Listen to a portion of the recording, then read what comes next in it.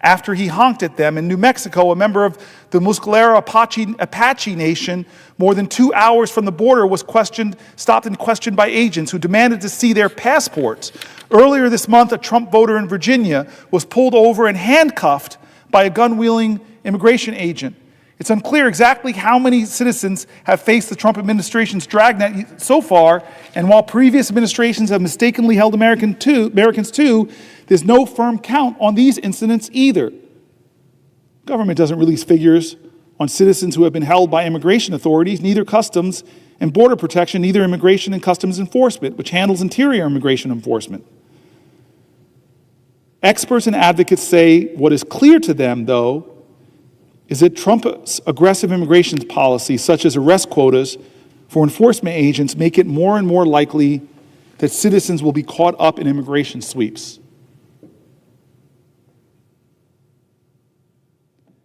In quotes, it's really everyone, not just non-citizens or undocumented people who are in danger of having their liberty violated in this kind of mass deportation machinery. Asked about reports of Americans getting caught up in administration's enforcement policies, an ICE spokesman told the outlet in a written statement that agents are allowed to ask for citizens' identification. Any U.S. immigration officer has authority to question without warrant any alien or person believed to be an alien concerning his or her right to be or to remain in the United States. The agency didn't respond to questions about specific cases. The U.S. has gone through spasms of detaining and even deporting large numbers of citizens. In the 1930s and 1940s, federal and local authorities forcibly exiled an estimated 1 million Mexican Americans, including hundreds of thousands of American-born children. That's our past. An estimated 1 million Mexican Americans, including hundreds of thousands of American-born children, swept up and deported. The U.S. Governmental Accountability Office report found that immigration authorities had asked to hold roughly 600 likely citizens during Trump's first term. The GAO, also the Government Accountability Office, also found that Trump actually deported about 70 likely American citizens. The GAO report did not get into any individual cases, but lawsuits brought against federal immigration agencies detailed dozens of cases where plaintiffs received a settlement. This will accelerate if there's no due process.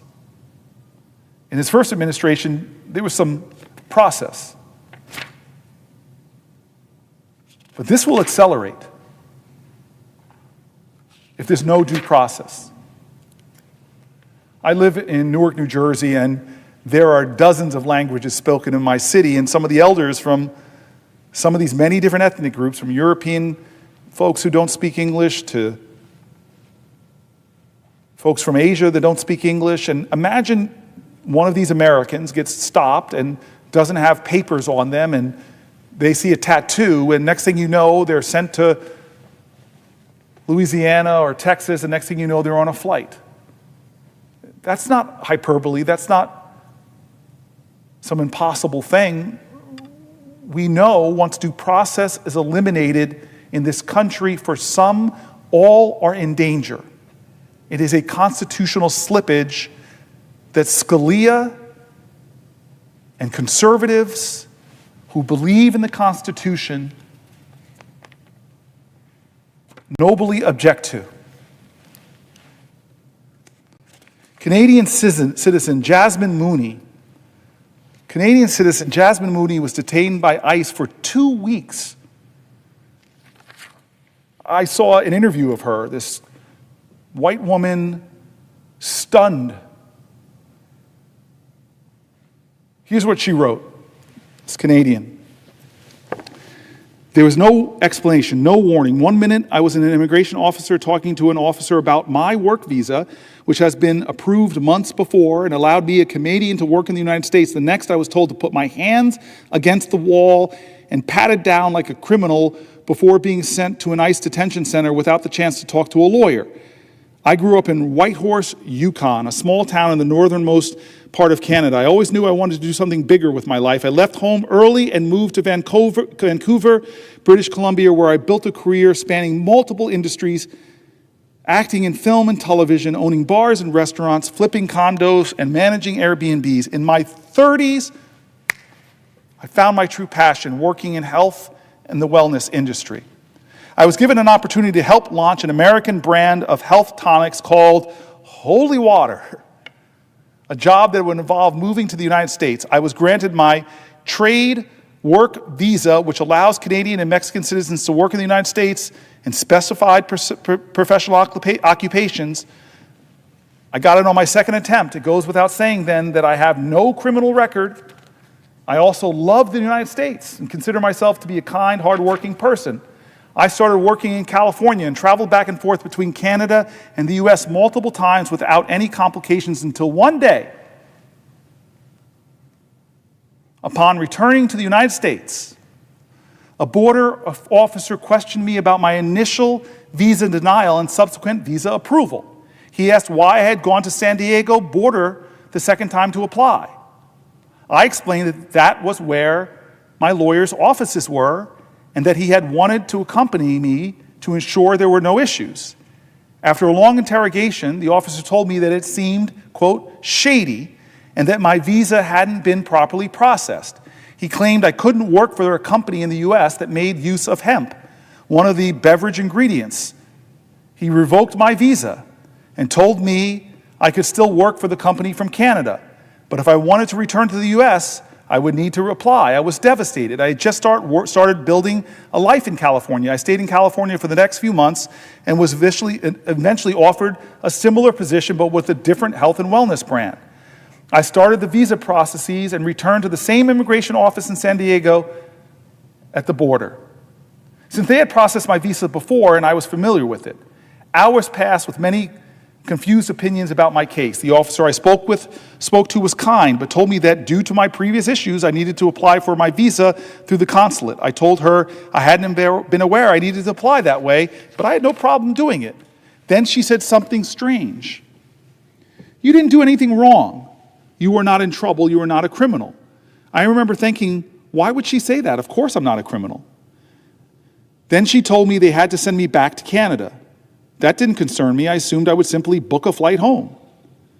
But as I sat searching for flights, a man approached me and said, "Come with me." There was no explanation, no nothing. He took me to a room, took my belongings from my hands, and ordered me to put my hands against the wall. A woman immediately began patting me down. The commands came rapid fire, one after another, too fast to process. They took my shoes, pulled out my shoelaces. "What are you doing? What's happening?" I asked. "You are being detained." "I don't understand. What does that mean? For how long?" "I don't know." That would be the response to nearly every question I would ask over the next 2 weeks. I don't know. They brought me downstairs for a series of interviews and medical questions. They searched my bags and told me I had to get rid of half my belongings because I couldn't take everything with me. "Take everything with me where?" I asked. A woman asked me for the name of someone they could contact on my behalf. In moments like this, you realize you don't actually know anyone's phone number anymore. By some miracle, I had recently memorized my best friend Britt's number because I had been putting my grocery points on her account. I gave them her phone number. They handed me a mat and a folded up sheet of aluminum foil. "What's this?" "Your blanket." "I don't understand." I was taken to a tiny freezing cement cell with bright fluorescent lights and a toilet. There were 5 other women lying on their mats with aluminum sheets wrapped around them looking like dead bodies. The guard locked the door behind me. For 2 days, we remained in the cell, only leaving briefly for food. The lights never turned off. We never knew what time it was, and no one answered our questions. No one in the cell spoke English, so I either tried to sleep or meditate to keep from having a breakdown. I didn't trust the food, so I fasted, assuming I wouldn't be there long. On the 3rd day, I was finally allowed to make a phone call. I called Britt and told her that I didn't understand what was happening. No one would tell me when I was going home, and that she was my only contact. They gave me a stack of paperwork to sign and told me I was being given a 5-year ban unless I applied for re-entry through the consulate.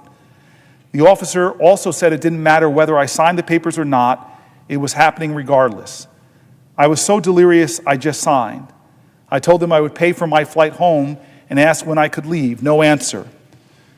They then moved me to another cell, this time with no mats or blanket. I sat freezing on the cement floor for hours. That's when I realized they were processing me into real jail, the Otay Mesa Detention Center. I was told to shower, given a jail uniform, fingerprinted and interviewed. I begged for information. How long will I be here? I don't know your case, the man said. Could be days, could be weeks, but I'm telling you right now, you need to mentally prepare yourself for months. Months? I felt like I was going to throw up. I was taken to the nurse's office for a medical check. She asked what happened to me. She had never seen a Canadian there before. When I told her my story, she grabbed my hand and said, "Do you believe in God?" I told her I had only recently found God, but now I believed in God more than anything. And she said, "I believe God brought you here for a reason. I know it feels like your life is in a million pieces, but you will be okay through this. I think you're going to find a way to help others." At the time, I didn't know what that meant. She asked if she could pray for me. I held her hands and wept. I felt like I had been sent a guardian angel. I was then placed in a real jail unit. 2 levels of cells surrounding a common area, just like in the movies. I was put in a tiny cell alone with a bunk bed and a toilet. The best part, there were blankets. After 3 days without one, I wrapped myself in mine and finally felt some comfort. For the first day, I didn't leave my cell. I continued fasting, terrified that the food might make me sick. The only available water came from the tap attached to the toilet in our cells or a sink in the common area, neither of which felt safe to drink. Eventually, I forced myself to step out, meet the guards, and learn the rules. One of them told me, "No fighting." I joked, "I'm a lover, not a fighter." He laughed. I asked if there had been ever been a fight in there. "In this unit? No," he said. "No one in this unit has a criminal record." That's when I started meeting other women. That's when I started hearing their stories. And that's when I made a decision. I would never allow myself to feel sorry for my situation again. No matter how hard this was, I had to be grateful because every woman I met was in an even more difficult position than mine. There were around 140 of us in our unit. Many women had lived and worked in the U.S. legally for years, but had overstayed their visas, often after reapplying and being denied. They had all been detained without warning. If someone is a criminal, I agree they should be taken off the streets. But not one of these women had a criminal record. These women acknowledged that they shouldn't have overstayed and took responsibility for their actions, but their frustration wasn't about being held accountable. It was about the endless bureaucratic limbo they had been trapped in. The real issue was how long it took to get out of the system with no clear answers, no timeline, and no way to move forward. Once deported, many have no choice but to abandon everything they own because the cost of shipping their belongings back is too high. I met a woman who had been on a road trip with her husband. She said they had 10-year work visas. While driving near the San Diego border, they mistakenly got into a lane leading to Mexico. They stopped and told the agent they didn't have their passports on them, expecting to be redirected. Instead, they were detained. They were both pastors. I met a family of 3 who had been living in the U.S. for 11 years with work authorizations. They paid taxes and were waiting for green cards. Every year, the mother had to undergo a background check, but this time, she was told to bring her whole family. When they arrived, they were taken into custody and told their status would now be processed from within the detention center. Another woman from Canada had been living in the U.S. with her husband, who was detained after a traffic stop. She admitted she had overstayed her visa and accepted that she would be deported, but she had been stuck in the system for almost 6 weeks because she had her passport. Who runs casual errands without their passport?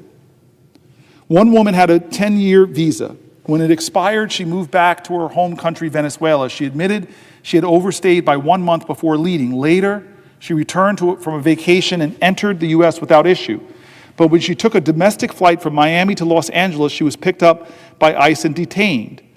She couldn't be deported because Venezuela wasn't accepting deportees. She didn't know where she was getting out. She didn't know when she was getting out. There was a girl from India who had overstayed her student visa for 3 days before heading back home. She then came back to the U.S. on a new visa to finish her master's degree and was handed over to ICE due to the 3 days she had overstayed on her previous visa. There were women who had been picked up off the streets from outside their workplaces, from their homes. All of these women told me that they had been detained from time spans ranging from a few weeks to 10 months. One woman's daughter was outside the detention center protesting for her release. That night, the pastor invited me into a service she was holding. A girl who spoke English translated for me as the woman took turns sharing their prayers for their sick parents, for their children they hadn't seen in weeks, for the loved ones that they had been torn away from. Then unexpectedly, they asked if they could pray for me. I was new here, and they wanted to welcome me. They formed a prayer circle around me, took my hands and prayed. I had never felt so much love, energy, and compassion from a group of strangers in my life. Everyone was crying. At 3 a.m. the next day, I was woken up in my cell. Pack your bag, you're leaving. I jolted upright. I get to go home? The operative shrugged. I don't know where you're going. Of course, no one knew anything. I grabbed my things and went downstairs, where 10 other women stood in silence, tears streaming down their faces, but these weren't happy tears. That was the moment I learned the term transferred. For many of these women, detention centers had become a twisted version of home. They had formed bonds, established routines, and found slivers of comfort in friendships they hadn't built. Now, without warning, they were being torn apart and sent somewhere new. Watching them say goodbye, clinging to each other was gut-wrenching. I had no idea what was waiting for me next. In hindsight, that was probably for the best. Our next stop was Arizona, the San Luis Regional Detention Center. The transfer process had lasted for 24 hours, a sleepless, grueling ordeal. This time, men were transported with us, roughly 50 of us crammed into a prison bus for the next 5 hours, packed together, women in the front, men in the back. We were bound in chains that wrapped tightly around our waists, with our cuffed hands secured to our bodies and shackles restraining our feet, forcing every moment into a slow, clinking struggle. When we arrived at our next destination, we were forced to go through the entire intake process all over again with medical exams, fingerprinting, and pregnancy tests. They linked us up in a filthy cell, squatting over a communal toilet, holding Dixie cups of urine while the nurses dropped pregnancy tests in each of our cups. It was disgusting. We sat in freezing cold jail cells for hours, waiting for everyone to be processed. Across the room, one of the women suddenly spotted her husband. They had both been detained and were now seeing each other for the first time in weeks. The look in their faces, pure love, relief, and longing, was something I'll never forget. We were beyond exhausted. I felt like I was hallucinating. The guard tossed us each a blanket and said, "Find a bed." There were no pillows. The room was cold as ice, and one blanket wasn't enough. Around me, women lay curled into themselves, heads covered, looking like a room full of corpses.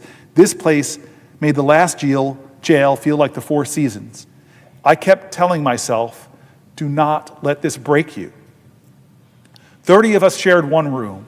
We were given one styrofoam cup for water and one plastic spoon that we had to reuse for every meal. I eventually had to start trying to eat. Sure enough, I got sick. None of the uniforms fit, and everyone had men's shoes on. The towels they gave us to shower with were hand towels. They wouldn't give us more blankets. The fluorescent lights shined on us 24/7. Everything felt like it was meant to break you. Nothing was explained to us. I wasn't given a phone call. We were locked in a room, no daylight, with no idea when we would get out. I tried to stay calm as every fiber of my being raged toward panic mode. I didn't know how I would tell Britt where I was. Then, as if sent from God, one of the women showed me a tablet attached to the wall where I could send emails. I only remembered my CEO's email from memory. I typed out a message praying he would see it. He responded. Through him, I was able to connect with Britt. She told me that they were working around the clock trying to get me out, but no one had any answers. The system made it next to impossible. I told her about the conditions in this new place, and that was when we decided to go to the media. She started working with a reporter and asked whether I would be able to call her so she could loop him in. The international phone account that Britt had previously tried to set up for me wasn't working, so one of the other women offered to let me use her phone account to make a call. In that cell, we were all in this together. With nothing to do in my cell but talk, I made new friends. Women had risked everything for their chance at a better life for themselves and their families. Through them, I learned the harsh reality of seeking asylum. Showing me their physical scars, they explained how they had paid smugglers anywhere from $20,000 to $60,000 to reach the U.S. border. enduring brutal jungles and horrendous conditions.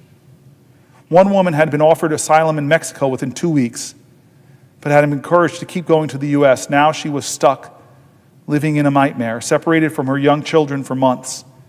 She sobbed, telling me how she felt like the worst mother in the world. Many of these women were highly educated and spoke multiple languages.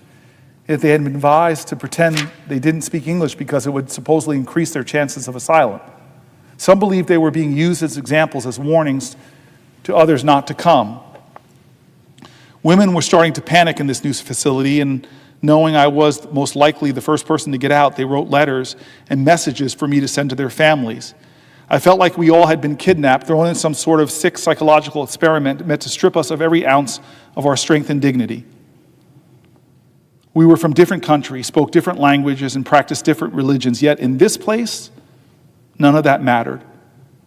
Everyone took care of each other, everyone shared food, everyone held each other when someone broke down.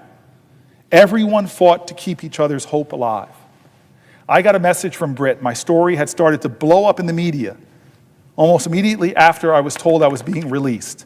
My ICE agent, who had never spoken before, told my lawyer I could have left sooner if I had signed a withdrawal form, and that they hadn't known I would pay for my own flight home. From the moment I arrived, I begged every officer I saw to let me pay for my own ticket home. Not a single one of them ever spoke to me about my case. To put things into perspective, I had a Canadian passport, lawyers, resources, media attention, friends, family, and even politicians advocating for me, yet I was still detained for nearly 2 weeks. Imagine what this system is like for every other person in there. A small group of us were transferred back to San Diego at 2 a.m. One last road trip, once again shackled in chains. I was then taken to the airport where 2 officers were waiting for me. The media was there, so the officers snuck me through a side door, trying to avoid anyone seeing me in my restraints. I was beyond grateful that at the very least I didn't have to walk through the airport in chains. To my surprise, the officers escorting me were incredibly kind and even funny. It was the first time I had laughed in weeks. I asked if I could put my shoelaces back on. Yes, one of them said with a grin, but you better not run. Yeah, the other one added, or we'll have to tackle you in the airport. That'll really make headlines.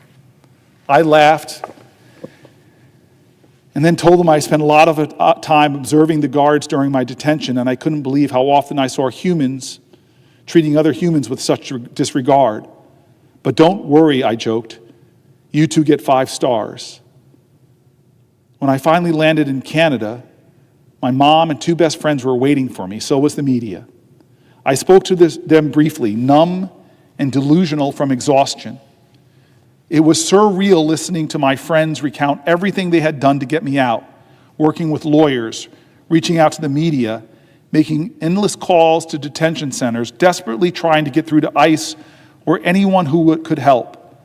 They said the entire system felt rigged, designed to make it nearly impossible for anyone to get out. The reality became clear. ICE detention isn't just a bureaucratic nightmare, it's a business. These facilities are privately owned and run for profit. Companies like Core Civic and Geo Group receive government funding based on the number of people they detain, which is why they lobby for stricter immigration policies. It's a lucrative business. Core Civic made over $560 million from ICE contracts in a single year. In 2024, Geo Group more than $763 million from ICE contracts. The more detainees, the more money they make. It stands to reason that these companies have no incentive to release people quickly. What I had experienced was finally starting to make sense. This is not just my story. It is a story of thousands and thousands of people still strapped in a system that profits from their suffering. I am writing in hopes that someone out there, someone with power to change any of this, can help do something. The strength I witnessed in those women, the love they gave despite their suffering, is what gives me faith. Faith that no matter how flawed the system is, how cruel the circumstances, humanity will always shine through. Even in the darkest places, within the most broken systems, humanity persists. Sometimes it reveals itself in the smallest unexpected acts of kindness, a shared meal, a whispered prayer, a hand reaching out in the dark. We are defined by the love we extend. We are defined by the love we extend. We are defined by the love we extend. We are defined by the love we extend, by the courage we summon, and the truths we are willing to tell. It's the end of the article.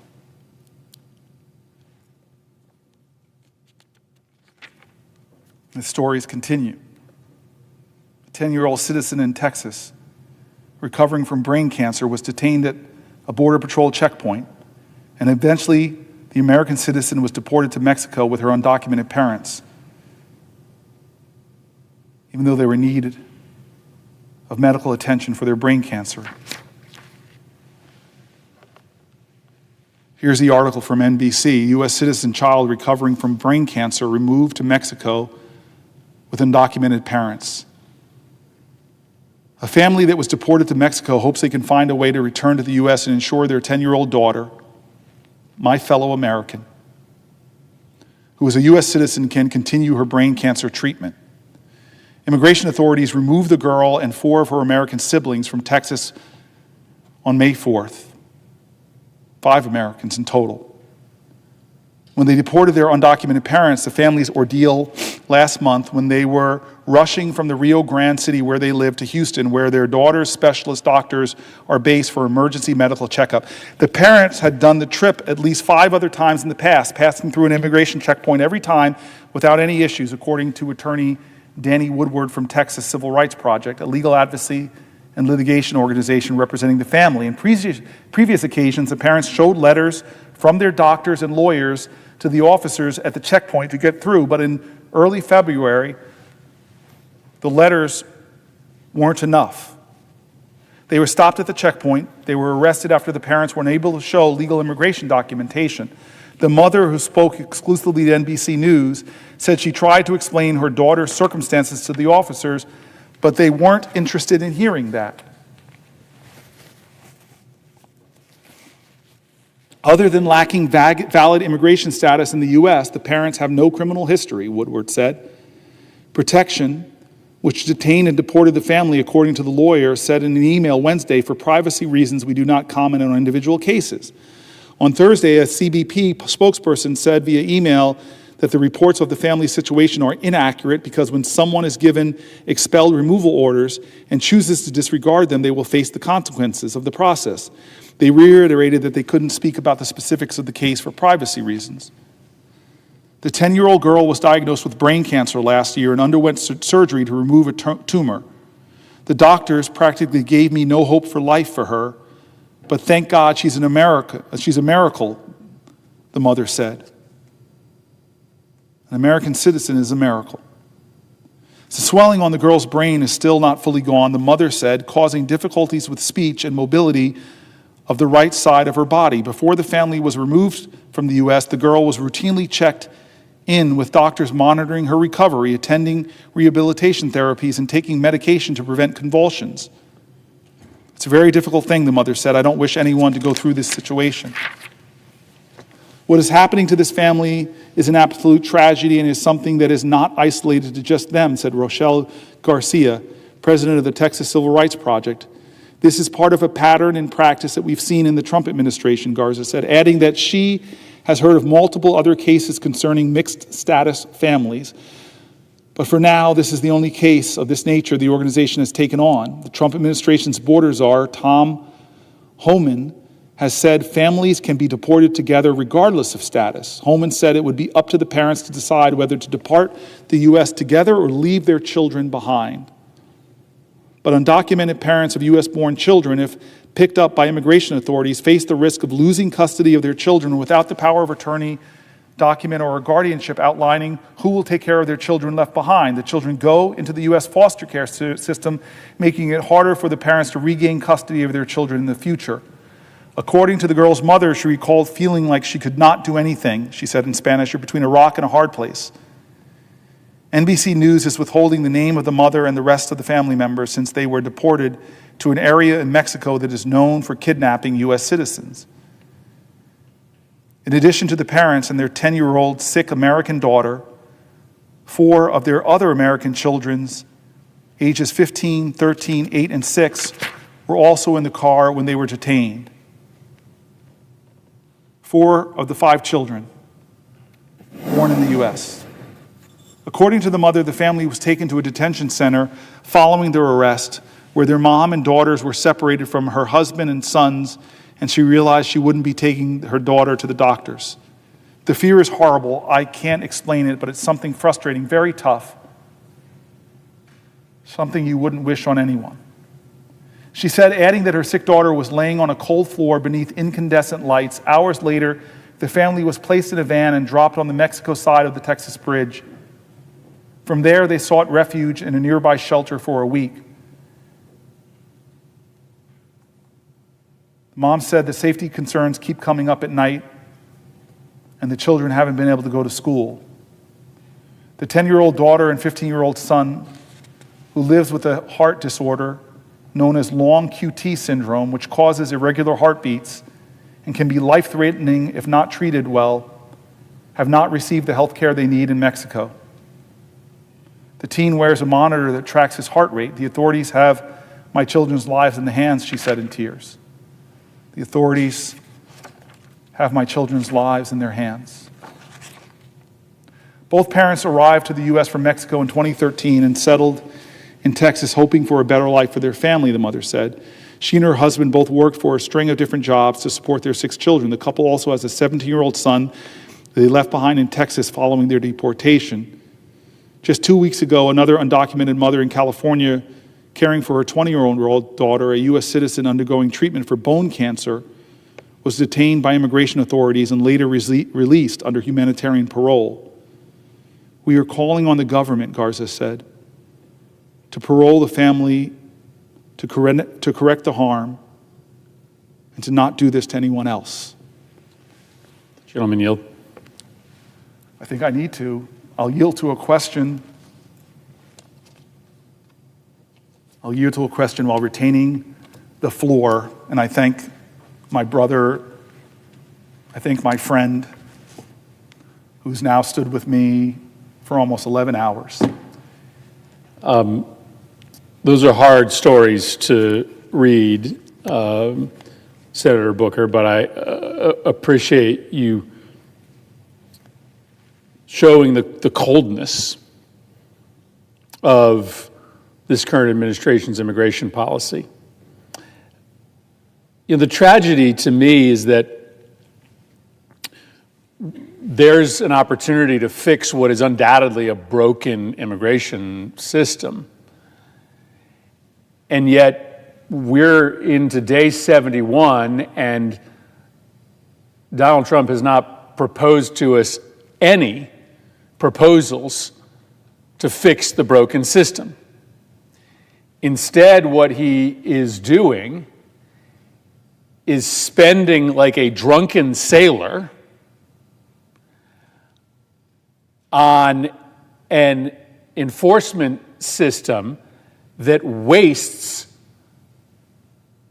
tens of millions of taxpayer dollars. You described this harrowing experience that this Canadian woman had. And as I was listening to this 2-week ordeal that she went through, being transported from site to site, being processed and reprocessed, as the top Democrat on the Homeland Security Subcommittee of Appropriations, I'm just cataloging in my brain how much money that cost us. Ultimately, this was somebody working in the United States. This was somebody that posed no threat to United States citizens. But we probably spent several $1 million on that 2-week ordeal.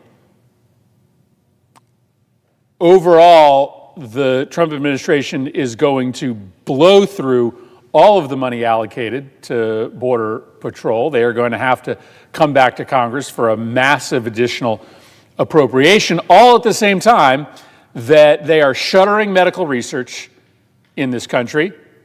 They are closing down Social Security offices. There are measles outbreaks all across the country.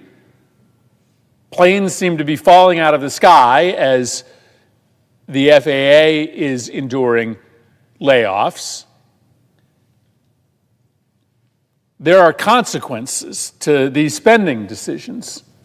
The amount of money that's being spent at the border, much of it wasted in a showy, ineffective response.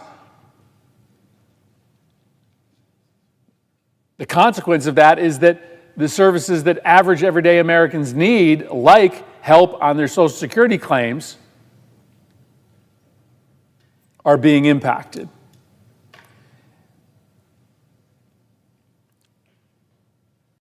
But we need to fix the broken immigration system.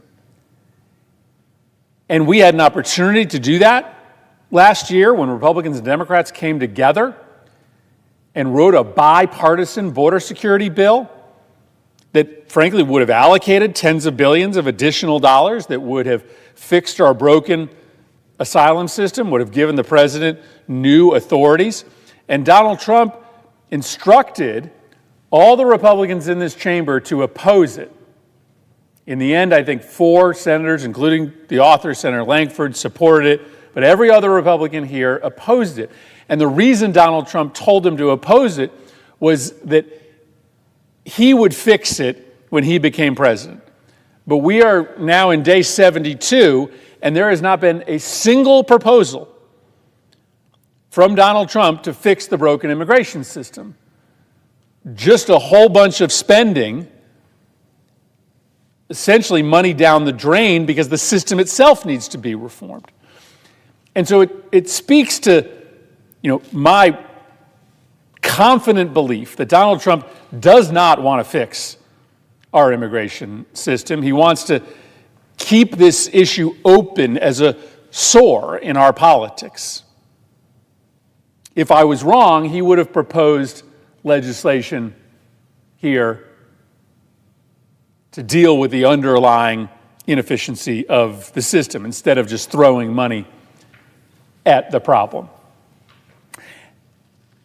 And so we will see what the result of this campaign is. We were told that immigrants to this country represented a very specific national security threat, that we needed to crack down on immigration, including expelling from this country legitimate asylum seekers, because that was what was necessary to protect the nation. Well, we'll see what the crime data tells us for the first few months of this administration. I have a feeling I already know what the story is. Crime is not going to have gone down. Why? Because, in fact, whether people want to acknowledge this or not, natural-born American citizens commit crimes at rates higher than first-generation immigrants or people born outside of the United States of America.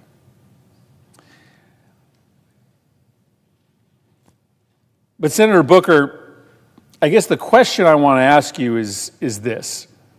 I think you and I agree that Americans, right, left, and center, acknowledge that the immigration system is broken. I mean, they didn't love it when they saw thousands of people crossing on an average day. And they know that when it takes 10 years to process an asylum claim, something's wrong, and that it then just provides an incentive for people to come here without documentation. But my impression is that cross-section of Americans that believes that the existing immigration system is broken also believes 3 other things. One, that the way to fix it is to change the laws, and that they believe that we have not done our job until we have changed the laws. For instance, building a better asylum system.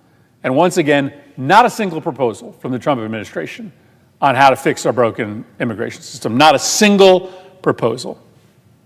Second, I believe that they understand that immigration is a core strength of this nation, not a liability. And that if we want to thrive as an economy, we are going to have to bring people to this country legally. But to turn our backs on immigration as a mechanism to grow economically, that's not in line with what Americans believe, even those that think the existing system is broken. And then lastly,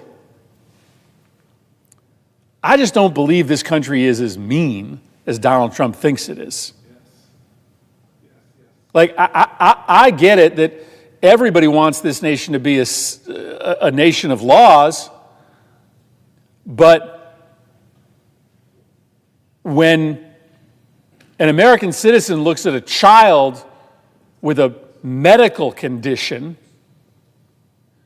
when an American citizen looks at an individual who will face certain death from a drug gang if they stay in their home country, when they look at individuals in war-torn nations overseas,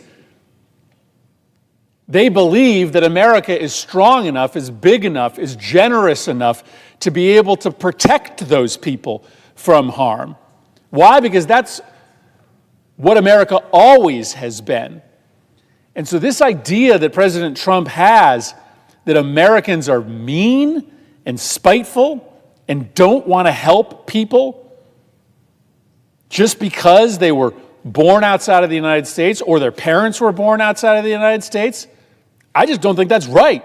It obviously betrays the best traditions of this nation,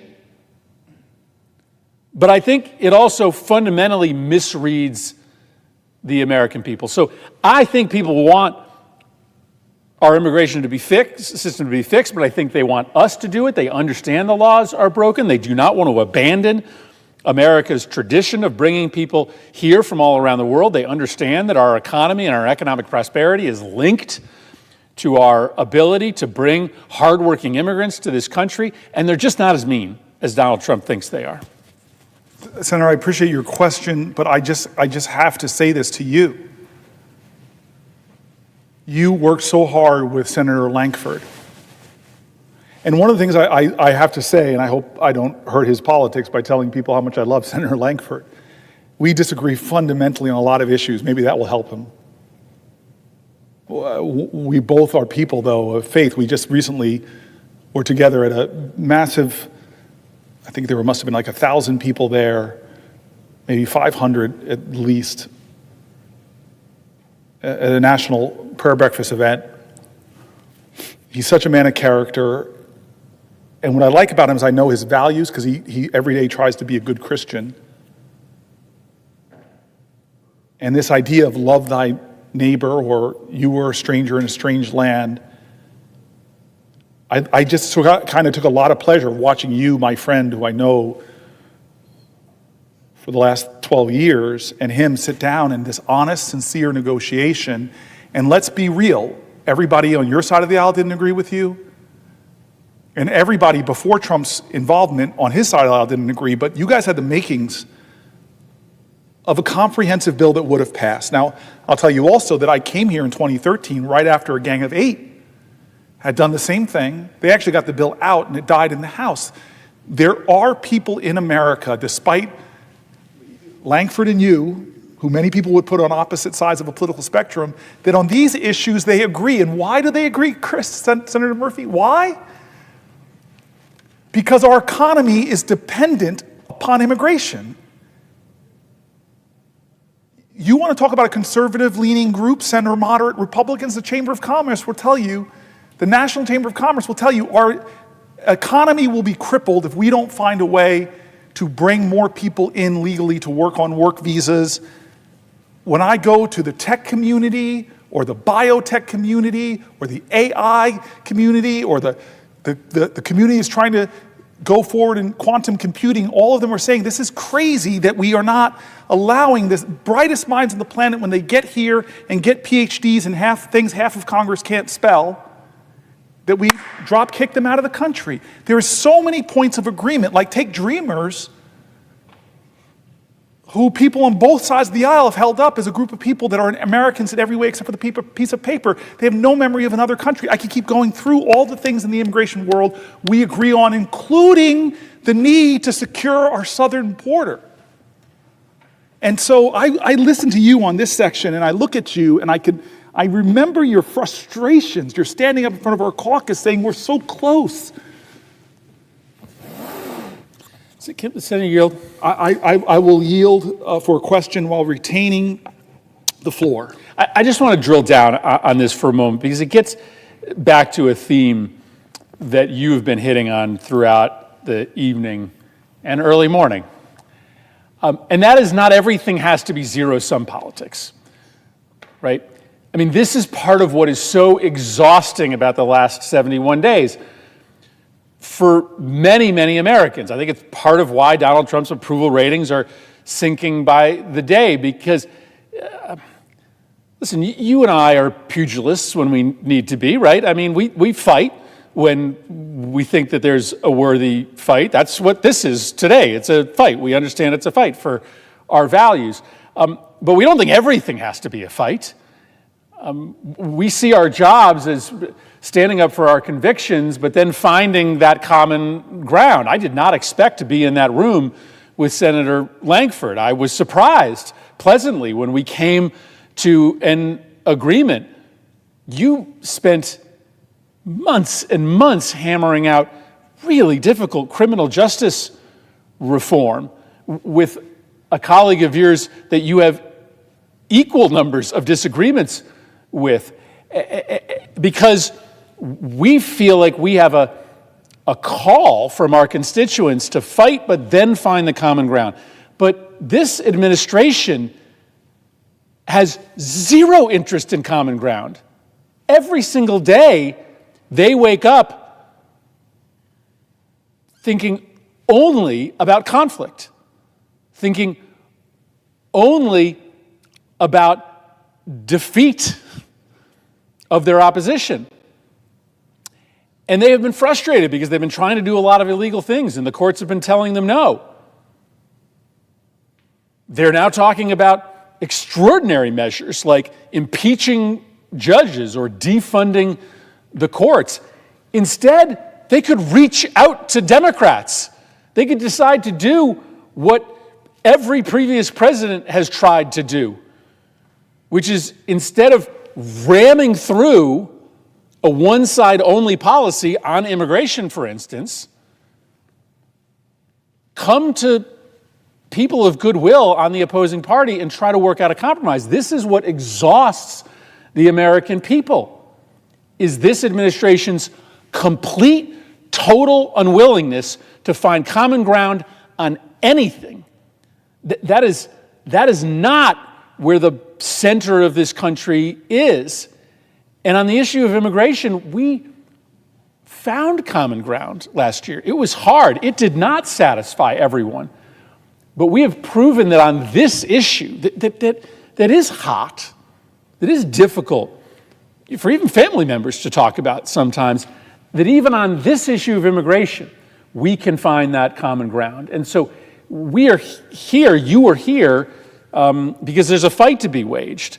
But I think we both wish, on a litany of these topics, we were instead sitting down with our colleagues. But that is just not in the DNA of this administration. And that is part of why this president is becoming more and more unpopular by the day, is because they expect any president, to make at least a minimalist effort to try to reach out and find compromise. And that never happens from the Trump administration.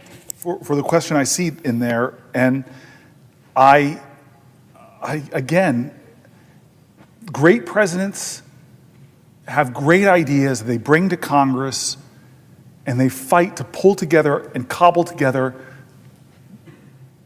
legislation that will last.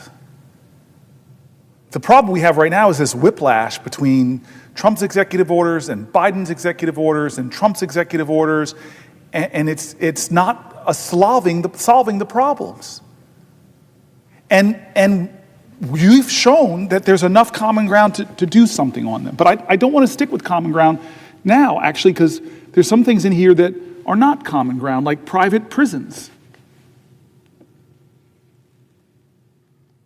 You know, I'm one of these folks that doesn't want to criticize. I've flown out to a private prison down south to get a tour, met really kind and nice people, but there is something problematic to me about a profit motive for imprisoning, shackling, detaining, and holding people. And this combination of that and a corporate reality where you are giving campaign contributions to people that will then turn around and give you government contracts to restrict the liberties of human beings.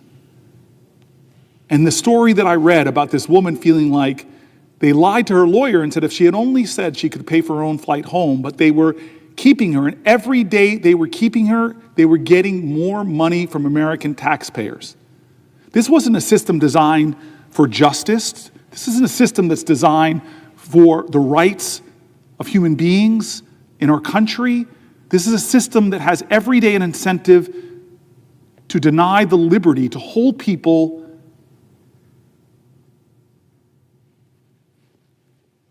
It's wrong. It's wrong. It's broken. And with a president that doesn't care about these things, that is giving greater latitude so that more stories like the Canadian woman's story, it's stunning. I want to keep moving, though. And I just want to talk about children and the way this system is extended to children. Last week, the government canceled a contract to provide legal services to 26,000 unaccompanied immigrant children. Remember what Anton Scalia said about due process in his strict interpretations of the literal writings of our founders. But 26,000 unaccompanied migrant children no longer have legal representation.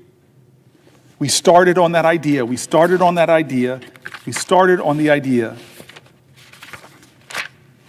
The 5th and the 14th Amendment, no one shall be deprived of life, liberty, or property without due process. And our country has now rolled back. Trump got rid of a policy that prevented ICE from arresting kids at schools and people from their places of worship. Now, every day, families face the impossible choice of whether to send a kid to school and risk permanent separation from their families. Here's a story from New Jersey, and I quote, "Recently, when I was home in Newark, New Jersey, a woman in my neighborhood came up to me to tell me a heartbreaking story. One morning, she was on her way to walk to school, the mom of another child's children. I won't make this anonymous. One of my closest friends, she's like a sister to me. She lives in the Ironbound in Newark, and was very emotional because her neighbors were so terrified that they came to her and asked her to walk their children to school. They're American children.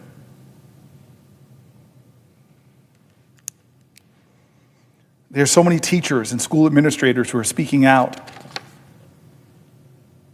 now that they've been ordered that they must allow ICE to enter their schools. Trump has plans to revoke temporary protected status protection for hundreds of thousands of people from various countries, from Venezuela to Haiti, paving the way for those deportations. We know who they are. He's done this despite the State Department maintaining a level 4 do not travel warning to Haiti and Venezuela due to widespread violence, danger, sexual assaults, kidnappings, and more. He claims that he's tough on crime because he wants to go after child sexual abusers, but when you're sending children running into schools and churches and sending them back to environments that are known for sexual assaults on young girls.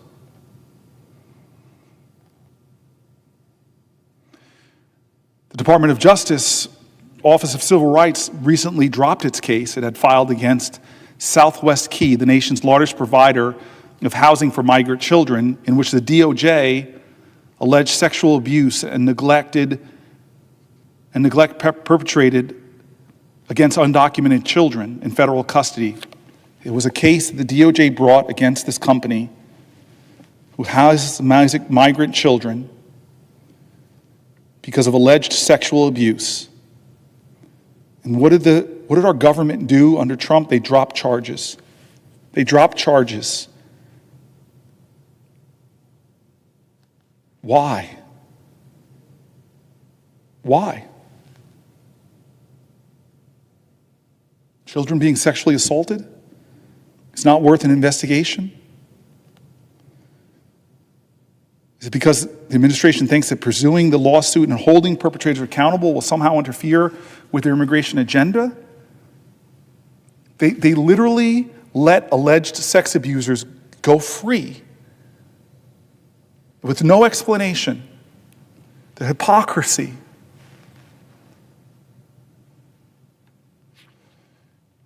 The family detentions are restarted. They failed in the past to meet basic child welfare standards and exposed children to trauma. The President's own Department of Homeland Security concluded in 2018 that family detention centers posed a high risk of harm to children and families, and despite his own Department of Homeland Security back in 2018 saying that, they've restarted it. One of the points I want to make is crime. I was a mayor. The number one issue my residents were concerned about was fighting crime, fighting crime, fighting crime. I went back to New York recently for a horrible, tragic death of a police officer by a 14-year-old with a ghost gun. It was horrible. To send off hundreds and hundreds and hundreds of police officers from all over our state, from New York.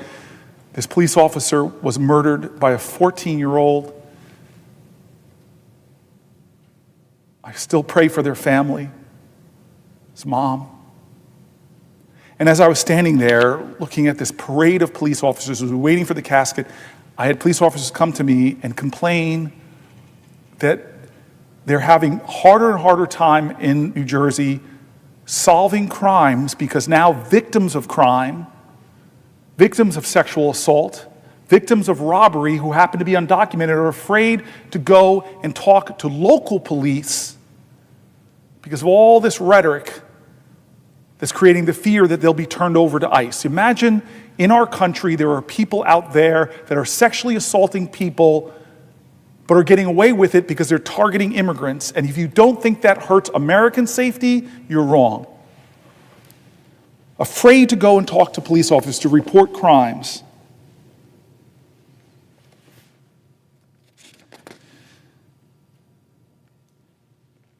They're subverting people's constitutional rights. They're incarcerating people in foreign prisons who have no criminal records. The harms to children. We've talked about all of this, but diverting law enforcement resources away from investigating national security threats, terrorism, drug smuggling, human trafficking, illegal arms exports, financial crimes, and sex crimes, taking law enforcement away from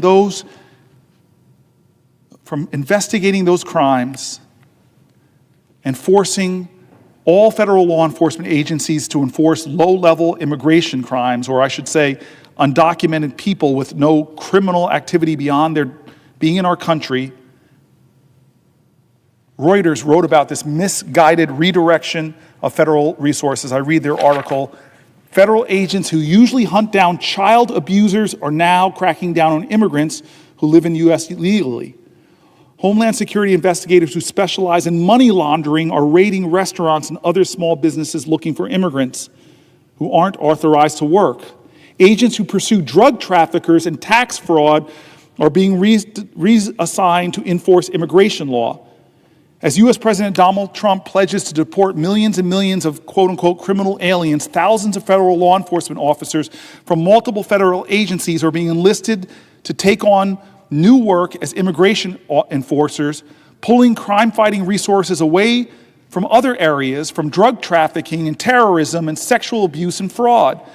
The account of Trump's push to to reorganize federal law enforcement, the most significant since September 11th, 2001 terrorist attacks, is based on interviews with more than 20 current and former federal agents, attorneys, and other federal officials. Most had firsthand knowledge of the changes. Nearly all spoke on the condition of anonymity because they were not authorized to discuss. In quotes, I do not recall ever seeing this wide spectrum of a federal government resources all being turned towards immigration enforcement, said Teresa Cardinal Brown, a former Homeland Security officer who has been served in both Republican and Democratic administrations. When you're telling agencies to stop what you're doing and do this now, whatever else they were doing takes a back seat. In response to questions from Reuters, Homeland Security Assistant Secretary Tricia McLaughlin said the U.S. government is mobilizing federal and state law enforcement to find, arrest, and deport illegal aliens. The FBI declined to respond to questions about its staffing. In a statement, the FBI said it is protecting the U.S. from many threats. The Trump administration has offered no comprehensive accounting of the revamp, but it echoes the aftermath of 2001 attacks when Congress created the Department of Homeland Security and pulled together 169,000 federal employees from other agencies and refocused the FBI on battling terrorism. Trump's hardline approach to deporting immigrants has intensified America's already stark partisan divide. The U.S. Senate's number 2 Democrat, Dick Durbin, describes the crackdown as wasteful, misguided diversion of resources. It's making Americans less safe by drawing agents and officials away from fighting corporate fraud, terrorism, child sexual exploitation, and other crimes. The focus of immigration is drawing significant resources from other crime-fighting departments, according to the more 20 sources who spoke. Until January, pursuing immigrants living in the country illegally was largely the part of 2 agencies: ICE, Immigration and Customs Enforcement, and Customs and Border Protection, with a combined staff of 80,000 other departments spent on crime. In Detroit, where immigration prosecutions have been rare, the number of people charged with immigration offenses rose from 2 in February to 19 last month. Case managements from the Justice Department show that fewer than 1% of the cases brought by prosecutors by the DEA and ATF over the past decade involved allegations that someone had violated immigration law. Since January, however, DEA agents have been ordered to reopen cases involving arrests up to 5 years old where prosecutors had declined to bring charges. As Trump and billionaire Elon Musk flash the size of the federal government bureaucracy, jobs that deal with immigration enforcement appear largely exempt. In January 31st email to ICE employees, a human resource official told them they wouldn't be eligible for retirement buyouts offered to some 2.3 million federal workers. All ICE positions are excluded, they said recently in a previously underreported email. Madam President, will the senator yield for a question? Yes, I will yield for a question while retaining the floor. Thank you. Senator, I have been listening to many of your hours of the speech, and you're talking about immigration now, and I have another question about the immigration policy. You know, I think all of us understand that it's absolutely essential that our country secure its borders. And from time to time, the country forgets that, but I think we've had this debate about immigration that's been going on for several years. And I don't know if the senator had an opportunity to address the opportunity we had in the Senate when last year there was a realization on the part of both the Republicans and Democrats that the only way we were going to get a secure border in a sensible, beneficial immigration policy was to work together. I know the senator was watching that very carefully. And we had the terrific work of Senator Langford from Oklahoma, Senator Murphy from Connecticut, and Senator Sinema, of course, from Arizona. And despite the enormous political tension that surrounds the immigration issue, and for understandable reasons, The three of them worked very hard and came together for a tripartisan proposal, in effect. Senator Sen, of course, being the independent, who always played a constructive role in trying to bring the parties together. What was included in that legislation was a major commitment embraced by Senator Murphy on behalf of the Democrats for border security. There was an acknowledgement we can't just we have to control our borders. It's really that simple. But when you control your borders, you also have the opportunity to have an immigration policy that the Congress and the President think will benefit the American people. And it benefits us, of course, if there's security at the border. But it also benefits us if we have legal immigration that is controlled by the American people. And of course, you know, I've noticed that Elon Musk, who is against immigration and he's for everything that the President Trump is for, he likes having very highly educated computer people that can help him go from very rich to even richer. So he carves out an exception for people that will be beneficial and helpful to him in his various enterprises. But you know, we've got in Vermont a lot of dairy farms, and we have a tourist industry, and we have a real hard time filling those jobs. So legal immigration can really be helpful and constructive and beneficial to the people of the state of Vermont. And I know talking to my colleagues on both sides of the aisle, many of us in our states have tourist industries and we have agricultural enterprises, just to mention two, where the reality is we don't have the number of people we need to fill those jobs. And, you know, it's not just a matter of paying more, because I do think we have to be very mindful that we want to do every single thing we can to help elevate the wages of American workers, which, by the way, this is a little bit of an aside. Why in the world haven't we raised the minimum wage? I mean, I know, Senator, you're for that, and I certainly am.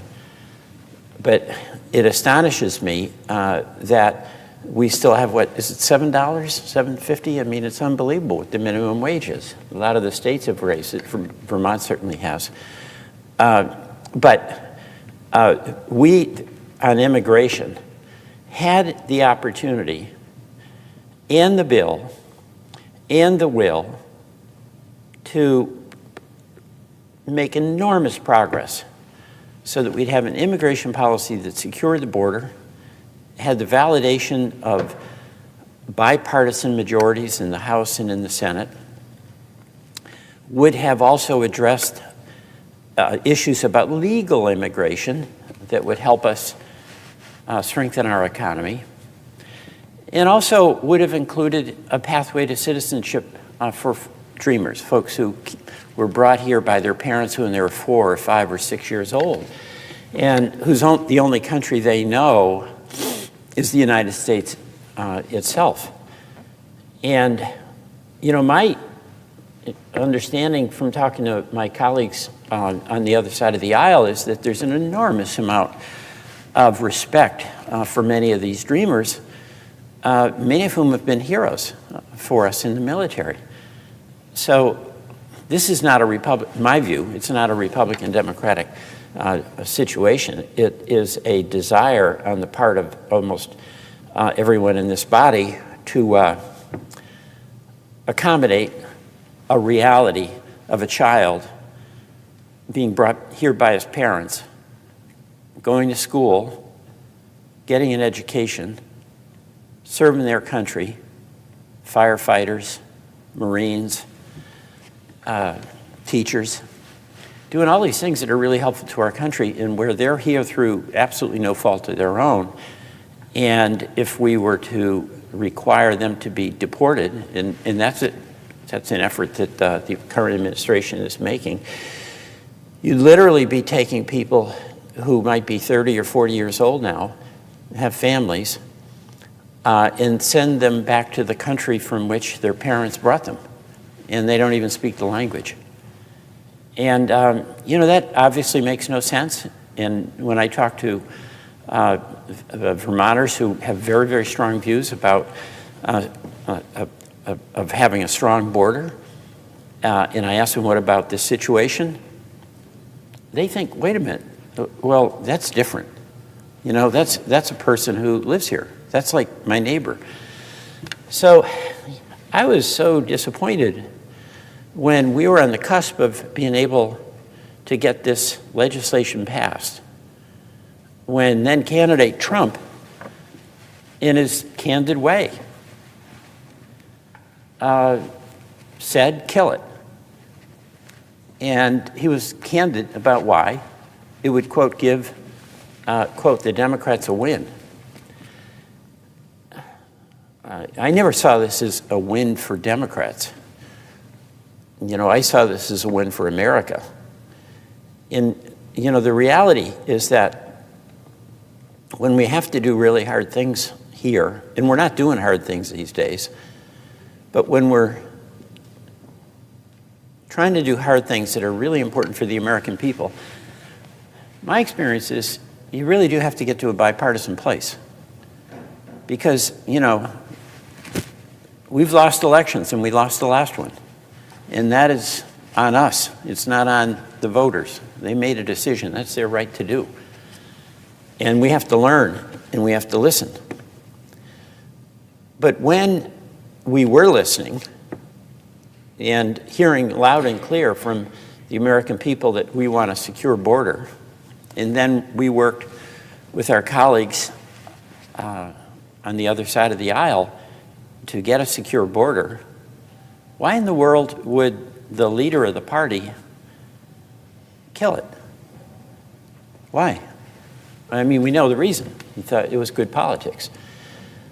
But this is not about what's good partisan politics. It's about what's good policy that's going to help the American people. So I'm really, among the many things you're focusing on, of course, is this question of immigration.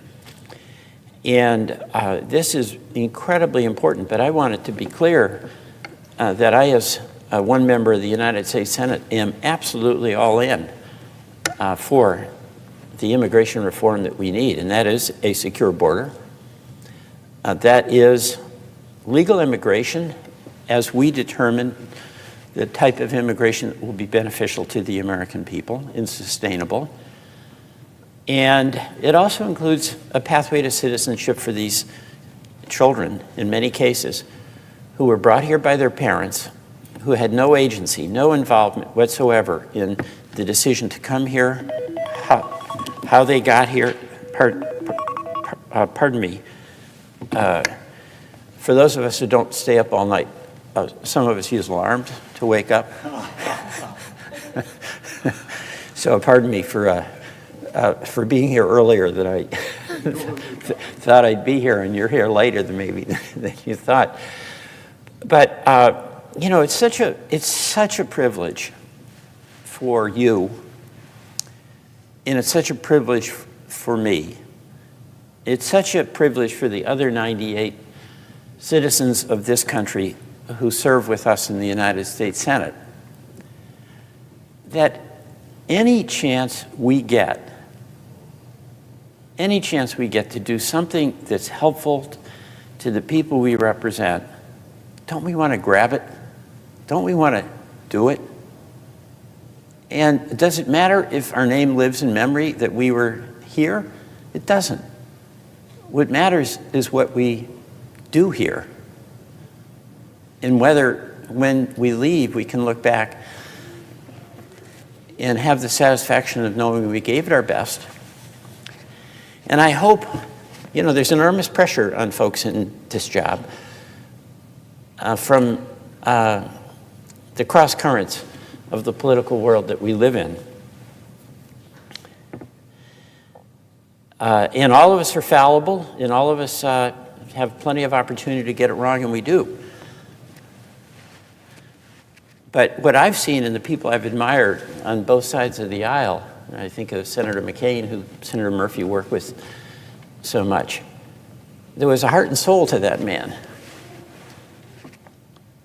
And it was the heart and soul in his spirit that guided him. And when I think about immigration and we're talking about how tough it is, he worked together with the so-called Gang of Eight to come up with a reform that the Senate passed years ago. I was in the House then, and I remember being so excited when I heard that the Senate had actually come up with a proposal that just made sense. It wasn't perfect. What is? You know, Senate to earth. What's perfect? We do the best we can. That's about it. But you know what? When I say that's about it, that's what life is. Do your best. And then move on. And by the way, that's one of the reasons why I think, Senator, the bipartisanship, which we don't have now at all, but why it has to ultimately, we have to have enough humility to understand that neither side has the answers. And where we try in earnest to come up with the best solution we can at the moment, where we listen to each other, what happens is that if we didn't get it fully right, and we never will, we understand that we have an opportunity to fix it and make it better based on that experience. And when there's just our way or the highway, there's no resolution and no progress. Number one, you don't get the bill passed, as we saw with the immigration bill. And then number two, if you get it passed, the other side just tries to tear it apart and repeal it, as opposed to improve it. Now, every single one of us knows that the American people want progress. But when what we're talking about was something as hard, it truly is hard, the issue of immigration. We're talking something that's hard politically. That spirit of wanting to get to a solution that was what animated the work of Senator Langford, Senator Murphy, and Senator Sinema. They wanted to get to a solution, even though they had significantly different points of view going in on what was the right outcome. But they wanted to get to a solution, and where they represented the points of view of the disparate views of our caucus. And they came up with a compromise that by all accounts would be such a better place for us to be now than what we're in. No progress.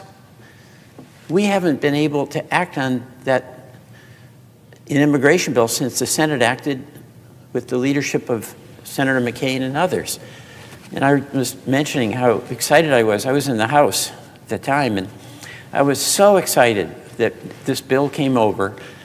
And, you know, Vermonters were asking me all the time, Peter, we've got to do something about our borders. We've got to do something to make sure our farmers don't fear having their farms raided and them not being able to milk their cows. It's that essential, right? And I'm talking a lot of pretty conservative people, right, who politically sometimes agree with me, sometimes don't.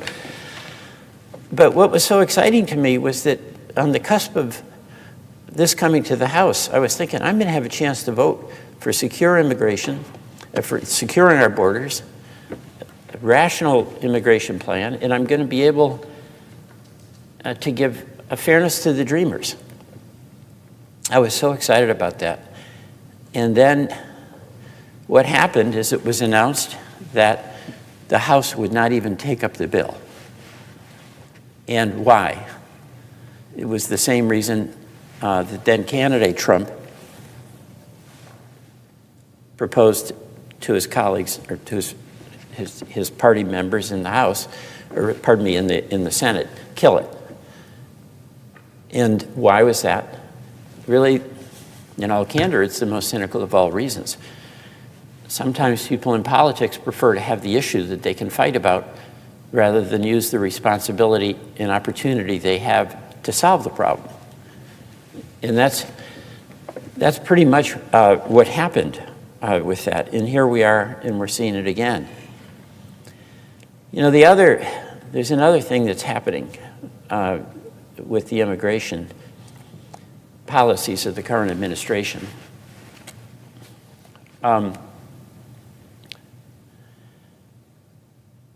There's a lot of cruelty that's part of it. You know, yes, we have to have a secure border.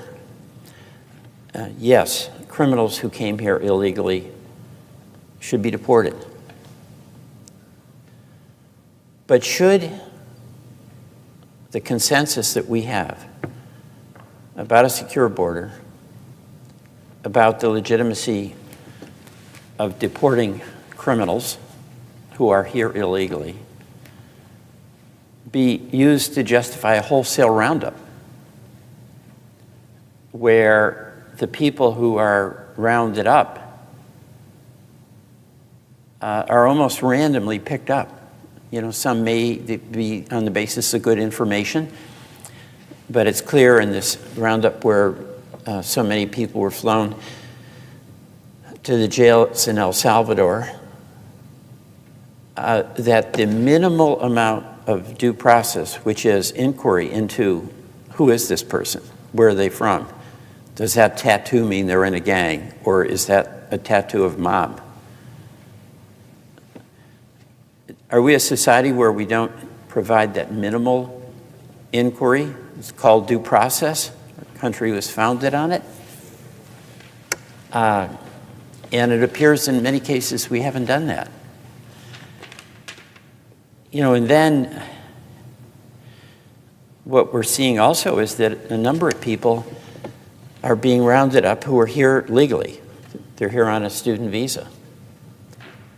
And they published an opinion in a school newspaper expressing their point of view about the suffering in the Middle East. And this country, of course, is founded, among other things, on the First Amendment right to free speech. And it's a pretty astonishing thing that people who express that, who are here legally, by the way, legally, I want to emphasize that, are suddenly confronted by people who are essentially wearing masks, put in handcuffs,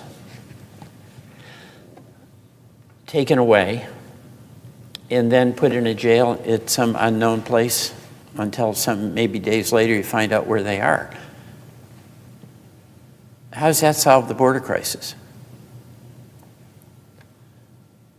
How does that protect the liberties that have been the hallmark of the United States of America since the Constitution?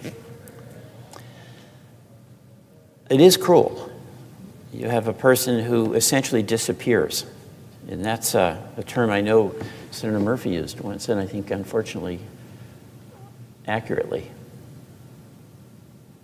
So, you know, we have a challenge, you know, and it's really not who wins this vote and who wins that vote. And it's not even who's in the majority and who's in the minority. Because this country only works, and this Senate only works, when whatever your political views are, you approach the problems that America has from the perspective of your obligation as a United States Senator to make progress, to make it better. And you know, I was in the state Senate for 13 years. I'm not going to say my life's been downhill since then. but what I so appreciated about the Vermont Senate And I learned working with other people there. Bipartisan doesn't have a meaning almost now because it's like you've got to be on one side or the other. But I remember when I first went to the state Senate, Senator Booker, I won an election that was an upset. So I was feeling pretty good about myself. And when I got there, it was a majority in the Republican Party. And I was ready to cause trouble. And not necessarily in the John Lewis good way, all right? It might have been more of a Peter Welch ego way. So I had a lot to learn. And what I remember was showing up in these two Republican senators who were just really icons for me in my life, as it turns out. They and the lieutenant governor made decisions about who would be on what committees. And I really wanted to be on the finance committee. But that's not a committee you get on when you just show up and you've won an election and you're acting like you're more important than you are. And they put me on the finance committee. And I said, I'm doomed. And the reason is I knew I had to cooperate. They've been so good to me and so generous. They gave me a seat at the table. And it was such a thrill for me to be able to actually sit at the table with these people that I held in such high regard and who knew so much more than me. But they invited me in. They didn't push me aside just because I had different points of view and was from a different party. You know, a few years later, I became Senate president, so I had a lot to do with who was on what committees. And I remember I started then the process that we still do in Vermont, and I appointed a number of Republicans to chair committees. And I was in the Senate a second time with the now governor of Vermont, Phil Scott, and he became the chair of the Institutions Committee, which was kind of that's a big deal in Vermont. And when I tell folks we did that in Vermont, where sometimes you'd appoint somebody who's on the other party, they want me to have a mental status exam around here. You know, you just don't do that kind of thing. But, you know, what I do know and what I do see is that there are a lot of people here who do have that, I'll call it the Murphy-Langford cinema attitude. Let's solve the problem. Let's make progress. Let's find a way where we can move ahead. And, you know, you're talking about immigration, which, because we've been going round and round on this for so long without making progress, it's almost creating this cul-de-sac or this sinkhole where people think it's pointless. Why even talk about it? Why try to solve it? Can't be done. Well, we know it can be done because we are the people here, 100 of us, that actually have the ability to do it. And I would say we have the responsibility to do it because it's a serious issue that faces the American people. And they're entitled to the safety of a secure border. The Dreamers are entitled to some justice and respect for the commitment they've made to being fully participating citizens here in the United States. So I just applaud the efforts of my colleagues who, despite all of the outside noise, do want to make some progress. When we don't make progress, we descend into a bad place. You know, yes, deport a criminal. Our people are entitled to safety. People are not entitled to come here illegally, and people who are illegally certainly are not entitled to commit any crimes.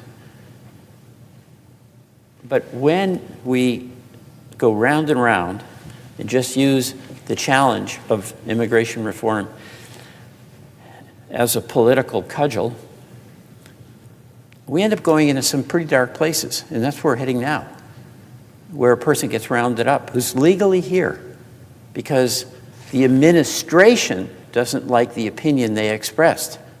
It's not that their opinion was necessarily subversive, But it's not even wrong. It's debatable. You and I would have a free opportunity to debate. You know, what should be our policy in the Middle East? What should be our policy on immigration? But the administration decides that speech I don't like. Arrest that person. Disappear that person. And then we get into debates that are really not about making progress, but mutual recrimination. So I'm, just very delighted that you're focusing a good part of your effort here on the vital question of immigration. I do hope, I haven't been watching everything, but if it's okay, I just want to direct your attention to these tariffs that are happening a little bit, and I know you're going to have an opportunity to talk about a fair number of things. You already have. But I've never seen anything so dumb and reckless as these tariffs on Canada. We have a library in Newport, Vermont, Derby Line, actually, the Haskell Free Library. Half of it is in Vermont, half of it is in Canada. Is that cool or what? Canadians come in what I call the back door, but they call the front door, and we come in the front door, which they call the back door. And we read books together. We've had this library for decades. And I was with we had a round table up in the Canadian border, Canadian-Vermont border. And the member of parliament from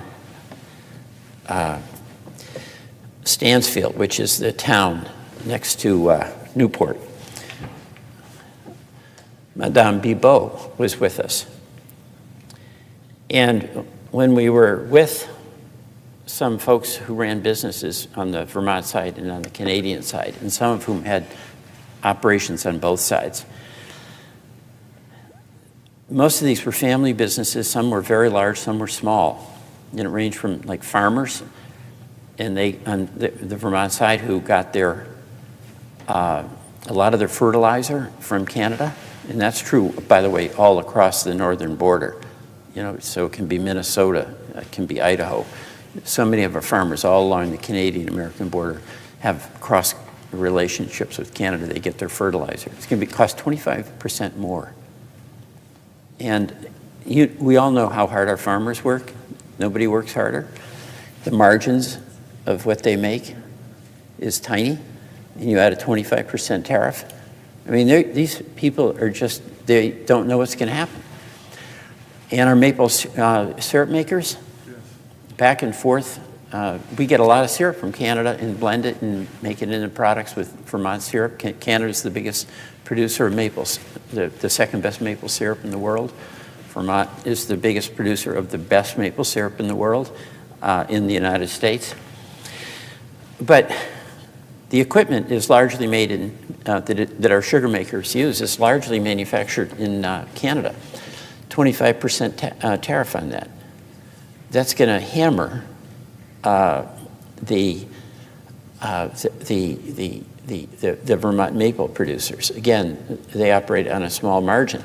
And a lot of these farms, as you know, and the sugar producers, or we've got a family company up there, second generation, that makes high quality furniture.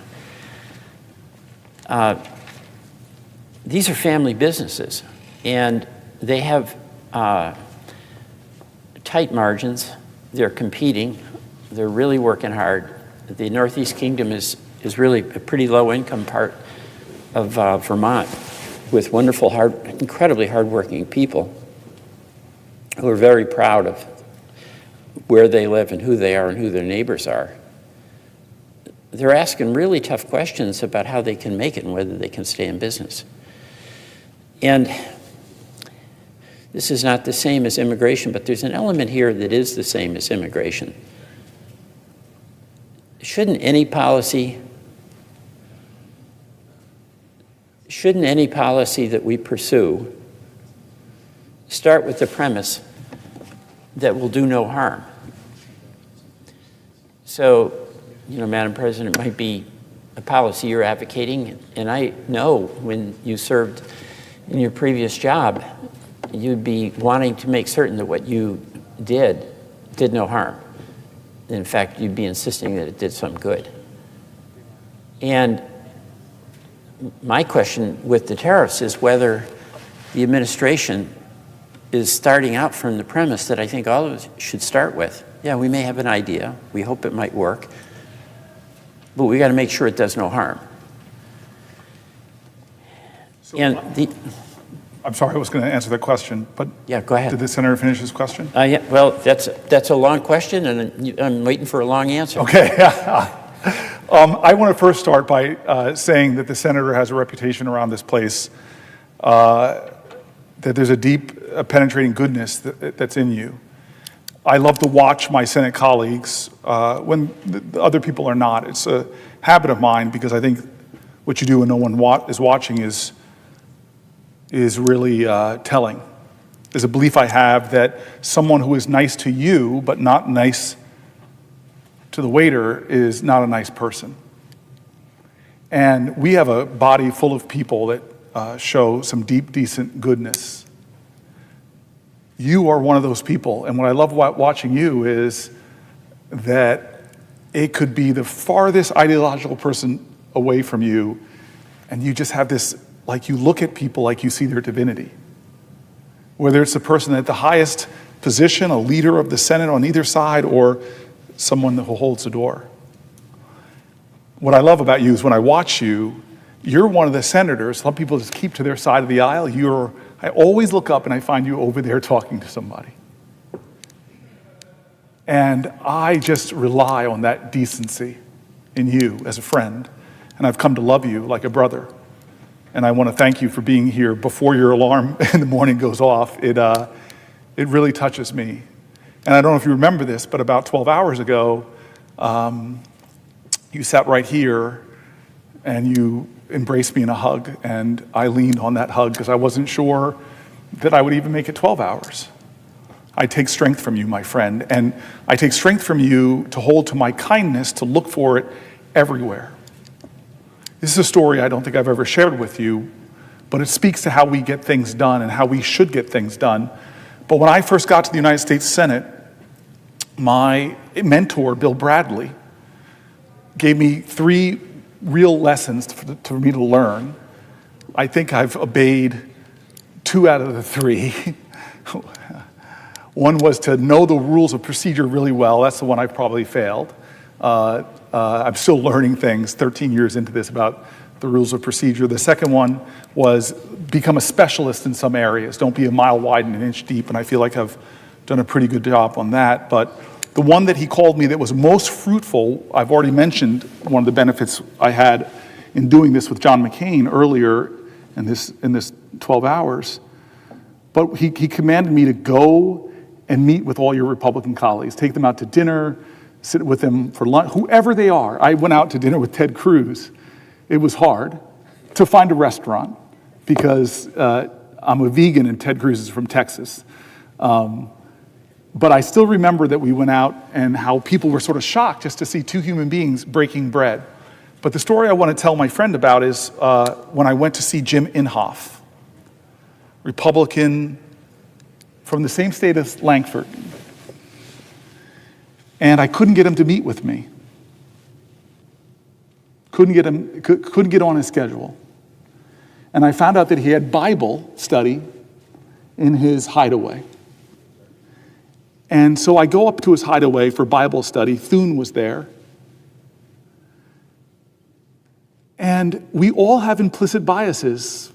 We all have implicit biases. My implicit bias was that I did not expect this older, conservative man that I would walk in and see on his mantle this beautiful picture centered of him hugging a little black girl. I'm embarrassed by that it so surprised me. And I, especially in those days, I didn't talk to the senior giants in the Senate. I didn't call them by their first names. I still have a problem calling Senator Durbin by his first name, for example. He is a lion of the Senate, in my opinion, and one of the kindest people to me since I've been here. But, so I go to him, I go to Jim Inhofe, I go, "Mr. Chairman, sir?" And I look at the picture and I go, "Who dat?" And he smiles and chuckles. And then he tells me the most beautiful story of his family adopting this little black girl out of some of the most terrible circumstances. And I was so moved. And thinking about my friend Bill Bradley, I would have never known this incredibly beautiful thing about somebody who ideologically we disagreed on so many things, but knowing this personal moment, it created this thread between us. Not a rope, not a cord, but a thread that connected me to him and had created a deeper affection. So fast forward many months in this body, and there's a big education bill, which Chris Murphy referenced earlier. A big education bill was going through the Senate because No Child Left Behind, we were going back the other way. And Senator Durbin has told me about this. Pendulum sometimes swings and swings back in this place. And it was a deal. Lamar Alexander was in the well of the Senate. He was the manager of the bill, and there was no amendments allowed. No amendments allowed. And of course, I'm sitting back here. This is where I sat. And you talk about egos. My ego think I had this great amendment, and I was frustrated that they were having this rule, no amendments. But I got a great amendment to do something about homeless and foster children that have the worst educational outcomes. And I thought I had a modest amendment to try to make a difference for American children that are in foster care or that were homeless. And I'm frustrated. I'm sitting back here, something that I dream of doing again one day, sitting, and just kind of upset. And then I see walking through those doors Senator Jim Inhofe, and he walks to the well, kind of talking, and I remember the story he told me about this little black girl and his family, and something tells me to get up, and I walk into the well, down these steps, and I say to him, "Mr. Chairman, sir, I know how much you care for children in tough circumstances. I have an amendment," and I explained my amendment to him, and he looked at me and he gave me the Senate version of no, which is, "I'll think about it." And I got frustrated and I said, "Thank you, sir, for considering it." And I walked back and I sat down right here. And then when I picked my head up, he's marching into our side like you do on the other side, like his GPS coordinates were off, marches up to me and just sort of grunts at me, "I'm in." And then turns around and starts walking away from me, and I step up, I go, "Wait, excuse me, what do you mean?" He goes, "Cory, I'm going to co-sponsor your amendment." And I was so happy. And now I go over to Senator Grassley. You say the same thing to him, a relationship that, thanks to Dick Durbin, I really bonded. I have this sweet relationship with him, even though, again, we disagree on so much. And he doesn't even make me wait. He looks at me and he goes, "You got Inhofe?"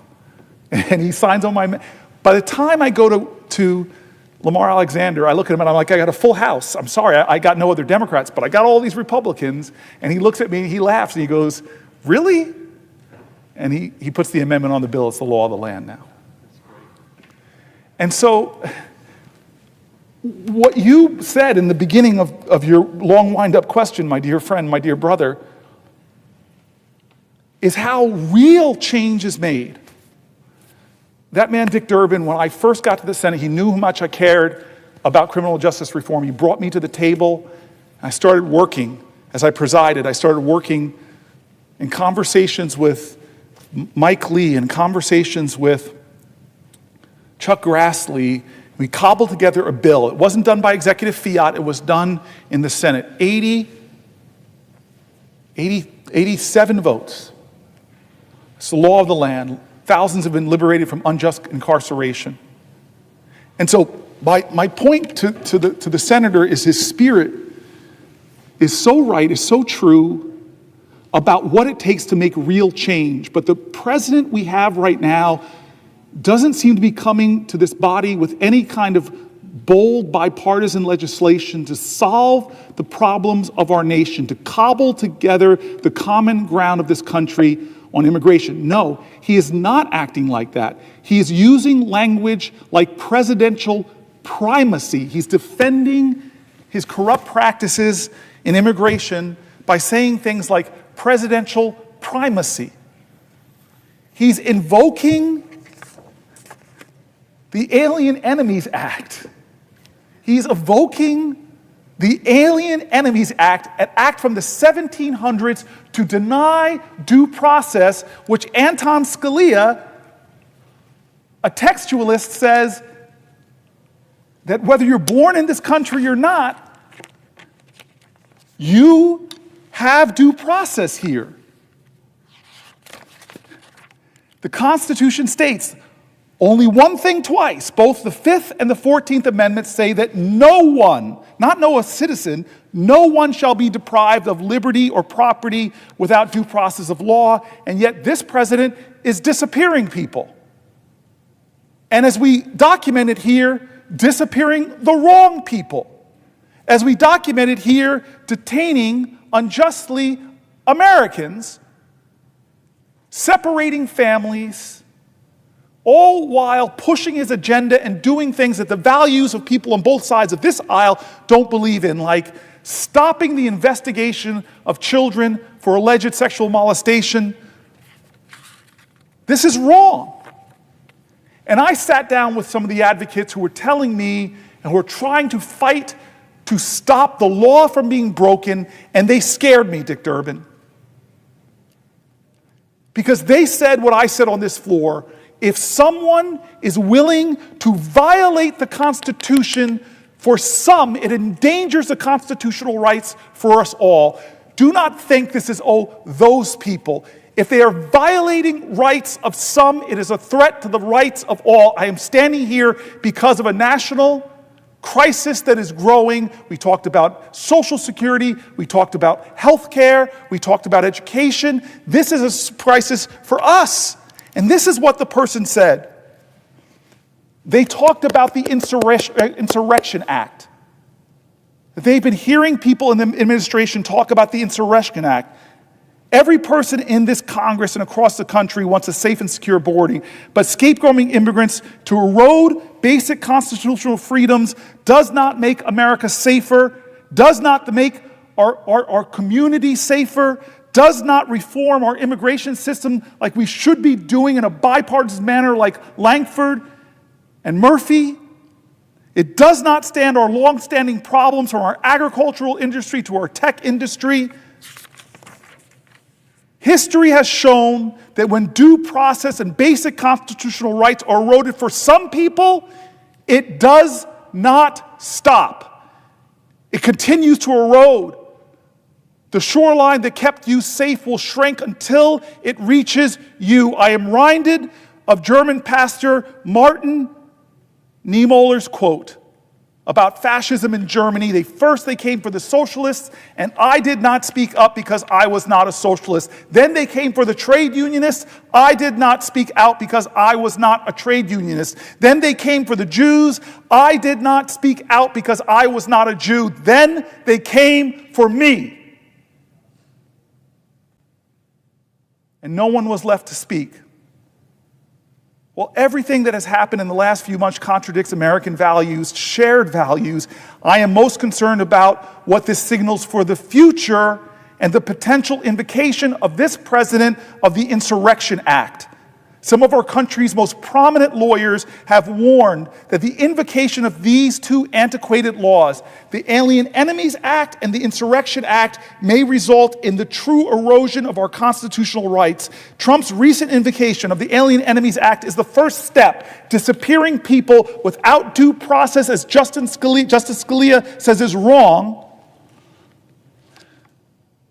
And then on the first day in office, Trump directed the Secretaries of Defense and Homeland Secretary, the Secretary of Defense and the Secretaries of Homeland Security, Trump directed them to initiate a 90-day review to determine whether the president should invoke the Insurrection Act of 1807.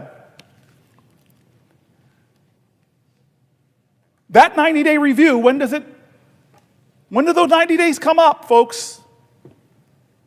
This month, in 19 days, April 20th, the President of the United States, who's already invoked a 1780-something law, also asked his immigration folks, his Homeland Security folks to do a 90-day review about the Insurrection Act of 1807. Now, there's people probably watching and say, what is the Insurrection Act? I bet a lot of folks, I had to look up what the Alien Enemies Act was. So let me tell folks what the Insurrection Act that our president, on his first day in office, of all the things a president has to do, he turned to the Secretaries of Defense and the Secretary of Homeland Security to initiate a 90-day review of the Insurrection Act. America, what is the Insurrection Act of 1807? It's among the president's most powerful authorities that he can deploy the U.S. armed forces and militia during a national emergency. He can declare a national emergency. This president has already wrongfully declared a national emergencies. Declared a national emergency on energy. Senator Kaine talked about the outrageousness of somebody declaring a national emergency on energy when we are at the highest level of petrochemical extraction in our country's history. And until he started rolling back what we were doing on wind and solar, we had an all-of-the-above strategy. Nobody drilled more than Joe Biden. The Insurrection Act gives the ability of the president to declare a national emergency to suppress insurrections, to quell civil unrest or domestic violence, and enforce the law when he believes it's being instructed. When can the president invoke the Insurrection Act? Well, nothing in the text of the law defines insurrection, rebellion, or domestic violence. Those are the prerequisites for deployment, but they don't define those things. One of Trump's first executive orders, signed the evening he took office on January 20th, was titled, Declaring a National Emergency at the Southern Border of the United States. In that order, he said American sovereignty is under attack. He has already declared a national emergency. Neither Congress nor the courts played a role in deciding what constitutes an obstruction or a rebellion. If Trump does unlawfully invoke the Insurrection Act, he can conceivably use our military to carry out his deportation agenda within our country's borders. All while any due process or opportunity to prove that their presence in the U.S. is lawful, or even that they are a citizen. Trump himself said he wants to deport American citizens to foreign countries. Trump himself has said, I want to deport American citizens to foreign countries. On February 4th, he said, and I quote, I'm just saying, if we had a legal right to do it, I would do it in a heartbeat. I don't know if we do or not. We're looking at it right now. This is what he has asked his Secretary of Defense and his Secretary of Homeland Security to say, can I invoke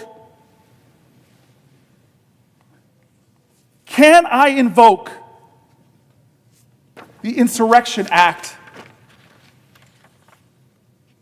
So don't be mistaken. This is not just about immigrants. This is not just denying immigrants the due process that Anton Scalia said that immigrants have a right to, so you don't disappear the wrong people like the Trump administration has done.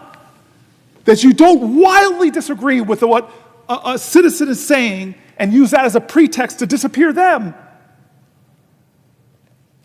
He is creating the pretext to invoke that 1807 law, the Insurrection Act. And if he does that when they came for the immigrants and denied them due process, he is trying to get us to surrender our commitment to the constitutional guarantees that Americans have. He has said he would deport Americans if he could.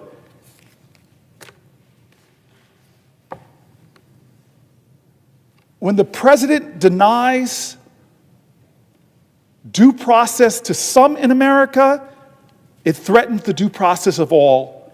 Let's see what happens on April 20th if this president, who's already invoked the Alien Enemies Act, follows through and invokes the Insurrection Act.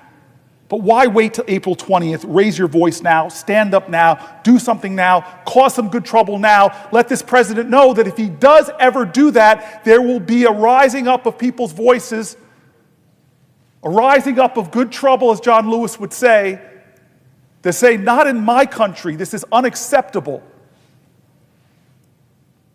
Will the senator yield for a question? To Senator Dick Durbin, somebody who's been my mentor and friend, I will yield for a question while retaining the floor.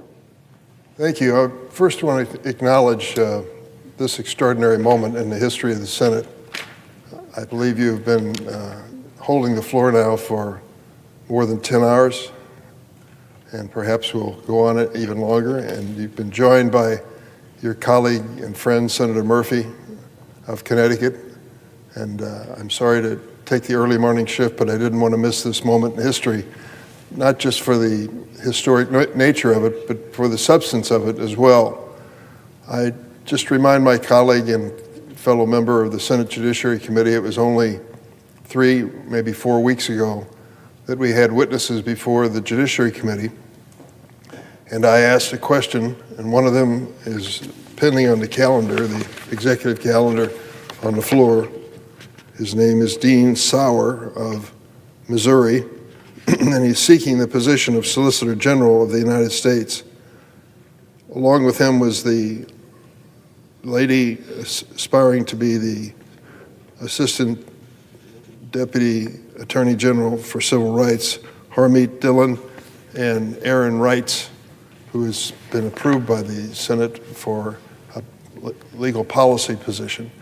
And the questioning went to the basics of our Constitution, which you have noted here today. And that is, what is the check and balance on a president? What is the accountability of a president under the Constitution? As I read it, and I don't profess to be expert, I'm still learning. As I read it, the accountability of the president is in Article 2. And Article 3, Article 3, the judiciary. Ultimately, the president can be held accountable by impeachment in Congress or by decision of court that some of the orders that he is promulgating are inconsistent with law and the Constitution. And the question that was asked of the witnesses who are seeking positions in the Department of Justice, can a public official defy a court order? It seems so fundamental and basic. The answer is no, of course, but these 3 witnesses all equivocated in their own ways, which raises a question: if this president is not held accountable by a court order, what then can control a president who misuses their office to the detriment of the nation or the people who live here? And that, I thought, was a fundamental question. It was interesting to note, you may remember, that one of our Republican colleagues on the Senate Judiciary Committee, Senator John Kennedy of Louisiana, after hearing these witnesses equivocate on whether a public official can defy a court order, came to the committee and basically said, "What are you saying?" The answer is obvious. You can criticize a decision of the court within the bounds of propriety as a member of the bar. You can appeal a decision of the court, but if that doesn't satisfy you, your recourse is to quit, resign, leave. The Constitution has the last word. The courts have the last word. And I think that's a question that you're raising today. Where is the accountability of the President of the United States when he misuses the power of office? In the cases that you've mentioned, the Alien Enemies Act, it's a law that's been around since, I think, 1807 or somewhere that time. I think it's clear, unless you have declared a war or unless you are invaded, you cannot invoke the Alien Enemies Act as this president has done. And he's being challenged in that regard. Yesterday, our friend, Senator Grassley, who chairs the Judiciary Committee, and I say friend, some people back home say, don't say that anymore. We don't talk to those people. They're wrong. This is a body where we do talk to one another, and we should, for good reason. Well, he raised the question yesterday, Why is President Trump being challenged so often in court? Well, he has issued 102 executive orders. I don't know if that's a record, but I'll bet it is. 102 executive orders questioning something as basic as birthright sovereignty, birthright citizenship. And so the point that I'm getting to is, in obvious situations here where President Trump has gone too far, where is the accountability? It's not going to be an impeachment. We're realists. We know that the Republican House of Representatives is not likely to ever consider that. It could be in the courts. And if it goes to the courts, the question is, will this president follow a court order if it goes against his policy? And if he won't follow that court order, where is the accountability? Where is the check and balance? Where is the constitutional framework, which is supposed to be at the foundation of this democracy? I think you're raising important questions. In the Insurrection Act, the use of our military for political purposes is a frightening prospect. It's something we have avoided throughout our history and should continue to. And I just commend you for raising this point because I believe it's timely. It's as timely as the questions that we asked of these Department of Justice nominees about the enforceability of court orders. And the question is now, will the American people speak up? I'm counting on some of our Republican friends to speak up too. Throughout history, there have been moments when the party other than the president's party showed extreme courage, political courage, and spoke up. We need that kind of voice now. I thank you for raising that on the floor this morning. My question to you is, at this moment in time, as we ask these nominees whether they would follow a court order or defy a court order, doesn't that get to the basics of our constitutional democracy? Yes, it does. I mean, you put forth this litany that where we have to ask ourselves is, at what point do my colleagues in the House or the Senate and the Republican Party say, enough? God bless John Kennedy for calling out the absolute absurd. I was in that hearing where you have nominees for some of the highest positions in the administration failing to say that they will abide by a court order. I mean, that is something we haven't heard people on either side of nominees just say so bluntly now, not yes, I will follow the orders of a court. They're equivocating. And God bless one of my colleagues, John Kennedy, who said that's absurd. You either obey the order or you resign, because we have a constitution. And so when is it enough? When is it enough? This is the month of Passover, and there's a wonderful song I love singing when I'm at a Pesach, the Dayenu. It would have been enough, is the song, if God just delivered us from Egypt. It would have been enough if he parted the seas. It would have been enough. Dayenu, Dayenu, Dayenu. This is a kind of a twisted version of that. When is it enough? When the President of the United States starts a meme coin on his first day, violating the emoluments clause immediately and enriching himself. When is it enough? When he takes an agency that is on the front lines of stopping infectious diseases like Ebola or tuberculosis-resistant, drug-resistant tuberculosis from coming here. Is that enough? When we created that in Congress and he has no right to stop that agency, would that have been enough? When is it enough for him to issue executive orders that trample on the highest ideals of this land? When he mocks members of the court so badly that even the current Chief Justice admonishes him? When is it enough? When Elon Musk is indiscriminately firing people and then realizing, oops, we need the FAA safety folks. Oops, we need the nuclear folks who are helping us keep our regulation. When is it enough that you will say, okay, I'll call them in and have a hearing to create some transparency in what he's doing? When is it enough when he activates the Alien Enemies Acts and starts disappearing human beings without due process? When is it enough? Well, it's enough for me. It's enough for me. 12 hours now I'm standing and I'm still going strong because this president is wrong. And he's violating principles that we hold dear and principles in this document that are so clear and plain. The powers of the Article 1 branch are spelled out, and he is violating them. Don't take my word for it. Republican appointed judges, Democrat appointed judges are saying it and stopping him, and then he maligns the judge that did that. When is it enough for people to speak out and not just fall in line, to put patriotism over a person that's in the White House?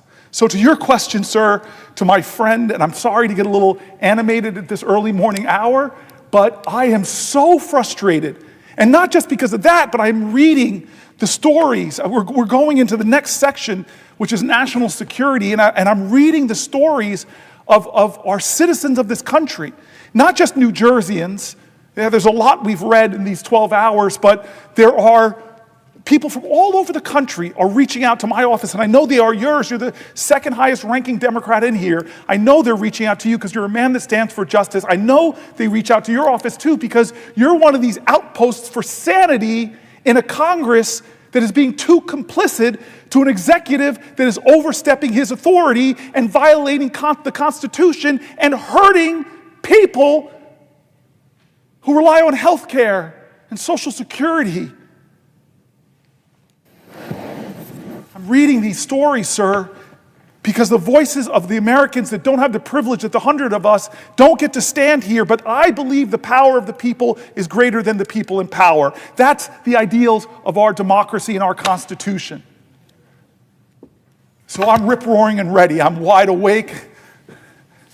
I'm going to stand here for as many hours as I can, 12 hours, and I recognize that my other friend, another person I consider more than a friend, like a sister to me, from the state of New York, my neighbor. Senator Booker, would you yield for a question? My sister, for you, I will yield for a question while retaining the floor. Senator Booker, I've been listening to this debate all night, and I gotta say, you're on fire. And you're on fire because the American people are very, very angry about what is happening. They are not happy with what this administration has done. It's contrary to what was promised. It's contrary to what was expected. And I know we're going to talk about national security in a few minutes, but can I ask a question about one of the topics you talked about last night? Because it was exactly what my constituents were talking to me about yesterday. So I was in New York yesterday, and we talked about these cuts to Social Security. I have to say, I was stopped by the gentleman who worked at Amtrak and said, Madam Senator, I just want to thank you for protecting my Social Security. That has never happened to me before. Never happened at Amtrak to be stopped by someone who worked there to thank me for one thing I had done that day. But I'm telling you, Senator Booker, when Elon Musk starts firing people at Social Security and tells the Social Security Administration, you cannot answer the phone, what are our mothers and fathers and grandmothers and grandfathers supposed to do? Many of them are not readily available to be on a computer. Many of them can't ask their question online. And worse, Elon Musk is expecting them to show up in person at a Social Security office. How many of our older Americans are not able to drive anymore or are uncomfortable driving? How many of our older Americans feel uncomfortable getting in the subway to get to a Social Security Administration because there's stairs or because the lighting's not good enough? These are the challenges that our older Americans have. And so I just want to talk about the things you told us last night about the risk to Social Security. Social Security is our seniors' money. It's not the government's money. It's their money. So what happens when you make it hard for a senior to call and make sure their check's on the way, or their check never showed up and they can't find it? For a lot of older Americans, that Social Security check is the only money they have for that month. It pays for food, right? It pays for heating bills. It pays for their medicine. It pays for their rent. It pays for everything they need to survive. And Elon Musk's office doesn't believe anybody should be answering the phones. Who is he to tell America how to run its Social Security Administration when our seniors need those checks? They've crippled the phone service, even though, get this one, can't answer the phone, crippled the phone service, you can only make an appointment on the phone. So how are you supposed to make an appointment if you are going to go in? I mean, that's absurd. They plan to cut 7,000 staff. That's a lot of staff. 7,000 staff, even though the Social Security Administration staffing is already at a 50-year low. So they are lying when they are saying this is about efficiency. They just want the money. And what do they want the money for? Tax cuts for billionaire buddies of Elon Musk. It is an obscenity. It is an absurdity. It is an outrage. And everyone in America should be concerned. Hands off our Social Security, Elon Musk and President Trump. Hands off. They are rallying all across the country to say, hands off my Social Security, hands off my Medicare, hands off my Medicaid. It's an outrage, and I don't think people should stand for it. Because your Social Security check is your hard-earned money.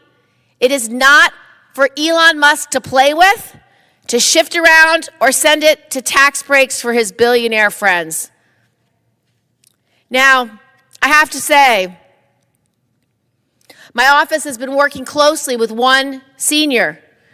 Now, she's a New Yorker with a disability, and she was told that she had to call a specific representative's extension by the end of March.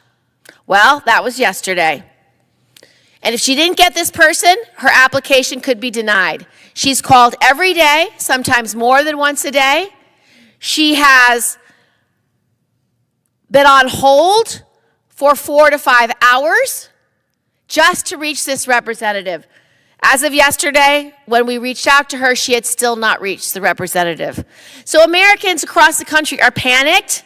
They are stressed. They are worried that they won't get their hard-earned money back, their retirement, to pay for the things that they need. Now, this is the money they've spent their entire careers paying into. You know, every time you get a paycheck, Senator Booker, there's a line that says Social Security because that money's been taken out of your paycheck and put into Social Security, so it's there for you when you retire.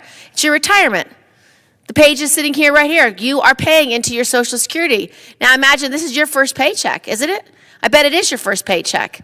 Your first paycheck, you're putting in dollars that, you know, you want saved so that when you can't even imagine what it's going to be like to be 65. But the day you're working here, the fact that you spent all night here supporting Senator Booker, that's your retirement. Wouldn't you be pissed off if Elon Musk took your retirement money? You should be. He doesn't have any right to it, and what he's doing is he's doing it by cutting staff. So if you need help because your Social Security didn't arrive, then how are you supposed to get that check? They can't issue you a new one unless they know that it didn't show up in the mail like it's supposed to. Ultimately, cutting individuals from Social Security doesn't just affect them, it affects the entire economy. So you can imagine if all our seniors are getting this Social Security benefit, you can't go then buy your groceries. You're not going to be able to then go buy whatever you need for your home. Those stores will get less money, and that means there'll be less resources in the economy. Social Security, if you didn't know it, it's our country's largest anti-poverty program. It keeps people out of poverty. That's what it does. When we designed Social Security, however many decades ago, it was so that our seniors don't die in poverty, because they were dying. About half of seniors at that time were dying in poverty. They didn't have enough food to live. And so we created Social Security. It's one of the most popular programs. It's one of the most effective programs. So reducing access to this key program, Senator Booker, is an outrage. It's harmful, it's cruel, it's hurtful. So I know that this is something that you've really spent a lot of time on last night, but don't you think it's cruel to not allow phone service, don't you think it's wrong to make it harder for people to get access to their hard-earned money? Don't you think this is something that America did not sign up for in this election? I read last night, thank you for the question, my friend. I read last night some of the most painful letters of people over and over again from throughout my state and through other states who are living in fear, who use words like terrified and told stories that they couldn't sleep because of the rhetoric of this president, the rhetoric of Elon Musk calling it a Ponzi scheme, telling lies during a joint address. And then I read stories from people that work in Social Security. They're telling about not having desks and the waiting lines and the inefficiencies that this has created and the horrible, deteriorating customer service. Yeah.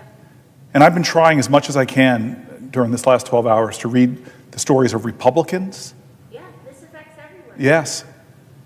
To read editorials from the Wall Street Journal to just show that this isn't a partisan thing. This isn't about left or right. It's about right or wrong. It's about, will we as a country honor our commitments that we made? And then I read independent folks that are saying this is crazy, that this program is even in jeopardy. I have another question for you, because I know you want to move on to some national security issues this morning. I will yield for a question while retaining the floor. Thank you, Senator Booker. So the other thing that stressed out my constituents that I talked to about this weekend is air safety. They're very, very stressed out about these cuts to the FAA. You know, there was a plane crash not too far from here, helicopter crash. Everyone on that helicopter perished. We've been reading about stories across the country about flight safety and the fact that there are near collisions all the time. We had a horrible crash in New York, in Buffalo, the Colgan Air crash. I've gotten to know the families over the last several years because they've worked together for legislation to make sure we have pilot safety. But what I've been watching in terms of this administration is they don't seem to care. They just have made up this idea that cuts across the board are necessary to get rid of fraud and waste in the budget. And I agree, we can make government more efficient, but the way you do that is at least learn what each of these agencies do, study what's happening in them and how to make them more efficient, make sure the right number of personnel are hired, make sure the right training is offered, make sure there's no wasteful programs. That's good government. That is not what Elon Musk and his Doge boys are doing. That is nothing like what they are doing. They're just cutting everything because they want to make space for these tax cuts for their billionaire buddies. It's really disgraceful. It's something that I don't quite understand. So over the past 2 months, just the past two months, we've seen horrifying accidents and near misses at airports all across the country. And there was another close call just this past Friday, again at DCA.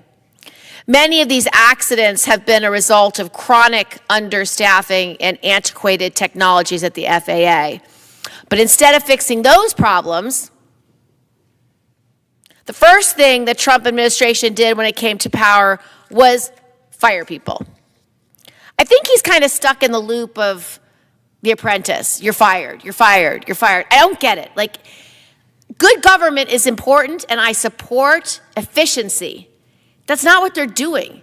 It's like they're on a power trip, and they just want to fire everybody across the board. Just fire them all.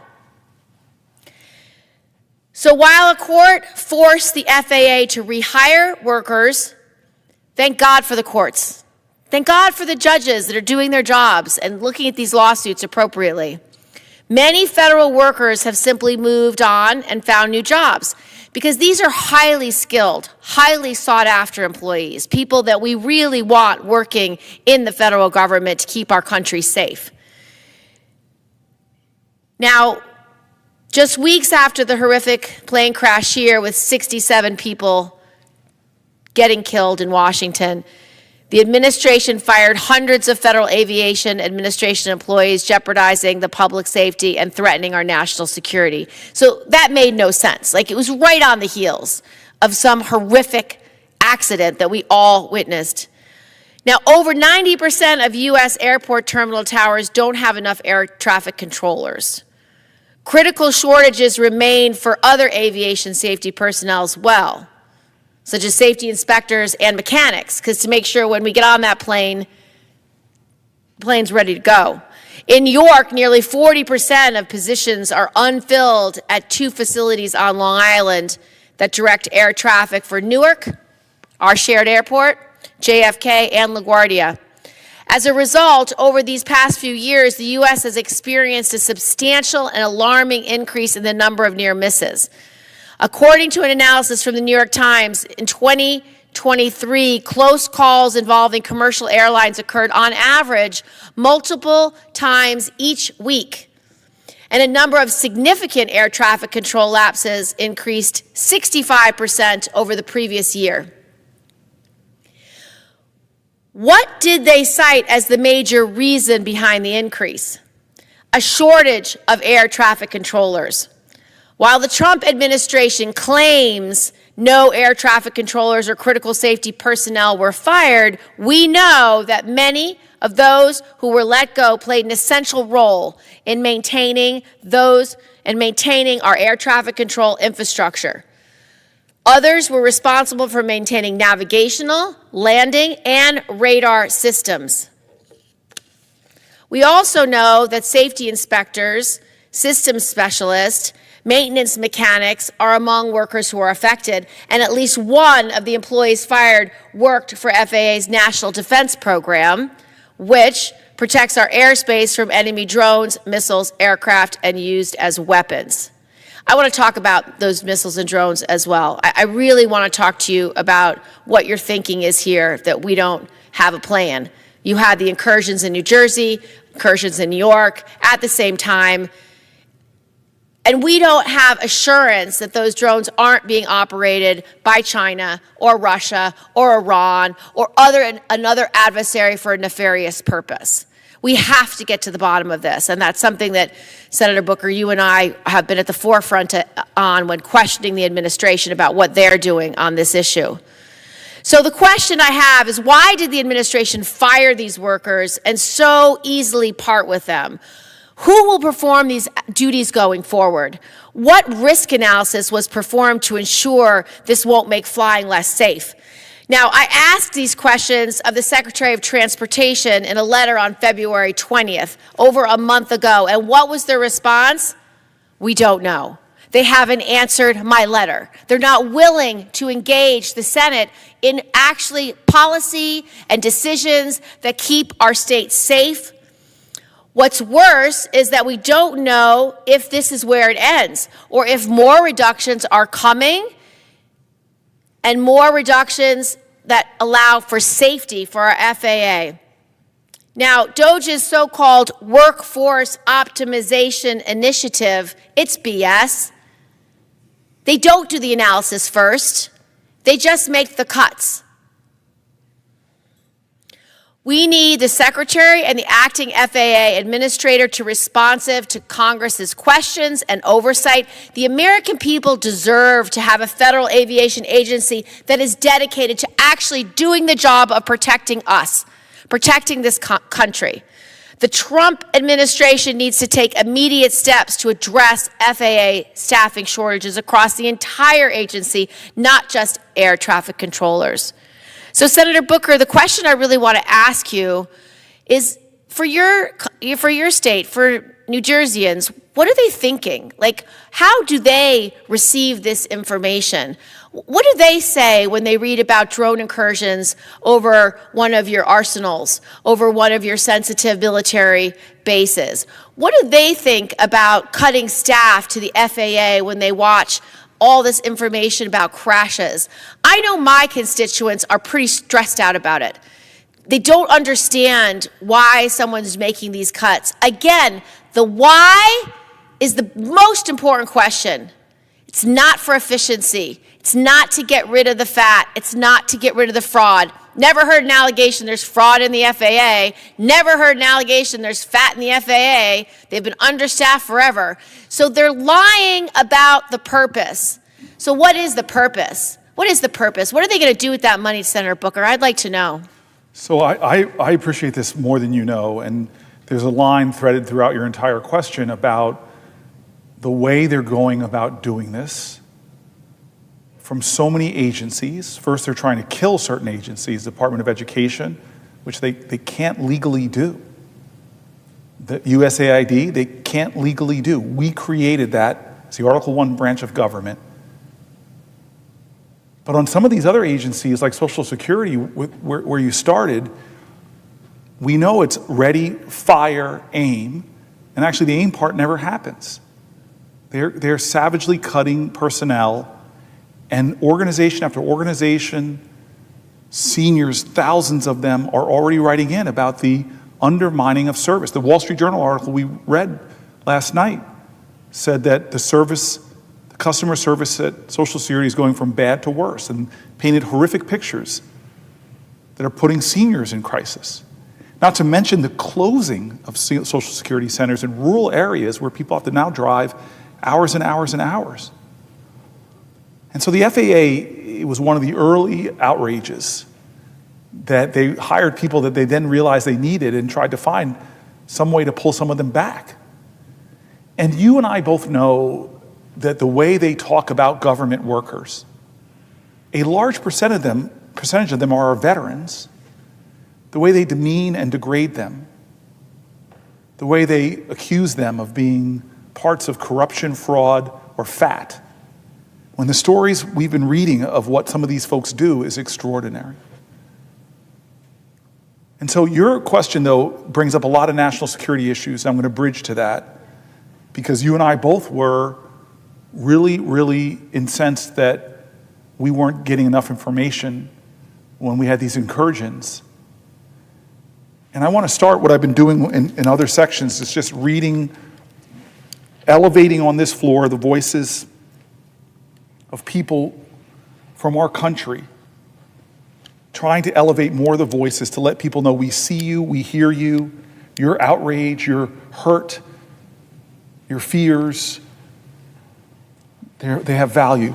I have another question before you start your letters, Senator Booker, if you'd like to entertain another question, if you'll yield. I will yield a question while retaining the floor. Okay. So, because you're going into the national security section, and I want to give you a couple of questions to pepper your answers, because I sit on the Special Committee on Intelligence in the Senate. I also sit on the Armed Services Committee.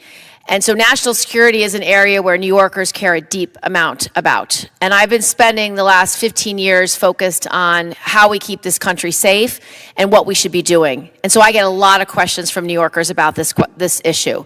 So I want you to address the drone issue for sure, because that is something you and I have been working on continuously since we've seen these incursions. And just to give a little more context for New Yorkers who might be listening to this debate, we've had drone incursions over sensitive military sites for quite some time now. And it's something that I've been working on a bipartisan basis through the Intelligence Committee.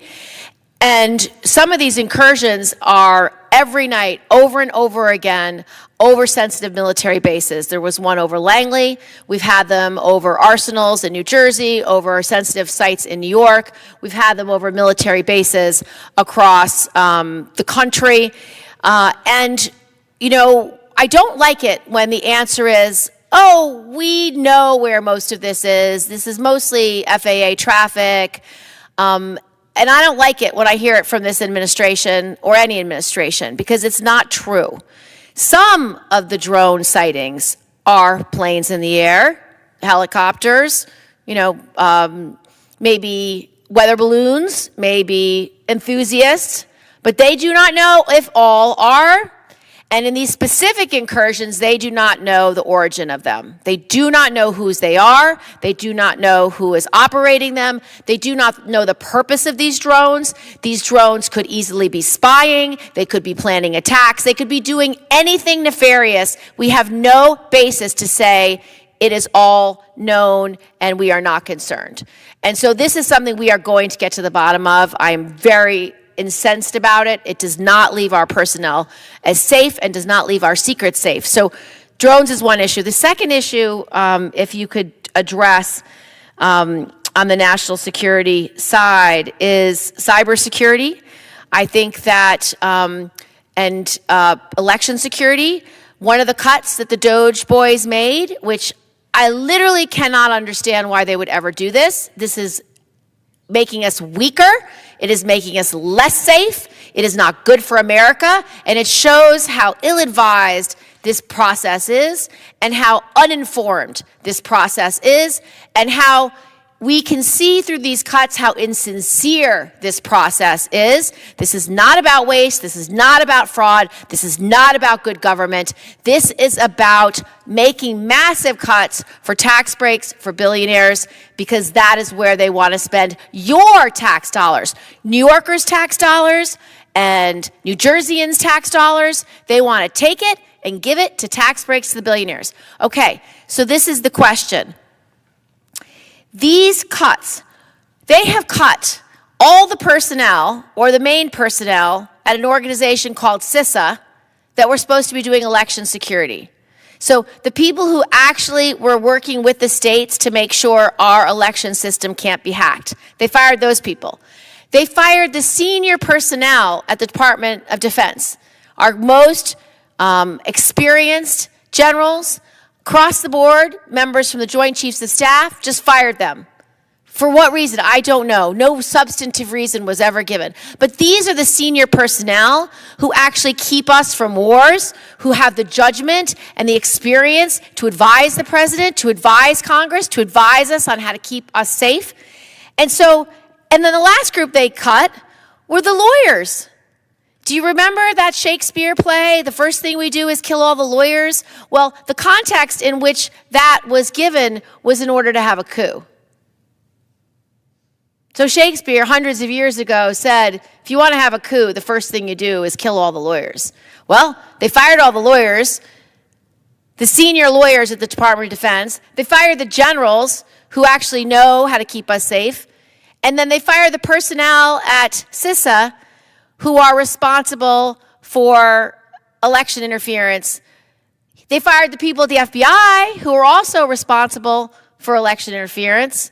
So again, these firings make no sense. I don't think they're making us I don't think they're making us more safe. I think they are making us less safe.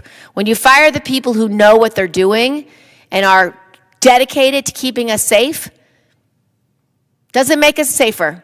What do you think, Senator Booker, about any of the topics that I raised, specifically the drones, the firing of the election protection personnel at CISA, the firing of the generals, the firing of the senior lawyers at the Department of Defense, firing of the FBI personnel, also expert at election interfering? These are the smartest, most capable, the most sophisticated senior personnel that are there to help us keep this country safe. I really want to hear what you're hearing for your state and what you're thinking about this reckless approach to national security. I'm so grateful for the questions from my colleague, from my friend. I want folks to know that probably the best dinner I had when I came here was with the senator from New York, who really gave me a quick rundown on how to get things done in this body.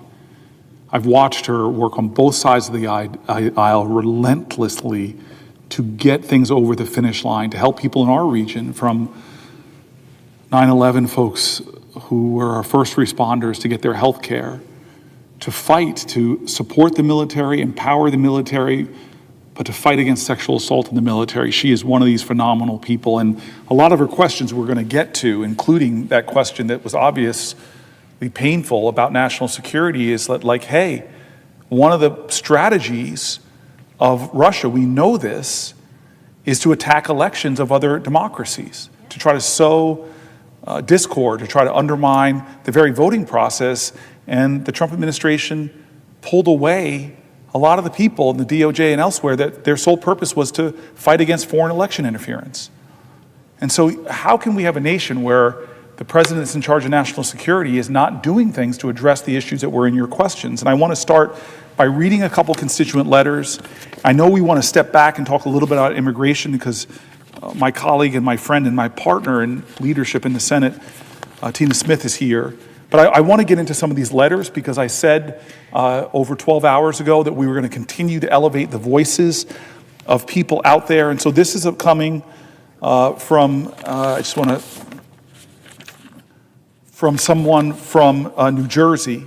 And they're writing, "Dear Senator Booker, I'm writing to express my deep concern regarding the current state of our nation and the lack of response to the looming constitutional crisis. It is becoming increasingly difficult to ignore the actions of a president who routinely lies and makes outrageous proposals such as annexing Greenland, Mexico, and Panama, or even renaming the Gulf of Mexico. Those proposals not only undermine our international standing, but also disrespect the foundations of our country. Furthermore, I'm alarmed by the growing threat to press freedom. Recently, for example, the Associated Press was barred from the White House press room simply for referring to the Gulf of Mexico rather than the Gulf of America, a clear sign that the president's disregard for free speech and free press's role in holding power to account. The president is actively trampling on the Constitution and blatantly ignoring the rule of law, as Senator Gillibrand was saying. He has taken steps to slash vital federal agencies and disaster relief programs, undermining our nation's capacity to respond to crises. His decision to appoint unqualified individuals to high positions for the purpose of following his will is another example of how our democratic systems are being systematically weakened.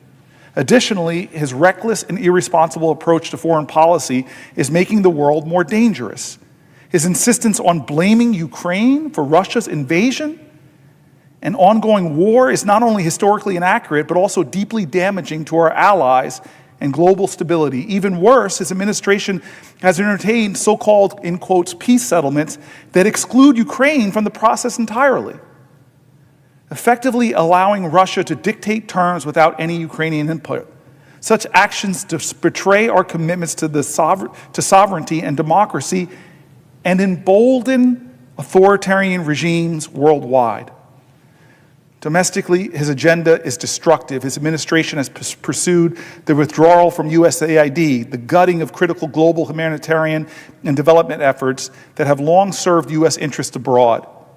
At home, he is enabling tech billionaires like Elon Musk to take a chainsaw to government agencies, arbitrarily dismantling institutions that provide essential public services. His attacks on the NIH and its funding jeopardize critical medical research and public health initiatives, undermining scientific progress for purely ideological reasons. Beyond these threats, his treatment of our closest allies is both reckless and embarrassing. His taunting of Canada, whether through inflammatory rhetoric or deliberate policy snubs, weakens our diplomatic ties and disregards the importance of maintaining strong relationships with our neighbors. This petty, short-sighted approach to international relations is isolating the U.S. at a time when global cooperation is more critical than ever. My greatest frustration, however, is the lack of action from our representatives and governors. Too many are cowering in fear of the president's authoritarian tactics. I am troubled by the absence of pushback. I am troubled by the absence of pushback. I'm troubled by the absence of pushback. We are witnessing the erosion of checks and balances, and the consequences could be dire. I was heartened by Governor Janet Mills of Maine standing up to the president's orders. Unfortunately, his response was a threat to her political future, further evidence of the intimidation tactics being employed. I implore you, Senator Booker, to show some moral courage and take meaningful action to stand up to this growing threat to our democracy.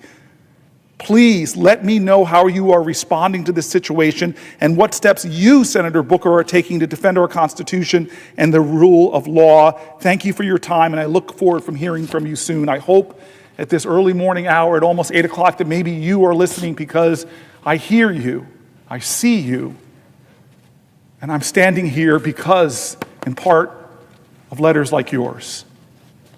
This is not normal. These are not normal times. We must begin to do as John Lewis says, get in good trouble, get in necessary trouble. I want to read another constituent. I just want to see where this person's from. I'm not trying to violate the privacy as my staff doesn't want me to do. What's that? We know Wisconsin's getting a lot of love here. I know my colleague, I kept seeing folks from two towns, and one in your state and one in the great state of Pennsylvania. But this person, alas, is from Jersey.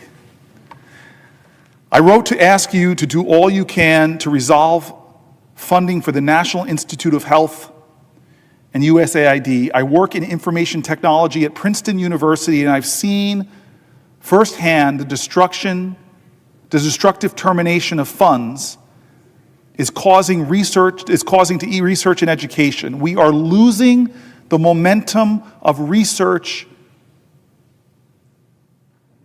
and causing deep and lasting loss of educational resources.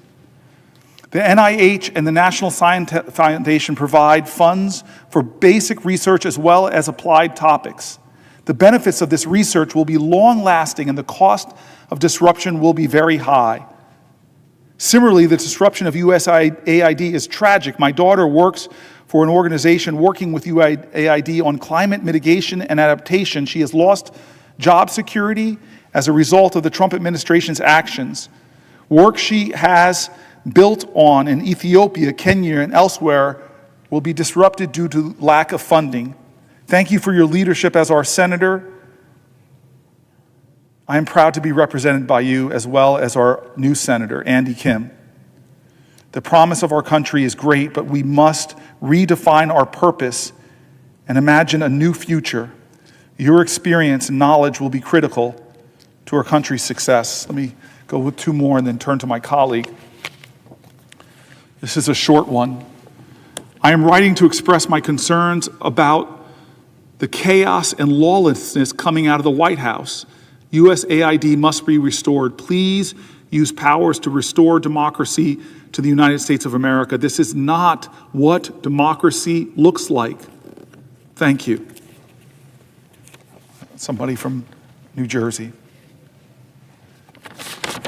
And one more voice.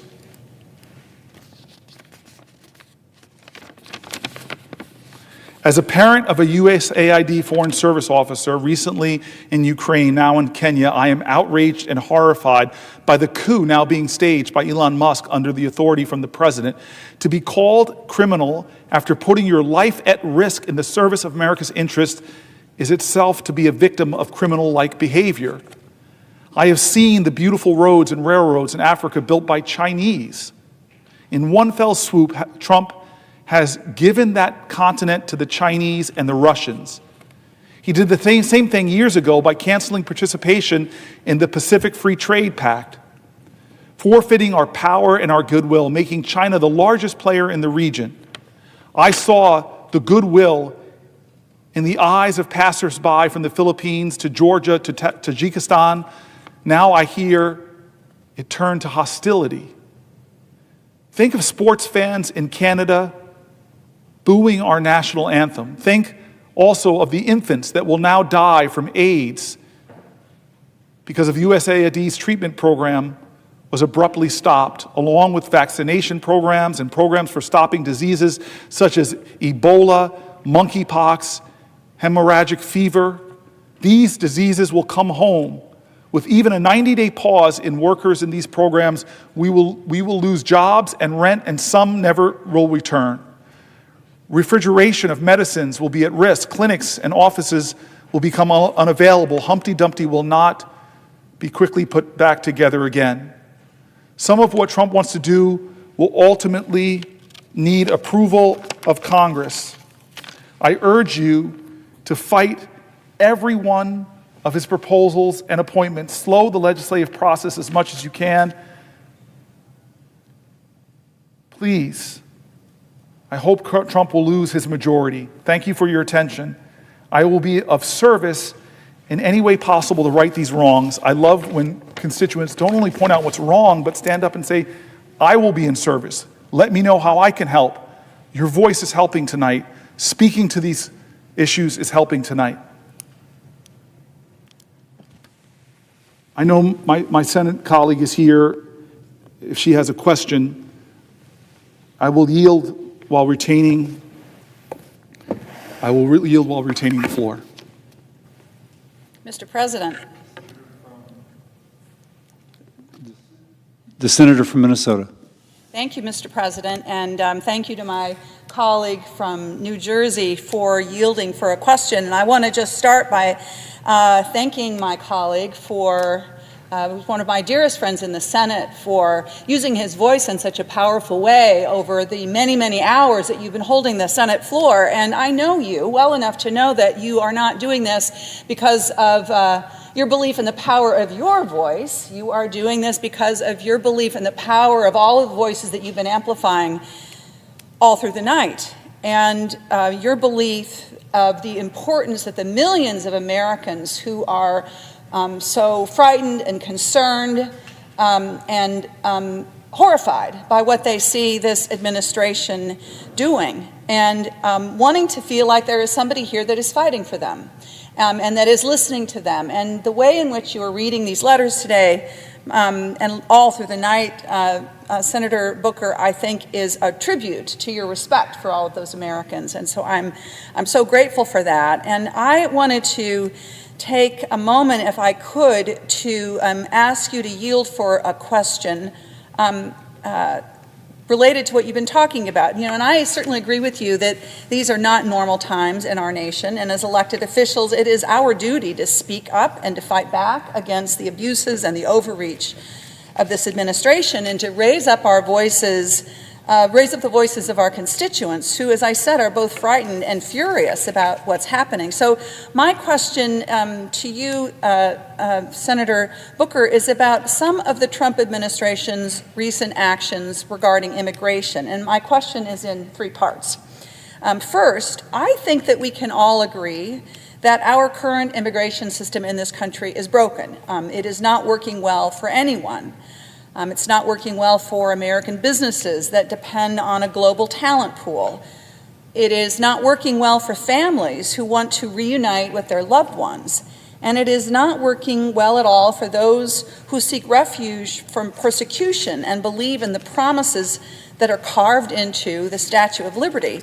And to my colleague, I ask these questions and I think about these issues, about the shortcomings of our immigration system as a senator from Minnesota, where our meat processing sector relies so much on immigrant labor, where the University of Minnesota is a beacon for international students studying science and technology and agriculture, where the resorts in Minnesota rely on folks from all over the country to come and make them work. The little mom and pop 12 cabin operations up on lakes in northern Minnesota. And the manufacturers who rely on, as I said, the best and the brightest from all over the world coming to serve in our state and serving our economy. And I think we know, my colleague from New Jersey, that there have been real and serious bipartisan attempts at comprehensive immigration reform debated in this body. And while I might not have agreed with everything in these proposals, I suspect you might not as well, I think we both, I'm sure, strongly believe that immigration is an issue that merits real debate and real policy solutions. Our colleague who is here on the floor with us this morning, Senator Murphy from Connecticut, has worked so hard to find real bipartisan solutions. And I believe that comprehensive immigration reform needs to ensure our national security. It needs to provide a fair and workable path for immigrants who want to come and contribute to the American dream, which is what truly makes this country great. But here's the rub. The Trump administration's recent actions show that they are not interested in serious policy reforms that would make Americans safer or make our immigration system work more efficiently and fairly. Instead, what I think we can see This president has prioritized using our immigration system as a tool to restrict First Amendment freedoms, to subvert due process, and to further weaken America's global standing with our allies and our regional partners as he seeks to emulate the authoritarian regimes that he so openly admires. There's just one example. In recent weeks, we've seen a number of international students targeted for arrest and deportation merely on the basis of their pro-Palestinian advocacy. Now, these are young people who played by all the rules. They've entered this country with permission in order to further their educations and have not been accused of or charged of any criminal activity. Their views on the war in Gaza may differ sharply from mine or others, but I believe that the First Amendment guarantees them the right to express those views without facing punishment or reprisal from our government. Nonetheless, the Trump administration has admitted that they are doing exactly that, seeking to punish lawfully present immigrants, in some cases even green card holders, because of the political views that they've expressed. The Secretary of State has invoked a rarely used section of statute that allows him to unilaterally designate for removal any alien who may cause, and I quote, potentially serious adverse foreign policy consequences. And if that's not enough, many of these arrests have been carried out in a manner that seems calculated to maximize fear and intimidation in immigrant and activist communities. Here's an example to my colleague for him to respond to. I want to take the case of the recent arrest of Rumaysa Özerkök, a Turkish graduate student at Tufts University, who was studying the relationship between child development and our social media saturated, globally connected world. She is here on a valid student visa. She is not accused of any crime. And by all accounts, she is a loved and valued member of the Tufts community. Her only purported offense was being one of 4 co-authors of an op-ed in the student newspaper that urged the administration of Tufts to engage with student calls to divest from businesses with ties to Israel and the IDF. And for that offense, her visa was revoked with no notice, and she was arrested on the street and spirited more than 1,500 miles away, which is likely a violation of a judge's order to await her probable deportation. And I'm sure many of my colleagues, including my colleague from New Jersey, has seen the video of her arrest, which was captured by a neighbor's security camera, and it is utterly chilling. She is surrounded by officers in plain clothes with no visible insignia, no markings at all on their clothing. She is handled roughly. Her belongings are taken away from her. Her hands are cuffed before being loaded into an unmarked car.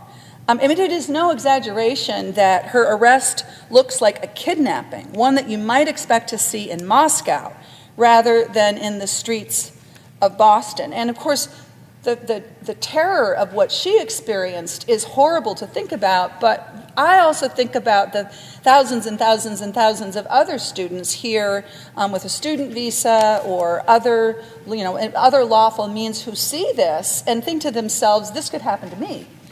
This could be something that happens to my roommate or my student or anybody. It seems like such a breakdown in the rule of law and the way that our country should operate. So I would like to ask my colleague, does this seem normal or appropriate for federal law enforcement officers of the United States to conduct routine arrests in plain clothes with unmarked cars and with this overwhelming show of force for individuals who pose no obvious physical threat to those law enforcement?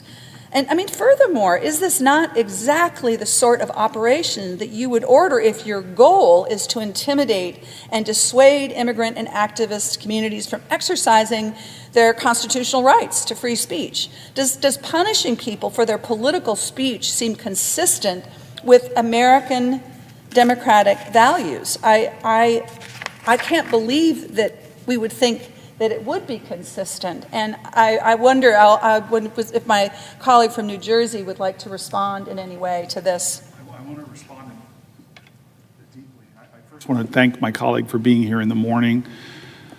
She's one of my colleagues I confided in when I told her sort of I was enough for me. I needed to do something different, and she readily encouraged me to be here on the floor for what is now about 13 hours. And she has encouraged me. She has encouraged my heart, and is just one of my dear friends, and I'm just so grateful to see her this morning. I want to say something before I begin answering her question.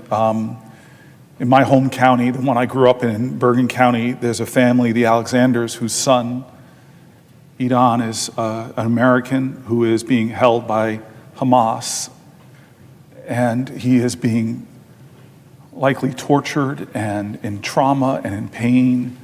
He's a U.S. citizen, he's an American. I had a friend give me this recently, a young man who was driving me around, this ribbon that I will often use to keep in my pocket and remind me of him and our determination to bring him home. To bring him home, I want his family to know that stays center in my thoughts. And I also feel, because of so many New Jerseyans who are affected by this crisis, who have lost family members in that region, that we must bring peace. And then my friend, Senator Smith, asked this question about, which is a real test, because when you disagree with someone's statements so much, but the very nature of the First Amendment, what makes this document so precious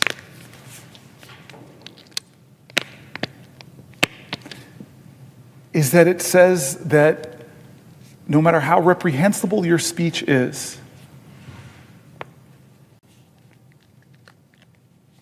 this document says you have the right to say it. I remember the controversy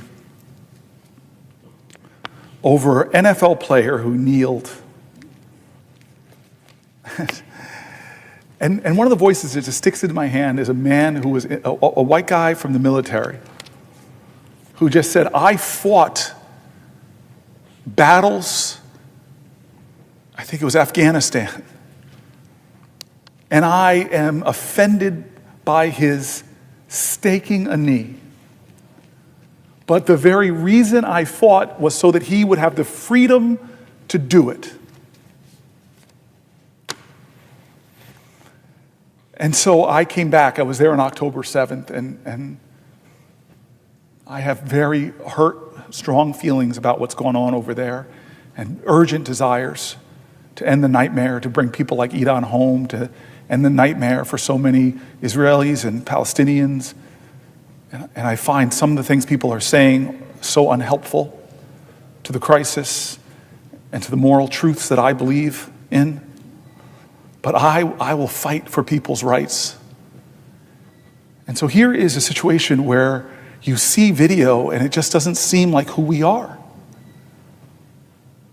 If you're revoking somebody's visa, make a phone call, tell them that you have 30 days to leave. But there should be due process.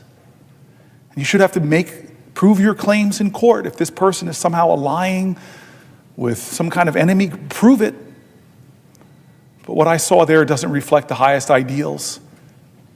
God, if this Constitution was easy, it wouldn't be worth the paper it's written on.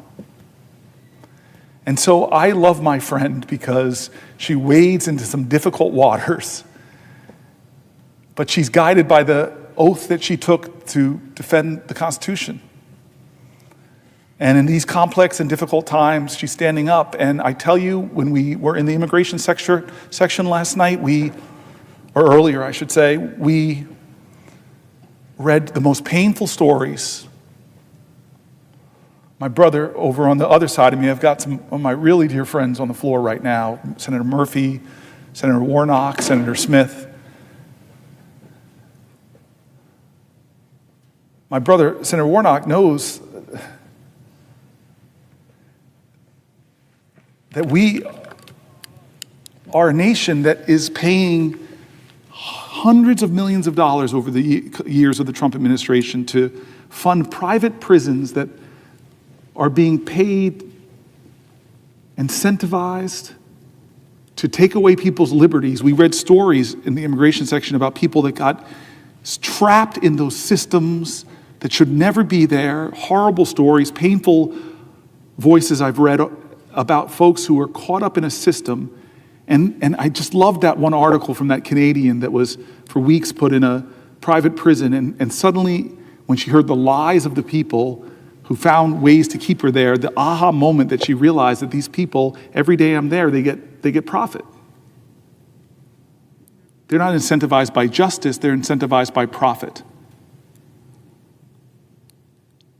I read stories, Senator Smith, of people that were sent to that horrible jail in El Salvador that the government admitted they made a mistake. They disappeared someone who has American family members. Story after story I read that just are such a betrayal, not of democratic values, but of American values. Because we all in this body know we need to do more to protect our borders, to keep us safe, to arrest criminals, be they undocumented or documented. That's an urgency we all feel. But when you sacrifice your core values and you sacrifice them to a demagogue who says, this is all about your safety, when you sacrifice your core principles for your safety, you will achieve neither. You will neither be safe nor morally strong. The true leaders on both sides of the aisle that I've heard over the years talk on these issues say, we can do both. We can make our country safe and we can abide by our values. And in a complex world where country after country disappears people, when authoritarian countries disappear their political enemies, their political adversaries, disappear people who say things they politically disagree with, those countries are looking to us. Did you know when Donald Trump started using that phrase, fake news, fake news, fake news, that in Turkey, Erdogan started arresting people on charges of fake news? Because we are looked to.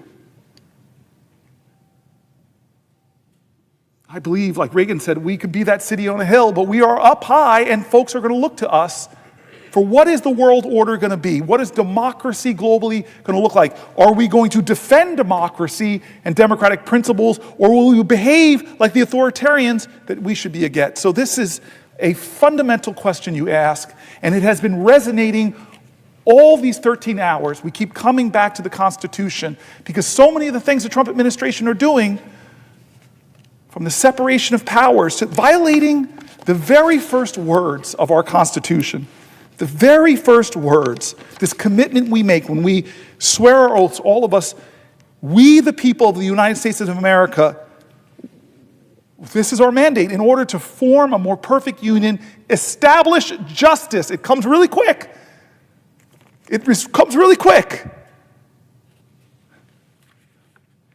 Is it just to disappear a human being with no due process? I quoted Anton Scalia, this conservative that was sitting on a stage where somebody had a lot of affection for, Ruth Bader Ginsburg, and the moderator asked them, does somebody in our country have the rights of this document? And he said, yes, especially the 14th Amendment that doesn't say any citizen, it says no person, no body. And so where do we stand when our founders, those imperfect geniuses, say, we the people, in order to form a more perfect union, we the people of the United States, in order to form a more perfect union, establish justice, ensure domestic tranquility, provide for the common defense, promote the general welfare, and secure the blessings of liberty to ourselves and our prosperity. What nation are we turning over to the next president, to the next Congress, when this Congress is sacrificing the powers that are given right underneath that preamble? It's Article 1, which spells out All legislative powers herein granted shall be vested in the Congress of the United States, which shall consist of the Senate and the House of Representatives.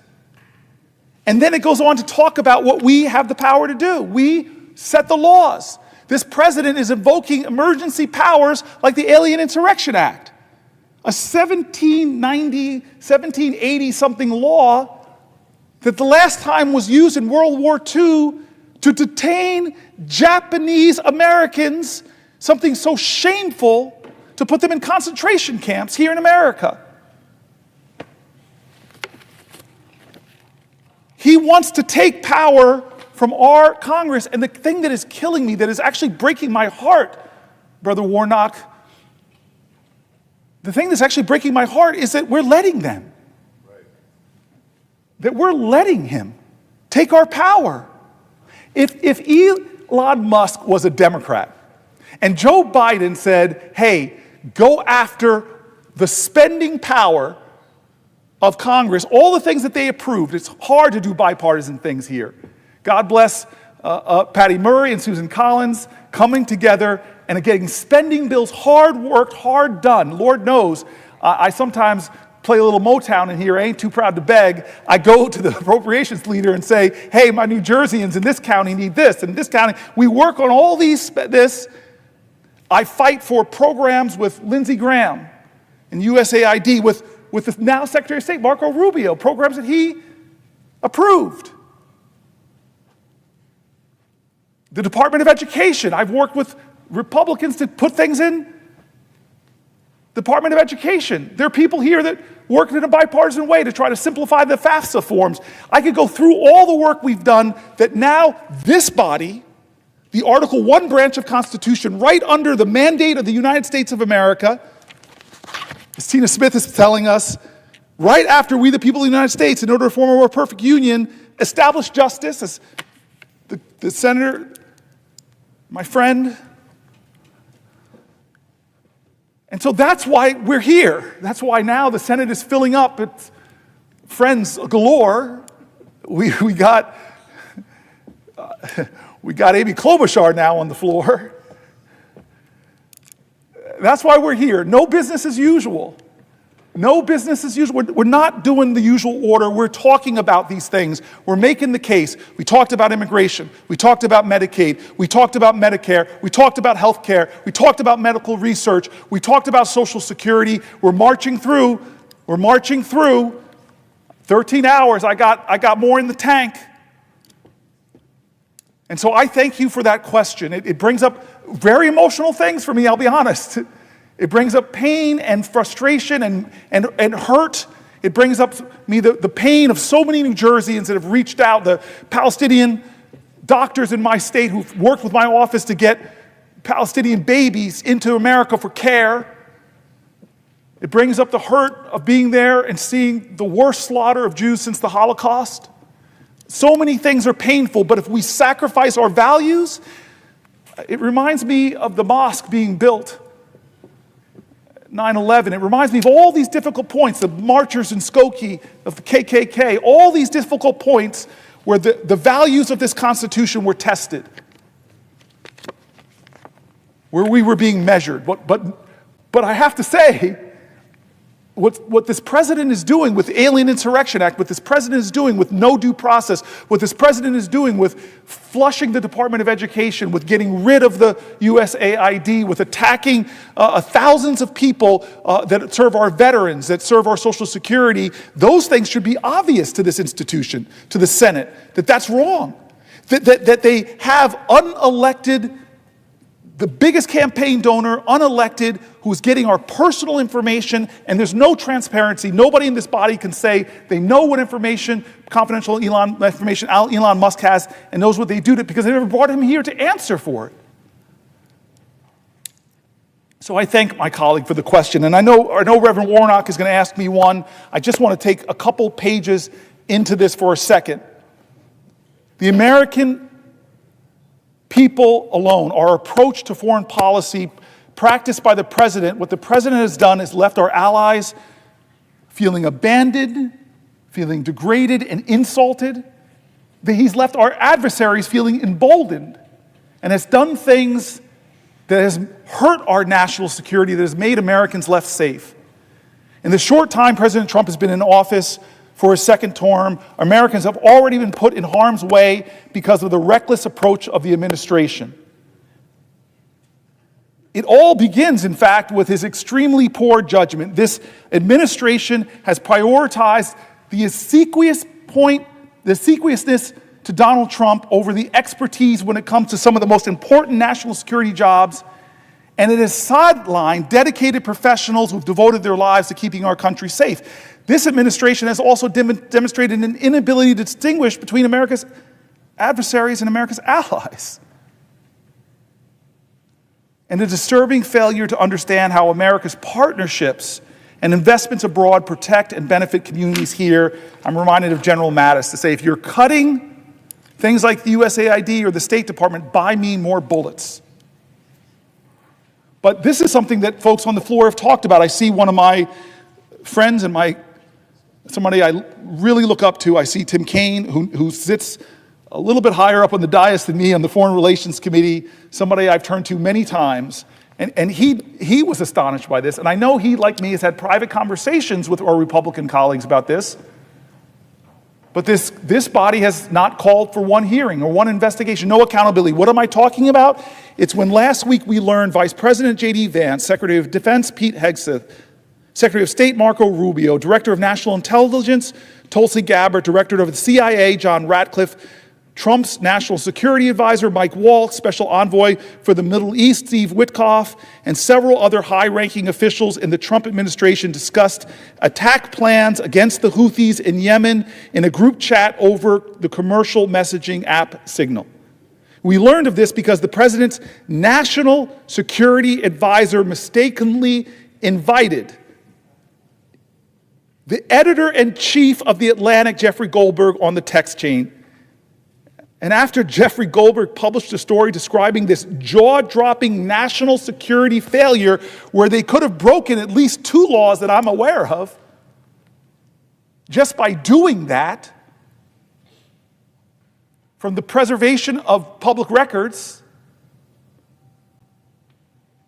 all the way to disclosing national security, highly classified information, the president and his cabinet members didn't step up and say we made mistakes, didn't step up and say this is clearly, abjectly wrong, didn't step up and say there will be accountability, didn't step up and say we'll take actions. No, what they decided to do when they were exposed is actually target the reporter with a barrage of insults and not acknowledging any wrongdoing.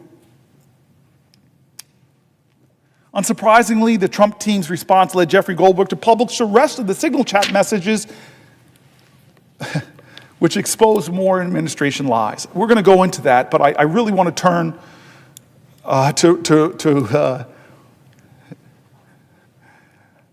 to my brother.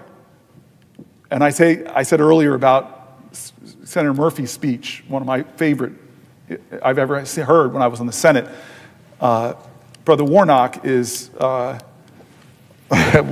gave a speech that was one of my favorite in the Senate too, when he talked about the difference between January 5th America and then that fateful day, January 6th. He has been a friend of mine for a long time, and I think he might be the only person in this body. I started this talk 13 hours ago by talking about getting into good trouble. I think you might be the only person in this body that was arrested in this building for protesting before you came to serve in this building as a United States Senator. I'm going to stick to what I'm told to say. If you ask me that you'd like to speak, you have to say that I'd like to ask you a question. I think that's how this goes. Will the senator from New Jersey yield for a question? Why, yes, I will yield for a question while retaining the floor. Well, good morning, and let me just say, Cory Booker, how very, very proud I am of you. It's a real honor to serve in this body. I know that all of my colleagues who are here agree that it's an honor for the people of your state to say that when we take stock of all the issues that we wrestle with as we look into the eyes of our children and consider what we want for them and in the eyes of our aging parents as they deal with the blessings and the burdens of getting older. That since all of us can't go to Washington, we're going to send you. And we're going to trust that in rooms of power, where decisions are being made, that you're going to center the people and not yourself. You're going to be thinking about ordinary people. And so, Cory Booker, I want to thank you for holding vigil. As I prepare to ask you a question, I just want to thank you for holding vigil for this country all night. Rabbi Abraham Joshua Heschel said that when he marched without the king, he felt like his legs were praying. And so in a very real sense, your legs have been praying as you've been standing on this floor all night. And thank you for praying not just with your lips, but with your legs for a nation in need of healing. I just got off a prayer call that I do every Tuesday morning at 7:14 a.m. 2 Chronicles 7:14, if my people who are called by my name would humble themselves and pray, if they would seek my face, turn from their wicked ways, then I will hear from heaven, I will forgive their sins and heal the land. The nation needs healing. And we need spiritual healing, we need moral healing, but literally there are people all across our country who need healing, who need health care. And so that's why I was so proud to come to this Senate after being arrested in the Rotunda a few years before that. Proud to join you in the Senate. Proud that we were able to pass, just a couple months after I got here, the American Rescue Plan, which did so much incredible work. In that American Rescue Plan, there was the expanded child tax credit, which literally cut child poverty more than 40% in our country. I wish we could get it extended. But one of the other things we did was we lowered Georgians and Americans' health care premiums by hundreds of dollars on average. We passed a tax cut, and that's so relevant in this moment because that's what this body is prepared to do right now, I guess, in the next few days. Pass a tax cut, but that tax cut is literally going to be for the richest of the rich, the wealthiest among us. But we passed a tax cut that brought health care into reach for tens of thousands of Georgians and millions of Americans in the American Rescue Plan. These tax credits are so critical that the nonpartisan Congressional Budget Office said that the number of Americans without health care would grow by 3.8 million people in just 1 year if the premium subsidies were allowed to expire. Forgive me for my phone ringing. My 8-year-old and 6-year-old are calling me. They're not impressed with what I'm doing. That's an important call. They're not impressed. But we know that this would impact thousands of Georgians who've only recently been able to receive health care. So we passed in that American Rescue Plan these tax credits which put health care in reach. And now they're set to expire if we don't do our work. And that's why what you're doing, Cory Booker, is holy work. It's within a political context, but this is holy work. If these tax credits are allowed to expire, a 45-year-old in Georgia with $62,000 annual income would see premiums go up by $1,414 a year. A 60-year-old couple in Georgia with an $82,000 annual income would see premiums go up by a staggering $18,157 a year.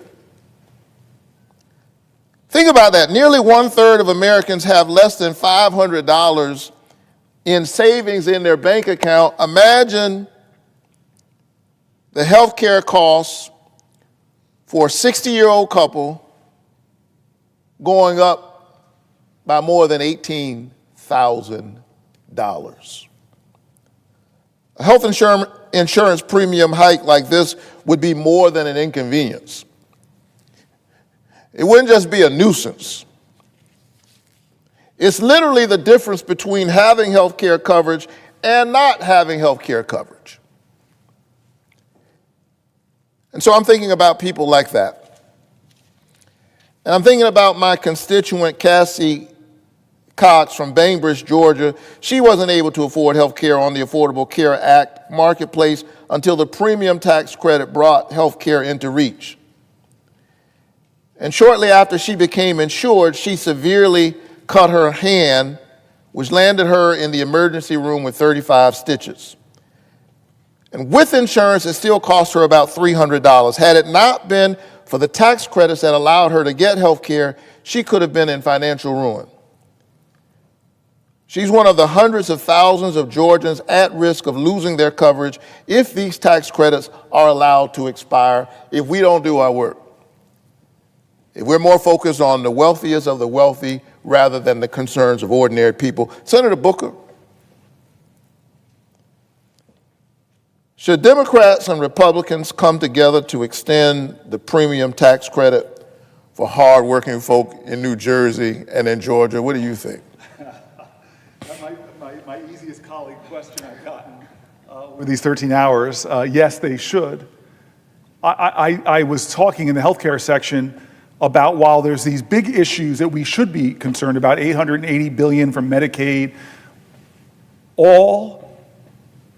cutting all of that out to give the wealthiest, as you said, God bless them, they don't need our help. They don't need more tax cuts, to give them tax cuts and explode the deficit. This is literally taking from working Americans. The letters we read, the voices of Americans, the fear, the anguish, the hurt, the worry, people who were suffering from Parkinson's, who had children with disabilities, who had elder parents living with them, so many people telling them, not $880 billion they were seeing, that their whole financial well-being was hanging on a thread and just cutting the transportation programs involved. But I said, while all that was going on, the Trump administration was still doing other things to attack ACA enrollment, to attack the tax credits that people are relying on, doing other things to drive up costs. I know some of my colleagues were on the floor, like Amy Klobuchar. We've centered the lowering of prescription drug costs, and he is doing things to drive out-of-pocket costs up. There's a cruelty in that. And I tend to still be standing at noon when we have to pause in the Senate for the pledge and the prayer. And Pastor, I want to talk to you in the way that you talked to me last night. I called my brother, called my friend, and told him I was doing this. And Warnock shifts gears a lot in my life. Sometimes he's my colleague, sometimes he's my brother. Sometimes we talk about the state of two unmarried guys in the Senate. I don't mean to put you on blast, sir. But the bald-headed caucus. But the one time you shift those gears into being my pastor and my friend, we prayed together last night. And most Americans identify in our faith, Christian faith. And you and I know, I would yield for you to ask a question, but I'm yielding just to have you talk about Matthew 25. Right. I'm a Matthew 25 Christian. You and I both, that's what we hold in common. And it's a long chapter, but the section we're talking about, yes, in Matthew 25, Jesus says, I was hungry and you fed me. I was thirsty and you gave me something to drink. I was sick. What were you? I was in prison and you came to visit me and someone asked, Lord, when were you sick? When were you in prison? When were you an undocumented immigrant? Yes, yes. And the answer comes, inasmuch as you've done it to the least of these, you've done it also unto me.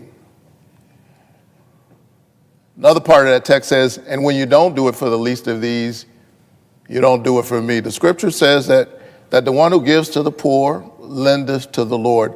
This is holy work. Sir, my friend, I don't understand how a nation could allow a president to be so cruel that he would take away health care from people struggling with children that are facing the worst of health challenges, people who have a spouse, like the person who wrote me. No, it wasn't the spouse. She wrote me herself. She had Parkinson's. I got upset because that's how my father died, and I watched for year after year after year how it affected my family, how it demanded from my mother, how it cost thousands of dollars for his care. And thank God we had the privilege, but this person was writing because they were afraid and they didn't, of what the costs would be. How can our country say that kind of cruelty? How can a nation where the majority of its people are people of faith, be they Muslims or Jain or Baha'i or Hindu or Jewish, how can the central precept of our country, founded on principles that are reflected in the good book, how could we say that we should cut health care from the sick and the needy to give bigger tax cuts to Elon Musk? I will yield to you, my brother, while retaining the floor. You know, this is the reason why every Sunday and every weekend when I leave here, I return not only to Georgia, but I return to my pulpit. And some folk ask, well, why do you continue to lead Ebenezer Church? I return to my pulpit every Sunday because, notwithstanding wonderful people like you, I don't want to spend all my time talking to politicians. I'm afraid I might accidentally become one. And so I want to connect and check in with ordinary folks because I was focused on this healthcare issue long before I came to the Congress. Dr. King said that of all the injustices, inequality in healthcare, he said, is the most shocking and the most inhumane. I read that last night, Pastor. I read that last night. The most shocking and the most inhumane. And it's the reason why, as a pastor, inspired by Dr. King, leading the congregation that Dr. King led, way back in 2014, when the Affordable Care Act was passed, were you here? You came after? I came after. You came right after that. I got arrested in the governor's office in Georgia fighting for health care. I didn't know you were a two-time arrestee, man. I got a long record, brother. But all for good trouble. All for good trouble. Good trouble. Good trouble. And we had a 1960 sit-in in the governor's office. Waves of us got arrested. They arrested one wave, and then another wave came, and another wave came. And we were trying to get Georgia to expand Medicaid. Yes, I remember that. We had passed the Affordable Care Act here, but Georgia was digging in its heels and saying, no, we're not going to expand Medicaid. And so when I got here,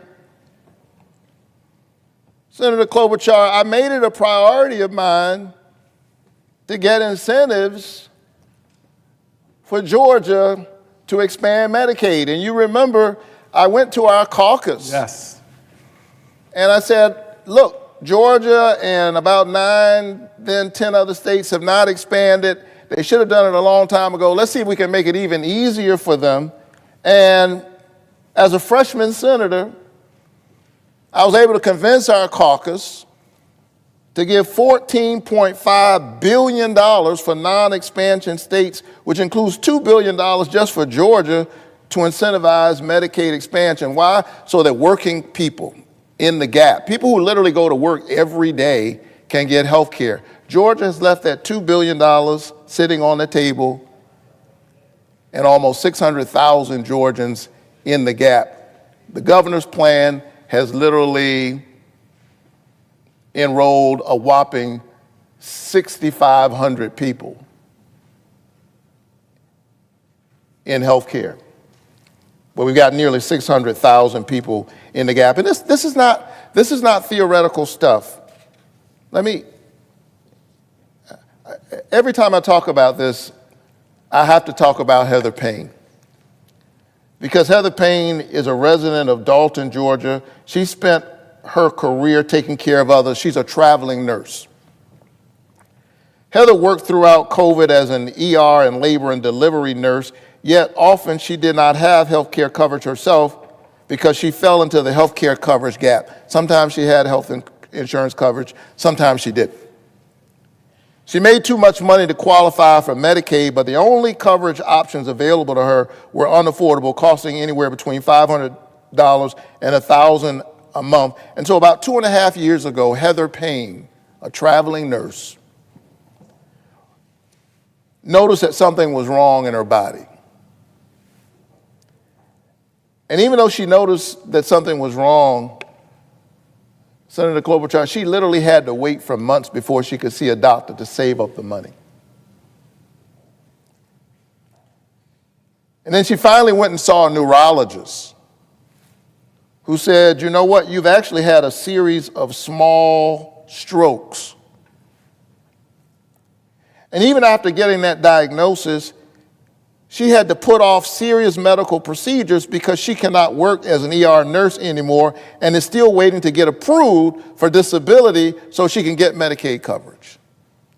And so this nurse who has spent her whole life healing other people can't get health care. I think it's wrong that in the richest country on earth, we don't want to lower the cost of health care for people who are working hard in our communities every day, literally keeping us healthy. I'm going to ask you another softball question, Senator Booker. Should people like my friend Heather Payne have access to affordable health care? Yes. In the first few months of the Trump administration, it's been clear that this administration is not working for ordinary people. Just to try to stay in the parliamentary zone, I yield for a question while retaining the floor. I yield for another question while retaining the floor. The administration is working for billionaires. They're working for people like Elon Musk. Healthcare is a human right. Healthcare is basic. And while we're speaking about health, we've got to cheer on our federal workers who are keeping us healthy. And there are folks in this administration who say that they want to make them the villains. That's what Russell Vought said, that when they wake up in the morning, we want them to not go to work. Our federal workers, because they are increasingly viewed, he said, as villains.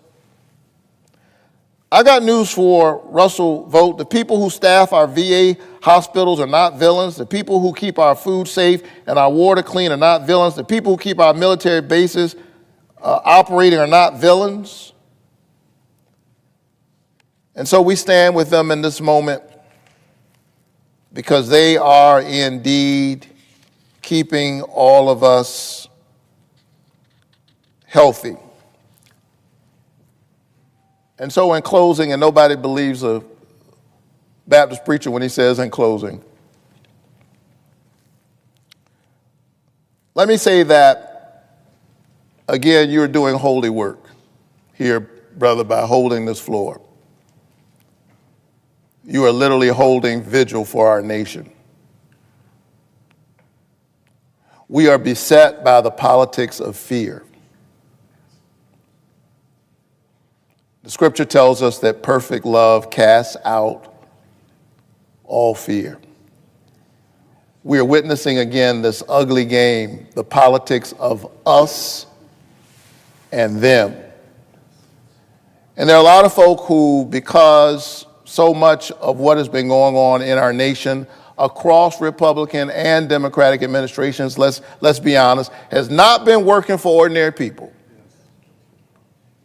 And the gap between the haves and the have-nots has gotten larger and larger. And when people are vulnerable, sometimes they give in to the politics of fear, somebody telling them that they've got all the answers. And so we saw this in this last cycle. We're seeing it in this moment in our country, the politics of us and them. And sadly, hardworking, working-class people are waking up this morning and they're discovering that they thought they were in the us.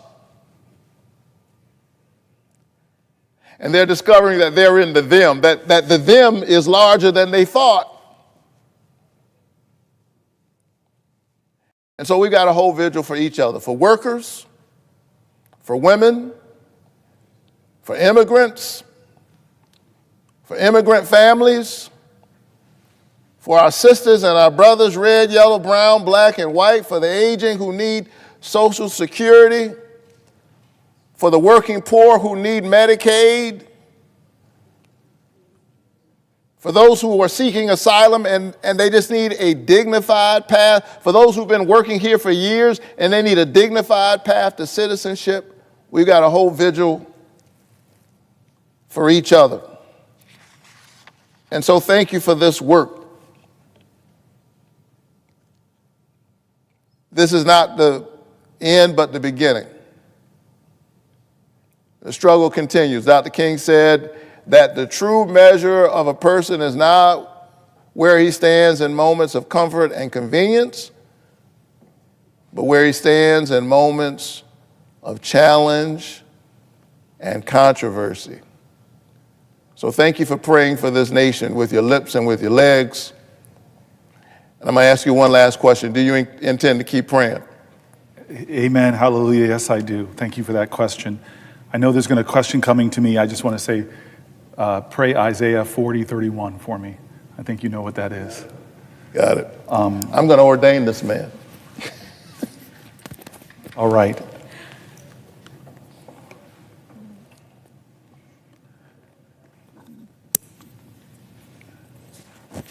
The article I was going to start reading. Senator Booker. I yield for a question while retaining the floor. If the senator has a question, I yield for a question while retaining the floor. So you'll yield for a question? Yes, while retaining the floor, yes. Very good. I want to, first of all, thank you. Thank you for waking us up this morning, literally. All night, as Reverend Warnock would tell you, I know you were in here doing your work, but it was raining, there was thunder, it was really bad. And then when we woke up this morning, you were still talking. You were still talking and the sun was out and you're giving people hope. When I think about what you're doing, you're like an alarm clock right now for this country. And slowly but surely, we've seen people realize this isn't just a bunch of campaign rhetoric that's going on. This is actually happening. And people are stepping up. They're fighting it in the courts. They're fighting it in Congress with what you're doing today, with what, as you know, last week when we got the horrible news that the Defense Secretary of the United States was using an unauthorized line to just talk with his friends like he was spiking a football about putting the lives of our service members at risk. People stood up. Democrats stood up. They asked the tough questions. And one of the things that bothers me is that it is so hard to see your way out of it. A lot of people feel like we're just wallowing right now. But what you're telling us today is there is another way. Because if we just wallow, these guys are going to continue to cut kids' cancer treatment. If we just wallow, they're going to cut Medicaid when 1 out of 2 seniors in my state who are in assisted living are on Medicaid. Or they're going to continue to mess around with these tariffs, which really are national sales tax, something like $2,500 for every single family. They are going to continue to be callous. I had someone say to me last night, do they care? Do they care when those U.S. aid workers who devoted their lives to feeding the hungry around the world, when they have to stand outside their building and watch them literally take the name of their life's work off the brick on that building? Do they care? And one of the things that we have done, the Democrats have done, have stood up. And what is coming upon us in these next few weeks is this tax bill that basically will give billionaires tax cuts on the backs of regular people, ransacking the government, firing veterans, messing around with Social Security. I had a guy tell me that he spent 3 days after his wife died in Minnesota, Reverend, 3 days just trying to figure out how he gets the death benefit. Why did this check show up at his door? He's trying to do the right thing. He calls, he gets put on hold. He sends an email, no one writes him back. He drives into Brainerd, Minnesota, 30-mile drive, He's like 80 years old. He drives in there, and then they finally help him. Then he gets back, then something else goes wrong. Then he tries to call again. He finally ends up at our door, at our office, and we figure it out for him. There's 70-some million people that's going to happen to. These guys don't get their act together. So it's a real good question, do they care? But when we have this tax bill coming up in front of us in these next few weeks, I think people got to understand what's going on. They have to understand that even in the House budget that came out that'll be the subject of this, it's over $2 trillion tax cuts for people making over $400,000 a year, like Elon Musk, that don't need it. And so there's actually a way to stop it that's in the hands of the Republicans right now. If just 2 or 3 of them stood up on the House floor and did what you did, Senator Booker, who they said no, and if 4 of them in the United States Senate, 4 of them stood up, 4 senators stood up, then we could have the discussion about, okay, let's make government work better, we're all in, but let's not do it on the backs of regular people. Let's not do it on the backs of kids that are in cancer research or veterans who are trying to simply get their well-earned benefits because they put their lives on the line in the battlefield. Or let's not do it on the backs of farmers in Minnesota and Georgia who are simply have these small farms and they're trying to get by, and then suddenly, wham, Donald Trump decides, shock and awe, let's do a tariff and let's get mad at all our allies across the country like Canada. Oh, that's a good idea. Those are the things that they're doing. So my question of you is, how many people need to stand up in the U.S. Senate to make this happen? Because I know Democrats are united. I know we're all standing up. But tell me how many people can stand up on the other side. If they stood up and joined you, what a difference it would make.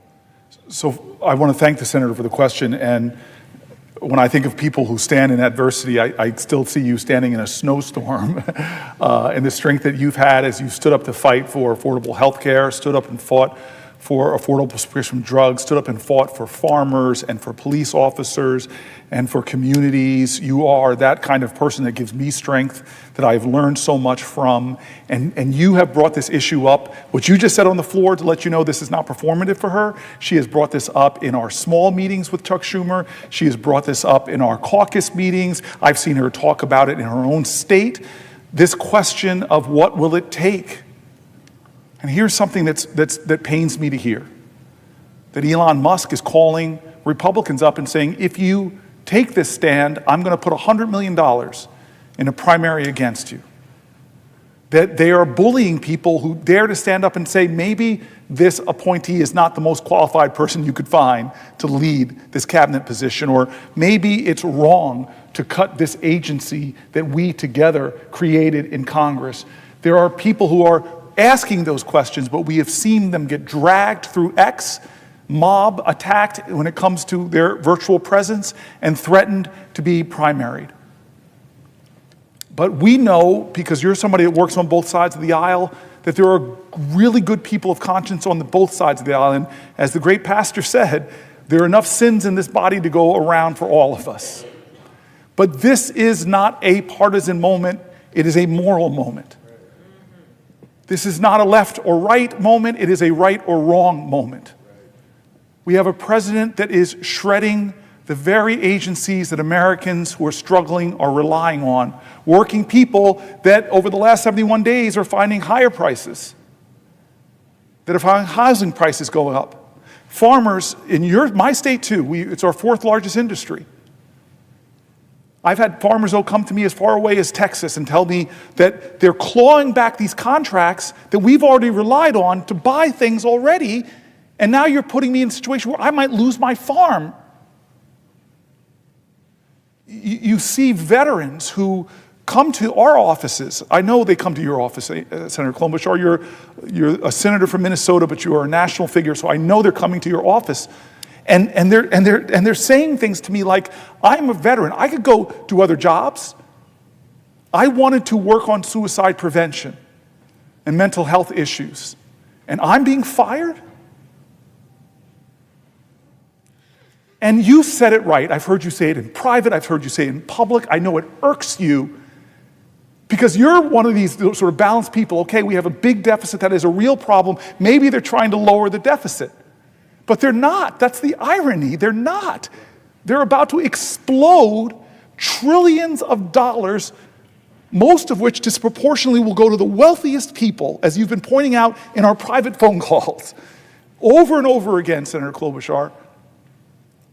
And so your question to me is spot on. It's spot on.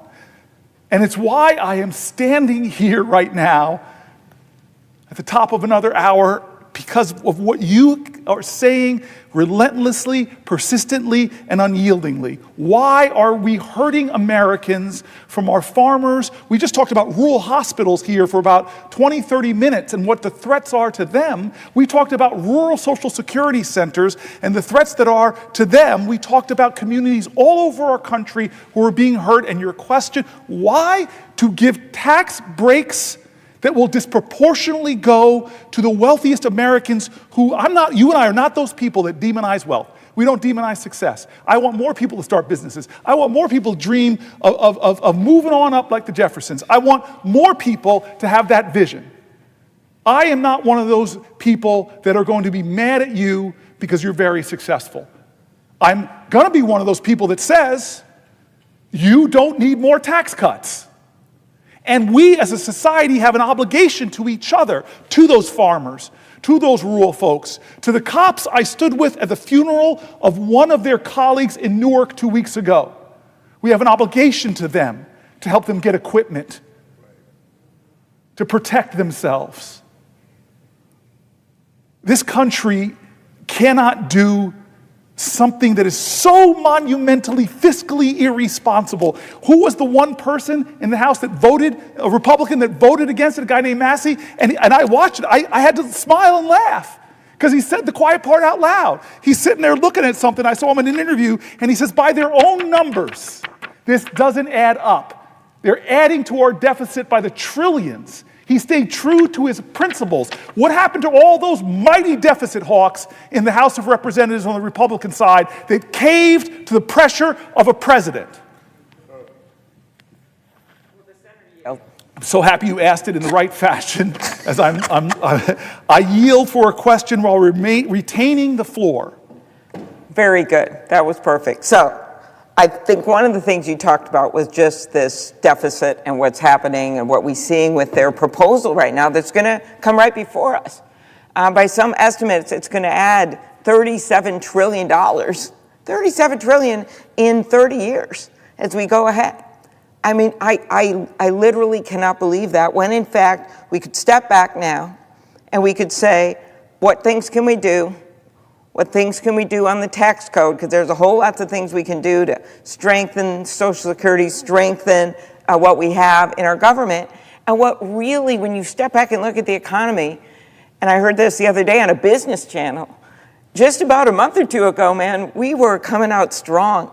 We are a country that came out of the pandemic in a stronger way than so many other countries did around the world. We're ready. Inflation was at least steady, and it was starting to come down here. And now all of a sudden, we see chaos is up, corruption is up, and yes, costs are up. Ask anyone at the grocery store.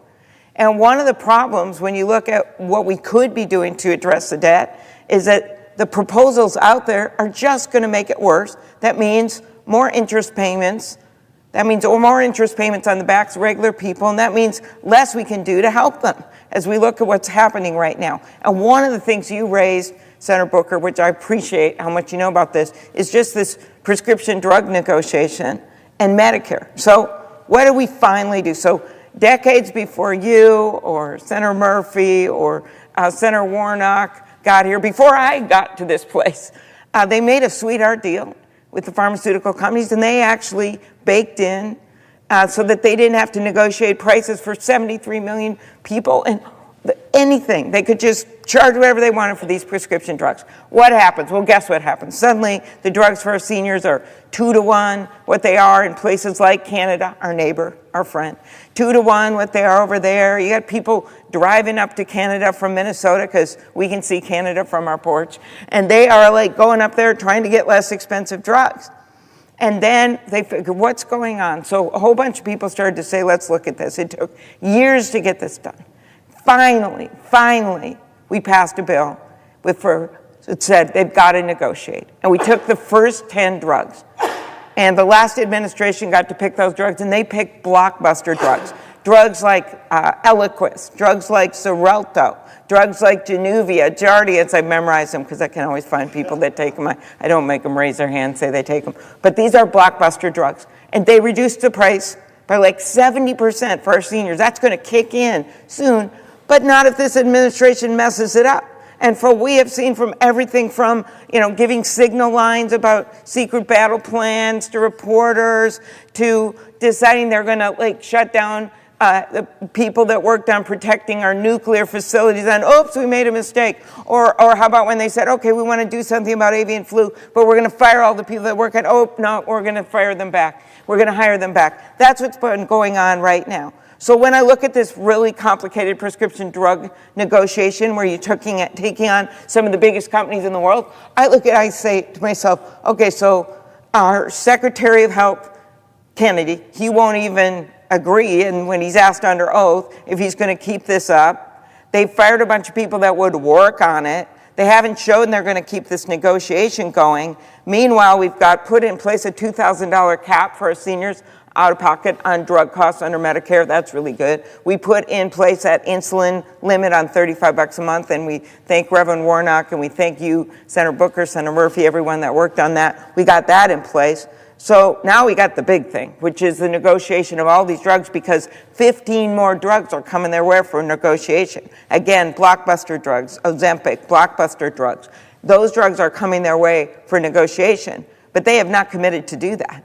They have not committed to do that. And even if they did commit to do it, do they even have the people to negotiate to take on these major companies? So my question of you, Senator Booker, after being up all night, after getting us through the storm of last night and into the bright sunshine of today, after holding the floor all this time, I can't even imagine how much your feet must hurt, but those feet hurting is nothing compared, which is why you're doing it, to how the rest of the people in this country right now feel and how they're hurting. My question is, how can they move forward without trying to save money for the people of this country? Because what I see happening, and there's so many signs, you see it every single day, when they are getting rid of some of these people that work on it, I think as we look at those cuts, it's not just the word cuts. What effect does it have on real people when they can't get their services? When our veterans, who also have complex ways that they've got to deal with the government, when they have no one answering the phone, when they've gotten rid of veterans who've actually done the work. So my question here is, for people to translate this into the real world, is what is all this going to mean for people in the real world, what they're doing right now? I love, thank you for the question, Senator Klobuchar. I love that you're bringing back to real people and what effect it's having. And what you're spelling out is something that's really important. There's a strategy that they have expressly said they want to overwhelm you, not us. They want to overwhelm the American people. They want to flood the zone. And so I see a whole bunch of doing things to distract us. Gulf of Mexico, Gulf of America, Greenland, all these things to try to whip us up and not pay attention to what most Americans are concerned with, is can they make ends meet? Even the big reconciliation bill that they're going to try to do, that we have to find a way to appeal to a small group of Republican Congress people to stop, of cutting $880 million out of Medicaid. We went through in great detail at length last night why that's bad, but you are pointing to something even more insidious. As that big thing is going on, they actually are cutting the support to get more people signed up with the ACA. Already happened. Make it harder to sign up for the ACA. They've already cut the tax credits that are helping people that are in the ACA get resources to help with their health care costs. They're going after these things. Here's one that you know really well. They're going after, as we talk about all of these parents struggling with children and family members with chronic diseases, we know one of the things that help people with chronic diseases is having access to fresh, healthy foods, but they're cutting access to that for our kids going to school. This administration has not only overseen in 71 days a rise in inflation, a rise in the cost of groceries, a lowering of people's 401ks with the stock market going down. It's not only bringing economic chaos, but they are already hurting people on their basic delivery of their services, from taking thousands of jobs out of Social Security, making it harder for people who have some problem to get it solved, to the VA, to the ACA. Will the Senator yield for a question? I will definitely yield for a question while retaining the floor. I was thinking as you talked about the Affordable Care Act and all the work that went into it and what came out of it, I was remembering the constant attempts to repeal that bill. I was remembering when Senator John McCain, I think you were here for this, came in and kind of did the unexpected, right? He went in here, he bucked his party, and he said no. He didn't agree with Donald Trump about this. He didn't agree with his leaders on this. He did what he thought was right. And my issue is that we all have those moments where we have to make decisions about what we think is right. And I think about Donald Trump, and that's just this week, he said he wanted to violate the Constitution, which he says practically every single hour, but he said that he would try to serve another term, that he would do this, he would do that. He is literally treating this presidency like he's the king, and I guess Elon Musk is thus the court jester at his side, or the White House IT guy. But the point is that he's treating this like a king, and you serve on the Judiciary Committee. You know, you are a student of history. You're also a scholar in terms of understanding this government and how it works. And I think one of the things that's most unsettling for people that they just don't understand is how you could have a president in place that doesn't respect that democracy. I remember when we all gathered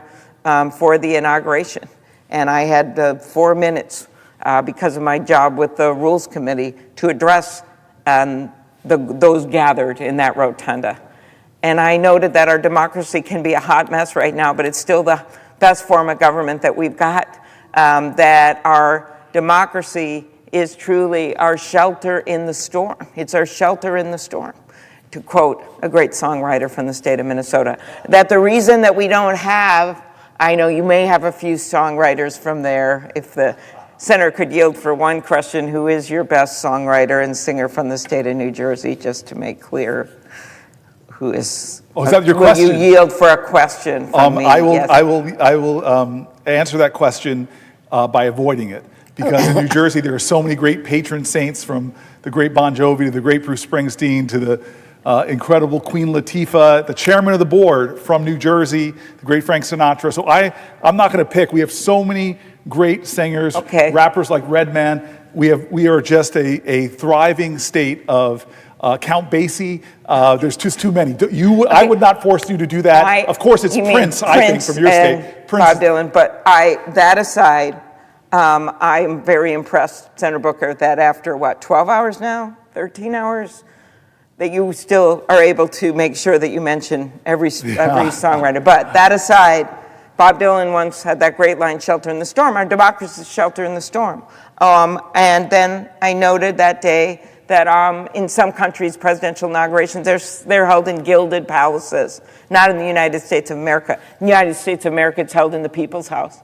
That's what you're doing right now, Senator Booker, because the People's House is where the action should be. That's Article 1. And the Constitution specifically says here, we have equal branches of government. And the final thing is that the power in that rotunda that day, and this is where we get into Donald Trump thinking he's king, the power of that rotunda didn't come from the people in there, it came from outside, came from the people. So that's why you see the people standing up right now, our constituents going to these town halls, standing up, breaking the phone lines in the U.S. Senate, sending in the emails with their stories that we are able, that you've heard the senators and you have read on the Senate floor about things that have happened to your constituents. So that's the power from the outside. So the question that I ask of you is just tell me what you think people can do when you've got a president in there that, he thinks he is king. And he thinks that a democracy is just something that he can just shove aside and say whatever he wants and break whatever rule that people depend on, that they depend on to be able to vote, to be able to participate and have their case made. Tell me what you think. What's the answer to that? Thank you, Senator. I'll answer that. And I see Ron Wyden has come to the floor, who's, for both Amy and I, one of the chair people or at this point, ranking members of one of the great committees. To Amy Klobuchar's question, I read a lot of angry letters. People who were demanding of me to do something to stop them, do something different. Stand up, speak up, Senator. I'm afraid. Stand up, speak up, Senator. I'm so angry. Stand up, speak up, Senator. The services for my disabled child are threatened. Stand up, speak up. So it's one of the reasons why I'm doing this, why my staff and I talked about this for so many days, to do something to let our constituents know, to elevate their voices on the floor, to read their letters, to read their statements, not just New Jerseyans, but like you, the hundreds and hundreds of people that are calling us from other states. But I am most moved by the letters who tell me about their pain or their challenges or their fears, but they end that question with your question. But I am here to help. Tell me how I can help. I am here to help. Tell me I can help. And you said it, Senator. I read the letter of John McCain last night. His letter explaining his vote. It was so beautiful. It was tough like he was. It was hard on the whole body. But he called to principles. Senator Schumer was here when I read it. It was eerie because he was describing what went wrong then, which is the same thing here, that we do need to make our country better. We do need to have a bolder vision for healthcare, a bolder vision for Social Security. We need to make them work for the people, but we're not doing it here in this body. And this man who's not acting like a president, but is trashing our constitutional traditions, is violating our laws as he's getting tied up in court, but ignoring court orders. And when he gets a decision he doesn't like, he trashes the judges so badly that the Supreme Court itself finds that it has to go out and tell him to stop it. What stopped health care from being taken away in the last time wasn't the persuasive powers of anybody in this side of the political aisle in the Senate convincing anybody over there. I would like to think it was my eloquence with Lisa Murkowski. I would like to think it was my high-minded intellect that somehow it was damaged playing too much football, but that somehow I got a right argument to Susan Collins. That wasn't it. I'd like to think it was my ability to stand up to John McCain himself. No, none of that. It was the people. It was the people. You remember the little lobbyists in their wheelchairs rolling up to senators and speaking their heart, telling them of their pain and their fear. It was people coming here and marching, people coming and flooding the calls like they did, like they're doing now. People writing letters, people marching, people in their states from all political spectrums coming in and saying, this is wrong, this is wrong, this is wrong. And so if you're asking me what we can do, I know what we can do, but we've got to, as the great song. Senator Klobuchar, I had my staff print a bunch of things I sent them. I sent them because I knew they were some of my favorite people from history. There's one here, Webster. There's one by Jefferson. There's the letters from the Birmingham jail, Langston Hughes, something by Harper Lee, Emma Lazarus. But here's one. Here's the answer. In a poem, and forgive me for reading this. I wanted to do it at some point today, and this is perfect. And I see my senator here. He may have a question, but I love this poem. It was written and put to song by a man named James Weldon Johnson.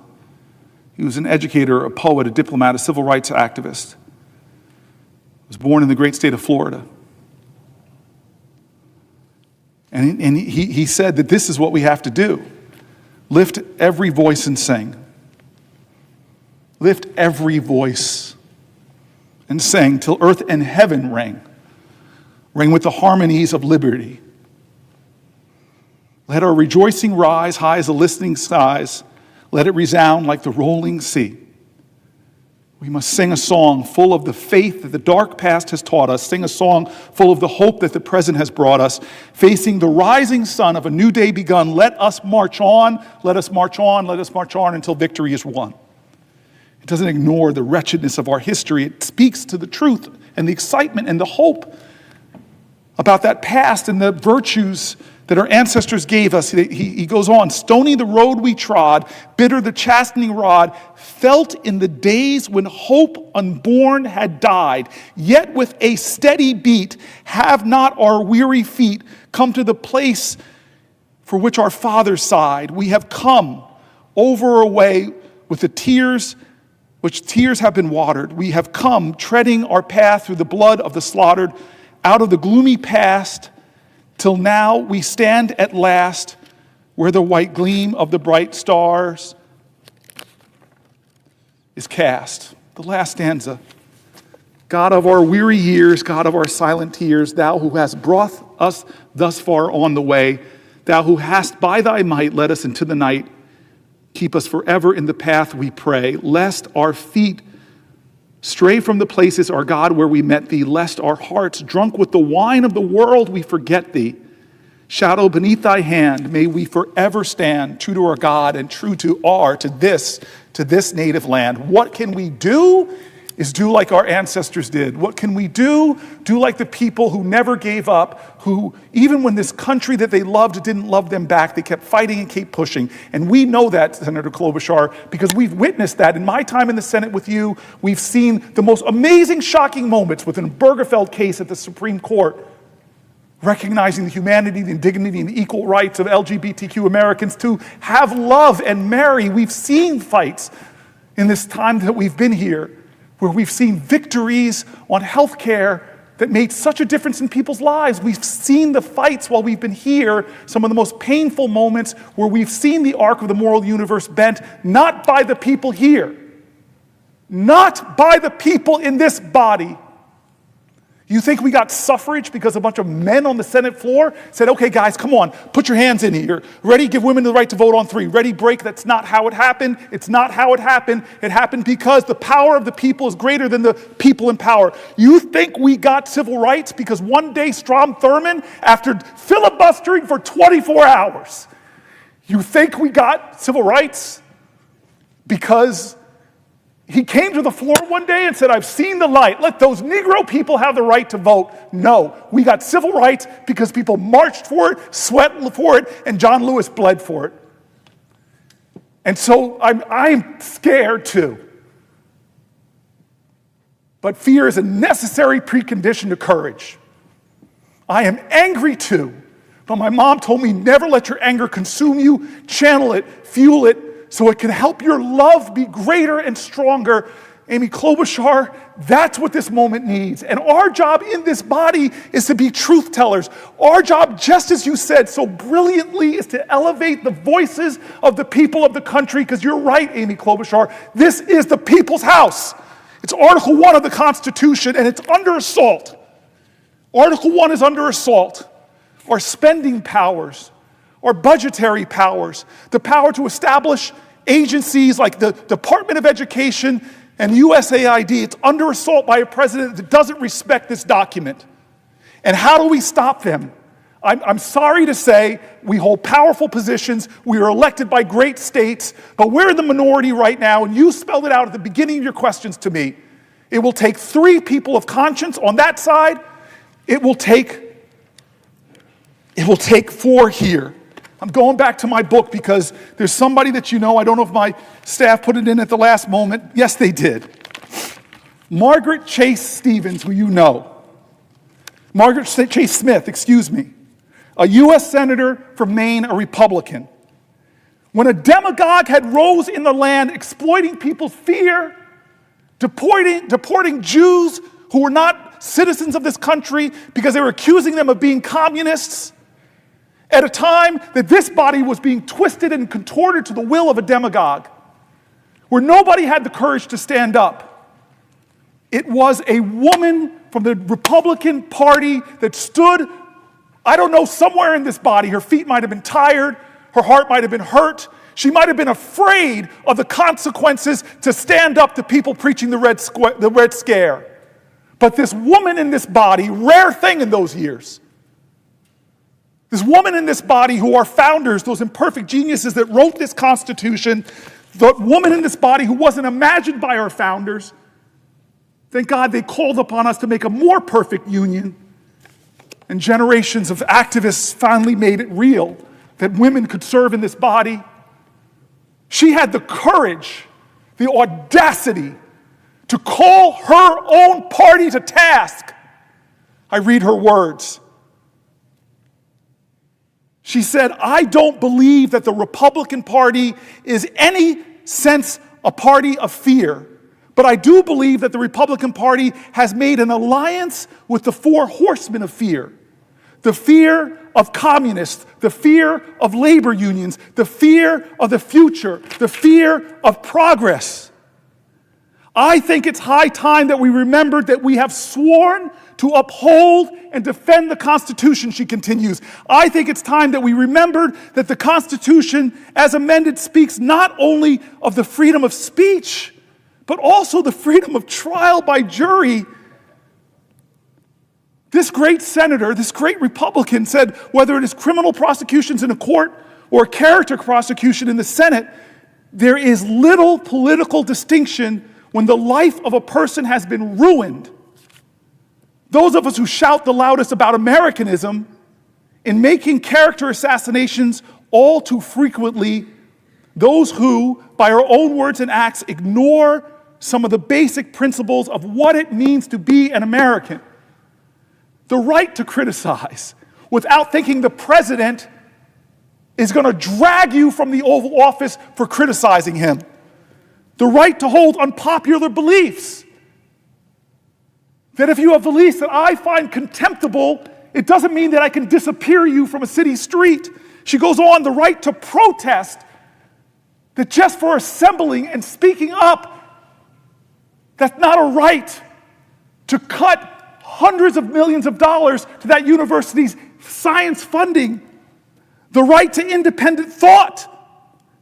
The exercise of these rights should not cost one single American citizen his reputation or his right to a livelihood, nor should he be in danger of losing his reputation or livelihood merely because he happens to know someone who holds unpopular beliefs, like a law firm that represents suing the president and now has their very firm, their very livelihoods, the legal secretaries and others come after them.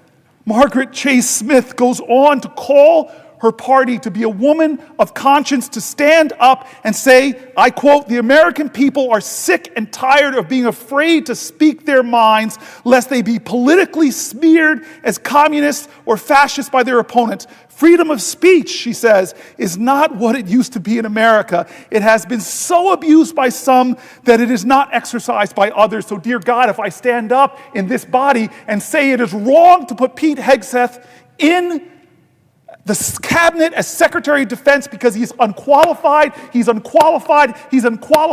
look at a Signal chat to see how unqualified he is."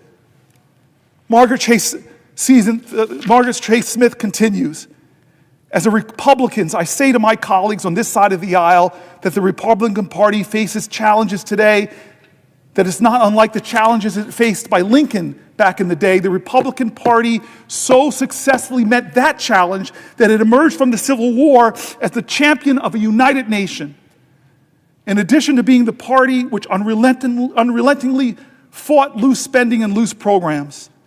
I doubt if the Republican Party could do so simply because I do not believe the American people will uphold any political party that puts political exploitation above the national interests.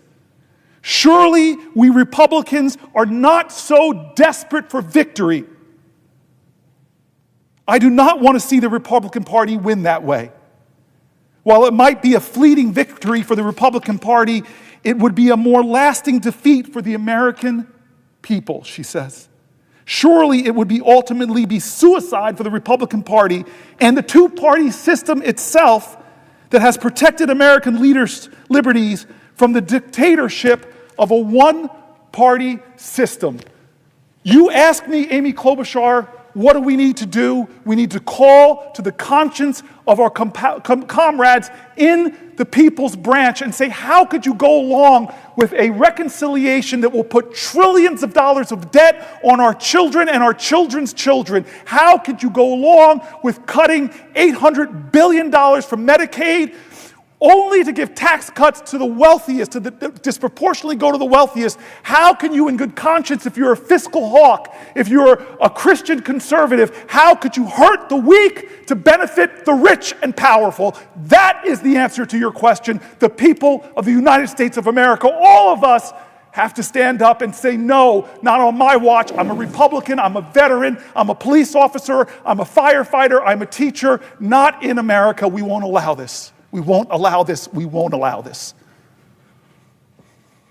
Will the senator yield, the senator from New Jersey yield for question? I will yield for a question while retaining the floor. I thank my colleague, and I have been listening to this, and a Herculean presentation for hours and hours, and your remarks reflect the urgency of our times, Senator Booker, and I thank you for it.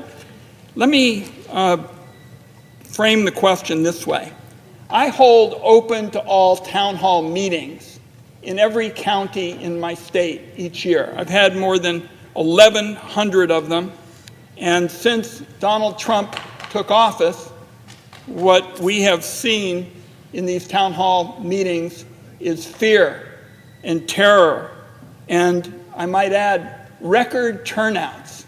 You know, I was in a small town in Central Oregon recently, Sisters.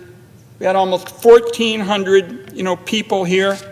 And what people asked about, and you've touched on this morning, is of course Medicaid and Social Security, because these are programs involving health care and retirement that are really the connective tissue between the government and our people.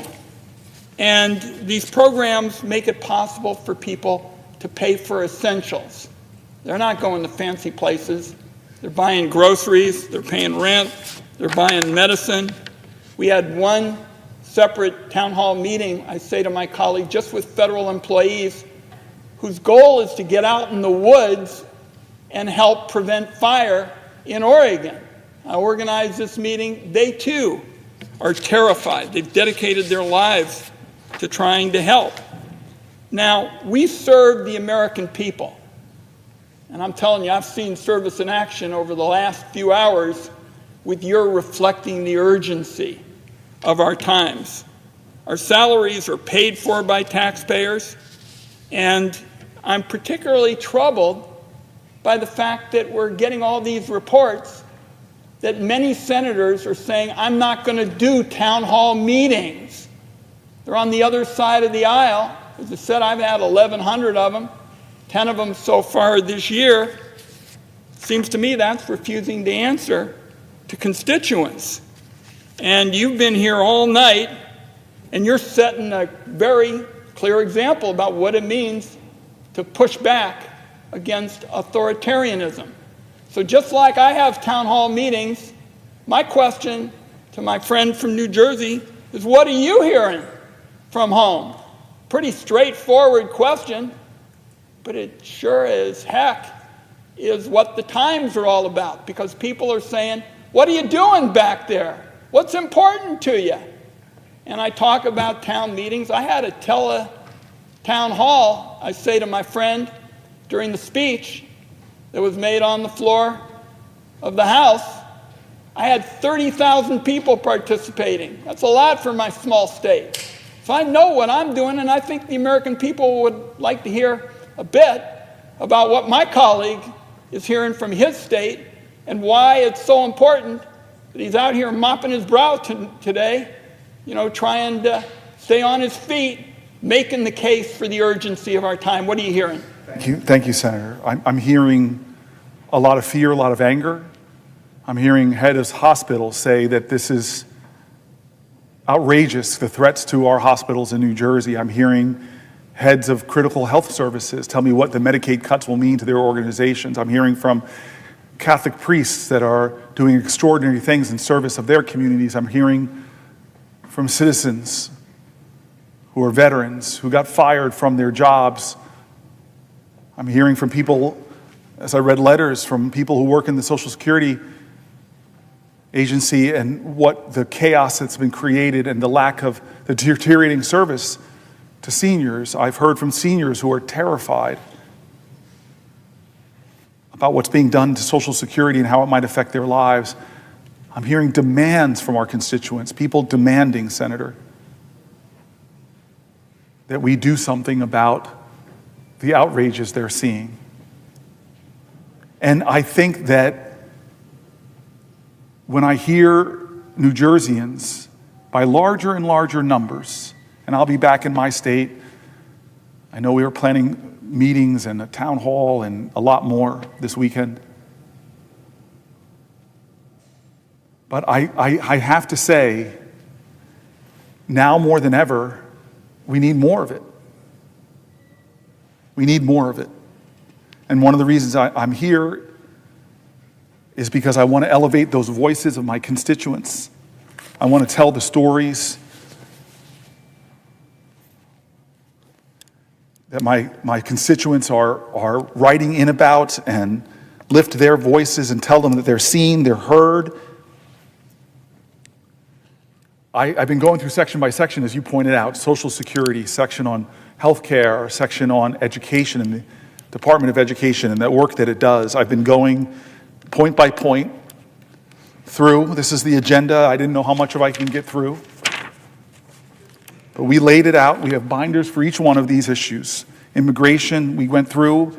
We have housing, the environment, farmers and food, veterans, the corruption that's been normalized by this president, the rule of law, public safety, all of the ways that we know that there is a crisis in our country, and we as a nation need to be more attuned to it and doing more to meet this crisis, to rise up and defend our country, defend our well-being. And all while things are happening that you know. You're the chairman of the Finance Committee. And you have these insights. We've talked about them, about what's about to happen in this reconciliation process. I mean, that's one of the most stunning things. It's almost immediate on this floor. I think we're going to see about the tariffs tomorrow and see how far the president will go. But we do know whatever it is, it's going to affect prices that are going to continue to go up for Americans as inflation has continued to go up for Americans. As the stock markets continue to go down, as people's 401ks have lost so much money, the uncertainty I'm hearing from businesses in New Jersey, the chaos that they feel about the economy, the consumer confidence in this country has gone way down. If you ask the question, are you better off than you were 71 days ago? Not many Americans would say that they're better off. Their costs are higher, their groceries are higher. They're soon to see everything from car prices to food go higher. Their retirement security is under attack. Their health care is under attack. They're losing their Department of Education. They're less safe from infectious diseases abroad. There's so many things that we have to talk to and try to stop. And you're our leader on the Finance Committee, and you know that the tax thing they're trying to run through this now, I'm trying to get my head wrapped around these wacky parliamentary things that even the podcasts I listen to in the morning to inform me say they even spoke about this years and years ago, but they said, oh, this is too crazy, we can't do this. To try to tell the American people somehow that the trillions of dollars of tax cuts that we're going to give disproportionately to the wealthiest people of all, oh, there's nothing to see here that has a zero impact on the budget, so we can do it through reconciliation. That is the biggest hocus pocus, manufactured artifice that I've ever seen to obscure the truth in America. That what the Republicans are trying to do is cut massively into health care for Americans in order to give tax cuts to the wealthiest, disproportionately to the wealthiest who don't need it, and to drive up the deficits, making our children and our children's children have a more dangerous economy and higher debt payments to make, debt payments that will skyrocket higher than any expense the government makes. We are literally about to see something go through reconciliation that threatens to sacrifice our children's future so the richest of the rich can get richer. And so I know there's a lot of people who are angry, who are worried, who are feeling overwhelmed, who are struggling to make ends meet, but I know of only one way to do this, and I'm trying to do it myself, is to do things differently, to stand up, to speak up, to not act like this is just normal in our country. There's not a president from Eisenhower to Reagan to Bush on the Republican side that could ever imagine a day where in a UN vote we side with Russia and China against the Western democracies that we saved in World War II, that we stormed beaches of Normandy for, that we did the Berlin airlift for, that we did the Marshall Plan for. We designed the world order, and now we're turning our back on it. We designed the rules-based world order, and we're turning our back on those organizations. From trashing NATO to getting out of the World Health Organization to getting out of the group of countries coming together to deal with climate change. We're not leading the planet Earth anymore. Our allies are saying openly they can't trust us. The quotes are unbelievable by our allies.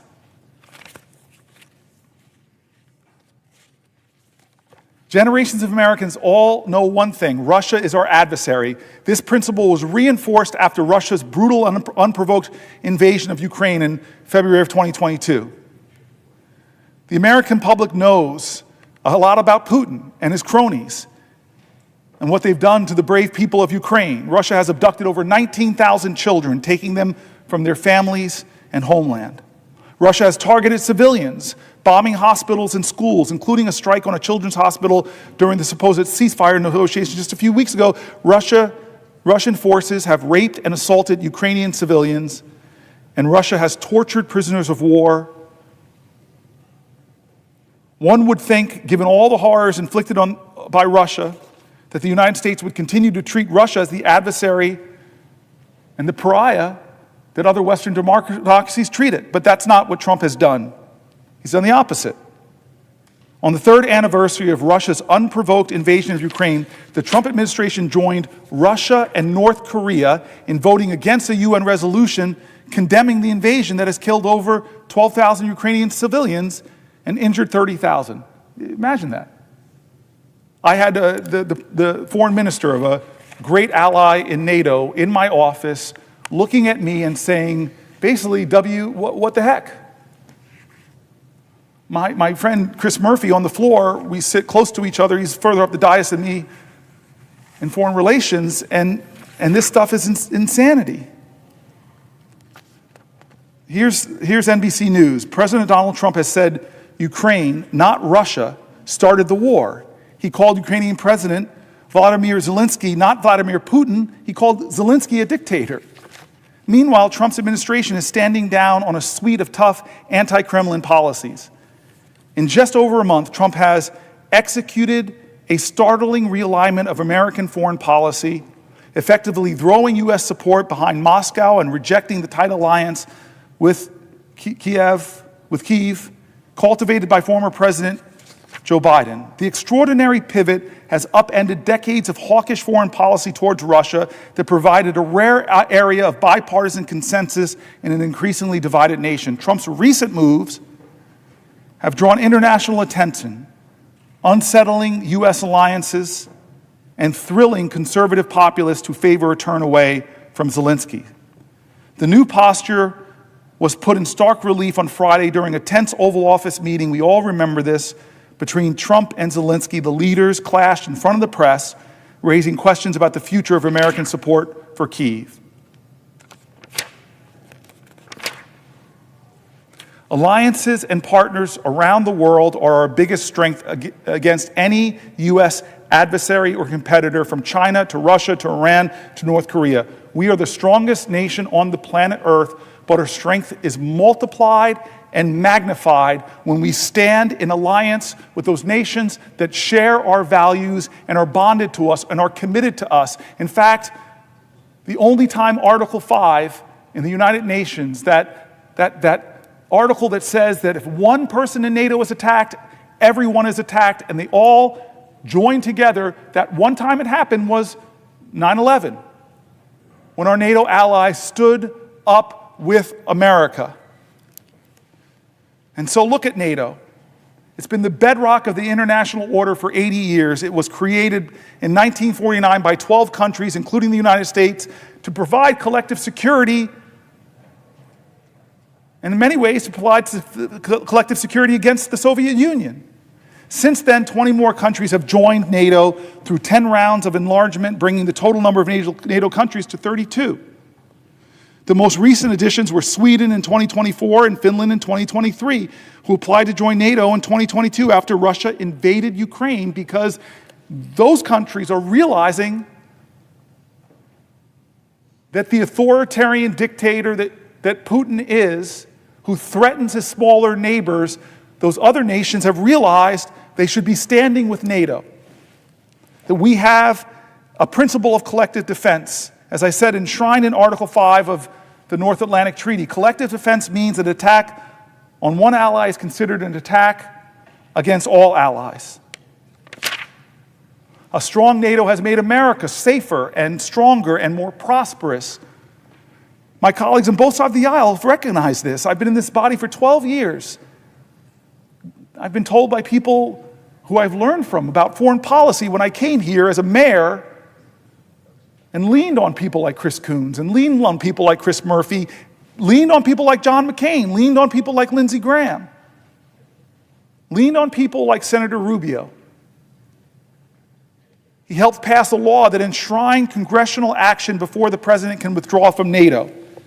That law passed with overwhelming bipartisan support. 87 senators voted yes. Senator Rubio, now Secretary of State, said, and I quote, "NATO serves as an essential military alliance that protects shared natural interests and enhances America's international presence. Any decision to leave the alliance should be rigorously debated and considered by the U.S. Congress with the input of the American people." 2 weeks ago, though, on March 19th in 2025, in response to news that the Pentagon may give up the role of supreme allied commander in Europe, a position held by an American general since the NATO alliance was formed in 1949, Republican Senator Wicker and Representative Rogers signaled their oppositions in an extraordinarily joint statement warning to Donald Trump that change would, quote, risk undermining American deterrence around the globe. I want to read some of the comments of NATO partners about the damage that has been done in just the last 71 days of Trump's leadership in upending the world order that has helped to keep America strong and stronger and safer and more prosperous. The EU's top diplomat said the free world needs a new leader. Think about that. Think about that. The EU's top diplomat has said in response to Donald Trump that now the free world needs a new leader. Every president of my lifetime was seen as the leader of the free world, and now the rest of the free world, its top diplomat is saying it's time for that to change. The new German chancellor said, "My absolute priority will be to strengthen Europe as quickly as possible so that step by step we can really achieve independence from the USA." He went on to say, "I never thought I would have to say something like this on a television program, but after Donald Trump's statements, it is clear that the Americans, at least this part of the Americans, this administration, are largely indifferent to the fate of Europe. Our ancestors saved Europe. Our ancestors stormed beaches in Normandy, paratrooped into Europe, liberated concentration camps. Our ancestors sacrificed blood and treasure for Europe. It turned Germany from one of history's worst despotic states into a global economic power, and a democracy. We were there at the Berlin airlift. We were there for the Marshall Plan. And now Europe is saying it is clear that the Americas, at least that part of the Americas, this administration are largely indifferent to the fate of Europe. That is not true. That is not true. And as long as I have breath in my body and blood in my veins, I will join with the other people on both sides of the aisle. God bless you, Roger Wicker, for standing with the understanding that America is the strongest nation in the world, but our strength is multiplied and magnified when we stand with our allies from Germany to Japan, from Australia to Iceland, that when our country stands up, we don't bully our neighbors like Canada, we don't threaten our allies like Iceland, like Greenland, we don't threaten smaller, weaker nations like Panama, we don't upend the world order. Donald Trump does not speak for me. He does not speak for the traditions of this body. He doesn't speak for the people that are buried, Americans that are buried in fields in Germany and in France and all over Europe. Here is former Secretary of Defense Lloyd Austin's speech at NATO and the Atlantic Council. On April 4th, 1949, 12 democracies came together in the wake of 2 world wars and the dawn of a new Cold War, and they all remembered, as President Truman put it then, the sickening blow of unprovoked aggression. That's what Truman said. They were coming together against the sickening blow of unprovoked aggression. You hear that, Putin? And so they vowed to stand together for their collective defense and to safeguard freedom and democracy across Europe and North America. They made a solemn commitment declaring that an armed attack against one ally would be considered an attack against all. Now, that commitment was enshrined in Article 5 of the North Atlantic Treaty. It was the foundation of what NATO, of NATO, and it still is. And on that bedrock, we have built the strongest and most successful defense alliance in all of human history, and I'll say one of the most prosperous blocks of democratic countries.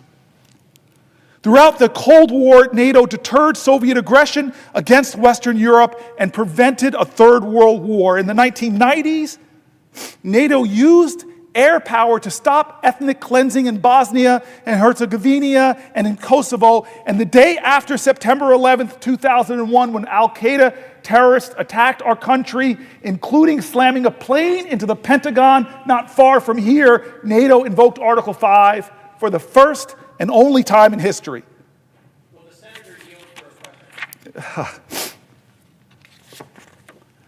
I yield for a question while retaining the floor. I yield to one of my best friends in the Senate. I yield to one of the smartest guys I know. I yield to the guy who handed me the chairmanship of the committee that oversaw world public health and Africa, and still reminds me that he knows more Swahili than I'll ever know. I yield to the guy who, when he speaks up in the Senate, people on both sides of the aisle listen. I yield to my friend who has real friendships, who when I came to and said, we are seeing the worst famines on the planet Earth, that Joe Biden didn't put enough money into the world feeding programs, he went to another appropriator over there, another friend of ours, Lindsey Graham, and together we got billions of dollars of more that saved hundreds of thousands of lives. You are a prince of a man.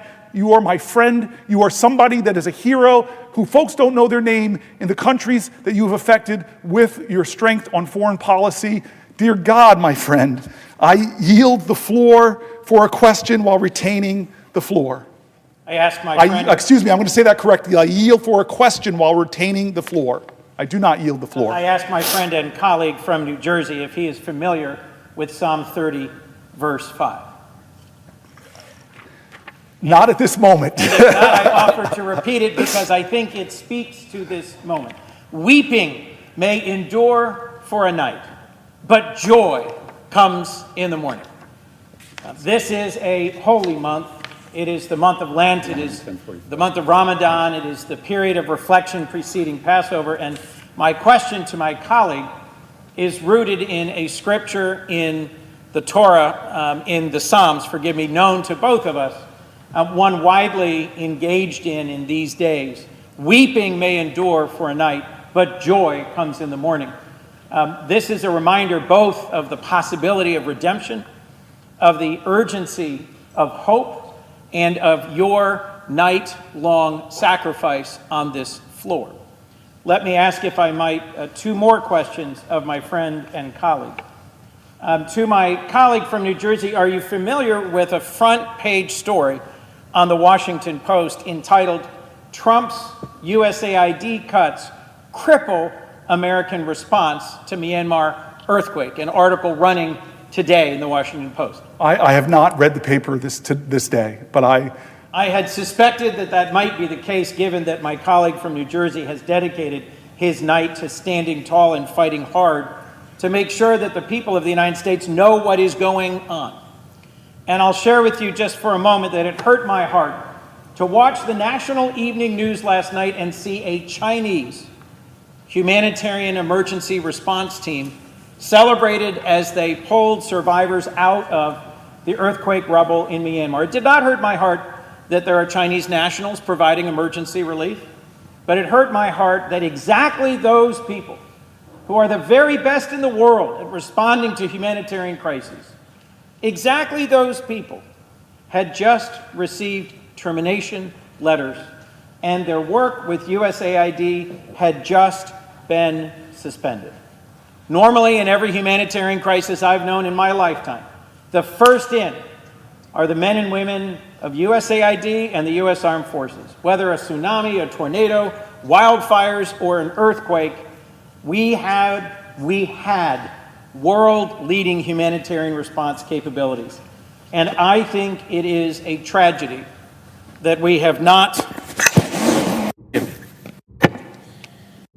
I think it is a tragedy, and it is reflected in both this article that I've asked my colleague about and in the response of the world, that we have created an enormous opening for the PRC to come in and do what we previously did so well.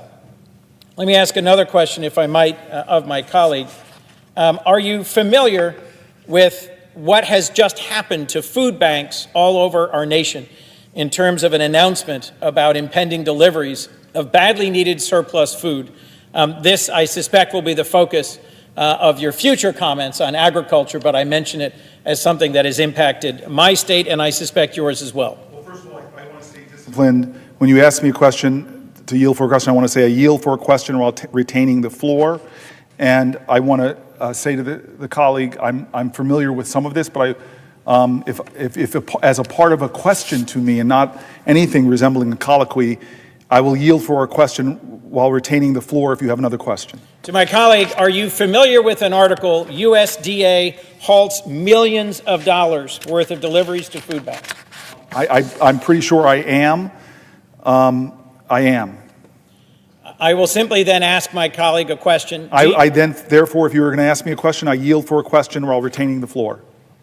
To my colleague, I ask the question, are you familiar with the cuts that have been imposed to the U.S. Department of Agriculture, suspending hundreds of millions of meals to Americans in need, and the justification for that being offered?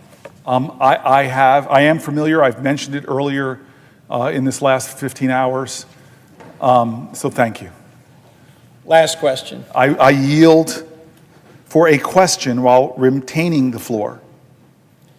To my colleague from New Jersey, I ask the question, are you familiar with when, whether, and why NATO has invoked Article 5 and how the service and the sacrifice that followed reinforces exactly the point I believe my colleague was beginning to speak to, which is the common cause and the common purpose shown by all of our NATO allies in America's greatest moment of need in recent decades after the attacks of 9/11. I am very familiar with that.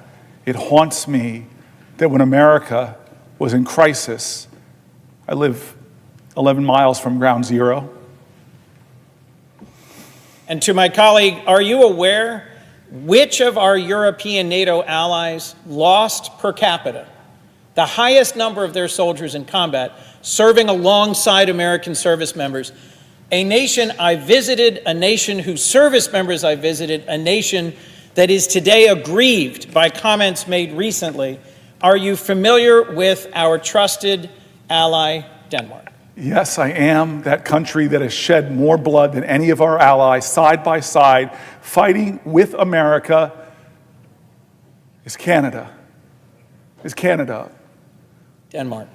Oh, it's Denmark. Denmark lost per capita, I believe. Excuse me.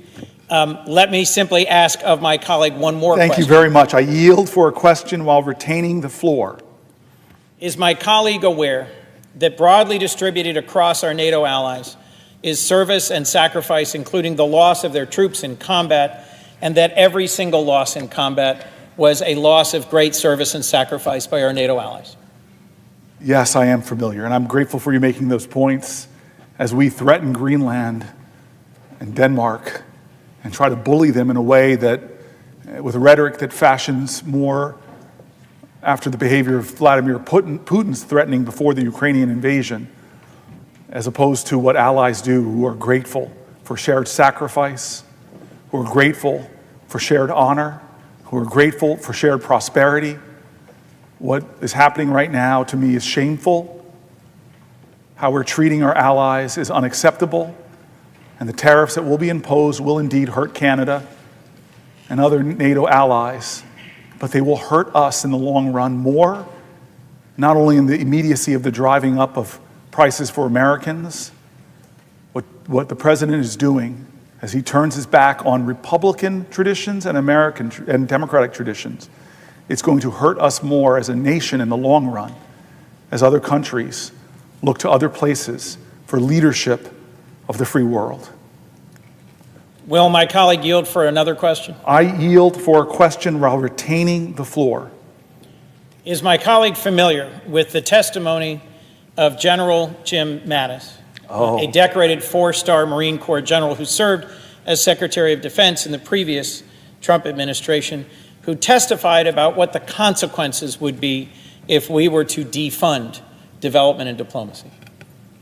I hope that the colleague of mine, who again has been a mentor or friend on all things foreign policy, my belief is that he's referring to when General Mattis sat before the United States Senate and said very pointedly, if you cut the foreign aid, if you cut organizations like USAID, if you cut the programs of the State Department, then buy me more bullets. Will my colleague yield for a final question? I yield for a question while retaining the floor. Does my colleague have an opinion about whether it strengthens or harms America in our national security to have an earned reputation as a nation of compassion, a nation that comes to the aid of those suffering through humanitarian disasters, a nation of compassion that provides health care and access for retirement in decency, a nation that cares for the least of these on the margins of the world and that has a just and inclusive society at home? Does my colleague have an opinion about whether it strengthens or weakens our nation at home and abroad to earn a reputation for compassion and reliability, or instead to deserve a reputation for unreliability and cruelty? So this is the powerful thing about my friend, who I went with on my first trip to the continent of Africa as a senator. And I remember flying in to Zimbabwe. The leader of that country had passed away. And you always correct me on my pronunciation, so I'm going to try my best. Mnangagwa. Mnangagwa, yes. Mnangagwa, thank you, sir. Mnangagwa. The alligator, it was his reputation, had taken over as his leadership. And we, this bipartisan merry group of senators, were going there to sit in a unified bipartisan way and say to this new leader, you need to honor democratic principles, you need to honor free and fair elections, that we want to be your partner, we want to be your friend, but it's time for a new, peaceful, democratic Zimbabwe. And as we landed, I don't know if you remember, he was landing too in the airport, and he was coming from China. He was coming from China, who has different values than we have. In fact, you and I both see now all over the continent of Africa a competition.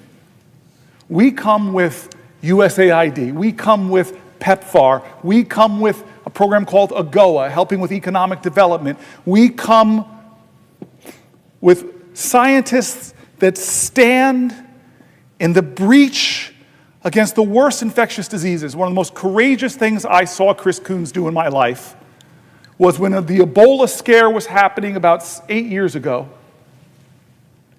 and was starting to show up on our shores. You did something that people were afraid to do. You went to Africa to visit with the people from our country that are there fighting Ebola. You had to come in quarantine when you came back to make sure you didn't have it. It was amazing because you were going there to say to the world, I, Chris Coons, Senator for Delaware, here, but America is here. America knows that an infectious disease anywhere is a threat to public health everywhere. America knows that when it comes to the globe, Martin Luther King was right in his spiritual proclamation in the letters from the Birmingham jail that we are all caught in an inescapable network of mutuality, tied in a common garment of destiny, that injustice anywhere is a threat to justice everywhere. I have been to where you've been, from Kenya and Tanzania, to traveling with you to Ouagadougou. You used to make me smile when I used to say the capital of Burkina Faso. Ouagadougou, my friend. There's a word I learned from a language, the Bantu language. It basically roughly translates into this: I am because we are. I am because we are. America has learned the power of soft power. General Mattis knew much cheaper investment, much more success. String of successes that we've had in the last 25 years have been with our soft power, not with our 20-year wars in places like Iraq and Afghanistan. General Mattis knew that. He gave wisdom. He said, do not cut the State Department. Do not cut USAID. They are making an invaluable contribution to fighting terrorism, to fighting instability, to spreading democracy, to fighting infectious diseases, where we go and stand. But now we're shrinking, we're retreating, we're pulling back, we're cutting aid. And when crises are happening like we're seeing in Myanmar right now, we don't even have the personnel to be there to help people. But you know who does? China. And they show up and they leverage influence. You and I know this in the continent of Africa. They're here, take our money, be in debt to us now, and we have control. By the way, we want a military port here, like they have right next to us in Djibouti. The Chinese are playing a long game, and Trump is playing into their hands and weakening our nation, not just against infectious diseases, not just against the global fight against climate change, not just against the economic opportunities that we're missing out on in the continent of Africa. And guess what? If you don't know this, by 2050, 1 out of every 4 people on the planet Earth will live on the continent of Africa. 1 of every 3 working-age people on the planet Earth will be on the continent of Africa. China's playing the long game. Not only critical rare earth minerals, but the economic power of the most populous continent on the planet. And what are we doing with Trump? We're doing Michael Jackson. We're moonwalking away from that continent, saying, China, go ahead. I love you, Chris Coons. I am the ranking member of this subcommittee inspired by you, Chris Coons. And the work that you and me and Lindsey Graham and John McCain did over the last 10 years is being swept away as our allies are saying frightening things that they have to look elsewhere for leadership and not to the people that saved the free world. It is a shame that we're doing to my grandparents' generation. with my grandmother with her war bonds and her victory garden, and my grandfather building bombers at the Willow Run bomber plant in Michigan. All the country came together and sacrificed for the war effort. We saved Europe. We bled and died on that European continent. There are, and you've seen them, these fields of crosses, and you see some Stars of David, and you see some Muslim graves. You see it all. Our American boys died. And yet we still invested in that continent. We still invested with the Marshall Plan. We still invested with the Berlin Airlift. We still stood up to communism. And a great Republican president stood up in front of a Russian autocratic leader and said, Gorbachev, tear down this wall. And what is Trump going to be remembered for? I really love Vladimir Putin. Zelensky's a dictator. You're my friend.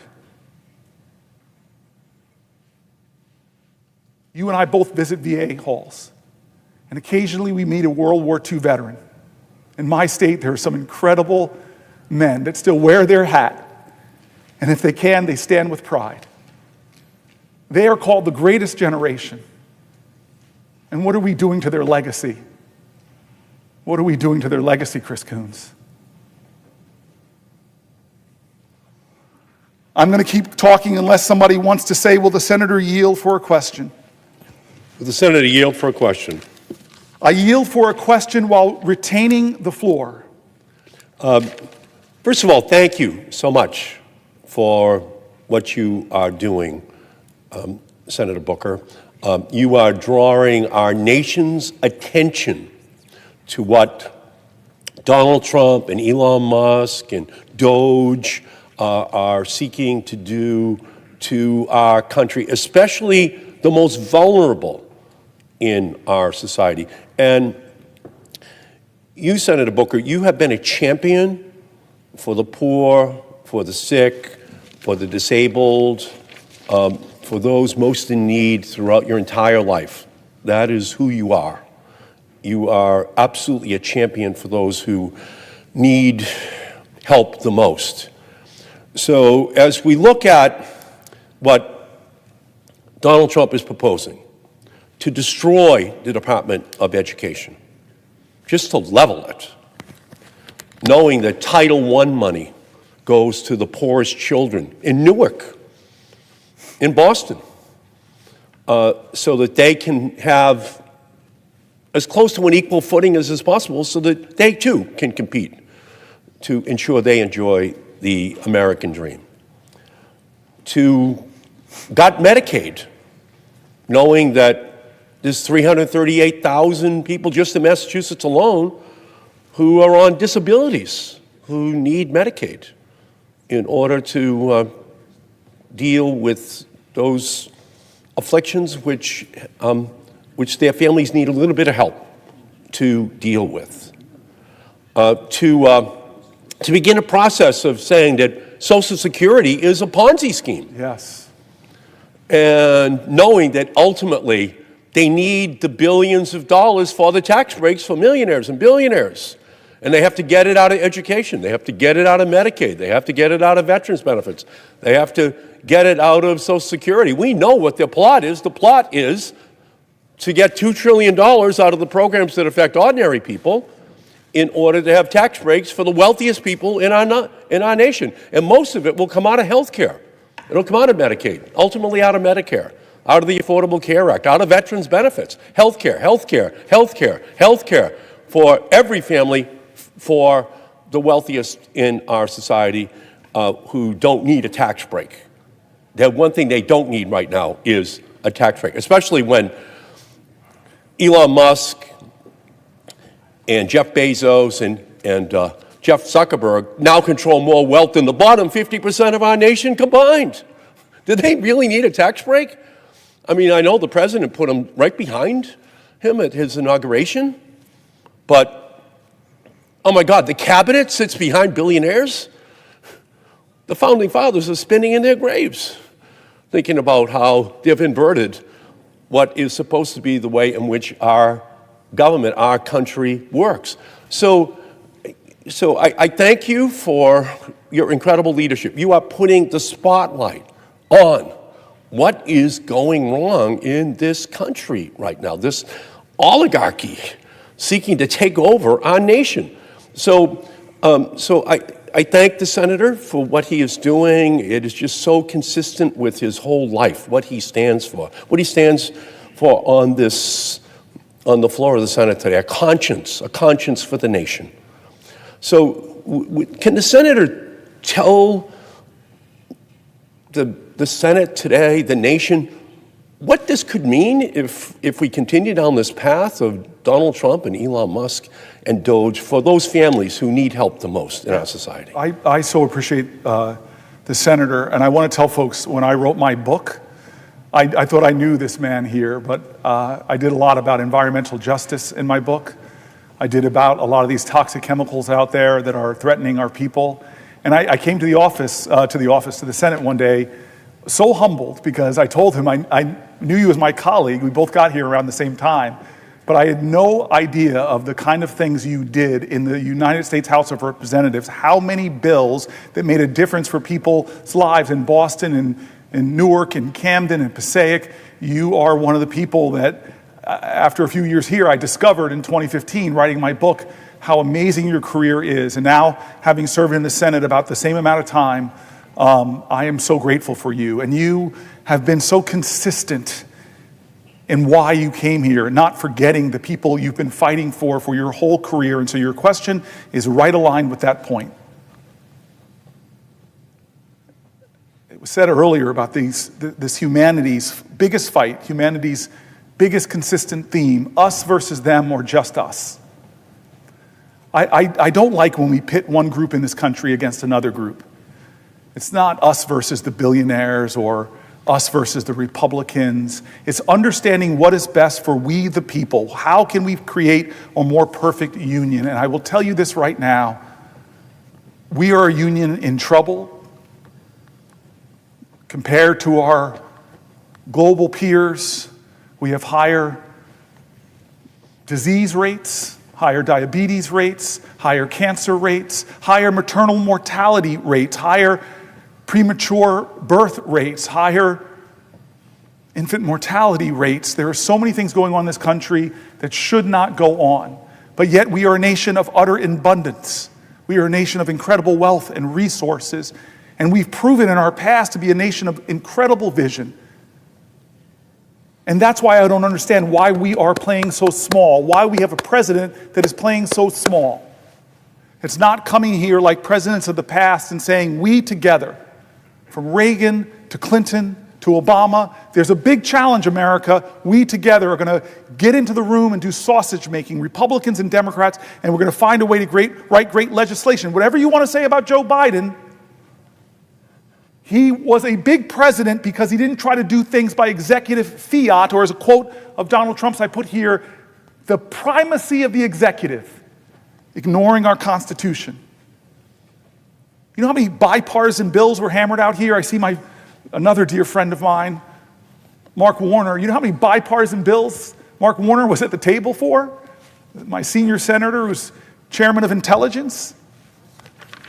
We did bipartisan infrastructure act when Trump in his first term had infrastructure week every other week. We did a chips and science bill. He's trying to claw back the money, but we together, I still remember that skiff, that classified skiff where the whole Senate was there and our national security team and Gina Raimondo put forward the crisis in our country, the vulnerabilities, and we came out of that room, we got into our rooms, and we hammered out a great chips and science bill. Decades went by in this body with doing nothing on gun violence. Decades, and courageous people on the Republican side, friends of mine that surprised me, that stood up like Senator Cornyn and said, we're going to do something.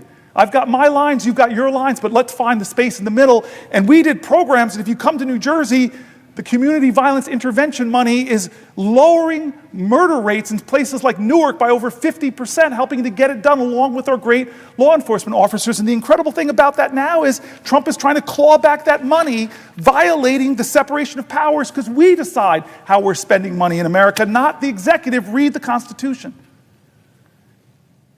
And so you and I both know that a big president would come to here and say, let's do some legislation. But John McCain, and I read it in the middle of the night, but John McCain, it's really important, John McCain, I won't read it, but I'll tell it, voted against the health care last time, the taking away of health care for millions of Americans, and said that's because of the dysfunction of this body that we don't come together and do something bigger and bolder to provide better health care, to bring the ideas from both sides and expand the opportunities for Americans and replace the imperfections of the Affordable Care Act with smarter and better things. Not Donald Trump. He's repeating why the mistakes, but not with the ACA, which affects tens of millions of Americans, with Medicaid, that affects 70 to 100 million Americans. Why? You ask why? Well, we know why. There's two things that this will achieve. Two things. One, as you said it, it is because he wants to not just renew the Trump tax cuts, but expand them that have disproportionate benefits to the wealthiest. And I wish the wealthiest in the country, names that we know, people like Elon Musk would say, I don't want a tax cut. I wish he would say the truth. I don't need a tax cut. But no, that's one of the reasons. He wants to renew a program that gave disproportionate money, but that's not the only reason. There's a cruelty in what he's doing. It's so offensive. He seems to have no respect for people with disabilities. He made fun of a journalist with a disability once. He seems to have no respect for people who are working hard and struggling but still can't make ends meet. No respect for people that are afraid of his language, of his threats.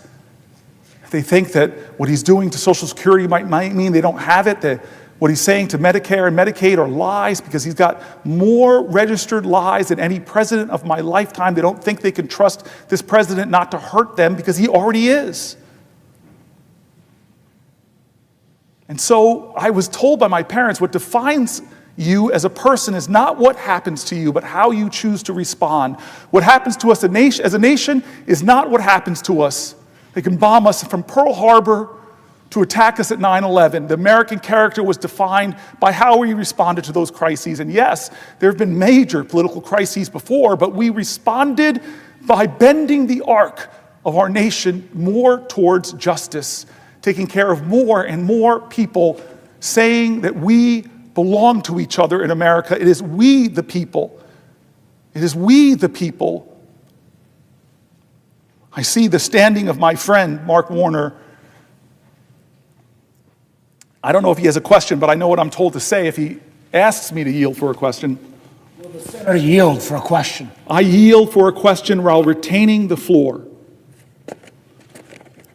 Well, Mr. President, let me join my friend and colleague from Massachusetts. One, to celebrate the senator from New Jersey's endurance, his willingness to continue to make this case in as clear terms as possible.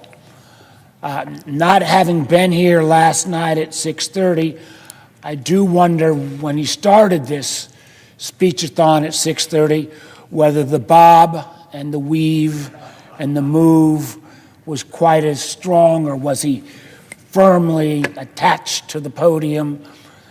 The fact that you are going on more than 12 hours now and look like you've got hours ahead and hours before you sleep, and knowing that there are other members who've got a question, including the majority leader.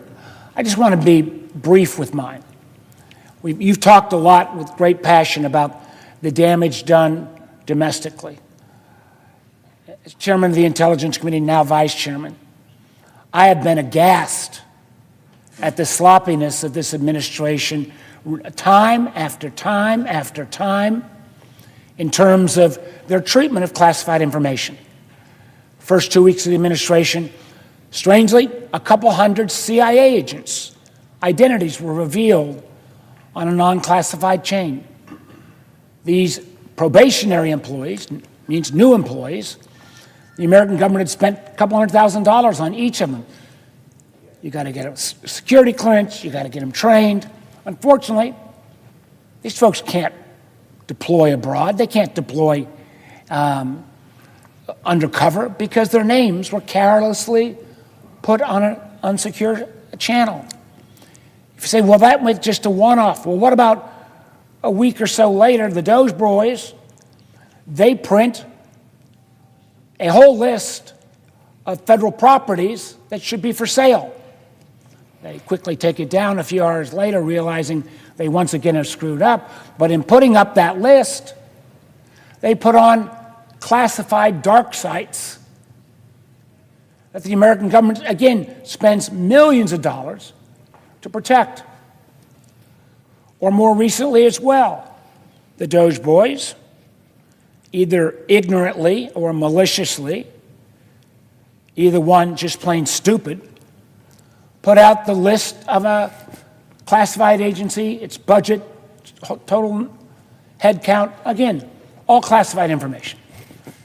And Senator, one thing I can tell you, and I know you know this as well, if this had happened to a line intelligence officer or a line military officer, there'd be no question. Your butt would be fired. Matter of fact, we got information yesterday there had been a DHS employee who had inadvertently put a journalist on a chat line. Guess what happened? The guy's fired. So when it came to this incident, now called Signalgate, or Signalgate fiasco, where you've got the leading members of this administration debating where and how we should bomb the Houthis, including specific information of who will be hit and when.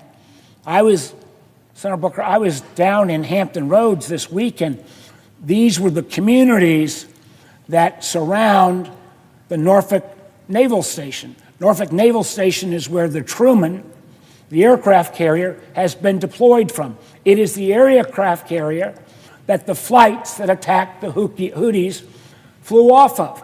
I can tell you one thing, Senator Booker, these people were pissed off that there'd been this level of carelessness about their loved ones that if it had gotten in the wrong hands would have cost American lives. So, Senator Booker, as you put down the litanies of all of the challenges that have been raised by this administration, I'll ask you a simple question.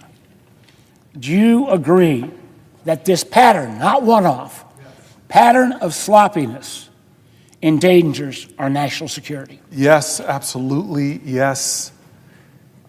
I love that you gave that litany, Senator. I have benefited from your leadership on the Intel Committee. You are one of the people that when things go down on the planet Earth, you're one of the small handful of people with the highest security clearance here, before rank and file senators do. And we've had so many conversations about threat matrices and what our enemies are doing. You've sent me to the SCIF and say, I can't talk to you about this. Go down in the SCIF and ask for the information and help me to fill out my understanding of national security threats. I am stunned by this president.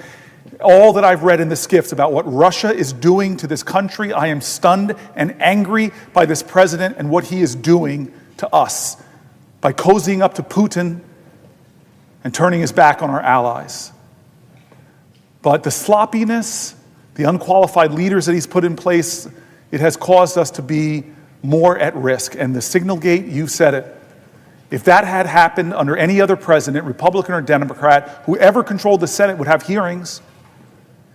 They would want to know, was this pattern in practice? Did these signal conversations happen before and we only know about this one because it's somehow you pulled in a journalist? Well, that's a violation of the law. Because they're disappearing messages. We're destroying government documents that the executive branch has a legal obligation. And the classified materials, putting it out there, first saying, oh, there was nothing classified about that, lying. And then they put out the actual, said, okay, if there's nothing classified, they release the whole thing. And to the wisdom of people like you, and again, more wisdom and experience at Intel than me, it's clearly that was sensitive, probably classified, but we should be having hearings and accountability. I keep going back to how this document is being undermined and attacked by this president. And one of the powers and responsibilities that we swore to uphold, every one of us swore to uphold this, was that we are to be a check on the administration. Before I yield to the next question from Senator Schumer, I want to talk about Senator Schumer. I just want to say something, get it off my chest. Senator Murphy, we've passed the 15-hour mark. I want to thank Senator Murphy in particular because he's been with me the whole night. He hasn't left my side. And in some ways, the debt's repaid. We passed 15 hours because we called Chuck Schumer 9 years ago. 9 years ago. I remember exactly where I was standing when three of us were on the phone and we asked Chuck to help us for you to take the floor right down there and do a filibuster. We didn't know how long it was going to last, but I committed to you that I would be your aide de camp. 15 hours you stood, Chris Murphy, saying that this nation shouldn't do business as usual for the Pulse massacre. And the leader of the Senate 9 years ago said, I support you guys, go ahead. And so one of the first people I called, Senator Schumer, and talked to about this actually was Murphy. And he did full circle for me and has been with me the whole 15 hours. His debt is paid, but I got fuel in the tank, man. And the only reason you stopped wasn't because you couldn't go on anymore. It was because we got a concession from Mitch McConnell. We got a concession to get 2 votes on common sense gun safety that Republicans had put forward, like universal background checks in the past, but we lost that vote. But in both occasions, 9 years apart, once where Murphy was the principal, and now here we had a leader that said, yeah, how can I help? And so I want to thank Senator Schumer before I suspect he might ask me to yield for a question for being a friend, a partner, and one of the first people I turned to with this idea and that encouraged me to go for it, Cory. And so thank you, Chuck Schumer. Would the senator yield for a question? I yield for a question while retaining the floor. And I have 2 questions, frankly, one on Medicaid cuts, which we talked about last night, and one on tariffs. But first, let me say before I get to this question, your strength, your fortitude, your clarity has just been nothing short of amazing. And all of America is paying attention to what you're saying. All of America needs to know there's so many problems, the disastrous actions of this administration in terms of how they're helping only the billionaires and hurting average families. You have brought that forth with such clarity. People from one end of America to the other admire you. Our whole caucus is behind you, and we admire your stamina, your strength, your passion, your intelligence. The list of adjectives could go on. My question first relates to the Medicaid cuts. As we talked about last night, I visited three Republican districts, one in Staten Island, one right on the border of 2 Republican districts in Long Island yesterday, to talk about Medicaid cuts. I went to nursing homes, and it was clear that the Medicaid cuts that are proposed in this proposal, $880 billion in the House, would be devastating. On Staten Island, the nursing home we visited, they love it, Silver Lake Nursing Home, would close. 300 people would lose their jobs, hundreds would be thrown out, and most of them said their children can't take care of them. It's their needs are more advanced. And even some who said their children might be able to take care of them didn't have room in the house, etc.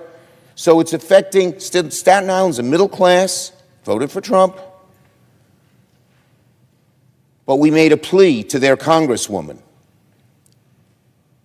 to not vote for any bill that had these Medicaid cuts and the tax breaks for billionaires. And a lot of the people there it was bipartisan, there were both parties there. We estimated that about 18,000 people total would lose their jobs with these Medicaid cuts, creating a recession on Staten Island. We estimated the harm that would have caused. And so this was devastating. Same thing on Long Island. Again, Republican areas, with Republican Congresspeople who hold the balance, if those 3 Congresspeople alone would say, I'm not voting for a bill that cuts Medicaid to give tax breaks for the billionaires, the bill would fail.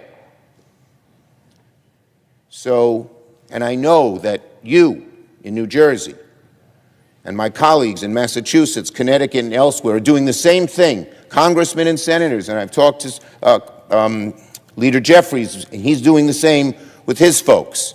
So my question to you is very simple. If these people in New Jersey, in New York, across America, are kicked out of nursing homes, of assisted living facilities, of healthcare facilities,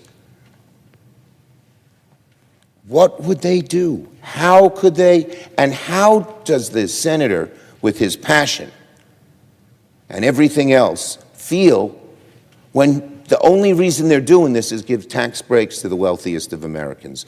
Would you please answer my question, sir? Yes, I will, Leader Schumer.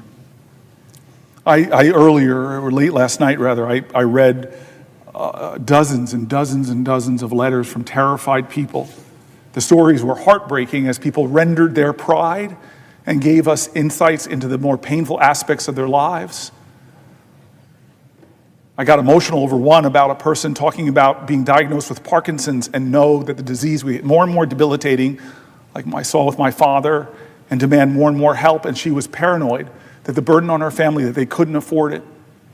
I had this one amazing letter about a person that said they were the sandwich generation, 2 90-something-year-old parents they were taking care of, and 2 adult men, children with disabilities.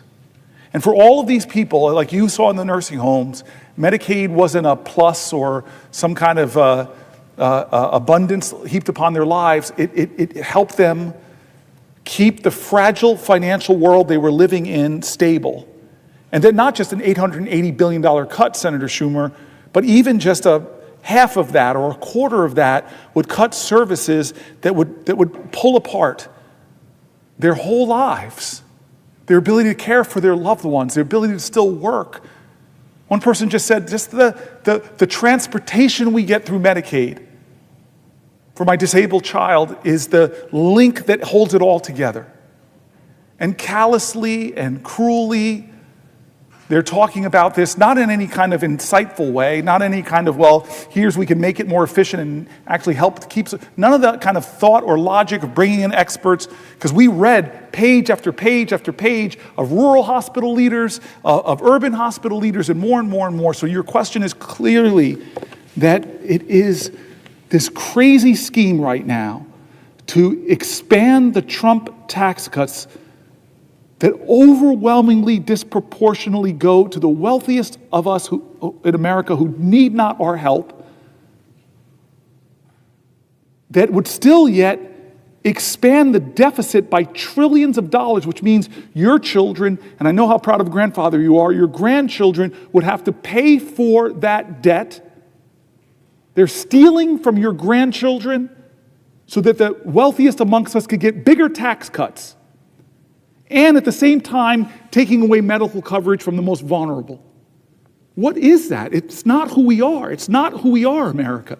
And as much as people, thousands descended on this to save the ACA, Medicaid affects millions and millions of more people. Wake up. They're coming after a vital program for American expectant mothers, for American children, for American disabled, for the seniors like the ones you visited.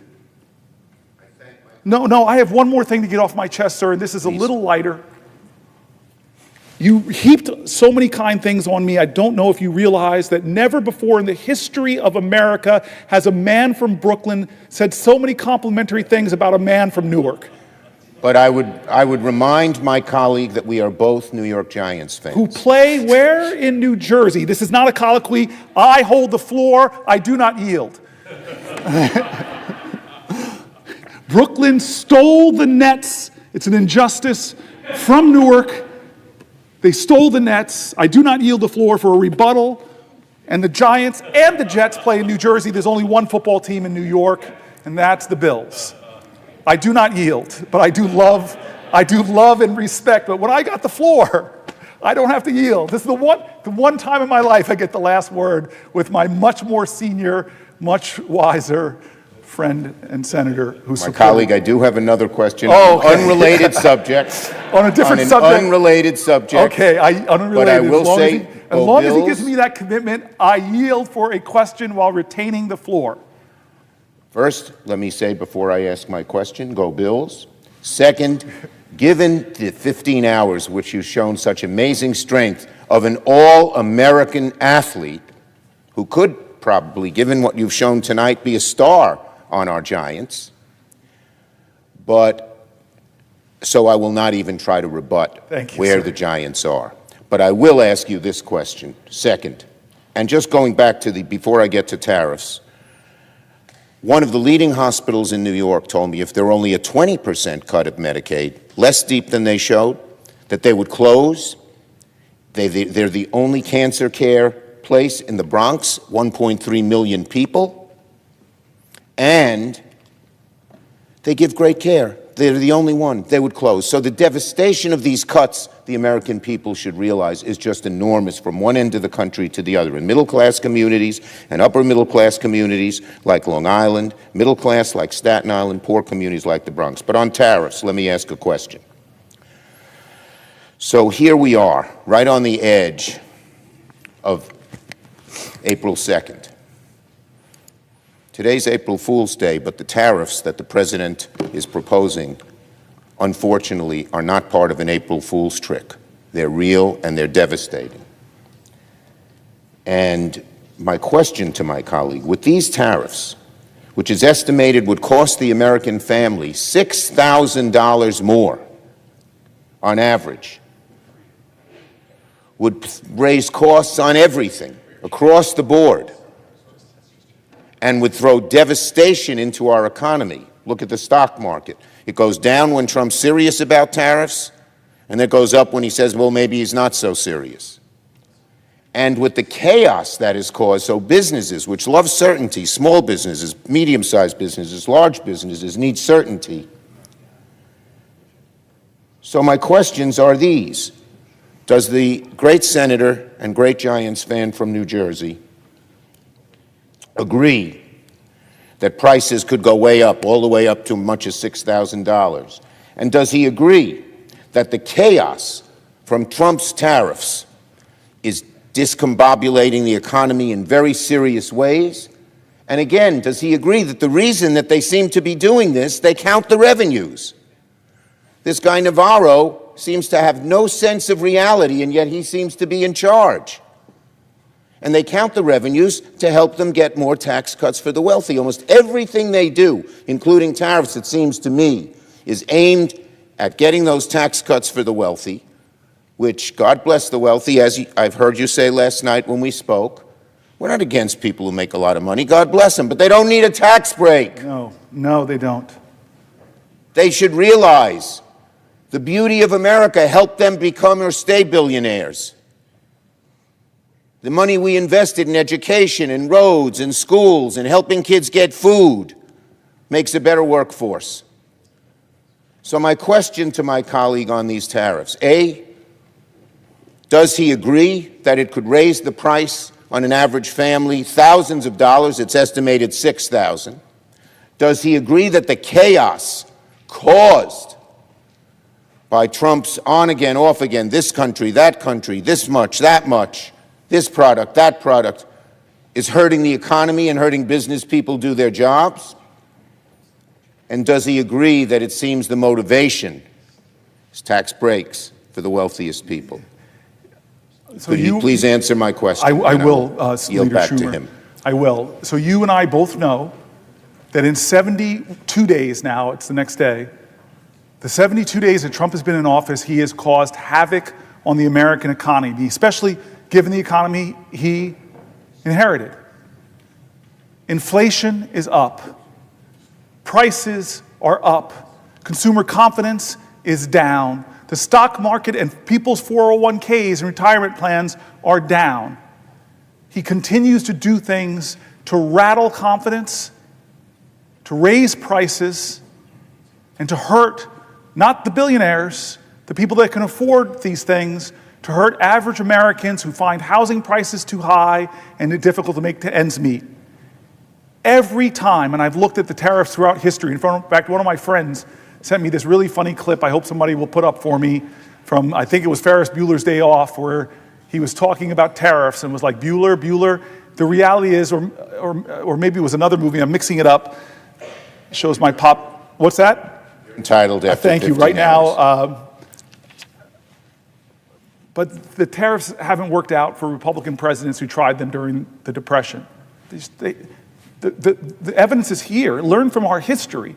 Does my colleague remember the names of Smoot and Hawley? Smoot and Hawley.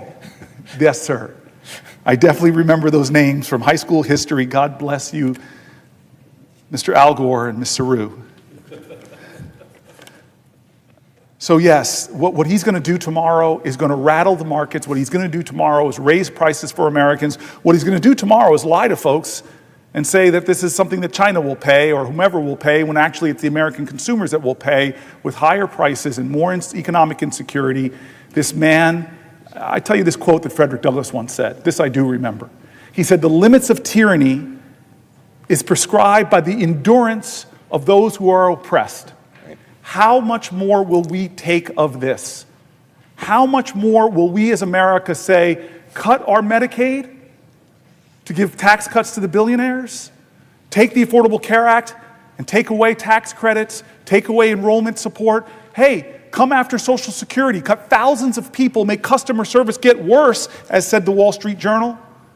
How much more of these indignities will we take as he turns our back on our allies? How much more? How much more of a person that is doing tyrannical things as he takes our Constitution and continues to trash it, as he's running into judge after judge after judge that's trying to stop him, but we've already seen that he wants to ignore judges, or if he gets real rulings he doesn't like, he trashes the judges, and even the Chief Justice appointed by a Republican says to him, no, this is not right, this is not who we are, this is not how we do things in America. How much more can we endure before we, in a collective chorus of conviction in our country, say enough is enough? Enough is enough. You're not going to get away with this. I thank the gentleman for his fortitude, his strength, and the crystalline brilliance by which he has shown the American people the huge dangers that face them with this Trump, Doge, Musk administration. I yield the floor back to my colleague in New Jersey. Thank you. Thank you. Mr. President. I recognize the senator from Massachusetts, but I think you have to ask him for a question. Mr. President, will the senator yield for a question? I yield for a question while retaining the floor. Thank you. I am very grateful to the senator from New Jersey for coming to the floor for such an extended period of time to give voice to all of those around this country whose voices evidently are not heard by the Republicans in the United States Congress.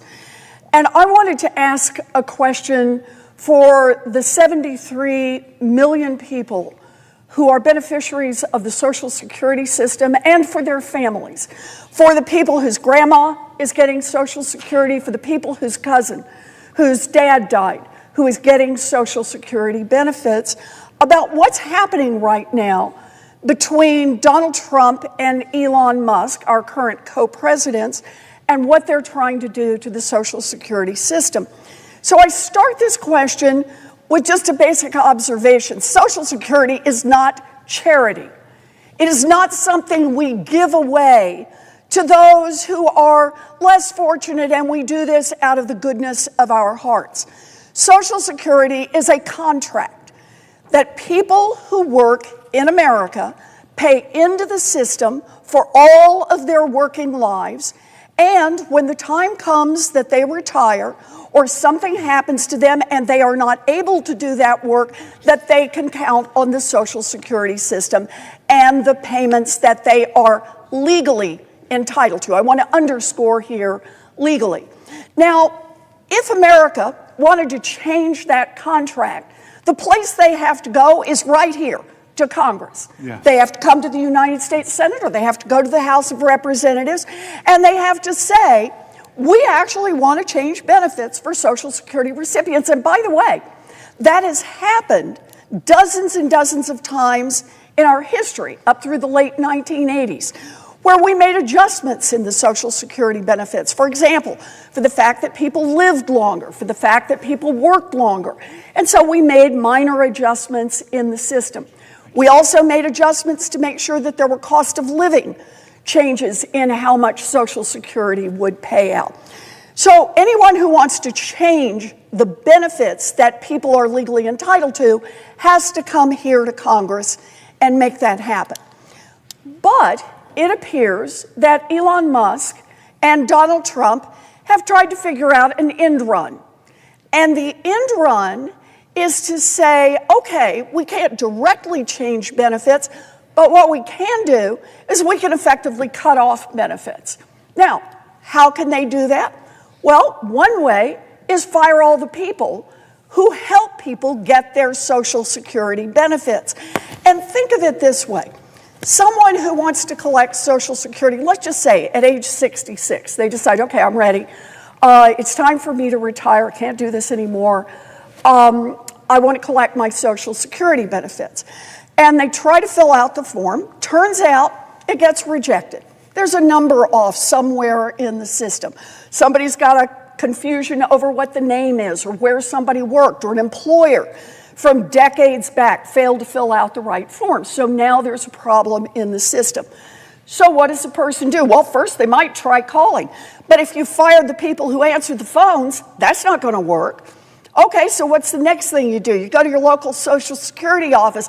Oh, but if they've closed the Social Security office near you, that's not going to work. So what do? You go to the Social Security office that you can find. 2 hours away, 3 hours away, 4 hours away. Finally, get to that Social Security office, and when you get there, if they fired most of the people, you may encounter, 2 people working the desk to help straighten out problems, and a line that's 50 people long. By the way, these come from real stories. People are telling what's happening out there. So, by the time the day is over, our example here hasn't even made it to the front of the line. So, doesn't get the question answered, doesn't get the problem resolved. Has to go back home again, has to find somebody who can maybe take him to the Social Security office that's hours away and start this process over and over and over. If this person, let's just say, for example, takes 3 months to get this problem ultimately resolved by the Social Security Administration, they don't get the money. That money is lost. It just simply is gone.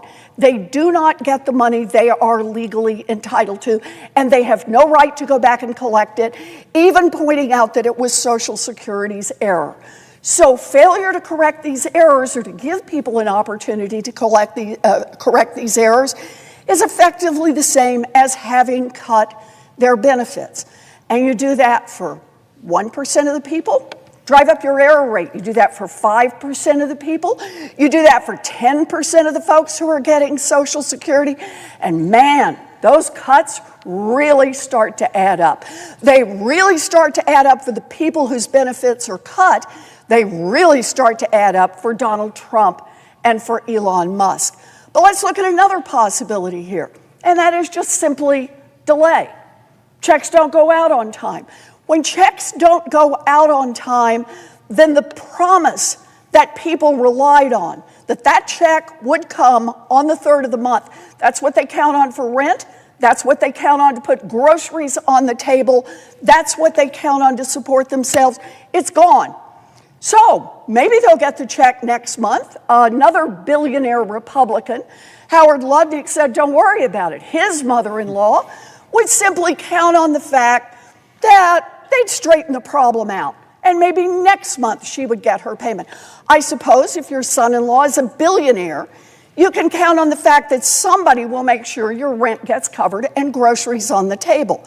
But for the 70 million Americans relying on that check coming in every month, not so clear what you're going to do. So what do you do? Do you borrow money to make rent? Do you call on relatives if you've got them? Who do you go to be able to make it to the end of this month, and if the problem persists, to the next month and the next month. Where do you go? That is, in my view, as much a benefit cut as Congress having voted to say we're just going to give a 10% across the board cut to everyone who receives Social Security benefits.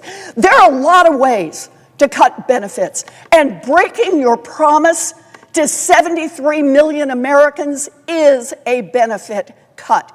It is not a legal benefit cut, but it is an effective benefit cut. And I admire the senator from New Jersey for being here today to speak out for those Americans who face these kinds of cuts and have no recourse. I admire him for standing up and saying to the Republicans who won't go do town halls, who won't go out and meet with these people and listen to them, listen to their concerns, listen to their fears, listen to their stories about what happens as thousands and thousands more Social Security employees are fired, and correcting problems, straightening out your benefits gets harder and more out of reach for more and more Americans. That is what we face right now. So the question that I want to pose to the senator from New Jersey is this.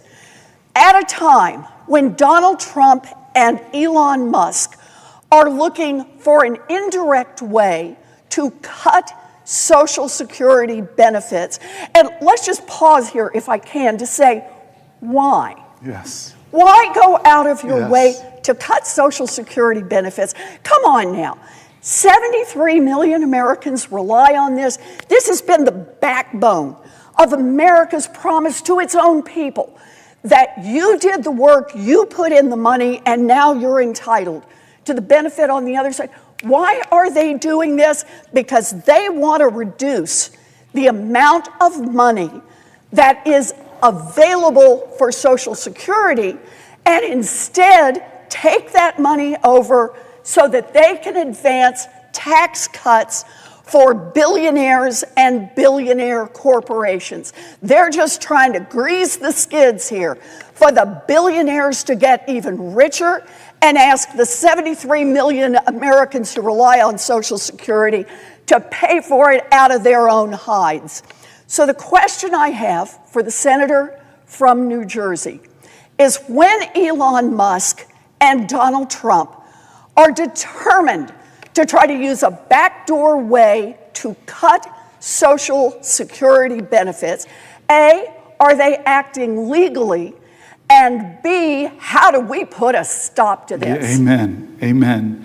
You know, Reverend Warnock was here earlier and was preaching and quoting scripture, but you are preaching a gospel of truth, my friend, from a civic gospel that speaks to the cares and the concerns of the American hope and the American dream and the American Constitution, because you and I both know the answer to the question.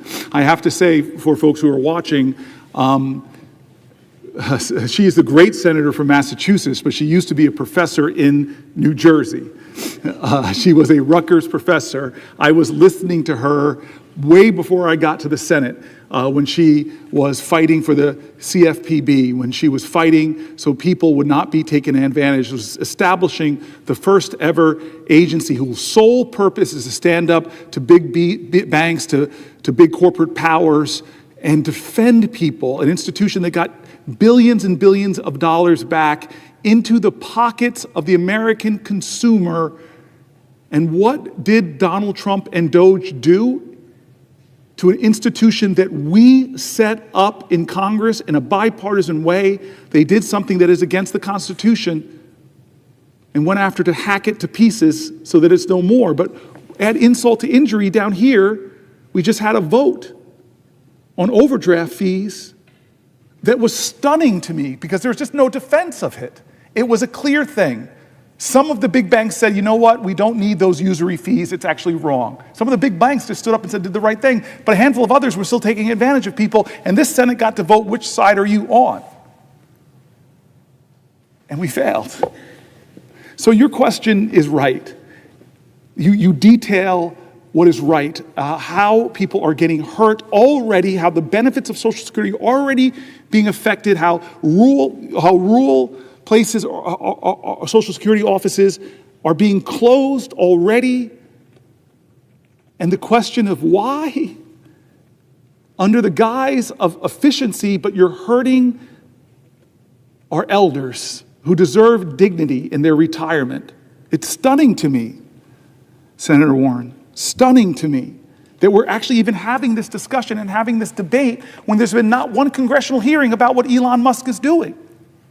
The letters I read earlier about Social Security were painful because people wanted to know what was being done with their most confidential and private information.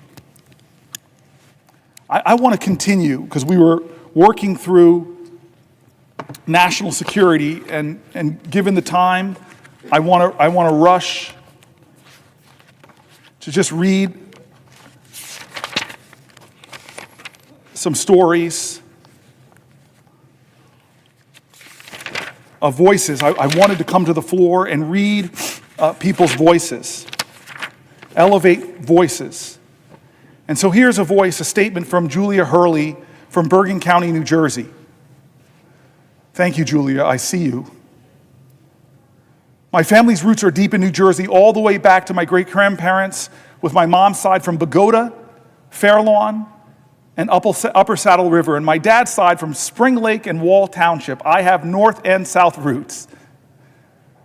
My grandfather started a manufacturing company that my cousin still runs, and my other grandfather ran a trucking company based in New Jersey. I was born and raised in Park Ridge and learned from a very young age about the importance of serving and community. Both of my grandfathers served in World War II. What a family.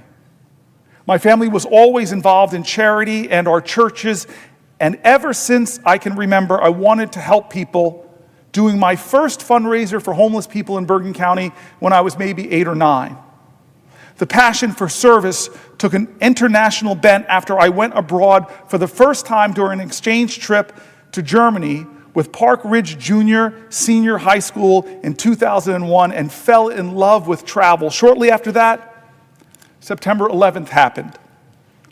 7 people from my little town were killed in the towers, and we could see the smoke from ground zero from a hill in the next town over. For those of you who don't know, Park Ridge is very close to where I grew up, and my childhood best friend died in the towers. This was when I learned how my little suburban bubble could be impacted by things worlds away. I became obsessed with trying to help and wanting to drive a career that would be in service to my country and people elsewhere so that we would be more inclined, so those people would be more inclined to work with us than against us. I went on to study diplomacy and international relations at Seton Hall University, graduating magna cum laude and determined to work for the State Department at some point. My 15-year winding career path after that took me into the advocacy space and onto humanitarian and peace-building work in Gaza with the UN, as well as in Tunisia and Egypt. In 2022, after a year as a policy advisor with the International Committee of the Red Cross, I was recruited to join USAID. And I couldn't have been more excited.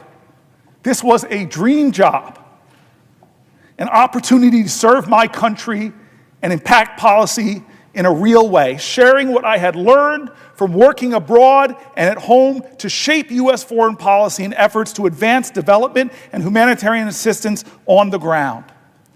I was eventually promoted to a senior policy advisor role in USAID's Office of Policy, where I was developing policy that was shaping the way USAID worked, trying to break down silos across the agency to be more effective and efficient in our response to some of the toughest crises in the world. I got the opportunity to not only prepare talking points for high-level events and for our leadership, but even brief the administrator a couple times.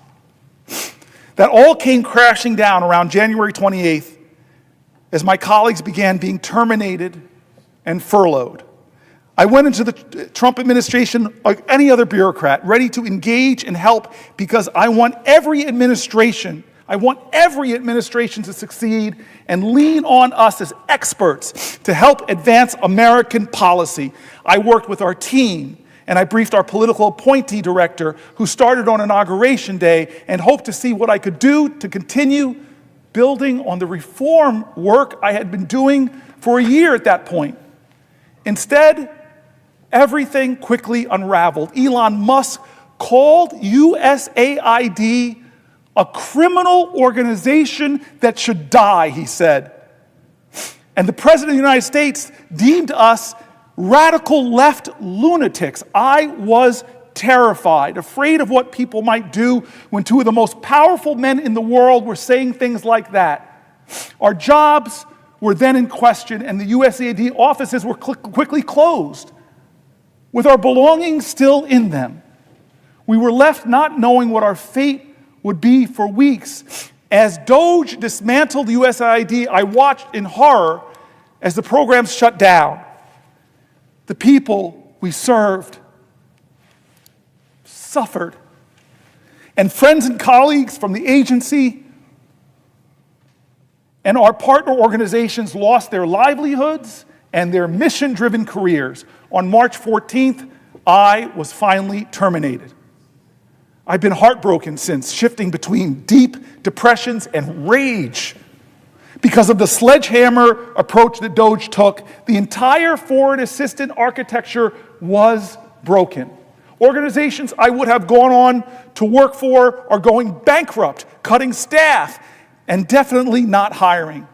I spent 15 years building up this career that I loved beyond words. Every time I would leave my late father while he was dying in a hospital in 2012, he would tell me to go save the world. This wasn't just a career. It was a calling to serve. I have no idea what I will do next. In some ways, I feel lucky because I got married last May. God bless you. And am on my husband's health insurance, thank God. But he also works for the government, and he could be riffed with a moment's notice. I also have a supportive family who will help me if it really gets bad. But the uncertainty has probably been one of the most painful parts of all of this. Not knowing what will come next and just fearing it will be worse than the day before. All we wanted to do was serve. I want to say thank you to Julia Hurley from Bergen County, my home county in New Jersey. Thank you for your voice. Thank you for laying your pain plain and your anger, making it real in my heart as I know it's in yours. I stand for you today. Personal statement from Catherine Baker from Neptune, New Jersey. I have been furloughed from my job at USAID implementing partner since February 14th, 2025. I have 13 years experience supporting USAID contractors in business development and recruitment efforts, mostly in conflict and post-conflict settings. The following is how I got here today. I was born in Neptune and raised there until I went to college. My father is a lifelong Neptune resident whose Jersey roots date all the way back to the early 1700s. Wow. When my Scottish ancestors came here in search of religious freedom and economic opportunity to help build much of what is Gloucester and Mercer counties. My mother is an immigrant born in Coro, Venezuela, to refugees escaping fascism bombs and economic ruin in Spain and Sicily.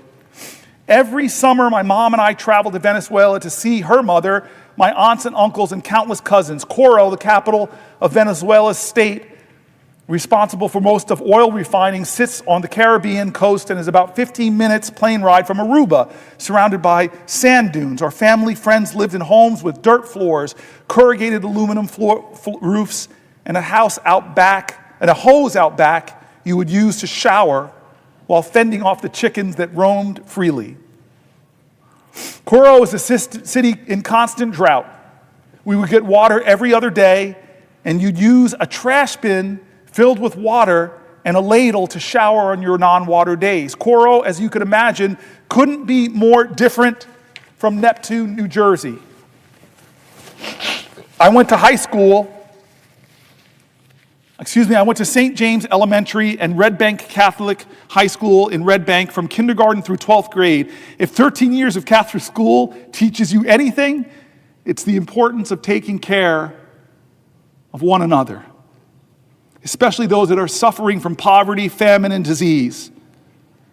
I remember being given small cartons when we were tasked with filling with spare change so that we could ship them off to some faraway place where we were told stories of children just like us who were facing unimaginable hardships. I was so moved by the notion that a child, not so different from myself, didn't have enough to eat or had lost their parents in a conflict I couldn't begin to understand. My senior year at RBC, I took a class called Globalization and Social Justice. The class was taught by a longtime family friend, Mary Logan, herself a former nun. Miss Logan taught us about the Rwandan genocide and had us watch Hotel Rwanda as a class. She made sure we knew the reasons why this happened, understood how dehumanization and hatred can lead to mass torture and executions, and critiqued the international response to the genocide that led to nearly 1 million deaths in 100 days. That year, Miss Logan took us to Keene University to see Nick Kristof speak about Darfur and made sure we knew the signs of genocide when we saw it. How can we let this happen again, we asked her. I wore my Save Darfur green rubber bracelet and t-shirt everywhere I went. What could I, a kid living at the Jersey Shore, do to help? During this period of enlightenment led by Miss Logan, the Mary Knoll Missionaries funded school in Kibera, Kenya, that we were supporting was threatened by electoral violence in December of 2007. We received letters from the nuns there. We were Miss Logan's personal friends. We received letters from nuns there who were Miss Logan's personal friends about how the fires nearly reached the school and the children who were already living in Africa's largest slum stood poised to lose the little they had, including their lives. Upon returning from Christmas break, Mary Knoll Affiliates Club sprang into action. We raised awareness and funds and proudly sent money from bake sales and door knocking to our friends in Kenya. We received media attention from WCBS in New York, and our story got picked up by other channels and newspapers. I was amazed that my efforts in Monmouth County were having such meaningful and real impact on a crisis happening thousands of miles away. I was passionate about this work. I was seemingly good at it, or as good as an 18-year-old could be. Could I actually turn this into a career? Could I help even more people across the world? I'd like to think I did that.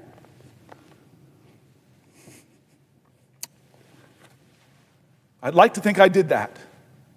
And I'm crying as I write this because I wonder if I ever will do it again.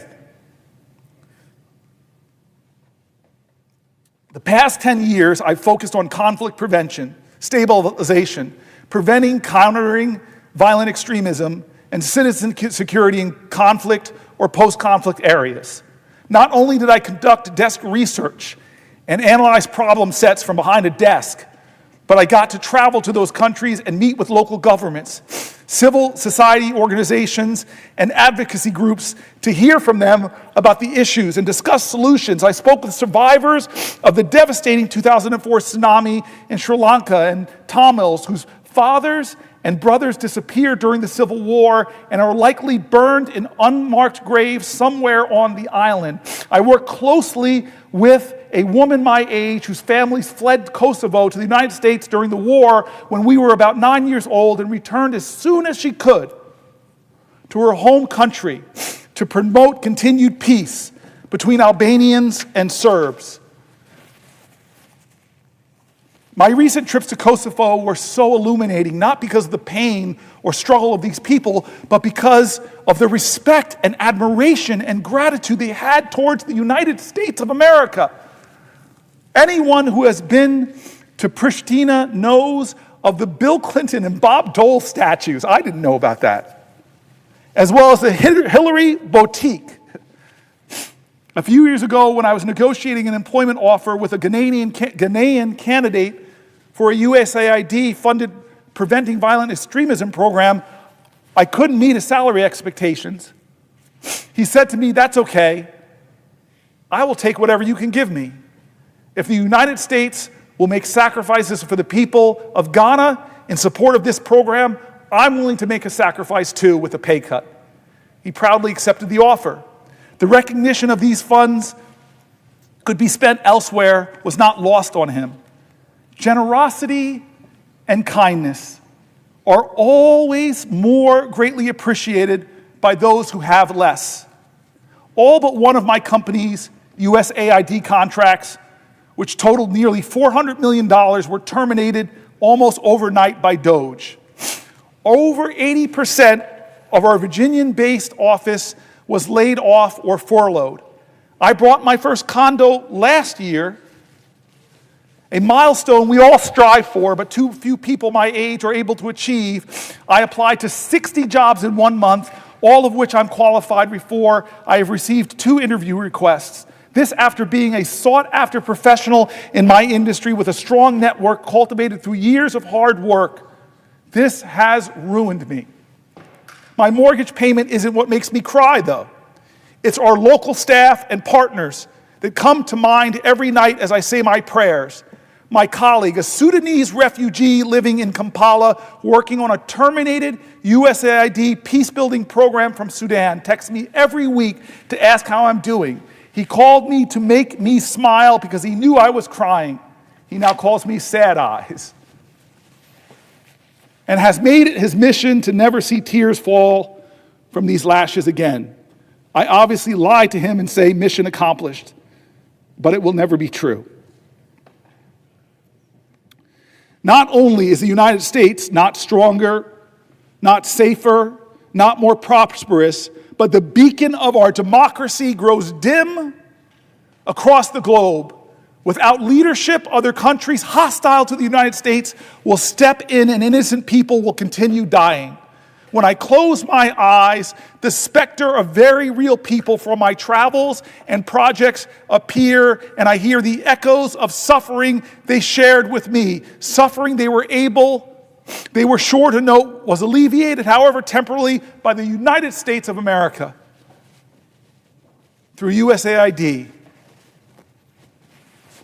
And wherever they could, they would thank me. Whatever they could, they would thank me and America. They would thank me and America for it. Thank you, Catherine Baker from Neptune, New Jersey. And Catherine, I see you. I see you, Catherine. I hear you. I stand for you. But I want to share something with you. One of the most extraordinary trips I've had as a United States Senator was to Chad, to go up to the border of Chad and Sudan and see the horrors. I've been to refugee camps all around the globe, but see the horrors of what was happening again in Sudan. You wore that Save Darfur t-shirt in your earlier days, but the ethnic cleansing is going on right now. I've never seen so many malnourished babies, barely able to hold up their heads, people fleeing tyranny, and they fled across the border to meet Americans, because we were there. With less than 1% of the American budget, we were there, standing for our values, our highest ideals, our faith traditions, the understanding that when we are out there making the world safer, responding to crises, not only were people seeing the help they need, but they saw the light and the beacon of this democracy. And it pains me that Chris Coons comes down here and shares the headlines from today's newspaper that in Myanmar, in this horrific earthquake, the agency that used to respond to that tragedy, that human tragedy,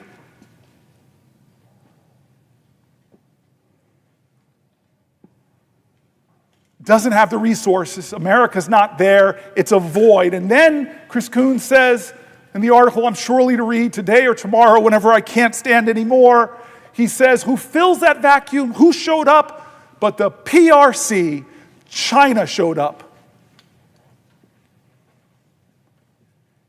Less than 1% of our budget, less than 1% of our budget, and people like the folks I read whose whole life, all they wanted to do was to be the light of the American torch of freedom and hope to the world, and they had the rug pulled out from under them. But here's what's worse, because we've had, Chris Murphy, we've had meetings with some of the people behind the scenes that are savagely cutting, and the stories are horrible. People in dangerous places that we sent there having their emails cut, having their phones turned off, pregnant women who don't know how they're going to get out of those areas. And James Mattis, as we discussed, said, if you cut these kind of programs, buy me more bullets, because there'll be more instability. There'll be more political democracies being overthrown. There'll be more terrorism. There'll be more violence. And we are old enough as a nation in 250 years to know that if we don't meet these terrors abroad, they will visit us at home. As Chuck Schumer said, I was there watching the towers come down. And in the Sahel, before I do this in Africa, that's the threat. In Togo, in Ghana, in Benin, the northern parts of the country, they're fighting terrorism. Oh, God, yes, I will. I yield for a question while retaining the floor. Chris Murphy. We have a few more colleagues who are going to join us before the top of the hour. But I just wanted you to round this out and ask you the question this way.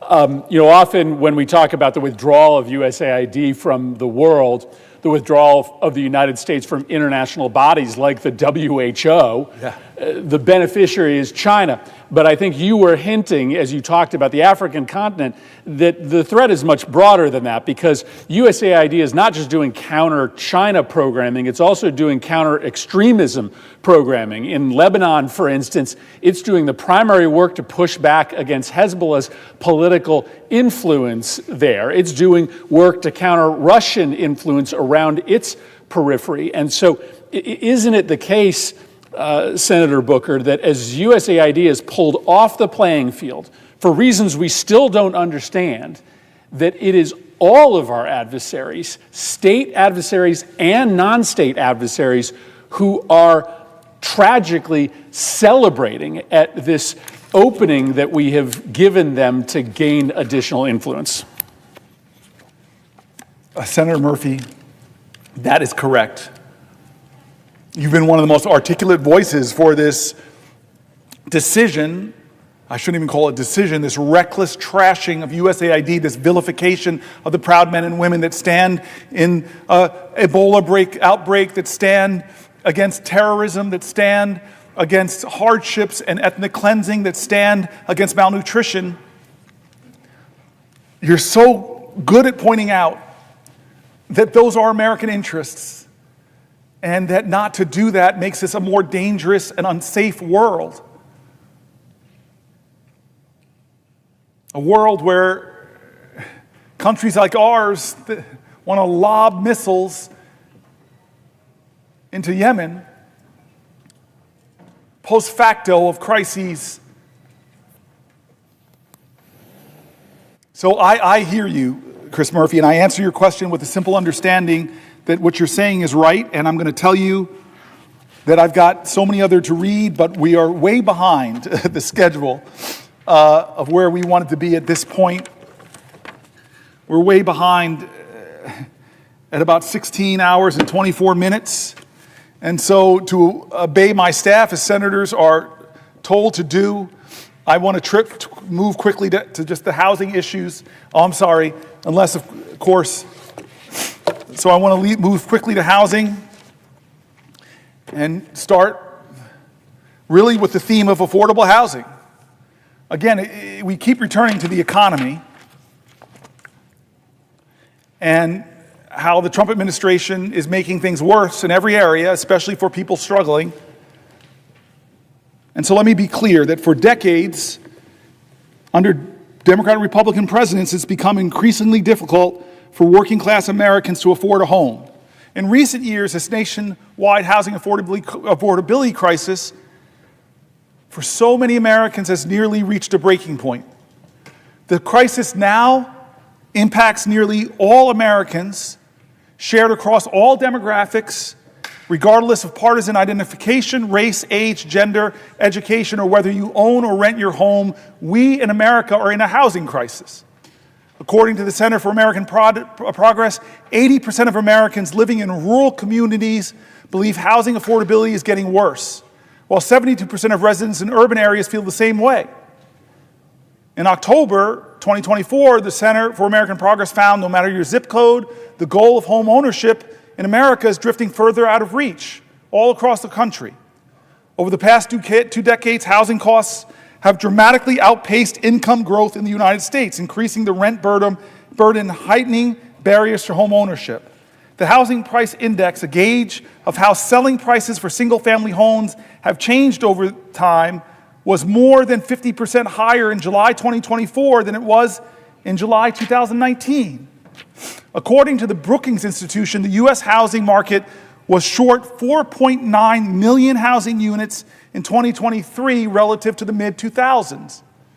Decades of policy at the federal, state, and local level have all contributed to this reality. Let's not blame some rank partisanship. It's been decades in the making. There are far too homes in the United States, and there are far too homes being built in the United States. The cost of housing keeps rising, rents continue to skyrocket, median home prices are on the rise, which makes it harder and harder for families to make ends meet. The vast majority of young Americans are hard-pressed to save for the chance of one day having enough for a down payment to buy a home. Almost half of all renters in America struggle to pay their rent. Almost half of all renters are struggling to pay the rent, devoting more than 1/3 of their income to housing costs. Since the pandemic, rents have jumped more than 12% year over year.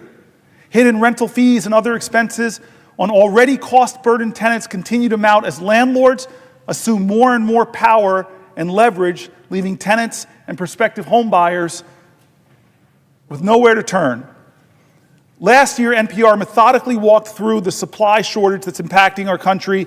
But before I read this article, I see that my colleague, my friend, extraordinary leader from Maryland is here, and I think he has a question for me first. Will the senator yield for a question? I will yield for a question while retaining the floor. Well, I want to thank my friend, and I want to start by thanking the senator from New Jersey, the senior senator in New Jersey, for shining a spotlight on what is happening in our country at this moment, and specifically what is going to be happening here in the United States Senate later this week or next.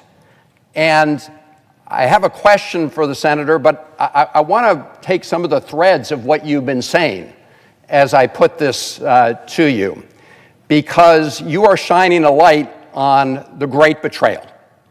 And that is candidate Trump went all over the country saying that he was going to be a president for the forgotten Americans, that he was going to be a president that looked out for working people. And he said he was going to focus on bringing costs down and prices down in the United States of America.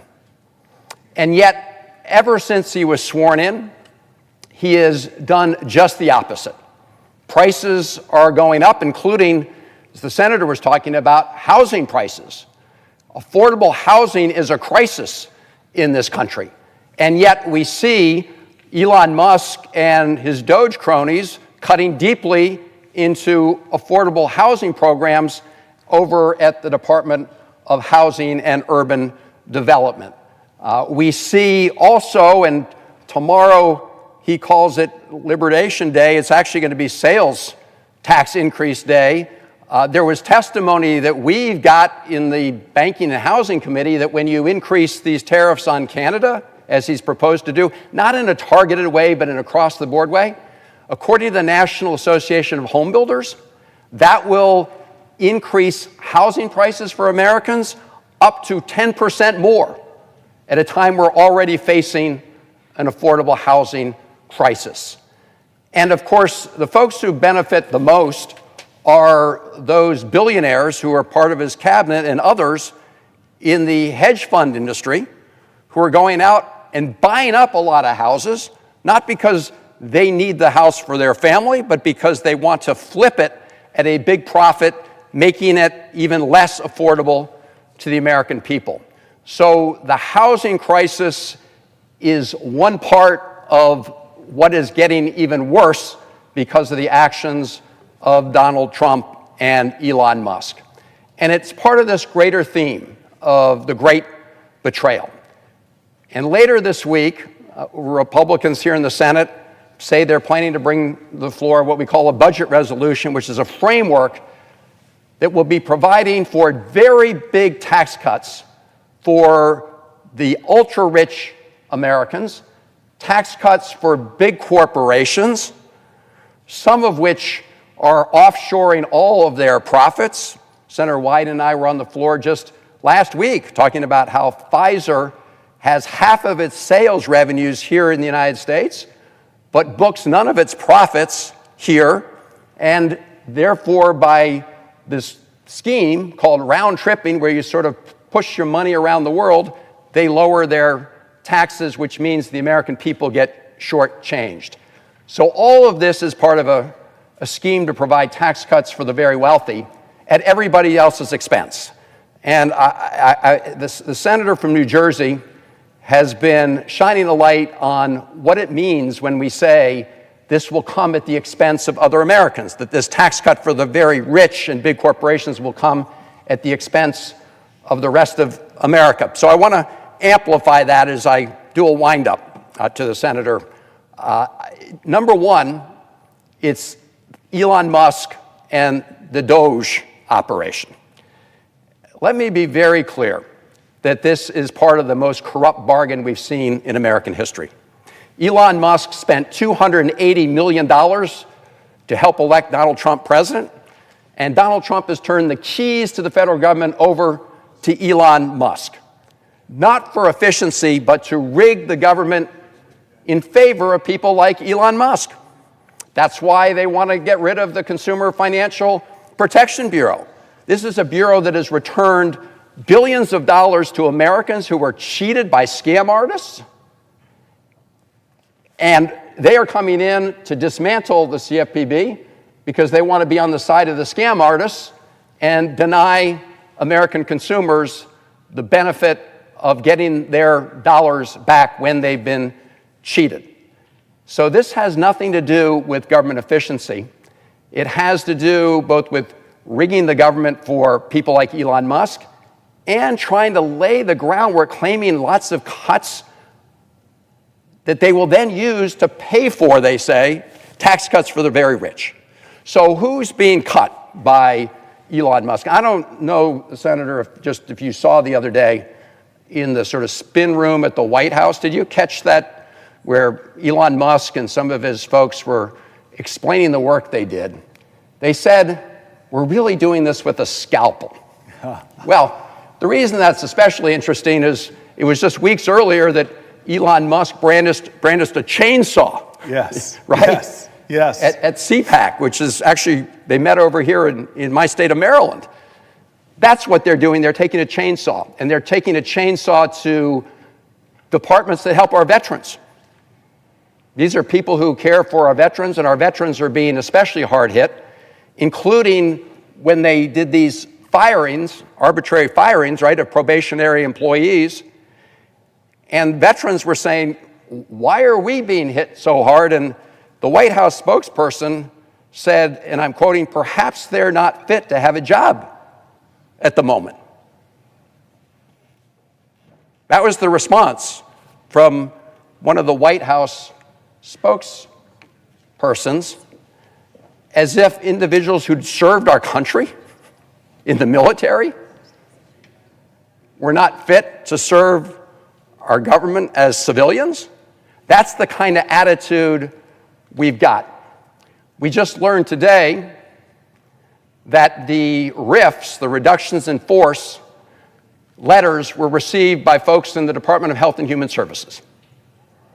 So these are people who help with the public health of all Americans. And they do important work at FDA, the Food and Drug Administration, right? They make sure that the foods that we eat and the medicines we take are safe, and that they do what they say they're going to do in the case of medicines. They do work at NIH, the National Institutes of Health, to develop cures and treatments for diseases that hit every American family, and they're cutting there. They're cutting in these places not for government efficiency, but to create what they believe is the space for tax cuts for the very rich. We talked about what they're doing over the Department of Health, the Department of Housing and Urban Development. At the Social Security Administration, which, by the way, has its headquarters in my state of Maryland, we have thousands of workers who are there to deliver hard-earned benefits to the American people. And the reality is that the Social Security Administration operates incredibly efficiently. You know, the former Commissioner for Social Security, Martin O'Malley, reminds us that Allstate Insurance Company operates at an 11% overhead. Liberty Mutual operates at a 23% overhead. The Social Security Administration, 0.5% overhead. The Social Security Administration workforce is now at a very low level in terms of personnel compared to what it was years ago, and yet they're serving a record number of Americans, 73 million Americans, and they've never missed a payment. Never missed a payment. So this talk about going after Social Security and they're going to somehow make it more efficient, and of course Elon Musk called it a Ponzi scheme, when the senator and I know it's not a Ponzi scheme, it's a promise to the American people. So first they discontinued telephone service, as if all the seniors could somehow just connect, you know, with by Wi-Fi or whatever it may be. A lot of people, of course, rely on telephones, so they cut that. They said, well, if you have trouble, go to one of the local regional Social Security offices. Well, they're cutting regional Social Security offices, lots of them. And then when you go there and you don't find many people there, well, you know, whoops, we just cut 7,000 people from Social Security. So a benefit isn't meaningless if you can't actually access the benefit.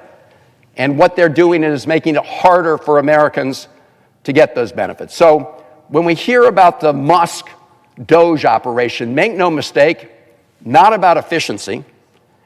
It's about trying to put together some kind of savings that they then want to use to at least partially pay for tax cuts for the very rich.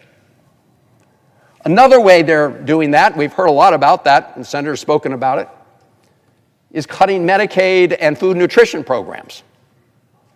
In fact, I think we recall a number of weeks ago, we had a couple of amendments here on the floor of the Senate saying, okay, if you're going to do these tax cuts, at least don't cut Medicaid or Medicare or food and nutrition programs. Every Republican senator voted against those amendments. In other words, not to protect those programs, meaning they're fair game for big cuts to pay for tax cuts for the very wealthy. So that's another area where they're very focused, which is cutting important programs that benefit millions and millions of Americans.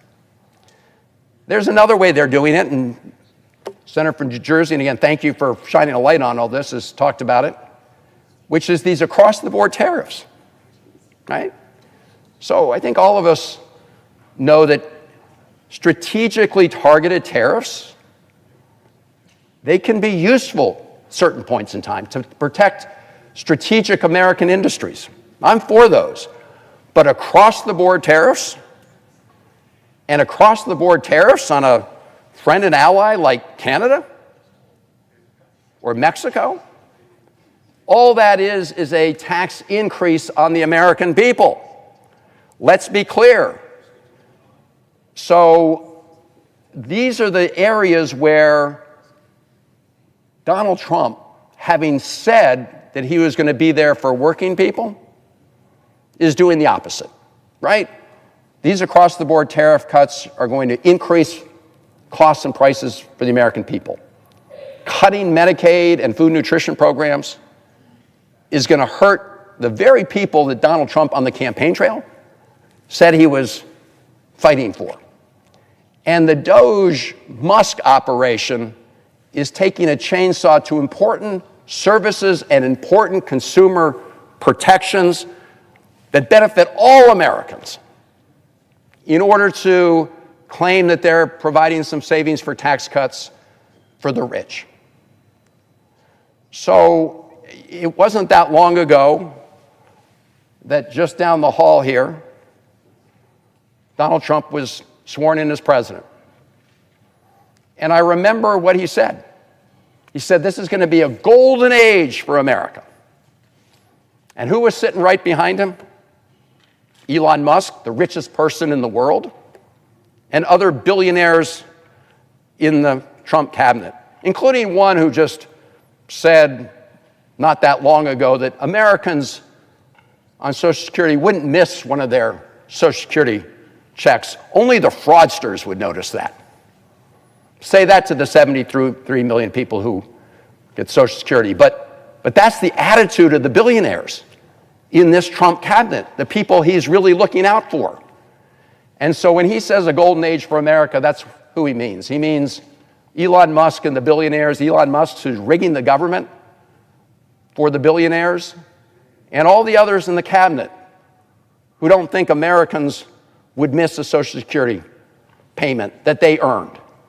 So my question to you, and I want to, again, thank the senator from New Jersey. I know it's been a long day's journey into the night. But it's important that we address these issues in the courts, and the courts are upholding the rule of law, that we address these issues and fight them in Congress, and that we do so in communities across the country, and people need to understand what's happening. So the core issue here, is it not, my friend, that Donald Trump really is betraying the people he said he was going to fight for. And at the end of the day, and we're going to see that later this week in the Senate, the goal is to provide these big tax breaks to wealthy people at the expense of everybody else in America. That is the big betrayal. So if you could just zero in once again on the central narrative that we're seeing play out during the Trump administration. Well, you're putting it right. Donald Trump made commitments to America. We have quotes of him at rally after rally. I'm going to bring your, he used to say, oh, grocery, that's a really great word, I think he said. I'm going to bring down grocery prices. Well, grocery prices are up dramatically. The American dream, and many of us see that as owning a home. Well, you said it. Home prices are already up, but with these tariffs, they could go upwards of 10% more. You can be sure that Canadian lumber coming down here is going to be expensive. You can see Donald Trump making it more difficult to access health care, and this massive reconciliation is going to be a direct attack on working class health care, on health care of expectant mothers, on health care of Americans with disabilities, on health care of the majority of seniors in nursing homes. I'm about to go, my next chapter is all going to be about how Trump is rolling back common sense protections for clean air and water. And Elizabeth Warren said it very powerfully. He's reducing services, which is a service cut to people with Social Security. In so many ways, Americans should see these crises looming, these attacks, but ask yourself one economic question. With the stock market, who just had its worst quarter in years, and people's retirement savings, if they have it in 401ks, is going down. Ask yourself this question. I ask America to please ask yourself this financial question. Am I better off than I was 71 days ago? Am I better off or worse off? And this is before he's even gotten going, because we see what's about to happen. With this whole sham reconciliation process, they're already trying to change the rules to obscure what they're doing. This is what they're doing. 3 things you should take home. Are we going to let them again, like they did with the ACA, with the Affordable Care Act, come after health care for 70+ million Americans by doing their proposed $880 billion cuts? Or are we going to allow them to blow a hole so big in the trillions of dollars, they're going to push it out for over 10 years? Or are they going to create such a deficit in our country that our children's children, they're stealing from our children's children and putting on a deficit that they're going to have to pay for? And number three, are they going to let them do all of that to renew tax cuts that the Congressional Budget Office at every independent agency says very clearly would add trillions, would give trillions of dollars of tax cuts that go disproportionately to the wealthiest in our nation? That's the addition. That's what we know. And it doesn't account for the things that he's doing to our allies. It doesn't account for how he's turning his back on NATO. It doesn't account for how he's praising Putin and calling Zelensky a dictator. It doesn't account for how he's giving advantage to China around the world, from the region in Southeast Asia all the way to Africa. It doesn't account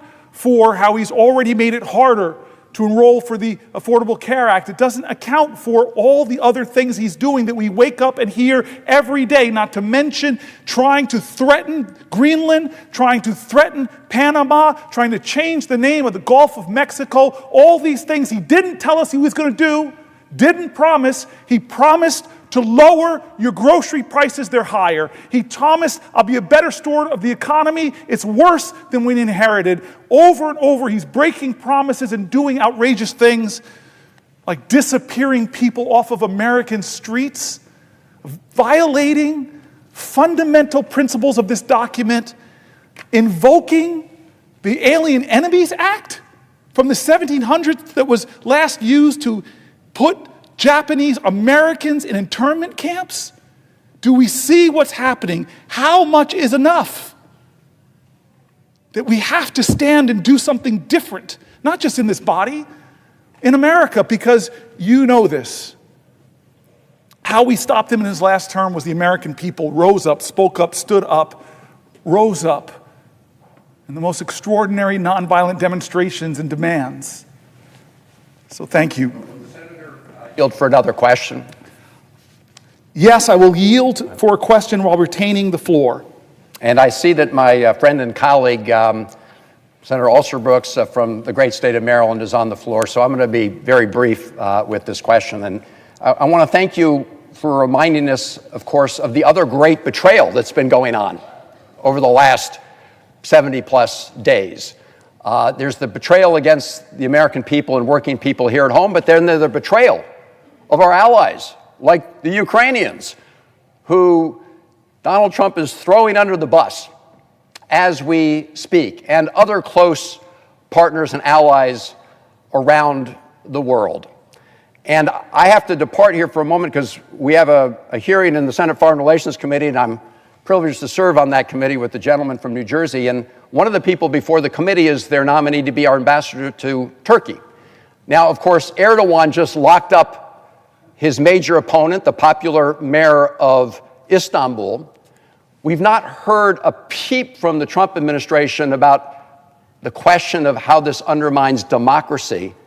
But I want to close on the point that you just raised. It's kind of hard for Donald Trump to complain about Erdogan disappearing people when right here in the United States of America, you had a Turkish student at Tufts disappeared by people who showed up without any identification, some with hoods on, and sent her apparently to Louisiana because she spoke out on an important issue of national concern. And the First Amendment is pretty clear. You can engage in controversial speech that someone may like or dislike, but you're protected, and that includes everybody here in America, because that's an important value to us. Apparently, it's not an important value to Donald Trump, who, like Erdogan, essentially wants to whisk away anybody who disagrees with him. I thank, again, the senator from New Jersey and just ask him to elaborate on that. But I also see my friend and colleague, the senator from Maryland. Answer to your question, then, which is the irony that this president is remaining quiet about folks that are violating international law in many ways. So I think it's absurd, and you're right, it's another betrayal.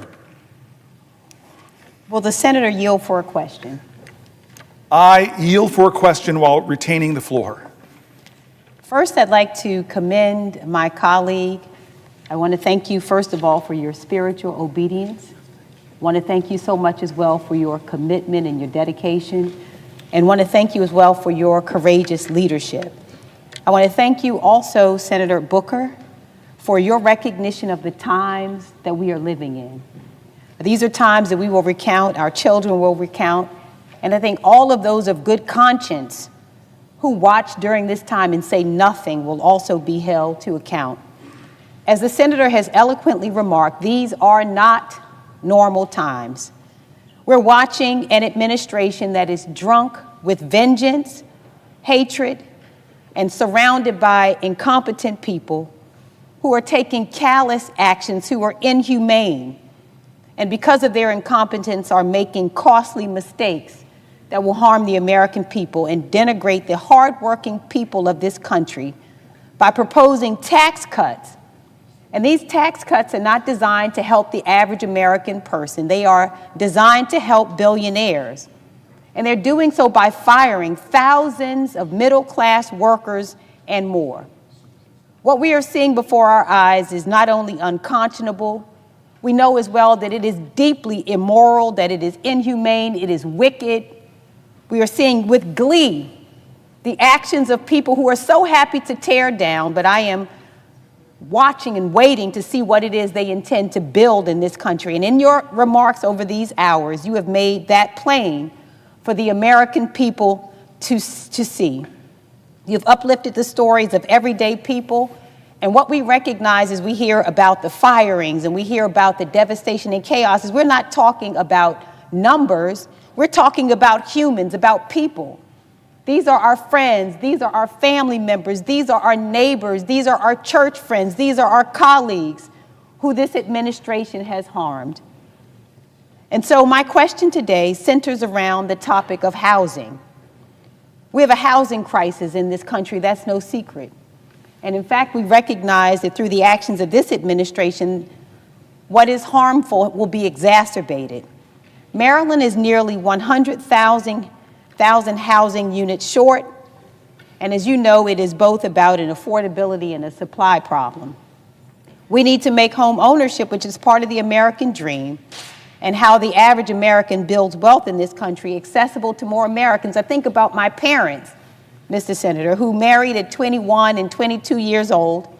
And at the time that they married, although my father was a car salesman and selling newspapers and my mother was a receptionist, 5 years into their marriage, they could afford to buy a home. This is no longer the expectation of the average American family. My own 19-year-old daughter doesn't have the realistic hope that she can follow even her grandparents. This problem affects red states and it affects blue states, which is the theme that you have hit on in all of these hours of speaking. When this president acts against the interest of the middle class, we recognize that he is not just harming Democrats as he intends, but unfortunately his actions harm everyday Americans. It affects those who voted for him, it affects those who didn't vote for him, and it affects those who did not vote at all. He's harming Republicans too. He's harming Americans. And so this administration is slashing funding and personnel at the very agencies that are tasked with addressing this crisis. He is illegally firing HUD employees. And this administration has stalled millions of dollars in previously allocated funding intended to help those who need affordable housing. And again, his actions are so indiscriminate, so immoral, so callous, so heartless, that he is impacting the very people who supported him, as well as those who didn't. This administration has effectively ended enforcement of the Fair Housing Act, one of the most important American civil rights laws. This administration is considering privatizing the Federal Housing Finance Agency, which guarantees over half of the U.S. mortgage market. And to make matters worse, this administration is proposing sweeping tariffs on our allies, driving up the cost of home construction, And let's be clear, absolutely none of this will help to build homes. None of this will make home ownership more accessible to Marylanders or Americans. And in fact, we understand that it is not the intention of this administration to do so. It's for the billionaires to be able to afford their tax cuts. And so I've heard from people all across my state, blue areas, red areas, purple areas, every area, who are concerned about this. And so I have a question for you, and I want to thank you as I ask the question for sacrificing your own body today to bring attention to this. What are you seeing in the state of New Jersey about how this administration's unconscionable actions are making housing less affordable and home ownership less accessible? The Senator, I want to thank her for the question. I want to thank her for being my colleague, but more important than even being my friend, she is a spiritual sister of mine and was very kind to me when I was telling her that I was going to do this, and gave me so much encouragement and prayer, and I just love you and I'm grateful. And you read a litany of things. I had a whole section, a whole binder that my staff told me to skip and go to this one about all the things, going in deep and depth to all the things the Trump administration is doing to make housing more unaffordable, more inaccessible, more expensive, more discrimination in housing, which we know is still a problem, more challenges, more pain heaped upon rural areas, and more complications and problems for building affordable housing in all areas. It is so frustrating to me that this is a problem. We cannot lay the crisis of housing at one administration in the United States. We need to have bold visions and ideas to address this. I am so excited about this next generation of Americans that are rising up with bold visions. I want to give a shout out to Ezra Klein. His book is a must-read, Abundance. This is a vision of doing great things again, of building housing, of redeeming the American dream. But to have a president that is dead set on, for the next 4 years, to do the kind of things that you made a litany of, and now tomorrow is going to bring tariffs that are going to raise the price even more of housing, is outrageous. Where are his promises to make this country more affordable and more accessible? And you heard the data that I read about, we have so many millions of Americans. Close to the majority of renters now spend more than a third of their income on rent, which is a very definition our government has of housing insecurity. So it should anger people in this country. Even if you own your home, have paid off your mortgage, you should be angry about what they're doing to the American dream, and that there's no bold ideas coming from this administration to help. In fact, they're hurting. They're hurting. So thank you very much to my colleague. Thank you for giving me strength as you did in prayer. And I just thank you for the question that should anger people, that should inspire people, that should activate people, that should engage people, that should demand from us that we take our country away from those who want to do so much harm. I want to start by reading until someone, I know the prayer. I'm going to keep going. I want to talk about environmental protections and how this country is becoming less safe for people with emphysema or with asthma. Because Donald Trump is rolling back common sense environmental protections, threatening our children's future and hurting our nation's economy. Energy costs in America are continuing to rise, making it harder and harder for working families to pay their bills. And at a time that we should be investing in clean energy, this administration is canceling projects that would create more jobs for Americans and lower energy prices. He claims he supports an all-of-the-above strategy, but that's clearly not what we're seeing. And there's too much silence about it. All Americans, regardless of where you're born, we deserve safe drinking water, clean air, and an equal opportunity for a healthy and fulfilling life.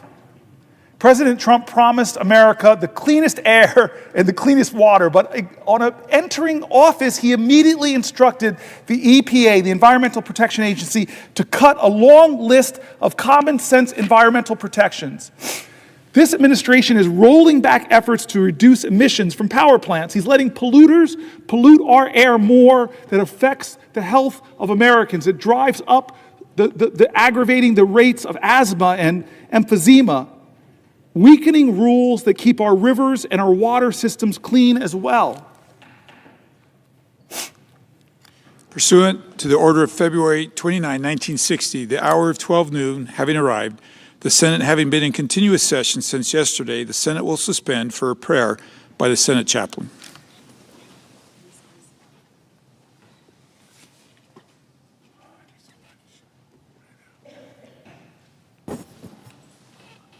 Let us pray. Lord of hosts, you have done great things for us, filling our hearts with determination to do your will. You protect us from unseen dangers, supply us with wisdom, and direct our steps. Today we are grateful for the efforts of the floor staff, the Capitol Police, the stenographers, the pages, and all those who have worked through the night. We pray you give them the strength they need for this day. Today, give our senators the assurance of your presence. Inspire them with a calm faith, a steady peace, and a firm resolve to do your will. Let no weapon formed against them prosper. We pray in your omnipotent name. Amen. I'm going to continue. The senator from New Jersey is recognized. Thank you. I'm going to continue until one of my colleagues asks me a question. Senator, yield for a question? One of my heroes in the Senate, a living legend, my partner on some bills that I'm so passionate about expanding IVF, someone that is just freaking awesome. I yield for a question while retaining the floor. Thank you, Senator Booker, for taking this important stand and for doing so much to make it clear how much pain Donald Trump and Elon Musk are inflicting on the American people in every sector of our society. I'm going to be asking you a question about what you've heard from agricultural businesses in your state about the damage that this administration is doing and the jobs that either have been or will be lost as a result. But I thought I would give you some background on what I'm hearing as well. I want to focus this body's attention on our nation's farmers and ranchers who seem to be getting punched day after day, week after week by the Trump-Musk oligarchy. Whether it's their harmful tariffs that hurt our soy and corn farmers, canceling and freezing more than $1 billion in funding for schools and food banks to purchase food from local farmers, or halting reimbursement and contract payments that our farmers are already owed, the senator from New Jersey and I are both working together to undo some of the most harmful impacts of these disastrous decisions, including joining forces to push his Honor Farmer Contracts Act forward. We're also starting to hear reports from farmers about just how damaging the Musk-Trump dismantling of USAID is. Jobs and businesses right here in America. For example, I don't know if the senator has heard, but in North Carolina, they had $2.2 billion in USAID awards, including for 27 large-scale farmers who were fulfilling orders for humanitarian food assistance, and 4 universities who were receiving agricultural research funding. More than 300 North Carolina workers have lost their jobs as a result of this freeze. In Georgia, they had over $389 million in USAID awards, including 9 large-scale farmers fulfilling orders for humanitarian food assistance and 6 universities receiving agricultural research funding. Arkansas had over $210 million in USAID awards, including purchases of rice, grain, and beans from our farmers. Florida has lost $91 million in USAID awards, including $38 million to the University of Florida to improve livestock productivity and food security in developing countries. Texas lost over $48 million in USAID awards, including 9 large-scale farmers fulfilling orders for humanitarian food assistance and 8 universities receiving agricultural research funding. The list goes on and on. My neighbors in Iowa over time now have lost over $4 million in USDA food commodity sales. They have gained they had a total of over $149 million in purchases through USDA and other programs for USAID. Illinois has lost $245 million in aid in farm income that would go towards USAID and aid programs. I think that our farmers have been hit with body blow after body blow from this administration, an administration that in their first term and even in the second term promised that they would look out for America. But I have to say to my friend from New Jersey, I don't think that this administration has lived up to their promises to farmers. Remember that a nation that cannot feed itself, if we lose those family farms, if we lose our ag sector, we cannot lead the free world. We cannot feed ourselves. And frankly, farmers have been hit over and over again. These incoming tariffs are going to be disastrous for our farmers. I was just in South Central and Southern Illinois, just across the Mississippi River from Missouri, talking to our farmers in St. Clair County, Illinois. And you know what they tell me? They tell me that the tariffs are going to affect their products being sold overseas. Our top products in Illinois: corn, soybean, pork.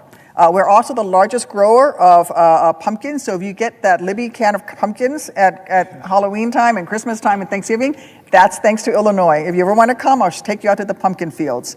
So it's the best pumpkins in the country.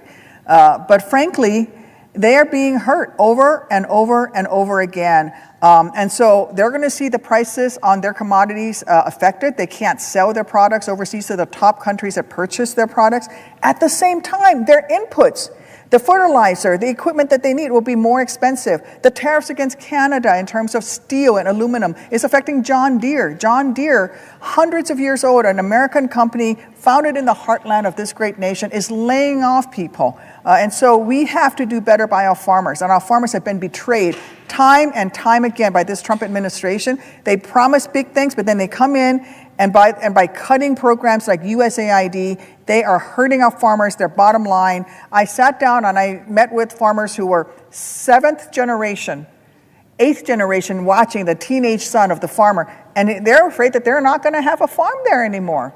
Their products, their margins are so tiny that they don't think they're going to make it. So my question to my colleague from New Jersey is, what are you hearing from farmers, and why do you think this administration is taking so many actions that hurt them and hurt American jobs? I love my colleague. I love how she's been standing up quite figuratively time and time again on issues. She's really inspired me. I've told folks that on social media I have been celebrating, elevating, liking her content. Thank you. She is truly fierce and is a voice that gives me strength. And today she's asking me about one of my favorite subjects. A lot of people were surprised. My staff knows this story well, that I'm on the Ag Committee. And when one of my staffers, a guy sitting over here, Adam Zipkin, who's been with me since 1998, came to me and said, you should go on the Farm Committee, this is going to get me in trouble, I laughed at him. I had committees I loved. And what's that old saying? At first they laugh at you, then they fight you, and then they finally accept it. He told me all the issues I care about intersect with our farm and food system, that our farmers are such vital parts of America. They need more people standing up and fighting for them, because the American farmers are getting screwed. We're losing thousands of farms in this country. Family farmers are going belly up. The math doesn't work for them. And this president, as you've pointed out, oh gosh, President Trump is causing an unprecedented amount of chaos, instability, and harm for farmers. Farmers already deal with so much uncertainty from prices, weather, pests, and more. They should not have to deal with uncertainty that our government won't follow through, as you said, on contracts. On contracts. I've had farmers from New Jersey to Texas coming to my office about this president freezing contracts that we approved in a bipartisan manner, putting them in financial crisis. One of the first things that Trump and Musk did is freeze thousands of contracts and agreements that have been already made with our farmers. Farmers applied to grant programs and were selected on their merits. They made legally binding contracts, yet starting in late January, farmers found themselves not getting reimbursed, sometimes reading in the news that a particular grant was frozen, or sometimes no information at all, other than that they were not getting their payments processed. I yield for a question while retaining the floor. Thank you. I think the issue of contracts is especially important because so much of these cuts are claimed to be to cut waste in government spending. You know, we have a law in the books that says that if we don't make payments according to existing contracts, then we have to pay the interest on that, on those payments that we are late in providing. And so if we, for example, cut $2 billion in or freeze funding payment on $2 billion in contracts as we did with USAID, that means that we're going to have to pay, say, 2% interest rate, $60 million in interest. I don't see where that is a savings for taxpayers. That is a waste of taxpayer dollars. I think that that is something that we should be talking about. And I also think that, as you were mentioning, the issue with our farmers, they are important to our national security. The SNAP program is a good example of it. That program was instituted after World War II. We had the very famous example of Audie Murphy, who was the most highly decorated soldier coming out of World War II. He could not pass the initial test to enlist in into the Army during World War II because he didn't weigh enough due to malnutrition post the Great Depression. And so we created the SNAP program to make sure that America's young people were fed, were no longer malnourished, so that they could get food in our schools while they were going to school. Because it was good for the United States military to have a workforce that could enlist in the military and meet the standards. That is the origin of the SNAP program, and that has been a program that has sustained our farmers over time. And I think that we are losing sight of that. And so my question to the senator from New Jersey is to hear a little bit more. Have you heard about the SNAP program and also the work that the farmers in New Jersey have been doing in terms of organic and sustainable farming, which is really where the beginning of the organic and sustainable farming movement has begun in this country? Yeah, I'm aware of another one of my colleagues. I just want to say, yes, I'm aware of that. The way that Trump, I'm just going to summarize, contract freezes, this is one of the ways Trump and Musk are causing havoc. Program cuts. They've eliminated programs, as you said, that support local food systems, including those that connect farmers with food banks and schools and promote regenerative practices. It's stunning. USDA destabilization. Trump and Musk have laid off USDA employees, closed USDA offices, hindering the agency's ability to provide essential services to farmers. Tariff policies. Trump's tariff policies implemented without consultation with or support from farmers will increase farmer costs and consumer food prices. And finally, general chaos, which seems to be something, as you're pointing out, that they're very good at. Farmers already deal with so much uncertainty from prices, weather, pests, and more. They should not have to deal with uncertainty from Donald Trump's administration that will undermine everything that they do. The question for the senator from New Jersey. I will yield for a question while retaining the floor. I would like to ask the senator from New Jersey a question pertaining to the Farm Bill. You speak to uncertainty. One of the things that I've heard from my agricultural sector and my farmers, Farm Bureau in Illinois, is the desperate need to pass, for this body to pass a Farm Bill, especially when it comes to crop insurance, the crop insurance program, as well as, again, retaining SNAP benefits. I do think that crop insurance is something that our farmers care deeply about. It is a tool that they use to make sure that they are able to survive when there are bad crop years, whether that is through disease, whether that is through drought or floods. Our farmers certainly, this is a program for them to sustain themselves and be able to look out for themselves. So it is a personal responsibility on the part of farmers. It is especially important for young farmers who are just starting out. Those margins are so tiny. And when you take away the commodity program and the USAID, when you take away SNAP program, and then you don't provide them with crop insurance, you're going to lose those family farms. And what's going to happen? Large agribusinesses are going to take over, and they don't have the well-being of the American people at their heart. And so, I would love to hear from the senator from New Jersey would you agree that what we should be doing right now is not attacking farmers and cutting commodity programs and cutting and freezing funding for USAID that it provides a market for farm products, but instead we should be working on passing a farm bill? Yeah, I love you for bringing these things to point. Because by the way, with Adam Zipkin, we did a farm tour, and we were in Southern Illinois meeting with Republican farmers. This is now before the pandemic. And you see that we have so much common cause as they're trying desperately to hold on to their farms. And so the crop insurance program, we need to reimagine it so it's more accessible to independent family farmers, not just big agribusinesses. We need to be visionary about our farm bill to create a food system that the farmers want, that help them to be better stewards of the land. The oversubscribed programs for regenerative farming and cover crops and environmental practices, they want those things to preserve their soil, reduce their dependence on chemicals. They want those things. They want a farm bill that works for them, and we should be delivering that in a bipartisan way. So you are right on point. But do you hear that from the White House? Not at all. Not at all.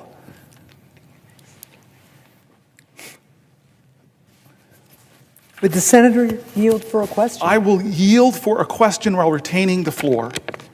Well, Senator Booker, I have a question for you about Medicaid and Medicaid expansion, but I want to start with a little bit of background. Please. As you may recall, when I was governor of New Hampshire, thanks to the Affordable Care Act, the program Medicaid expansion became an option for my state.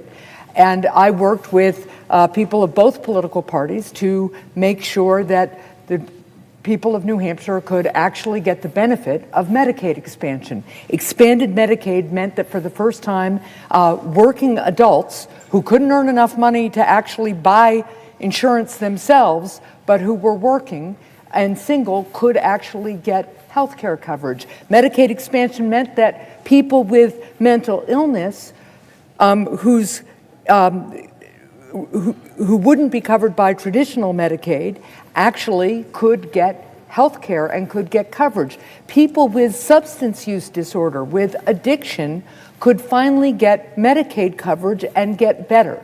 And we worked across party lines, took a few tries, but we got Medicaid expansion done in New Hampshire.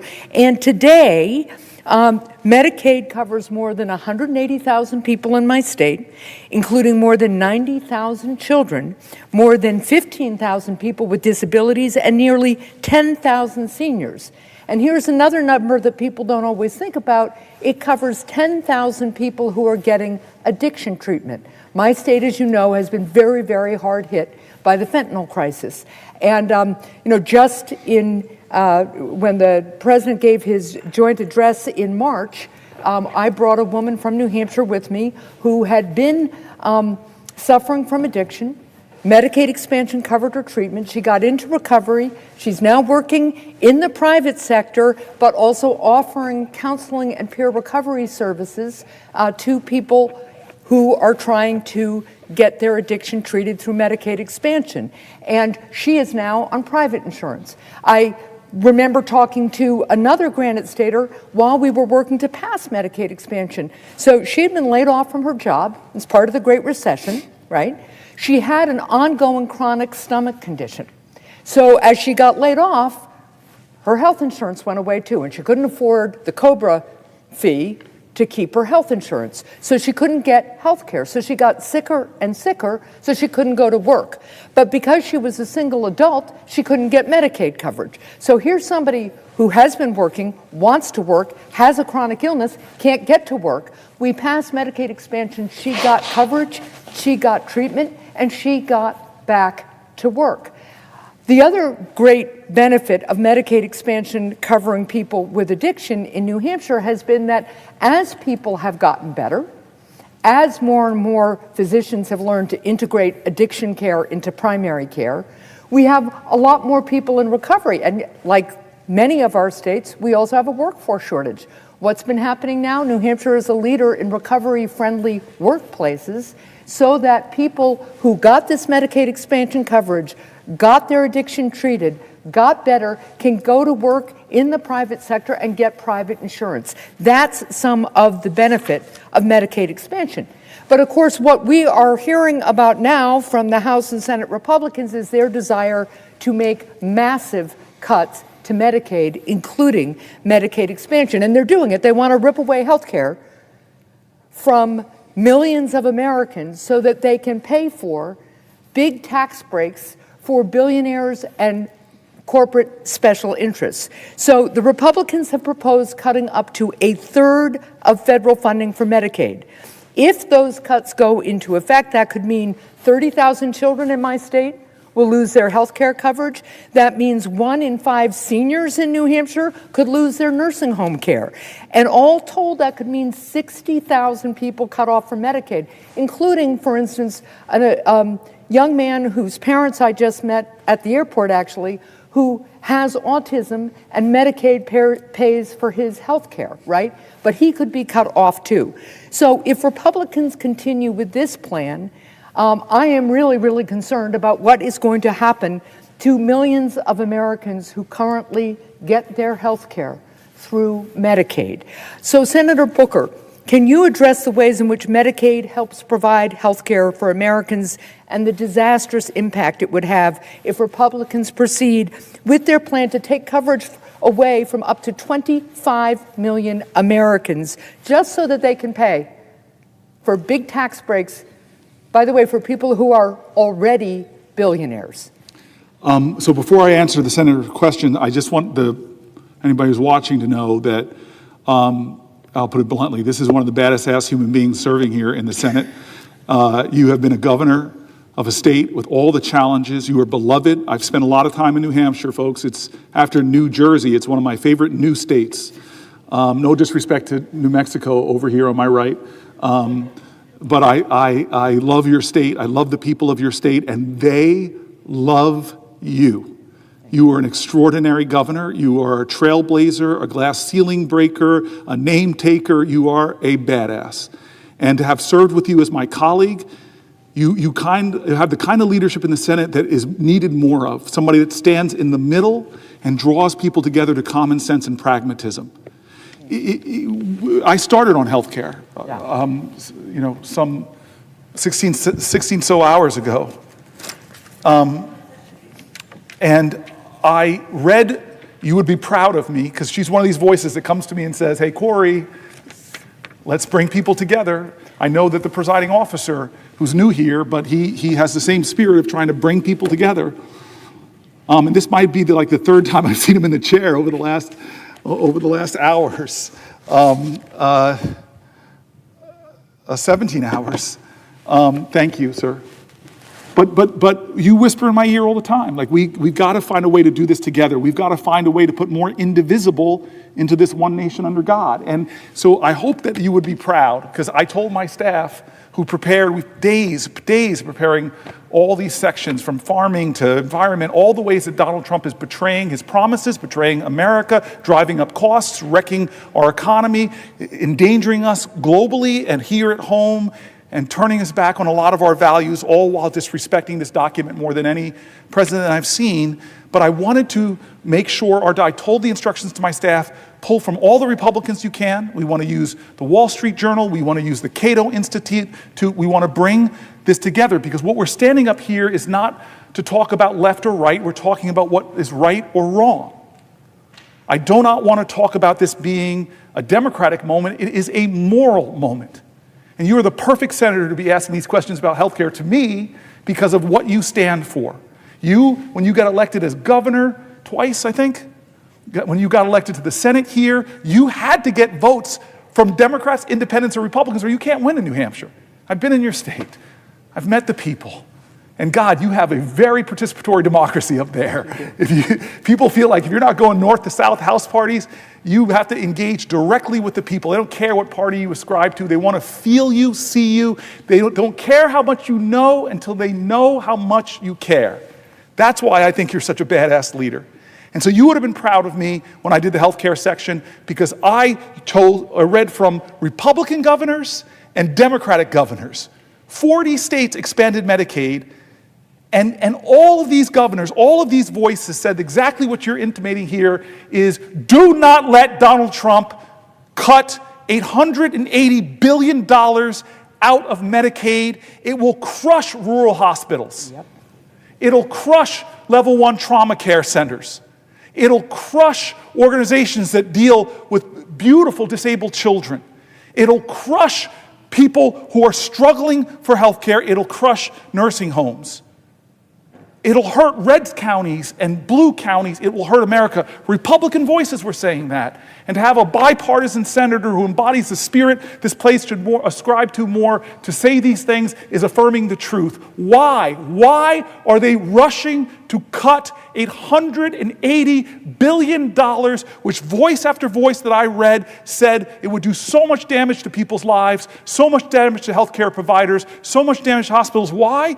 The only two things that will result from that is that they'll extend the Trump tax cuts, where the disproportionate benefits went to the wealthiest among us who are doing better than they've ever done in this country. They don't need it. Taking money from struggling folks and giving it to them is not the answer. And then the other thing, to a person who, like me, when we were executives, you were a governor, I was a mighty mayor, we had to balance our budgets. But they're not balancing the budget. They're not lowering the deficit. They're increasing it by trillions of dollars. This makes no sense to a pragmatic person who has balanced budgets, who expanded health care access, who made her state work, who has love and respect and votes, frankly, from Democrats and Republicans. You know this makes no sense. And so if you're standing up, and colleagues of mine further to the left of me, then why aren't other people why did only one Republican in the House vote against it? He told the truth. Massey. I see some of my Republican colleagues here. He's a fiscal hawk. He told the truth. This budget is going to explode the American national debt, stealing from future generations. I can't vote for this. He was not bullied like other people in the House into doing what dear leader Donald Trump says. And so, my colleague, you are on the money. I have internalized your voice. There's only a few people's voices I've internalized. One of them is my mother, but you're not that. You're more my peer. You are one of those voices in America right now that we need, that does not slip into a partisan argument, but makes the pragmatic argument that what Donald Trump is trying to do with the aiding and abetting of congressional Republicans is wrong. It is fiscally wrong. It is morally wrong. It will hurt Americans. It is not for the common welfare. It's not for the common defense. Read the start of the Constitution, please. I beg of you. We all swore to uphold it. How do our founders begin? We, the people of the United States, in order to form a more perfect union, establish justice, ensure domestic tranquility, provide for the common defense, promote the general welfare, and secure the best blessings of liberty to ourselves and our prosperity. Trillions of dollars of deficit doesn't secure the blessing of liberties, it endangers our country. The common welfare is this idea that everybody should have access to what makes us free. What makes us free is not having medical debt. What makes us free is not being chained to uncertainty and security that if someone in my family gets sick, I will not be afforded. Still, the majority, or close to the majority, of bankruptcies in the United States of America are people who can't afford their health care bills. We need to find better ways to expand access and not cut more people off. You know this, former governor. There are a number of states that have these things called triggers, automatic triggers, that if the funding for Medicaid reduces to covering 90% of the costs, what happens in those states? Boom. Medicare expansion goes offline. So if you don't even cut it $880 billion, maybe you say, we'll just do $250 billion of an axe. States are going to lose their expansion. People are going to suffer and get hurt. Why? You said it, you said it, you said it. You and I are the two people that want to see entrepreneurs make money. You and I want to see small business people thrive. We don't hate rich people. We think that's great. It's often, not always, Donald Trump, it's often a sign of people in America using their ingenuity, applying it, and being successful. But you and I both know that the richest people in this country don't need more tax cuts. It is morally wrong. It is fiscally wrong. It is a wrong in the name of God and America. How could we be doing this to ourselves? Will the senator yield for another question? I can't call you one of the baddest ass people I've ever worked with and not yield to your questions, but I have to read the words. I yield for a question while retaining the floor. Well, thank you for yielding the question for a question while retaining the floor. And thank you for the very nice compliments. I do have a question for you about Social Security, and then I think another colleague of mine has additional questions.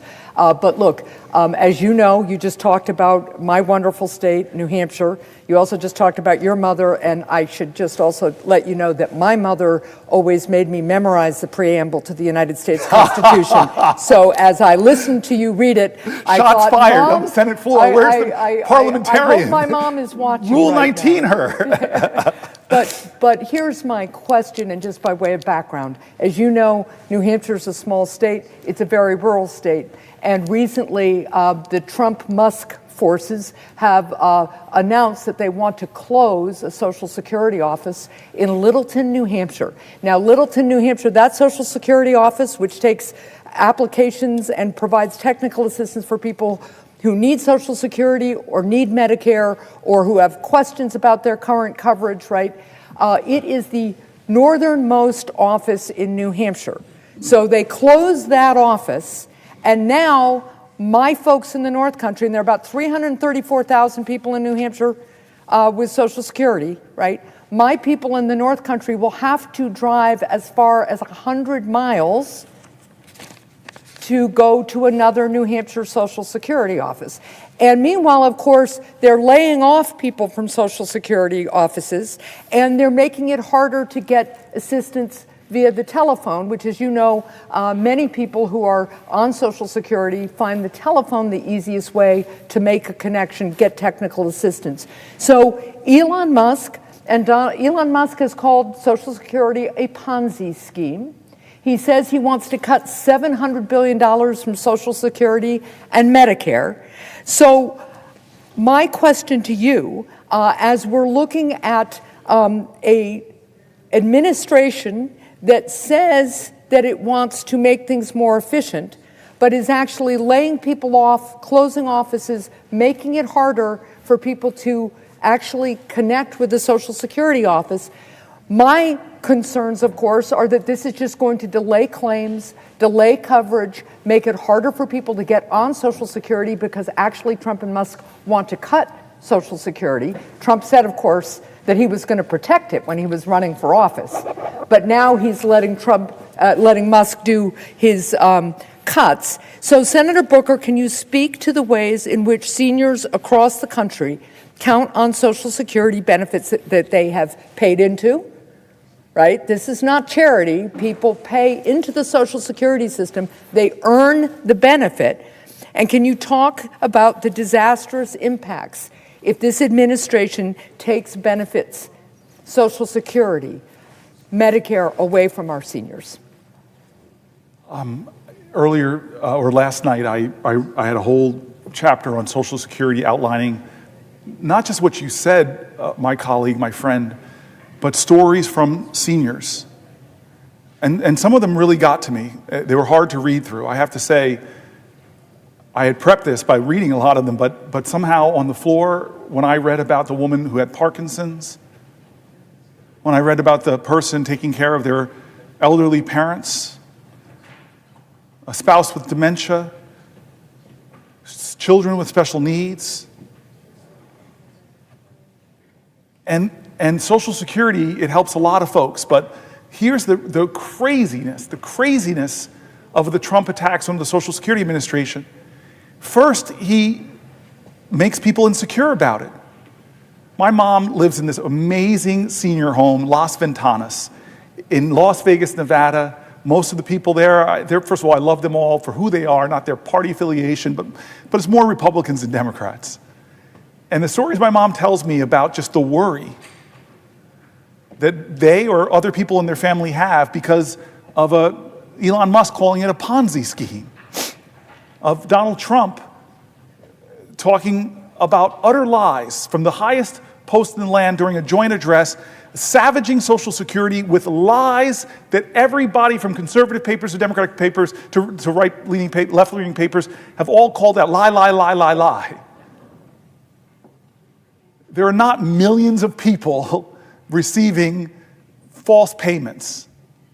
They've insinuated so much insecurity that people were writing me letters talking about they're losing sleep. They have so much anxiety because they only live on their Social Security check. And Brother Howard Luckman, who I know, and I don't know what he was thinking when he said it, a billionaire talking about his mother-in-law. I don't know what you were thinking, Howard. I just don't understand it, how you're saying if she misses a payment, she's okay, but if people complain, they're probably fraudsters. Do you understand how many millions of Americans only have that as their only protection between poverty and destitution?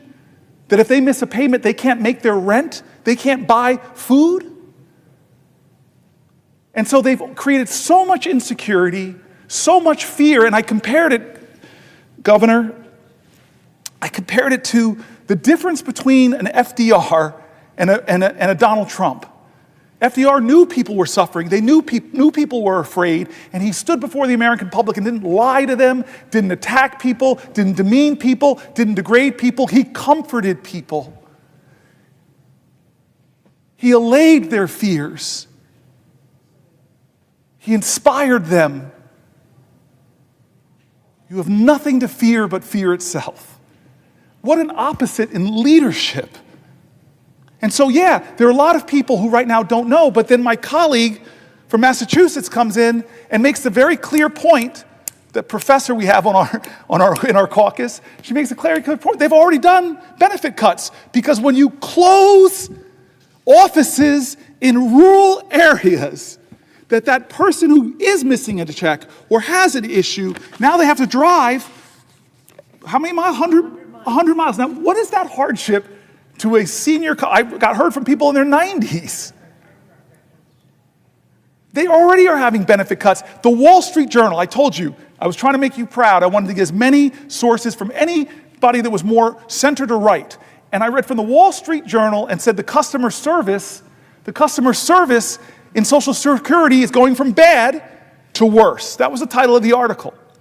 So they're already doing cuts. They're already launching, heaping insecurity on our seniors, heaping inconvenience on our seniors, heaping fear upon our seniors, heaping insecurity, making people lose sleep. This is wrong, wrong, wrong, wrong, wrong. This is not a model of leadership. It's a model of cruelty and mean-spiritedness and hurting people.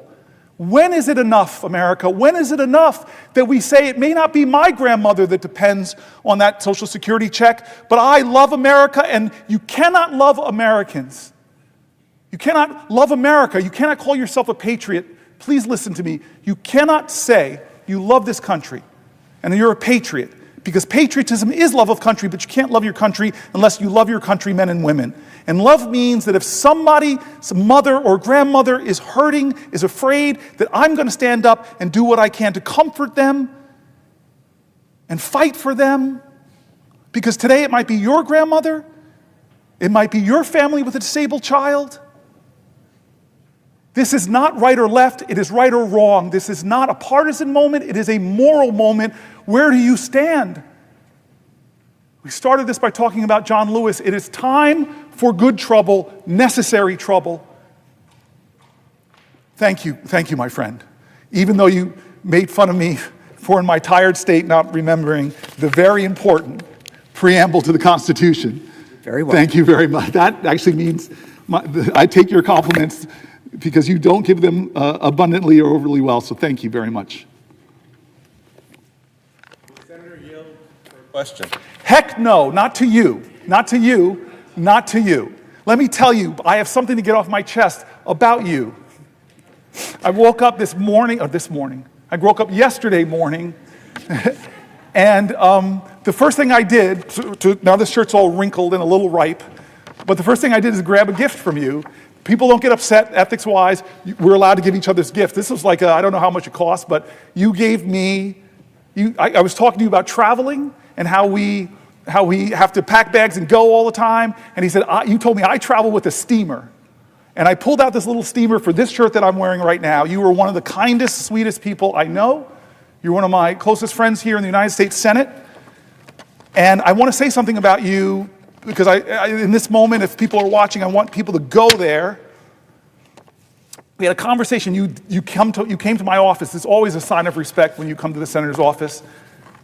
And you came to my office and we were talking about social media, and I was encouraging you, you were a little resistant, if you don't mind me outing you, to open up and get more on the platform. We were talking about ideas and talking about Social Security, talking about Medicare, Medicaid. You opened up to me, and I hope I'm not betraying confidences. And I asked you just like, what do you do? Like, you were such an amazing human being. You're one of the kindest people I know. I asked you, what do you do on your weekends? What do you do for fun? Let people see it. And then you kind of made me pause when you said, well, my mother's getting kind of old. It's getting older. I love her so much. And you said that my brothers and my siblings and I, we alternate weekends just spending time with our mother. It was one of the sweetest things I heard. And then I said to you, what do you do with your mom? And then you brightened up and you choked me up, you jerk, because you said, what I love to do with my mom is to dance with her in the kitchen. When we're in the kitchen making food or something, I just love sometimes to put on a song and we dance. I don't know why it struck me as beautiful, and this is what I hope people will do right now. I said, well, why don't you record that? And I didn't think you would do it. You would ask her if you could do it, but you then put up one of the most beautiful videos I've ever seen from one of my colleagues of you and your mom in the kitchen. I think it's on your Instagram page. And I have looked at that video. I'm probably all the views right now of my colleague, this big United States senator, loving his mother so much. And we are talking about that. I've talked about this on the floor. Great nations respect their elders. They take care of them. One of my colleagues, when they asked me a question about Social Security, they reminded me of what it was. The greatest anti-poverty program in the history of America. That Social Security rescued millions of Americans from being in poverty. It virtually ended poverty, although the checks now are becoming meager and meager as prices are going up. More people are getting lower and lower towards poverty, and people who live on those checks live very austerely. But you're just this amazing guy that turns your own lived experience into greater and greater urgencies to fight for the people of New Mexico. So I did not want to yield for a question, so getting that off my chest. You are my friend, you are my colleague, you are my brother, and more than you know it, you're my inspiration. So yes, I yield for a question while retaining the floor now. I feel like I have so much power here to yield to my colleagues who are often more eloquent. I'm like afraid of White House because he's one of the brainiest people in the Senate. But I'm now have the control. But for you, now that I've gotten this off my chest and hopefully embarrassed you, but maybe added a few more views to my favorite video, I yield for a question while retaining the floor. Well, Senator Booker, thank you. I won't be surprised if Mom's watching right now, so you're probably going to get some messages from her. But I want to thank my friend and colleague from the great state of New Jersey. You've been holding this space for the American people now for well over 17 hours. Well, we represent different parts of the country, Senator Booker. We have the same values.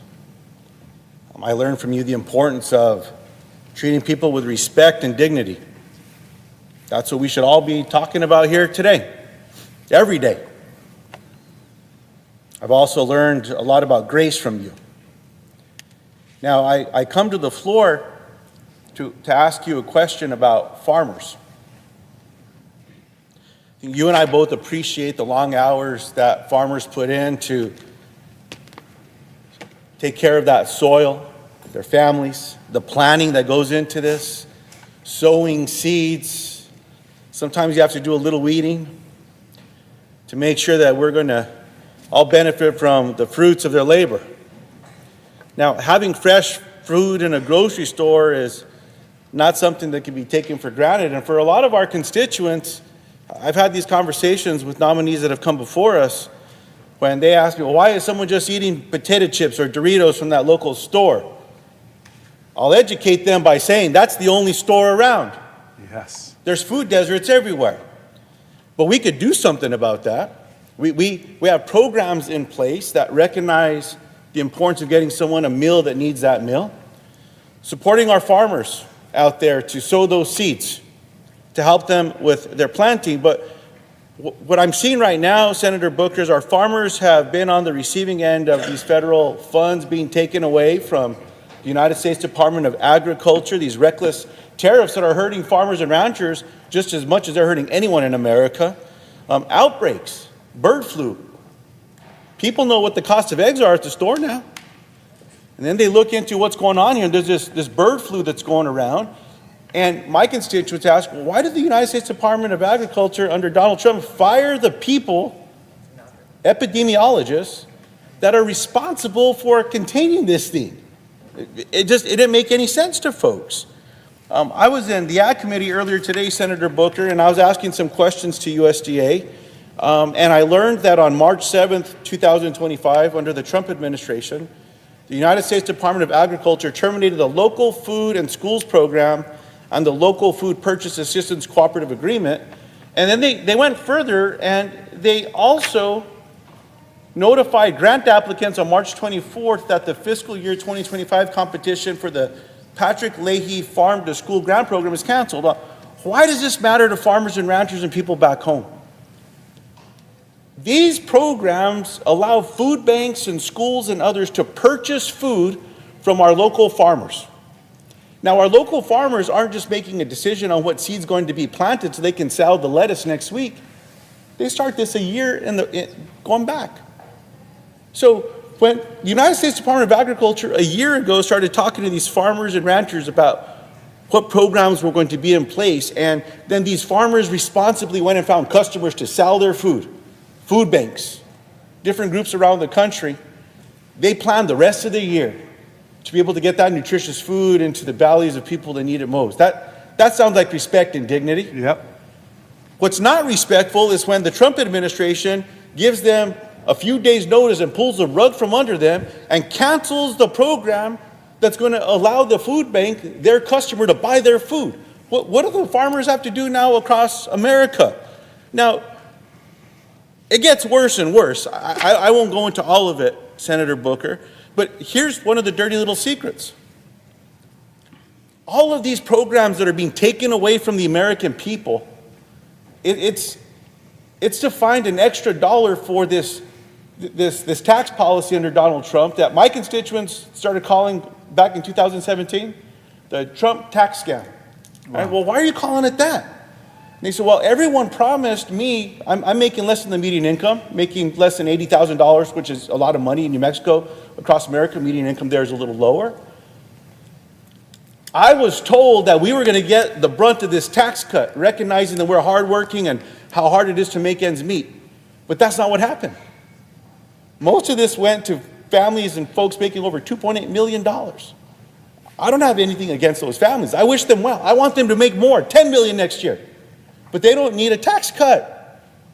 That should be one of those hardworking families that were told that they were being prioritized, but they're the ones that told me anyway, that this was a Trump tax scam. That's the secret. That's where all this money's going.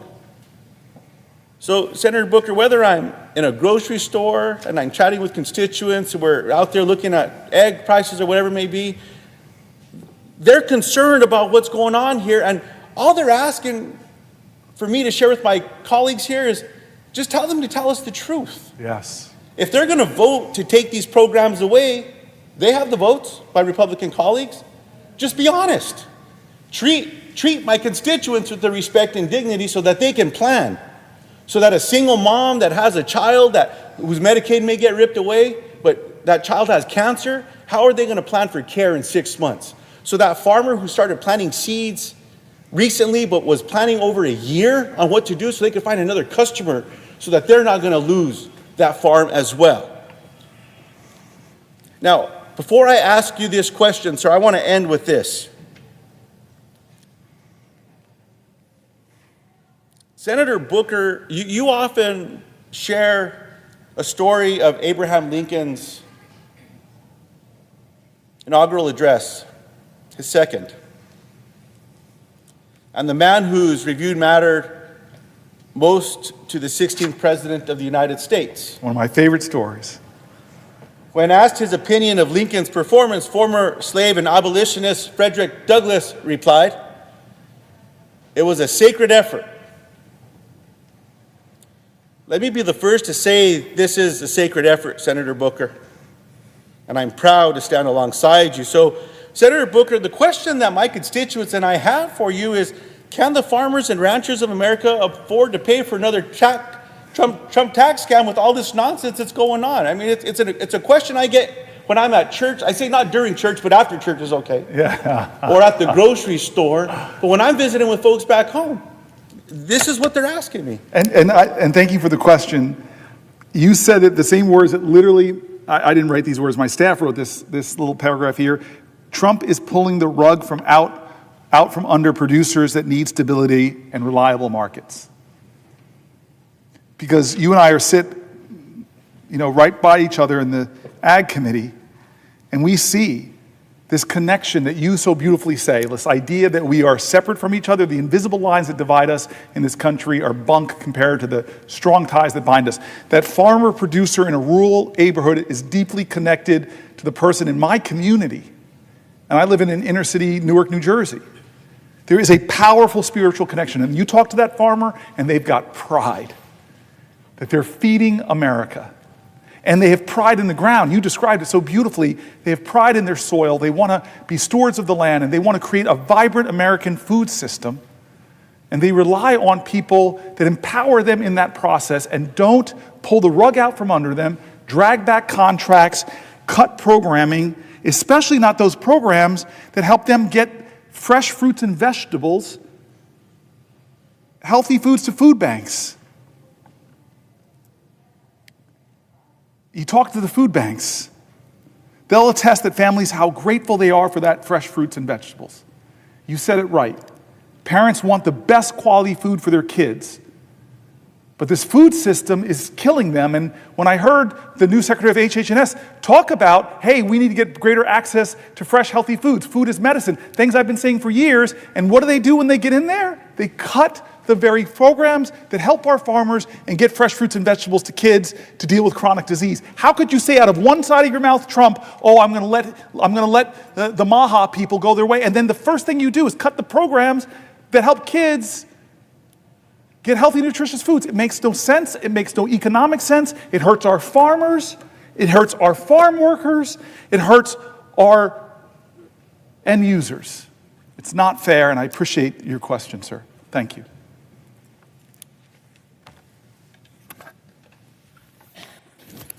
Would the senator from New Jersey yield for a question? Let me think about this for a second. You take your time thinking about it, sir.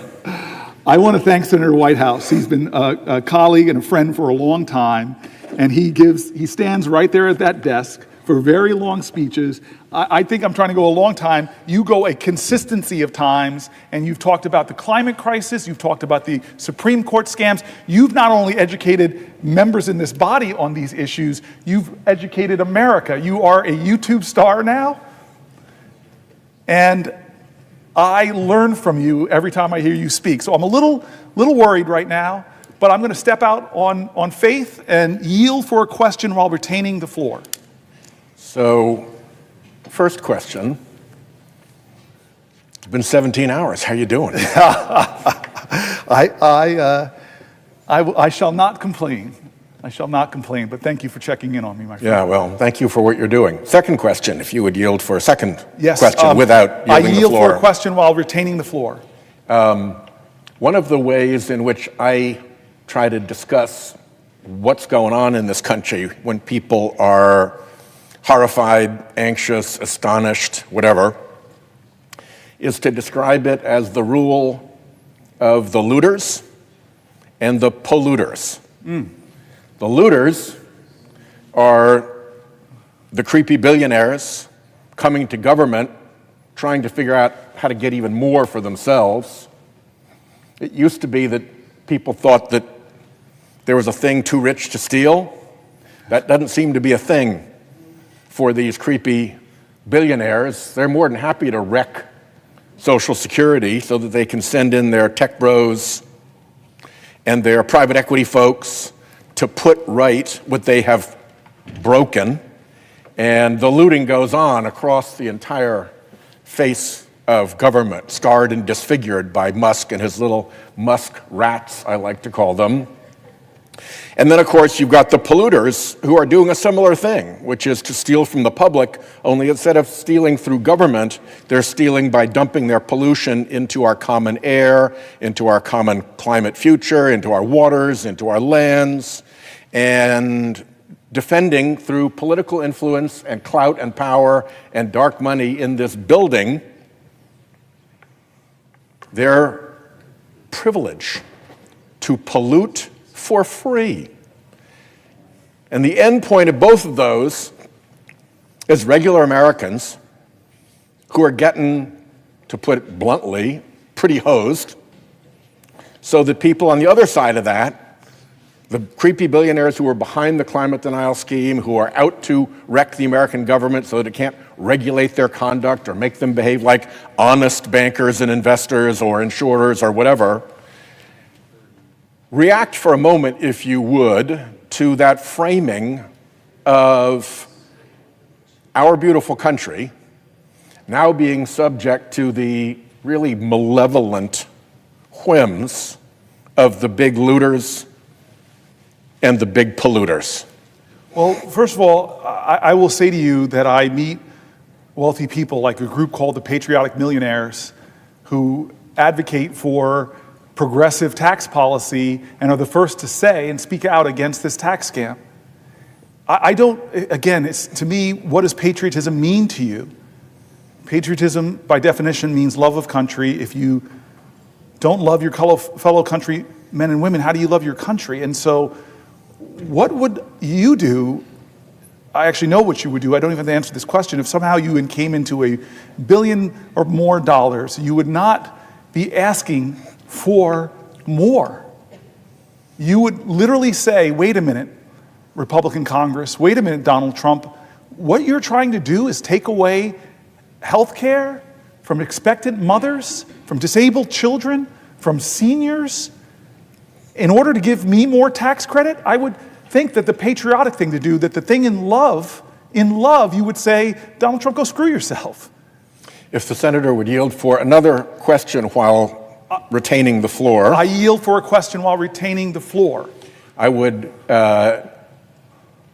add to your comment and request your response to the observation that not only is this an appalling manifestation of greed by people who already have more money than they're able to spend in their entire lifetimes, but the manner in which they are accomplishing their purpose is pretty loathsome in and of itself. Because the manner in which they are accomplishing their selfish purposes is to corrupt and degrade this great American democracy that we are all here to defend. Yes. And they do it by taking their billions and running it through phony front groups, so it pops up as dark money in elections.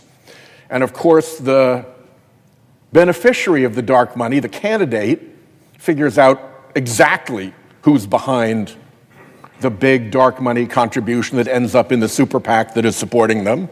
And of course, the big donor knows that they gave the money. So the deal between the creepy billionaire and the in hoc to them political candidate is made. But because it's dark money, because it's secret, because it goes through front groups and into the super PAC and ultimately into the campaign, courts don't know, public doesn't know, voters don't know, everybody else is left out of the joke. Yes. And so, bad enough that they're here arguing for excess benefits for themselves compared to regular Americans. Worse, they're using dark money, corruption to get there. So how is that patriotic? I want to answer this question so badly, but the crazy thing is the person best to answer this question is the person who asked it. You have sat here and given this detailed analysis to show how this group of very wealthy billionaires in this country are so perverting our system by creating these front groups that then interfere in our democracy in the most disgusting of ways. Even if you are like me and you that can't stand the decision Citizens United, even in Citizens United, the majority opinion said, really projected that we should do the Disclose Act, which we have tried to bring to this floor and get passed. It says no more dark money. How do we have a political system that is so corrupted by billionaires who so with all of their money drown out the voices and politics of other Americans? A great example of that is they're getting so reckless that many billionaires aren't even hiding it anymore, i.e. Elon Musk. He's like saying, hey, I'm going to roll up into a Supreme Court case up in one of our best Great Lakes states. And I'm just going to dump $100 million there and then give away, as if to insult our democracy, million-dollar checks as part of my effort to influence an election with my overwhelming flood the zone amount of billions of dollars. And by the way, hey, it's a pretty good investment, right? I'm Donald Trump's biggest campaign contributor, and as soon as he gets elected, a lot of my stock goes up, although Tesla stock isn't doing so great right now. The reality is, we live in a country right now that we're giving more and more ability for billionaires to use their wealth to rig the system and then get more wealth as a result of that. It is so corrupt and so corrupting to this. We have been talking about this, as you said, for 18 hours now. This big, unchecked corporate contributions, billionaire dollars, dark money in front organizations that nobody in the Senate has outlined better than you, is corrupting our Constitution. And even the bad case Citizens United, even they said this shouldn't happen. You all should write laws in this place that force people to disclose where that money's coming from. But how many years has it been since Citizens United? Many. And how many times have we failed? 15? Guys, I don't know, and I'm so grateful for this man, because all my colleagues who are assembled here know, doggedly and determinedly, you have stood right there with charts and graphs. You've outlined it ad nauseum. They've attacked you because your truth is so threatening to them that more people will know about how big money is corrupting democracy. And so how many assaults are we going to have to watch in 71 days when we now have a president that can create a meme coin? Isn't there something here, my great constitutional scholar, a big word called emoluments? This president has basically created a meme coin where we now know, hard to trace this, that millions of dollars have been put into his pocket. I have my team reading about it right now. Foreign countries, Russian oligarchs, incredible Arab wealth. You want to pay off the Donald Trump? You know, because his government is being run like this. It's not JFK. Ask not what your country can do for you, but what you can do for your country. You've seen how he's behaved. It's ask not what your country can do for you, ask what you can do for Donald Trump. That's how he does business. How do we know that? Look at the evidence of the last 71 days. If you are a law firm that comes to him and offers him $40 million of pro bono work, God, how many people I love in Newark had that kind of legal representation, pro bono. He is beating you up, threatening to ruin your business until you come to him and tell him what you're going to do for him. We're seeing it. You want a merger? You want a merger? What do? Give $1 million to his inaugural committee, and then find ways to get money to him through his meme coin, kowtow to him in any way possible. Senator Whitehouse, nobody has outlined this more than I have. Nobody, more than you have, excuse me. And I encourage people, I feel like now I'm advertising everybody's social media. Go to his YouTube. I call him a YouTube star. I'm not joking. You have on YouTube, I know, just great details and outline about how the corruption of money in politics is getting worse and worse and worse in this era of billionaires like Elon Musk who have no shame anymore. And I'm going to say it on the Senate floor. There are so many reports and stories of him threatening elected leaders, threatening to put $100 million in a primary challenge if they don't kowtow to what the great leader is telling them to do. This is, you use the word all the time, and I'm going to say it over and over. This is corrupting to our democracy and amounts to another assault on our Constitution. How much will we take, America, until we say enough, until we say no more, until we say pass the Disclose Act? Bring back the dark money, put light on it, shine the light of truth on this web of dark money lies. How long will we endure this? I hope that you and I are in the Senate when you no longer have to give that speech because we took action on the Senate floor to end this nightmare of billionaires trying to outsize influence on our democracy. Will the senator yield for a question? Not immediately. I just want to say to Patty Murray, thank you. You were a co-conspirator in my life of trying to cause good trouble.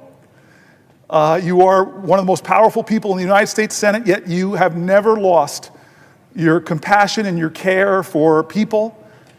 You're like somebody else I talked about in the Senate, two of my favorite people who lives this ideal that I may be a United States Senator, I may be head of appropriations, I may be President pro tem of the Senate, but I will never lose my connection to the people I represent and to the convictions that brought me to this place. You are such an honorable soul, you're such a great American, and you've been such a dear friend to me, this Congress. I savor the times where you let me come to you're a lot more seniority than me. You've got a great hideaway with a view. One day maybe. But I just want to say thank you, Patty Murray, for being so kind to me. And you're showing up right now gives me a lot of strength, puts more fuel in my tank. And so now I feel all this power. Now you will outrank me in every imaginable way here. And you're the head of our Democrat appropriations, so I'm obligated by the state of New Jersey to be very obsequious to you. I yield for a question while retaining the floor. Well, I thank the senator from New Jersey. Thank you for your kind words. And I would just say the country is so grateful for what you are doing right now because so many people are so frightened, worried, scared, and angry about what is happening to the basic values of this country that so many people have just thought would be there, that their kids would be able to go to school and get an education and not have to worry that the Department of Education was going to be gone and there wasn't a watchdog anymore or somebody to help them, or that the research at NIH was going to be dismantled. Perhaps they had a family member who was in the middle of some kind of scientific experiment that is now being dismantled. What happens to their hope? I hear from people on so many topics, seniors who are waiting on hold for hours and then getting hung up on because there's nobody to answer the phone anymore. These are basic values that we have as a country, that we care for other human beings and we're there as a country for them. And you are showing that fight today and inspiring so many people. And I will ask you a question in a minute, but I want to personally thank you for what you are doing today. It is so important. You are the voice of so many people today, and I so appreciate it. Now, I want to change the dynamic a little bit. I wanted to come today. You have talked about the impact in so many areas in our country, but I wanted to come and ask you about something really personal to me, and that is the impact on our veterans today. The senator may not know this, but when I came to the Senate many years ago, I asked to be on the Veterans Affairs Committee. I was the first woman ever to ask to be on the Veterans Committee. And the reason for me was very personal. As you may know, my dad was a World War II veteran, and my family relied on his VA care when he was diagnosed with multiple sclerosis. But I also, when I was in college during the Vietnam War, many of my friends and colleagues were on the streets demonstrating my heart was out to them, but I was thinking about those men and women my age who were going over to Vietnam and coming back and injured in many different ways. So I actually did my college internship. I asked to be at the Seattle VA. And I went to the Seattle VA during the Vietnam War and served on what was the psychiatric ward at the time. And I sat and worked with young men and women who were my age, in college age, who'd been sent there and came back with severe mental health impacts. Now today we call that PTSD, but at the time we didn't know it. And I was looking at these men and women who volunteered to go over, or sometimes their number came up at the time, and came home and were going to be impacted the rest of their lives. And I learned firsthand what it means when somebody says, I will go for my country to fight for all of you, so that you have that America that you've been talking about here for you when you get home. And our promise to each and every one of them was, if you serve your country in the military, we will take care of you when you get home. That is a promise I hold near and dear to my heart, which is why I asked to be on the Veterans Committee when I first came here, first woman ever. And I will tell you, I've seen the impact time and time again. I go home and I hold town halls when I was newly here, and there'd be a lot of veterans who'd come and talk to me and tell me what's going on, what needed to be fixed. But always at that time, I will share with my colleagues, women never said anything. There were a few always in the back of the room, and it wasn't until the regular meeting was over and they'd come up quietly to me and say, I need to tell you what's happening to women veterans. I need to share with you sexual assault. I need to share with you that there's not the facilities. I go to the VA, and it's a men's only kind of place. There's no OBGYNs. There's nobody to do mammographies. And I often don't feel comfortable sitting in that waiting room with a whole lot of people after I have had the experiences that I've had, and there's no place for women to go. So we've worked really hard to make sure the VA works for women. We've worked really hard to make sure the VA addresses the issues of today. The PACT Act that we worked so hard to make sure that men and women who were victims of a toxic exposure overseas got the services they need. I could speak for 2 hours here about all the things we've done. But then I see what this administration is doing to those men and women who we asked as a country to serve overseas or to here at home, in service of all of us and the promises we've made them. And I think, what are they doing? They're undermining the very value that all of us have given to Americans who serve above and beyond. So when I hear of 2,000 layoffs a few weeks ago, I go, wow, where's that coming from?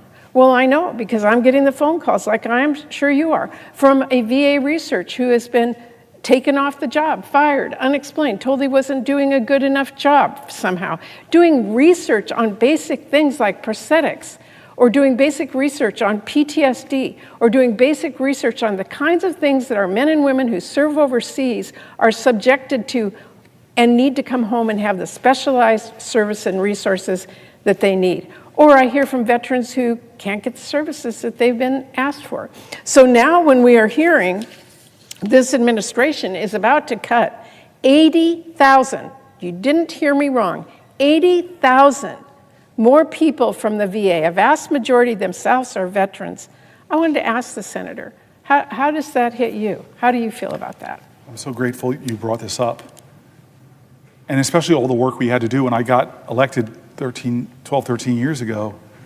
One of the earliest things I did is meet with women and veterans in my state and heard these awful stories about how long it took to get gynecological care, the waits that they had to do, the indignities they had to endure. And I'm glad we've made so many strides, in part thanks to your leadership in New Jersey, with special dedicated facilities to our women veterans, with shortening those wait times, with prioritizing them. But you're now right.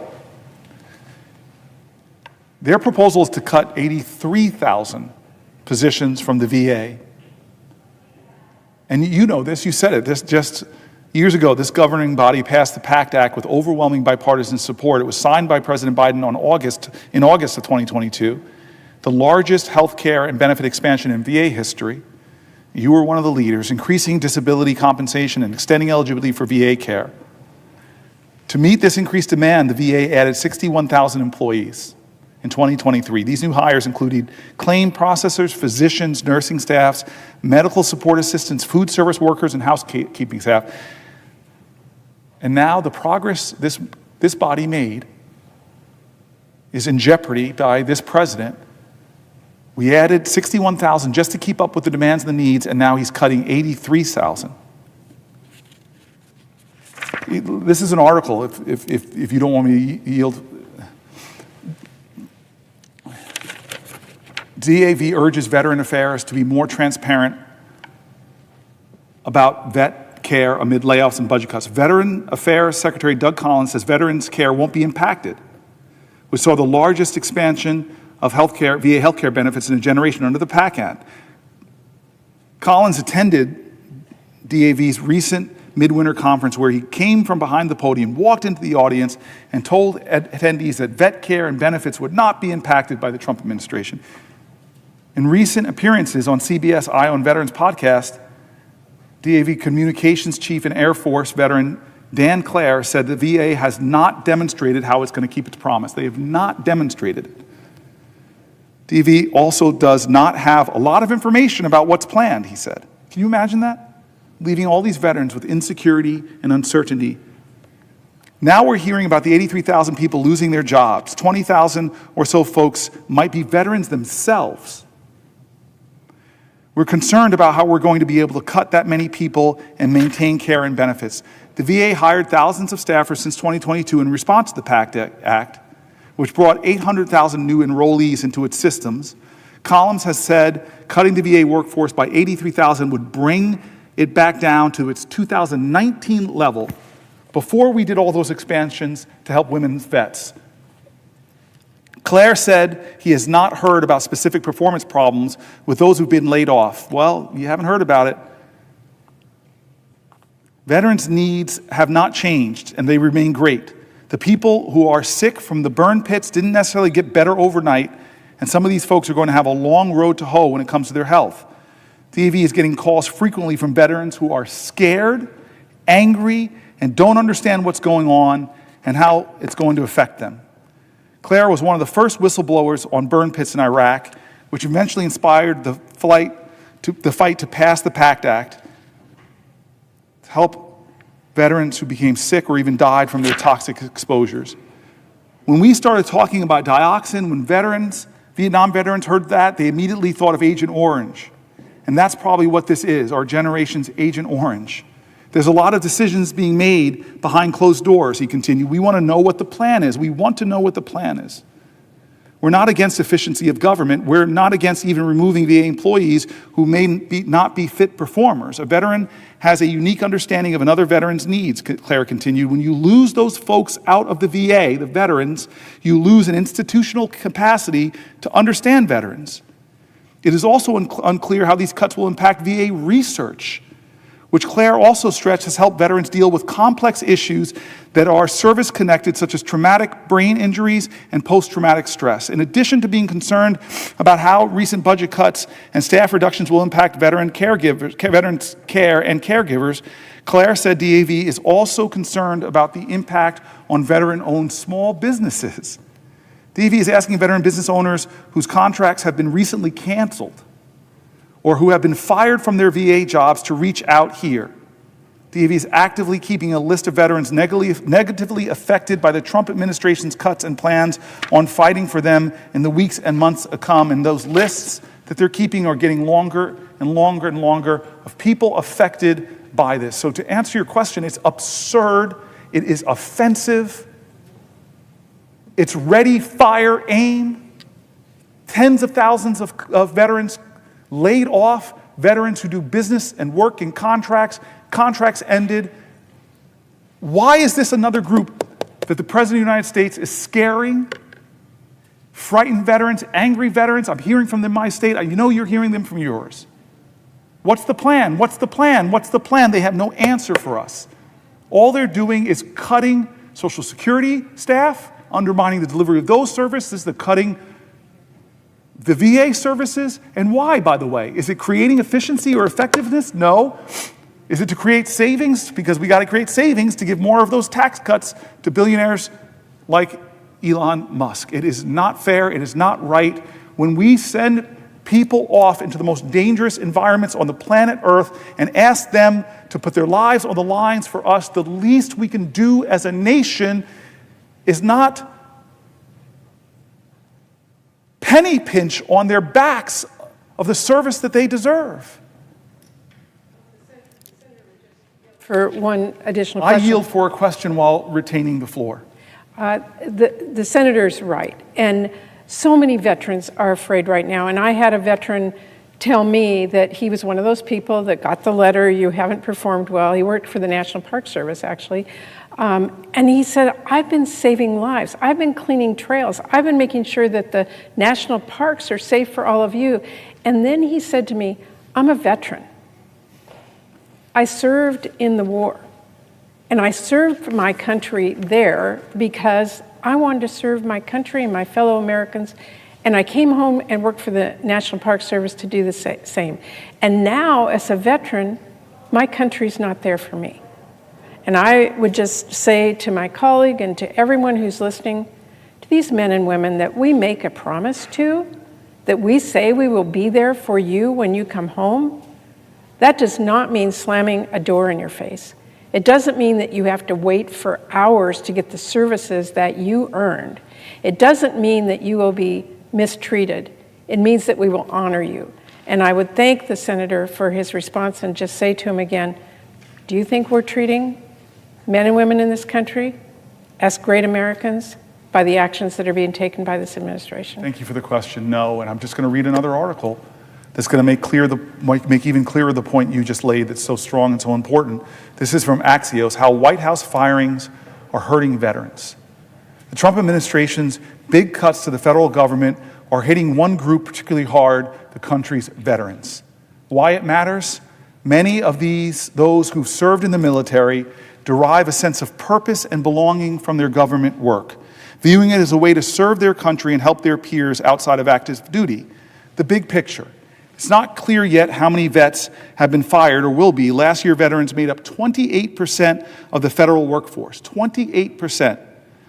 Per federal data, a far bigger share than the 5% in the private sector. About 36% of the vets working in civil service, more than 200,000 in total, are disabled or have serious health conditions per federal data. 36% of the vets working in civil service are disabled vets. This is the largest attacks on veteran employment in our lifetime, says William Attig, Executive Director of the Union Veterans Council, a large group that represents many of these workers.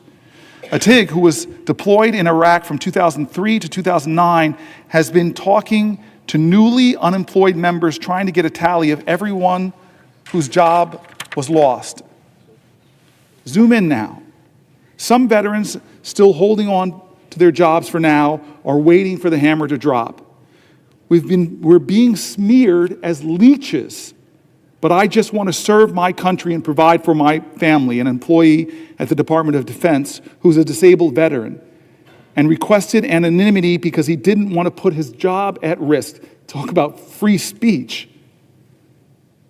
We're being smeared as leeches, says a disabled veteran who stood for us. And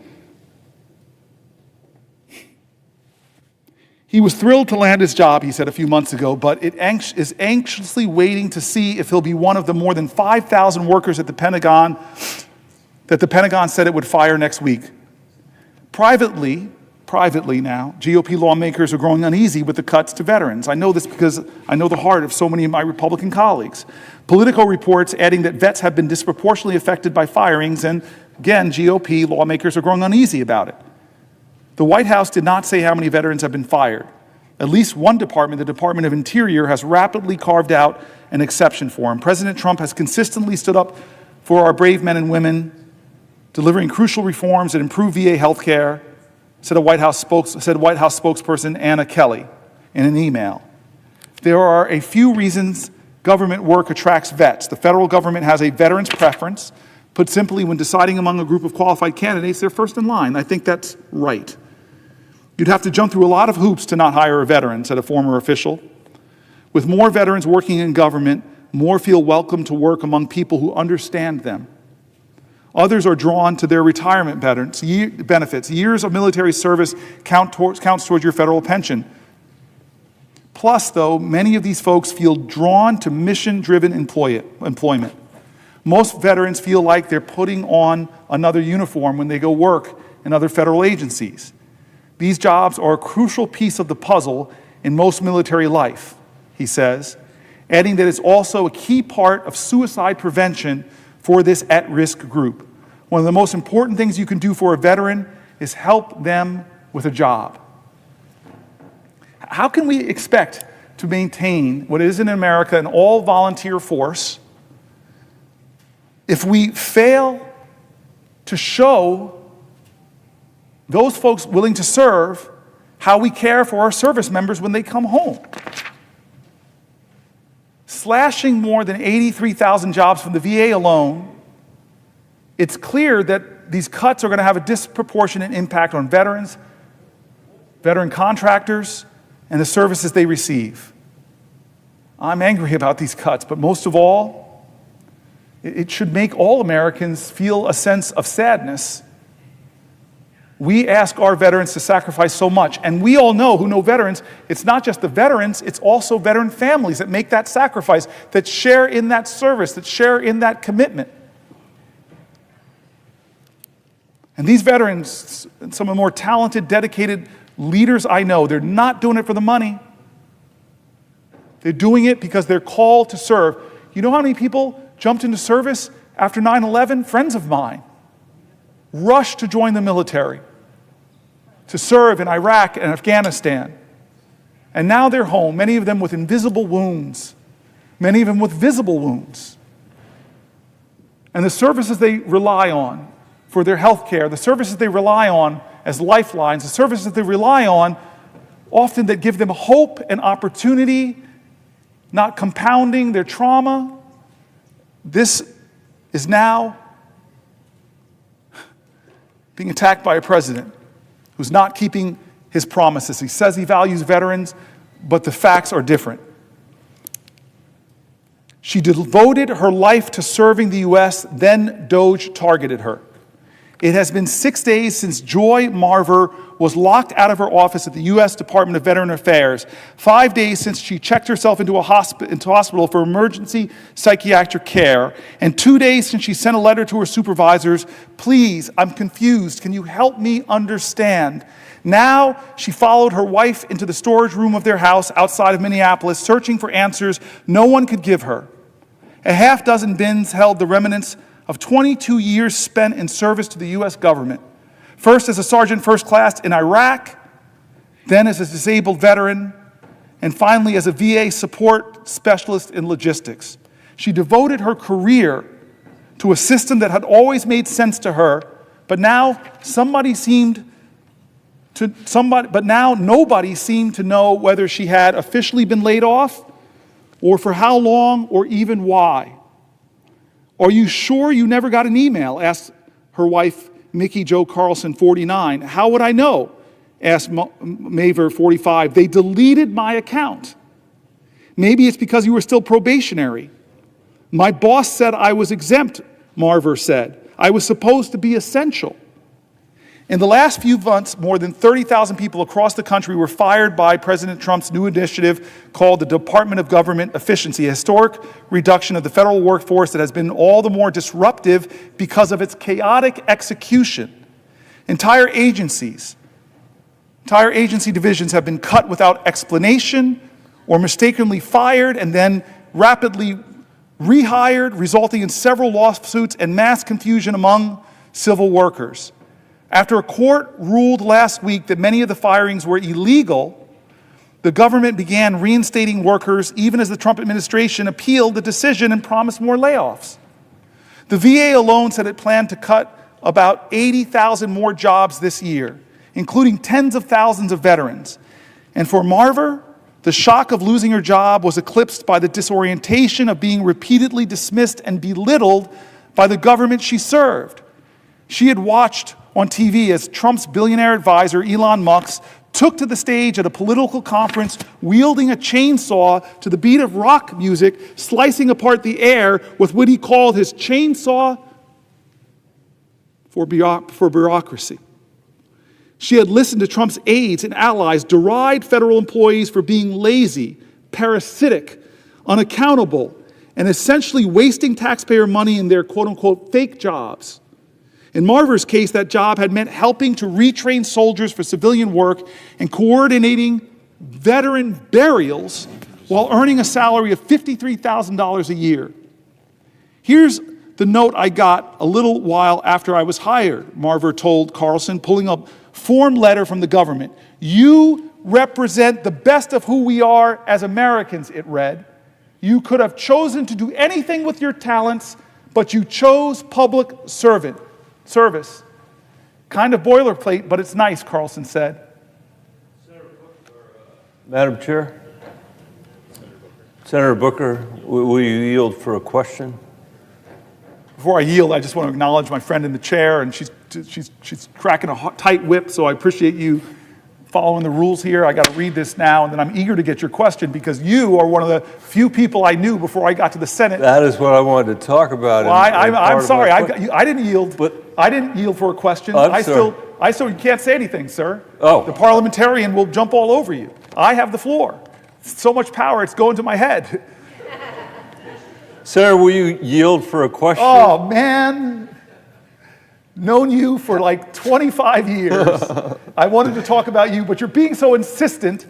I'll reward your insistence and say I yield for a question while retaining the floor. And let me ask you, Senator Booker, I can't ask you now, through the chair, let me ask you directly, how long a question you would like. Would you have I'm happy to provide you with a 5-minute question or a 5-hour question. It depends entirely on I actually believe that you would go a 5-hour question to try to help me power through. Senator, you know, we've been at this for... My wife, Susan, would I love your wife, Susan. I love you and your wife, Susan, but I love your children more. Your girls are that's why I came down here. You know, when I remember... Is this a question? Because I yield for a question while retaining the floor. This is a question, please. Okay, let's make it a 7-minute question. This is a question. And I would say to the senator from New Jersey and to the presiding officer, thank you very much for being here and for enduring this. When I started here, I was sitting in the chair all the way to the right of where you are today, Senator Booker. And I can remember the day you walked in to be sworn in, you came through those doors right there, and I had a huge smile on my face because I knew when you were walking through those doors, when you were walking into this chamber, you would bring with you the kids that you used to work for in Newark, New Jersey. And the reason I knew that was that when you were working for the kids in Newark, New Jersey, as the mayor of Newark, New Jersey, I was working for the kids in Denver as the superintendent of the Denver Public Schools. And at that time in our country's history, we were engaged in a pretty profound effort to try to make better the schools in our respective communities. Not that everything was perfect, but we were trying to drive achievement for the kids in Newark and the kids in Denver, and we talked about it over many years. And here you walked into this chamber, a place where it would be easy to imagine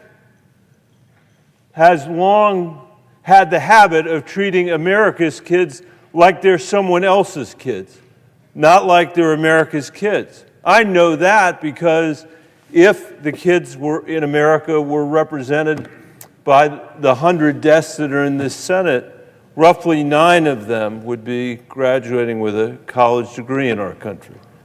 9 of these desks. If we thought about the rates of literacy, the failure in our country to be able to teach people how to read or do mathematics, decade after decade after decade, the proficient students would consume just a few desks in this place, and everybody else would not be able to do basic levels of reading and basic levels of math. And but here you were, somebody who understands that, and here you are, somebody who understands that.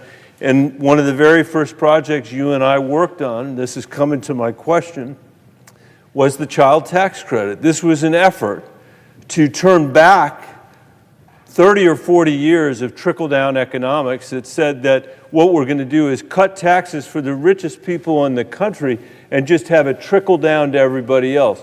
Some people don't know what that means, and if I could, let me just say what that actually means. For you to understand what that tax policy is, that tax policy that Donald Trump has pursued now twice, once when he was president before, and now again, you have to imagine that there is a mayor in Newark, or there is a mayor in Denver, or a mayor in San Diego, or in Miami, who is saying to the people that live in his community, I have an idea. I'm going to go out and borrow more money than we have ever borrowed before as a community. I'm going to go out and borrow a ton of money. And your constituent, my constituents, would say, wait a minute, Mayor, wait a minute, that makes me nervous. What are you borrowing all that money for? Because I'm worried about the fiscal condition of my city and my town.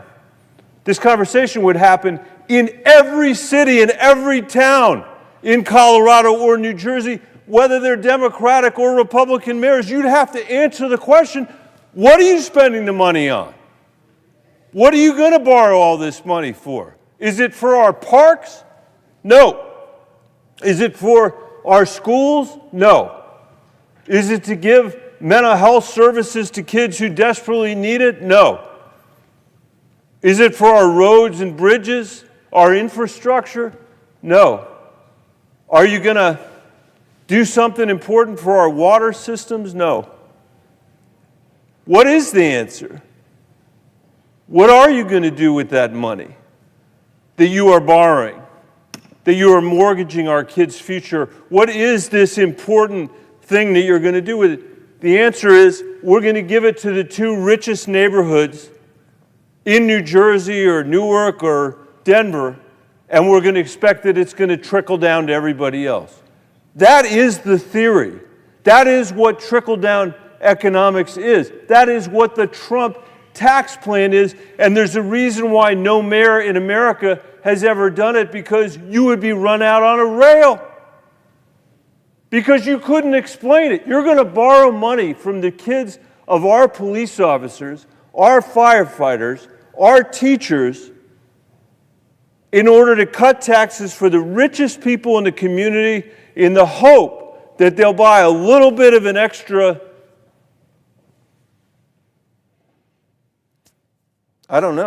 luxury, and that's going to somehow generate economic activity for everybody else. It is demonstrably true that that has never worked. And by the way, these tax cuts, I say the presiding officer and everybody else within the sound of my voice, have literally never, ever come close to paying for themselves. That is a complete lie. That's why the Congressional Budget Office says this is going to blow a $4.6 trillion hole in our deficit. And for what? To give tax cuts to the richest people in America when they need them least? And when the income inequality is as great as it has been in our country since the 1920s, which brings me to my question. My cherished colleague from New Jersey, what was it we were trying to do with the child tax credit? There were a lot of people who believed that we couldn't even get it passed, that we couldn't even get the IRS to administer it. And then we did get it passed during part of the Biden administration, and lo and behold, more than 90% of the families in New Jersey got a tax cut. Lo and behold, more than 90% of the families in Colorado got a tax cut, not waiting for a trickle down from the wealthiest people, but they got a tax cut directly that did what? Cut in half the childhood poverty rate in America. In the richest country in the world, for one moment, we said, we don't have to accept this level of childhood poverty as a permanent feature of our democracy or a permanent feature of our economy. We can do something different than that. And Senator Booker, that is what you said when you were mayor of Newark. We don't have to accept these generational outcomes of poverty or of poor schools or of lead in the water We can do something different. And that's what you've brought to the United States Senate as well. The tragedy from my perspective is there are many tragedies about the election of Donald Trump. And by the way, I'll say again on this floor, I don't blame him for getting elected president. You know, he ran and he won. Those of us that were trying to offer a different vision have something to explain about why we were not successful. But one thing I am certain of is that the kids in Newark and the kids in Denver are completely invisible to our current president. That he is not concerned with their welfare or even loses a minute's sleep over the next generation. So I wonder if you could talk a little bit about, this isn't a numbers and cents question, because I know even though you don't look tired, I'm sure you must be tired after all these hours and hours and hours, but can you talk a little bit, Senator, about how a society should be judged with respect to how we treat the next generation of Americans, how a tax bill should be judged by how we treat the next generation of Americans, how almost nothing else matters except what we do with respect to the next generation of Americans. I can tell you that my daughters, Caroline, Helena, and Ann, understand better than most your commitment to them and to your commitment to their generation, because you've been such an inspiration to them, not just today, but thank you for what you're doing, but for basically their entire lifetimes. Well, thank you for the question. My long time friend, one of the folks I've known the longest, who I get to serve with, and what you did for me when I came here is you and Sherrod Brown, who sat right there by the door, you let Bennett and Brown become Bennett Brown Booker, 3 Bs, and joined together with some of the most extraordinary House members and Brother Warnock, and fight for the child tax credit. And it took years, but we found our opening when we called Ron Klain together before the election was even settled and said, please, this is the best thing our country can do is to expand the child tax credit, make it fully refundable. Because we knew, as you said, it would give the overwhelming majority, between 80 and 93%, depending on what state you are, of the people in those states, we expanded the earned income tax credit, it would give them all a tax break. It was, inarguably, one of the greatest tax cuts in the last 50 years. And it cut child poverty in America nearly in half. And child poverty is a moral obscenity. Child poverty is violence against children. Violence. And here's the thing that you and I both know from the research. Every dollar you spend in raising a child above the poverty line, you return to society between $5 and $7 in economic growth and activity, or in lesser costs. Because kids above the child poverty line have, for example, less visits to the emergency room. I just don't understand how we are a nation, again, the wealthiest nation that has one of the highest child poverty rates. It makes no sense, 0 sense. When we proved once and for all with that 1-year effort, because we couldn't make it permanent, we were short 1 vote in this body, we proved forever in America that child poverty is a policy choice, not an inevitable reality. And so you ask the great question, why in a nation that was founded on men that studied virtue, the ideals of virtue, they were imperfect geniuses, but they really struggle with moral philosophy. We have the power, we've proven it, to cut child poverty in half. What's the argument against it? Wasteful spending? Come on. Giving trillions of dollars of tax cuts to the wealthiest in America, I'm sorry, it's wasteful spending, especially if it ends up blowing a hole. Those tax cuts don't pay for themselves. Trump 1 tax cuts didn't. Renewing them won't. Doing the same thing over and over again and thinking you're going to get different results is the very definition of insanity. You are one of the most passionate. I remember a stemwinder of a speech you gave in this body. You were so angry. I love it when it's Bennett Unchained. You were so angry when you started talking about the horrible policies of this nation that has eaten away the inheritance of children to come. Why you went off on the trillions of dollars spent on stupid foreign wars, where our brave men and women fought for this country, but this country made bad mistakes in these long wars. You talked about the money we spent there, and you talked about the first time in American history. Common sacrifice every war before that, not just the men and women who were brave enough to go out and fight. You said the first time in American history that we said the only people that are going to bear a burden are the people that are going to go. The rest of you get tax cuts. George Bush, first time ever, we went to war and we gave tax cuts from the Civil War to the Revolutionary War to World War I to World War II. It was a common collective effort. My grandmother talked with pride about victory gardens and pride about war bonds. Everybody pitched in. And so here we are at another crossroads. And is America going to tolerate? Is America going to tolerate this idea that we're going to give extraordinary tax cuts to the overwhelmingly, disproportionately will accrue to the wealthiest amongst us? For what? If I was a mayor, I'd have to answer it. So I appreciate your question, but I also appreciate your moral indignation. I really do. I keep saying over and over again, elevating the voices of Americans on this floor, elevating the point, I hope, that we can't keep doing things like this as business as usual.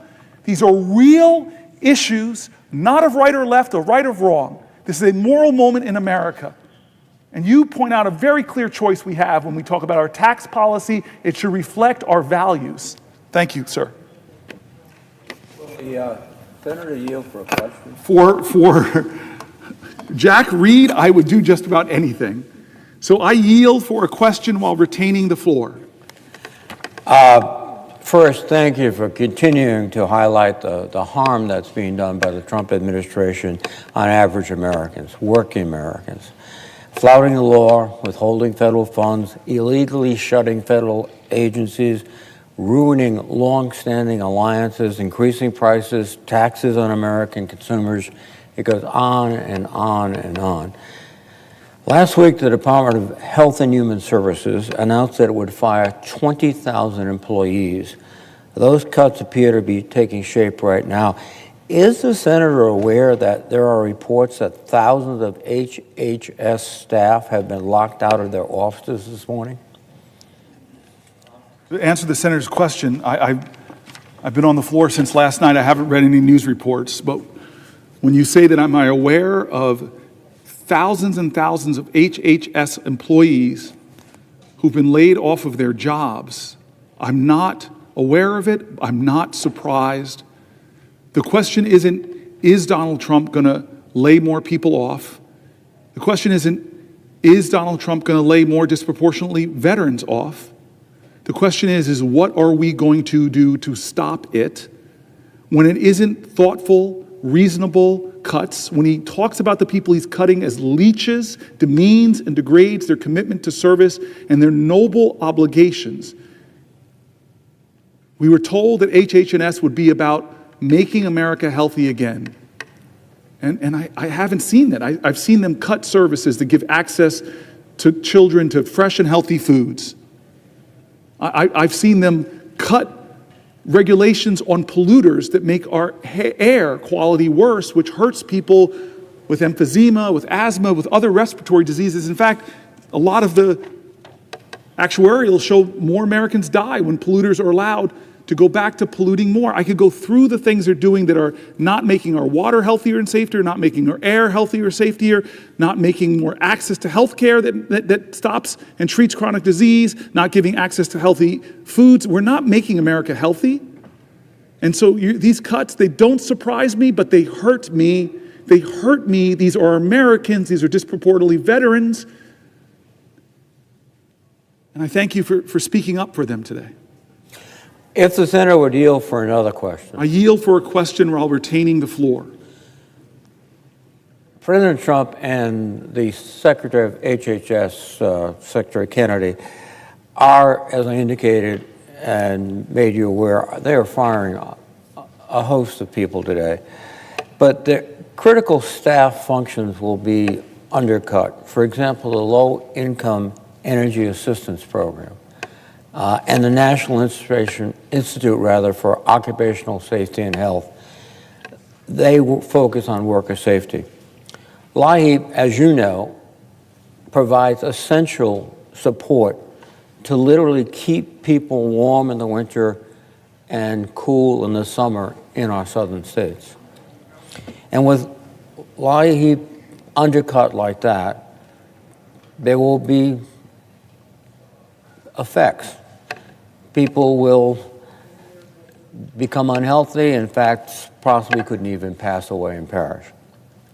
NIOSH, on the other, is an agency that looks after 164 million people in this country so they're safe.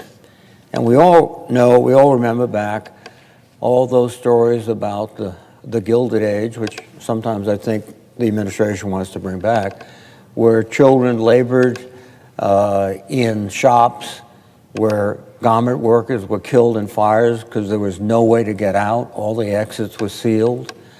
The National Institute for Occupational Safety and Health prevents that. And work-related industries, injuries and illnesses cost our economy about $250 billion annually. So that will double, triple, quadruple. And we're seeing agents didn't say why they were there and didn't show their badges, Guerrero recalled. So the 21-year-old didn't get a chance to explain that although his parents were from Mexico, he was born right there in the city of brotherly love. An agent pointed his gun at Guerrero and handcuffed him. Then they brought in other car wash workers, including the very program that's helped us to begin to address this is under attack.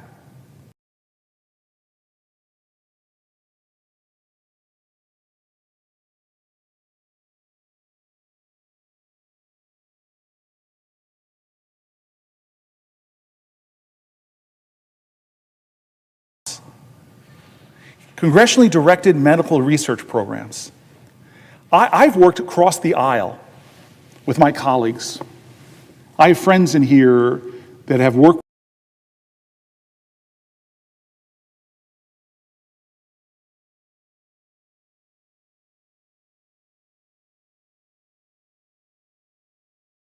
people that worked trying to sign people up for LIHEAP.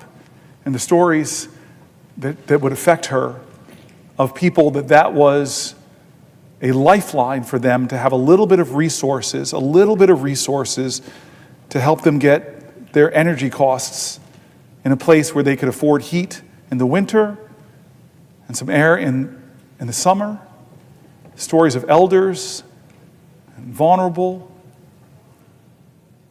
I don't understand how we can be a nation with so much wealth and abundance and we haven't figured out a way to design a system where when you invest in the well-being of people, people thrive. Kids growing up in quality housing with great public schools, with clean air, without lead in their water, above the poverty line.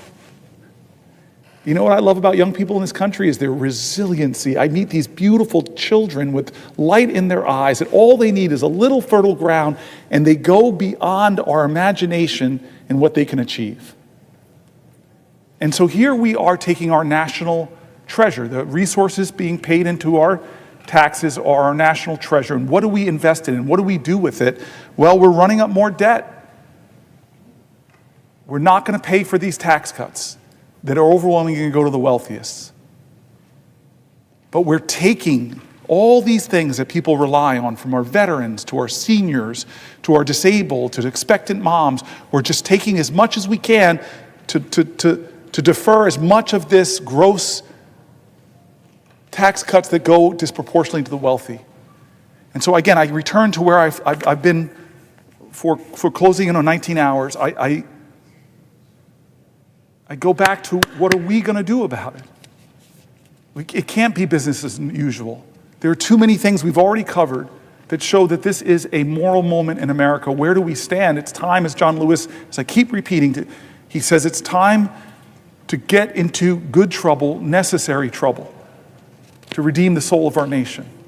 And when you're talking about, goes directly to the soul, what do we stand for? Who do we stand for? We should stand for each other. Thank you, sir. Will the senator from New Jersey yield for a question? To my dear friend, I yield for a question while retaining the floor, and I thank you for being here. I thank you for your leadership. I thank you for what you stand for, and I look forward to your question. Well, I so appreciate the senator from New Jersey trying to articulate the urgency of this moment. And I think that I know you've discussed many things in the last, I don't know how many hours it is, but it's been many, many hours. And, we just had a hearing this morning related to the markup of the Social Security nominee. And we're just trying to find out because a whistleblower said that he was involved in helping Doge. And we're here today trying to bring attention to the American public that people are trying to rearrange essential services, contractual obligations, things like Social Security or Medicaid or even Medicare, by basically saying, well, we have this efficiency strategy, when in reality, they're over there with numbers just trying to carve something out of the budget, billions of dollars out of Social Security efficiency, or billions and billions and billions of dollars out of Medicaid, which would really come right out of our hospitals who are saying they don't even think they can stay open. But this notion of Social Security, I don't know if you've heard that not only are they closing offices and cutting jobs, they're asking people to re-register. So my constituent, who they basically said was dead, was not dead. He wanted his Social Security. So not only did they not give him his check in January, they tried to claw back checks from the previous months out of his bank account. And even though this has got national press and attention, you would think that everybody on the other side would be like, no, that's not what we're trying to do. Even though the president in the State of the Union said all these people were getting Social Security checks, when my constituent is standing in line with less and less staff trying to get his Social Security. And guess what? They're still at it. As of last Friday, they were still at not giving him his Social Security. So what are we unleashing on America? What are we unleashing that even, and I don't know whether you address these Social Security issues in your statements. I so appreciate you emphasizing the urgency here, because this is the dismantling of contractual agreements between the American people and the people's body that we're here to represent them and stand up for it, and people are acting like they don't care. So you are here in an extraordinary athletic achievement. Thank you.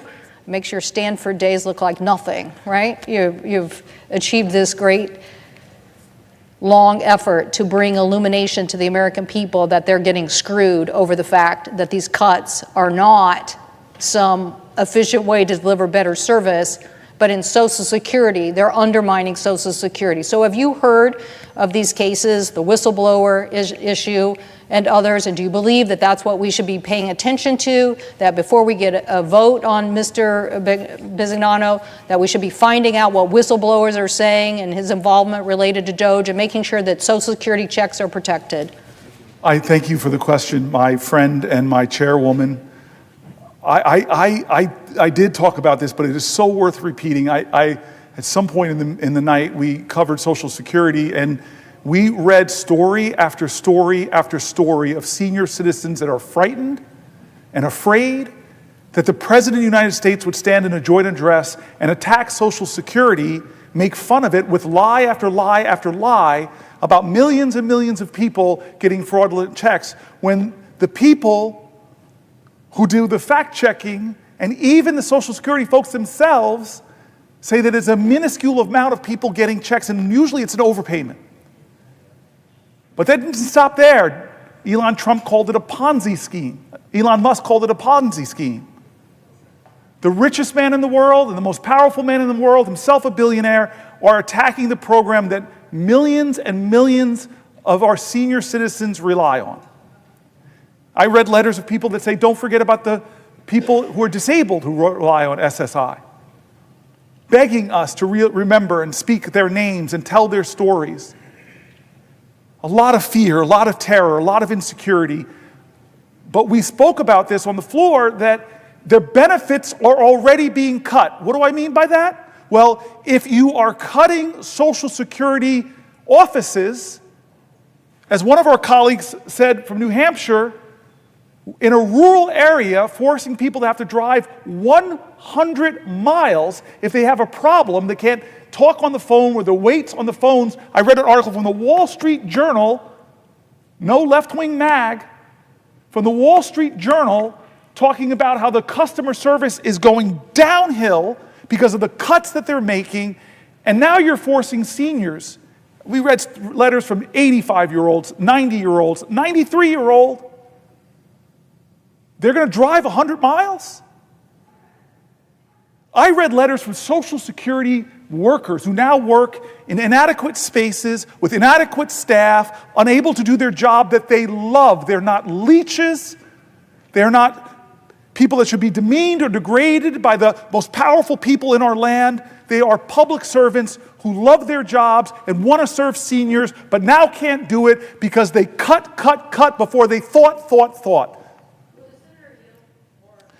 Question, because I will yield for a question while retaining the floor.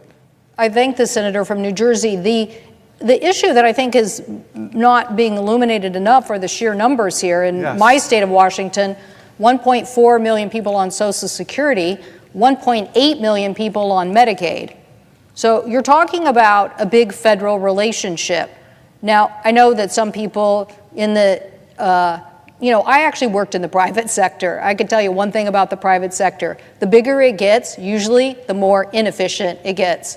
It just happens. Big organizations can be inefficient. So just because the federal government is the government doesn't mean that Social Security and Medicaid are fraught with fraud. In this case, my constituent's not even getting his check and no one is responding. And you would think with all this commotion that Social Security would want to jump right on it and fix it, but they're not. And the question I have for the senator of New Jersey is, in my state, I have, as I said, nearly 1.8 million people who are on Medicaid, and the same problem is now where our colleagues are trying to say they're going to get $880 billion out of the energy and commerce budget of the House of Representatives, when in reality, like 90% of that money is Medicare or Medicaid, and if Medicare is supposedly off the table, then the majority of that is going to come from Medicaid. So in my state, I'm hearing from hospitals that means they could close. That means essential Medicaid services that are used even in our jails or for fentanyl treatment, or Medicaid that is used as a Obamacare expansion for health care, that so many literally red Republican states, Republican governors have said, we want that. The governor of Idaho, yes, we want that. That's an expansion of Medicaid, and it's successfully working at providing health care to millions of Americans. But now our colleagues are entertaining a notion that they could cut this system. They're not really making it clear. So again, the illumination of you showing the urgency is like a big flag that we're trying to show to the American people. This is not a drill. This is now. This is happening. The beginnings of it are happening. And now this debate that's going to ensue is going to be a massive cut into those programs unless the American people wake up. Now, are your states, and are you hearing this in New Jersey about the Medicaid cuts, the impacts on hospitals, on the delivery system, on essential services? I cannot emphasize to you strongly enough, we decided to start this whole thing at 7 p.m. last night with Medicaid. And we read story after story after story after story of people who are Medicaid beneficiaries, who are terrified, who are afraid, who didn't say if they cut $880 billion, if they diminish the cuts in any way to their services, they're holding together their lives in this fragile financial equilibrium that one little tug of a transportation service, one little tug of a home health care giver, it all crumbles. They're terrified and afraid. Some of the Americans are dealing with the greatest challenges, not of their own making. Some of them working full-time jobs and getting an injury. It costs extraordinary amounts of chaos to their lives. So yes, I read from the people who are recipients. I read from the people who run hospitals, from rural hospitals to urban hospitals to level 1 trauma centers, who all said that if they cut hundreds of billions of dollars, that it'll affect them. I did something really important. I read from Republican governors and Democratic governors, because I keep saying over and over, America, this is not right or left, it's right or wrong. It's not a partisan moment. It's an American moment. It's a moral moment. I read voices from Republicans specifically, Republican governors in Medicaid expansion states. They have this trigger. You know this, many states, that if the funding from the federal government ever dips below 90%, boom, Medicare expansion is over. Millions of people in financial crisis, in healthcare crisis. What is it going to take for us to say no?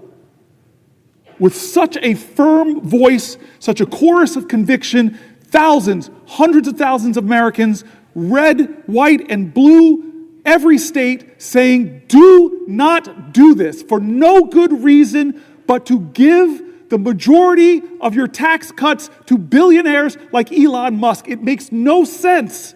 Who are we as a country? This is not normal times. This is not usual. We should be standing up, because I read the stories of Republicans who run hospitals, Republicans who are governors, who are all saying, don't do this, don't do this. Senator Padilla, I was teasing, I'm not yielding yet, Senator Padilla, I was teasing that man over there named Bennett, that he and I have known each other for years, but you and I have known each other longer.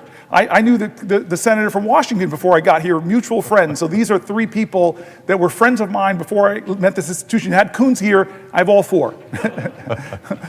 You, though, I knew longer than Bennett and longer than the great senator from Washington and the chairwoman. We met in 1998, 99, around then. We were both city council people. And the dear friend, a beautiful man who introduced us, told me before we walked into your office that you were a rising star. You were a man of deep decency, that you were going to do extraordinary things in your career, and he did not overstate the fact. You're one of my close friends, and I definitely yield for a question while retaining the floor. Thank you, and let the record reflect that he said the exact things, same things, probably better things about you, and he was absolutely correct. But I couldn't help but interject right at the moment where I did, because once again, your passion is coming through. There's been, well, first of all, I tremendously admire what you've been doing here on the floor of the Senate today, starting with last night.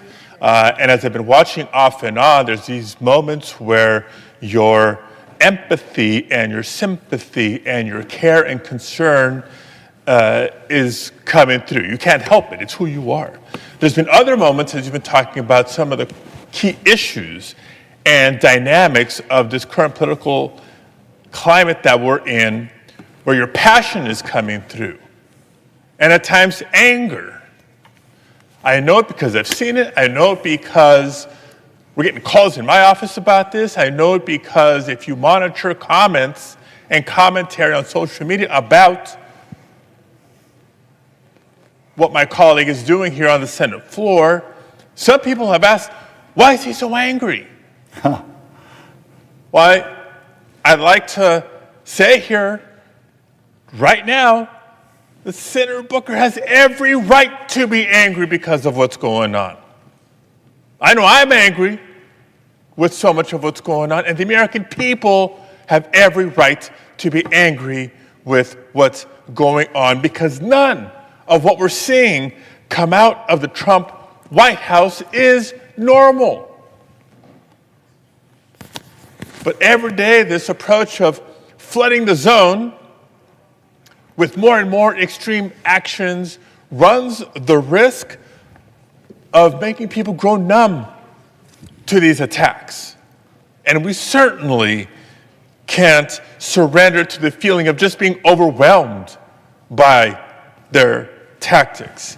And so I want to thank the senior senator from New Jersey for doing what he's doing to shake and awaken the conscience of our country. Now, as I listen to my colleague talk about the real dangers of the Trump administration, what it poses for our nation, I also reflect on what it means for our environment. Because I know it hits home for many folks, but especially in my home state of California. Look, California, many of you have come to visit time and again, is home to some of those beautiful parks and natural wonders in the nation.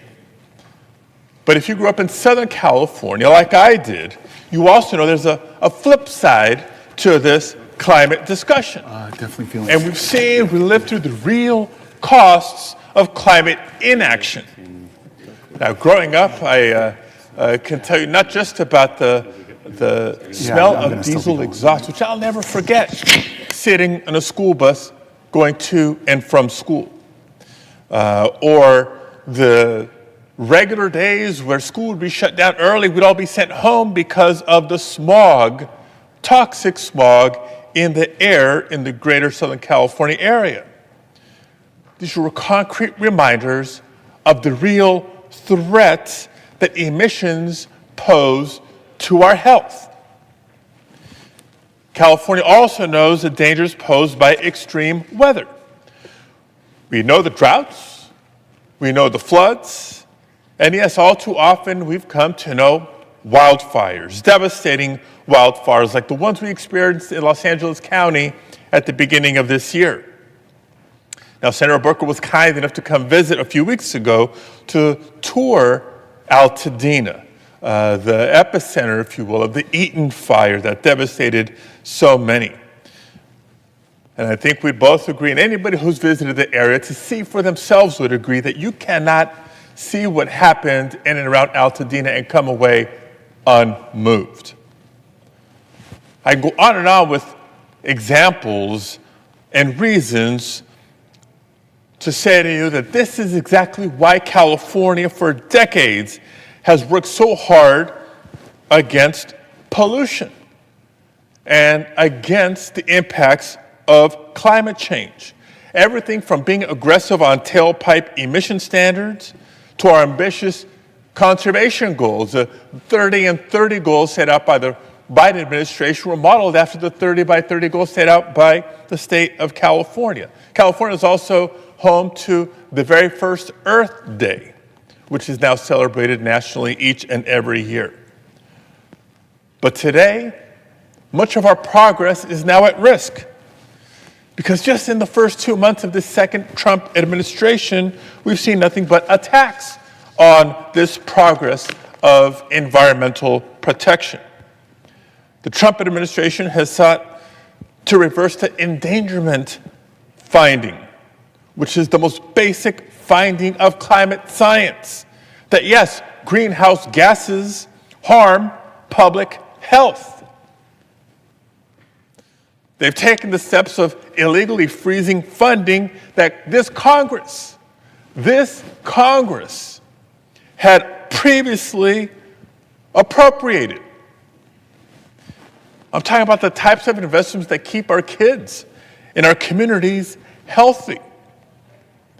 Now, earlier this month, the EPA, Trump's EPA, announced that they would be rolling back more than 30 environmental rules. By doing so, they're not just going to make Americans less healthy, they're also going to hurt our economy.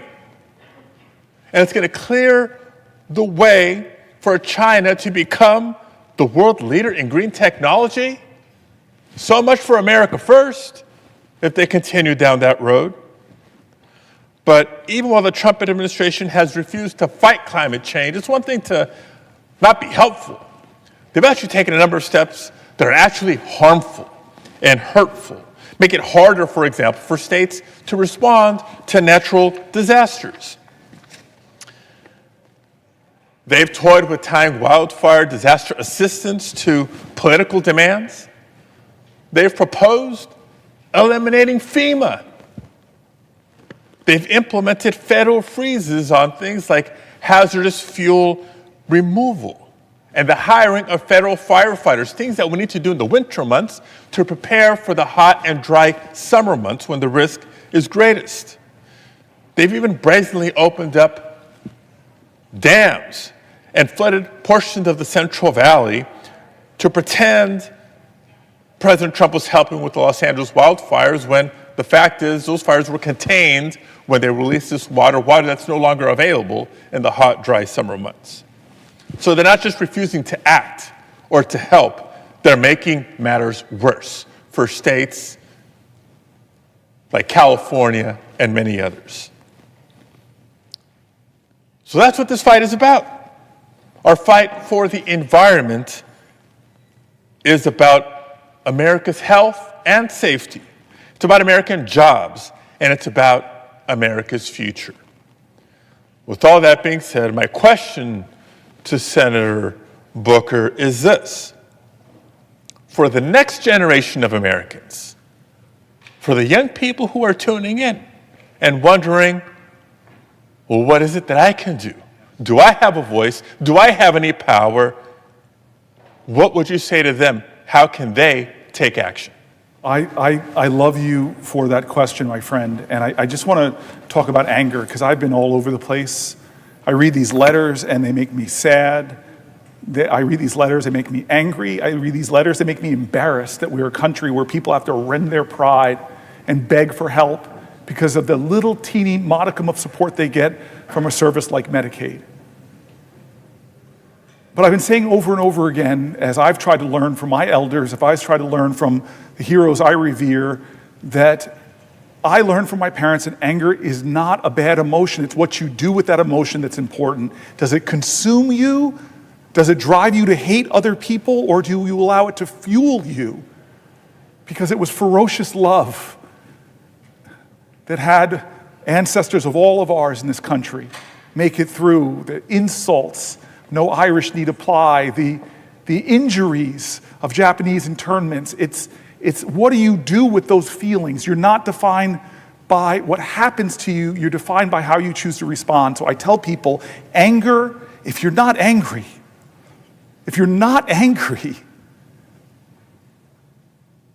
let that fuel you. Well, what about the heartbreak that I feel? Well, I get emotional sometimes because I read a letter and something in it makes me remember somebody I know, or to feel the hurt of constituents begging for help, and it breaks my heart. But I tell you, if America hasn't broken your heart, you don't love her enough. Because there's so much heartbreak and fear and pain in a nation where people are seeing their economic hopes and dreams of maybe buying a home or having the money to help their kids with school or to meet their basic needs, where so many Americans are one flat tire, one $400 hit to their account, and they're suddenly doing payday loans or having to struggle to find a way through. There's so much heartbreak in this country. Great love means you make yourself vulnerable to having that heartbreak. But the heart's this powerful tool that even when it's broken, it still beats. And what about people that are afraid? I get afraid sometimes. I think about this legislation. If it goes through, what's going to happen in my state? I know the hospitals. I know the recipients. But you're telling me, look at our history. Is there anybody in American history that you revere that didn't face extraordinarily fear? Because you cannot have great courage without great fear. Fear is a necessary precondition to courage. And so you ask me, my friend, what can people do? I want to remind people, as I've said before on this floor, to remember the truth that I heard before I came here, that change does not come from Washington, it comes to Washington by the people who demand it. I said this earlier. Do you think that we got suffrage in this country because a bunch of men on this Senate floor right here put their hands in and said, hey, fellas, on the count of three, women get the right of vote. Ready? 1, 2, 3, go. No, that's not how it happened. It happened because of Alice Paul. She was a young person from New Jersey. She broke with the course of human events. Alice Paul, one of my greatest heroes, you know what she did? She caused a heck of a lot of good trouble. Necessary trouble. She is the first American ever, young American in her early 20s, the first American ever to protest in front of the White House. She broke with the older, more mature suffrage organizations and went to the White House and did what she called a silent retreat, protest. She held up signs quoting President Woodrow Wilson's own words about freedom and equality and say, aren't they true for me? Like a great black woman would later say, ain't I a woman? Don't I deserve rights? You don't think she was afraid? Let me tell you how afraid she was. Hundreds came out to jeer her, blocking the street, and then they arrested her for obstructing public passage. And then what do with a strong, powerful woman? You say that she's crazy, and you throw her in an insane asylum. Before Gandhi, sitting in jail before Gandhi, Alice Paul, this young American from New Jersey, goes on a hunger strike. And they don't honor her hunger strike. They shove tubes down her throat, crack eggs into the tube, force feeding her, and thank God for the First Amendment, which is under attack here in America. The freedom of the press, under attack here in America. Look at the dragging the journalist Jeffrey Goldberg right now for doing what? Getting the highest security officials in the land, just showing them the laws that they were breaking. A journalist covered what Alice Paul did. She gets out of jail. Because of public outrage, she goes back to protesting in front of the White House, and Woodrow Wilson, the President of the United States, finally comes out and joins her in supporting suffrage. You don't think she was afraid, angry, heartbroken, but she did something different. She chose a new and unusual pathway to show that this is not the America I believe in. The poetry of Langston Hughes. America never was America to me, but I swear this oath, America will be. The poetry of Langston Hughes. There's a dream in this land with its back against the wall. To save a dream for one, we must save the dream for all. It's what you do with those emotions that matters. Does it call you to greater service? Does it call you to greater sacrifice? Does it call you to greater love? And let me say one more thing. As we were speaking, I just wanted to bring this up. You know I love history. And this is one of my favorite letters, Alex, my colleague, Senator Padilla. It's one of my favorite letters in all of American history because an obscure, unknown American, obscure and unknown, would never have been known, writes a letter to a powerful, powerful man. This obscure American woman that nobody know or would have heard of, ever, if somebody didn't hear about her story and write a book. She would be gone like most of the great heroes in American history, that we don't know their names. It reminded me of the last healthcare debate when Donald Trump tried to take away the ACA, and how many amazing, heroic people who I don't remember their names, but rose up and say no, no, no, that got three of my colleagues, McCain, Murkowski, and Collins, to change their vote on this floor and stop healthcare being stripped away from 20 million Americans. Well, here is what I mean. It's not the powerful people with titles and celebrity and offices and billions of dollars that have ever shaped this country. What shapes this nation is hard-working, determined Americans who say, I'm going to redeem the dream of America. I'm going to heal the soul of this country. I'm going to demand that we do better, that we rise higher, that we make change happen. What can you do? That you ask if you're a young person? I love this letter.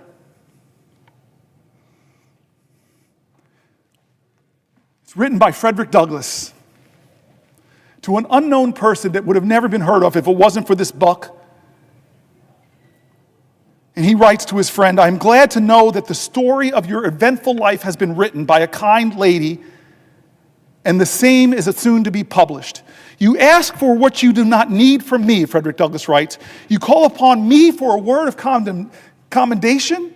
I need such words from you far more than you could need them from me. He says to this unknown woman, especially where your superior labors and devotion to the cause of the lately enslaved of our land are known as I at least know them.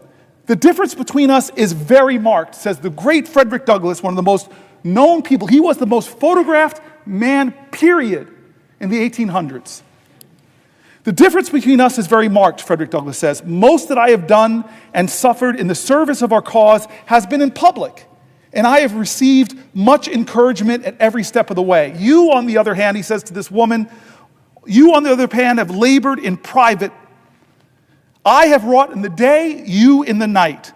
I have had the applause of the crowd and the satisfaction that comes of being approved by the multitude, while the most you have done has been witnessed by a few trembling, scared, and footsore bondsmen and women whom you have led out of the house of bondage, and whose heartfelt God bless you has been your only reward.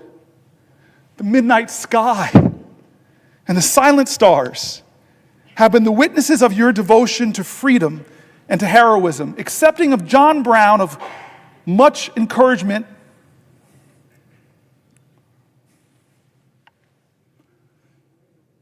Accepting of John Brown of sacred memory, I know of no one who has willingly encountered more perils and hardships to serve our enslaved people that you have.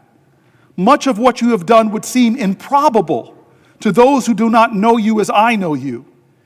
It is to me a great pleasure and a great privilege to bear testimony for your character and your works, and to say to those to whom may come that I regard you in every way truthful and trustworthy. He gave his legitimacy to this book project, Frederick Douglass, to then an unknown woman who did the most heroic things. Her name was Harriet Tubman.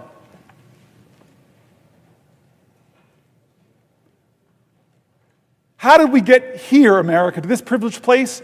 Well, we got here because of that incredible infrastructure project that this place didn't fund called the Underground Railroad, where black Americans and white Americans broke laws, did civil disobedience to stop slavery. How did we get here? We got here because young 20-somethings got upon a bridge named for a grand wizard of the KKK, named the Edmund Pettus Bridge. We got here because they marched.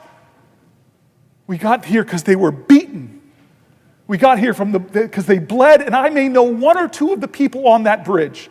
I may know one of the two of their names, but I am in this body because of them. How did we get here, America? We got here because of people whose names I don't know, who fought at Seneca Falls. How did we get here? Because of people whose names I don't know, who stood at Stonewall. We got here because of people's names I don't know, who were there at Selma. This is the answer to your question. This is an American moral moment. This is the question of where do we stand for health care? Where do we stand for Social Security? Where do we stand for VA benefits? Where do we stand for our American neighbor when the call and commandment of every faith in our land is to love your neighbor? What is the quality of our love, America? Now is the time to get angry, but let that anger fuel you. Now is your time to get scared for what's happening to your neighbors, and let that fear bring about your courage. Now is your time to stare at despair and say, you will not have the last word, because I'm going to stand up, and at least I can give one person hope in this country. Can I give one person hope in this country? And so what do I want from my fellow Americans? Do better than me. Do better than we in this body. We are flawed and failed people. I see people showing up at our town halls yelling at us, Democrat and Republican, do more. How are you letting this happen? Well, I hate to tell you, we're doing all that I can think of. This is why I'm standing here, to try to give voice to those people. But what is more needed from now is less people sitting on the sidelines, less people being witnesses of American history, and more people determined to make it, to make history, to call to the conscience of this nation, to say, I will not stand for another American to lose their health care for a billionaire. I will not stand for another veteran who's dedicated to stopping the suicide of other veterans to lose their job. I won't stand for the air quality in my community to be made worse because they're letting polluters pollute more. I won't stand for the collective assaults on the Constitution by a man who even the highest judge in our land, a Republican-appointed judge, said, stop threatening and bullying other branches of government. When is it going to be enough? My voice is inadequate. My efforts today are inadequate to stop what they're trying to do. But we, the people, are powerful. We are strong. We have changed history. We have bent the arc of the moral universe. And now is that moral moment again. It's the moral moment again. God bless America. We need you now. God bless America. If you love her, if you love your neighbor, if you love this country, show your love. Stop them from doing what they're trying to do for almost 20 hours. We have laid out what they're trying to do, 20 hours. I want to stand more, and I will, but I'm begging people, don't let this be another normal day in America. Please, God, don't let them take Medicaid away from 10, 20, 30, or 40 million Americans who desperately need it. Don't let them do it.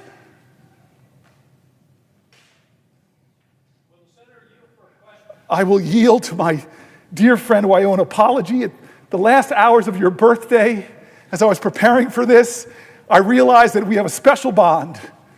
Before I yield, I want to tell this guy.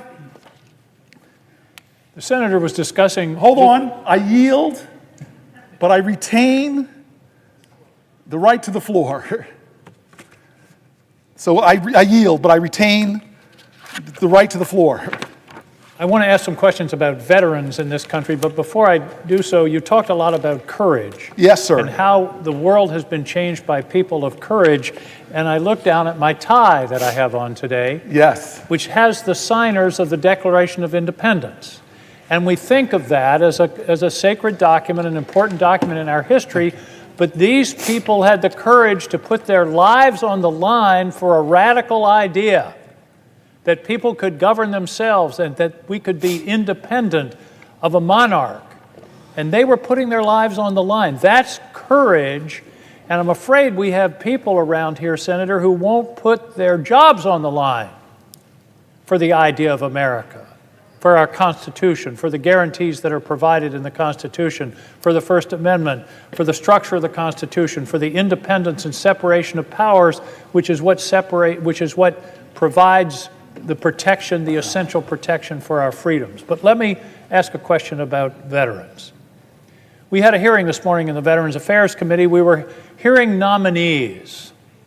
And I commented that here we are mostly voting on nominees in this extraordinary, historic time as if everything is normal.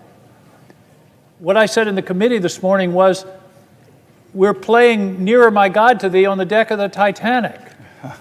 And we're talking about all these nominees and all these votes that we're having and not talking about what's happening to our country. And in terms of veterans, here's what's happening. Number one, every time the guy with the chainsaw takes so much pleasure in firing people, if you hear about 1,000 people fired in this government, chances are over 300 of them are veterans. 30% of the federal workforce are veterans. In the VA, I suspect it's even a higher number. So what's happening in the Veterans Administration? The first thing that happened was a hiring freeze. And the hiring freeze affected everybody in the Veterans Administration until somebody said, well, wait a minute, what about doctors and nurses? What about direct care workers? And they said, oh, wait a minute, we didn't mean for that. And that's sort of symbolic of the way this thing is going, because they're not thinking. It's ready, fire, aim, time after time. And so you have a hiring freeze. Then they say, oh, well, wait a minute, there's this group we want to do. But then they leave the hiring freeze in place for the people that are working behind the scenes. I think the senator will agree that if nobody's there to answer the phone when a veteran calls to make a claim or make an appointment, that's a denial of benefits, just as if they've cut the benefits. Okay, so 2,400 people fired. And by the way, those people being fired are getting emails that say you're being fired for poor performance. There was no analysis of performance. There was no examination of how they were actually doing or what these people were contributing. It was random. It was people who were on probation. You know why? Because they're easier to fire under our laws. So we've got people being fired ostensibly for poor performance. Think of that as somebody who's put their life on the line for their country because they're a veteran, and then they go to work in public service for the Veterans Administration, and they're being told poor performance when everybody knows that's a sham. So the next thing that happens is the Veterans Administration announces they're going to fire 83,000 people over the next 6 months. Now, they say, we're going to return to the size of the Veterans Administration it was in 2019. Number one, that's an arbitrary number. Why not 2020 or 2016? It's an arbitrary number. It's not based on any analysis or deep thought.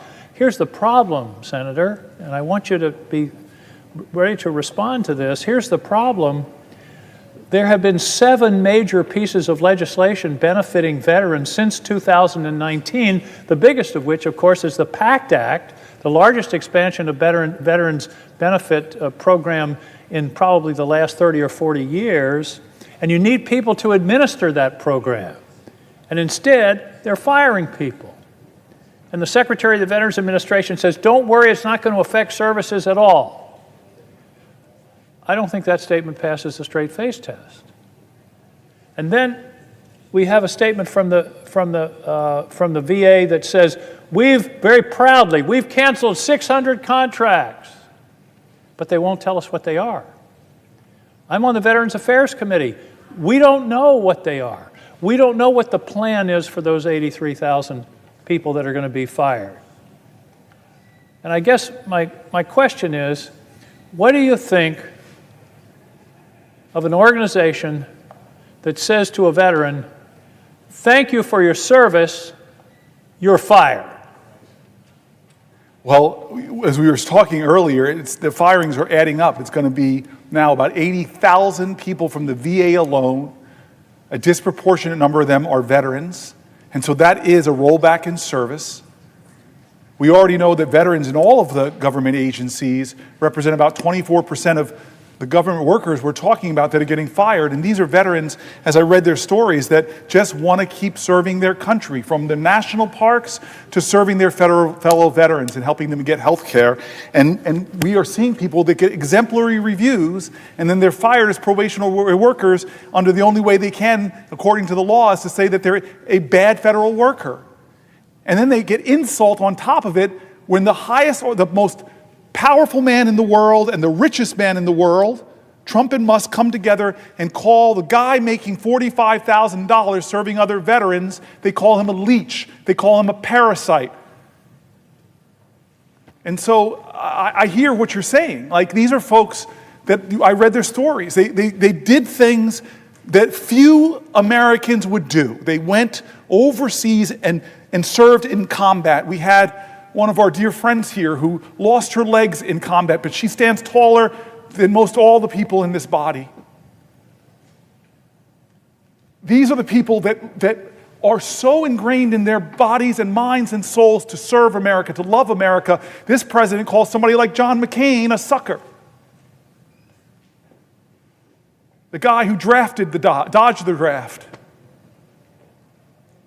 And so I hear what you're saying, and one of the things you're just saying is it makes no sense. Nobody came to the Veterans Committee in the Senate who actually approves the resources, establishes the agencies, and should have the say, according to this document, this vaunted, sacred, civically sacred text, our Constitution.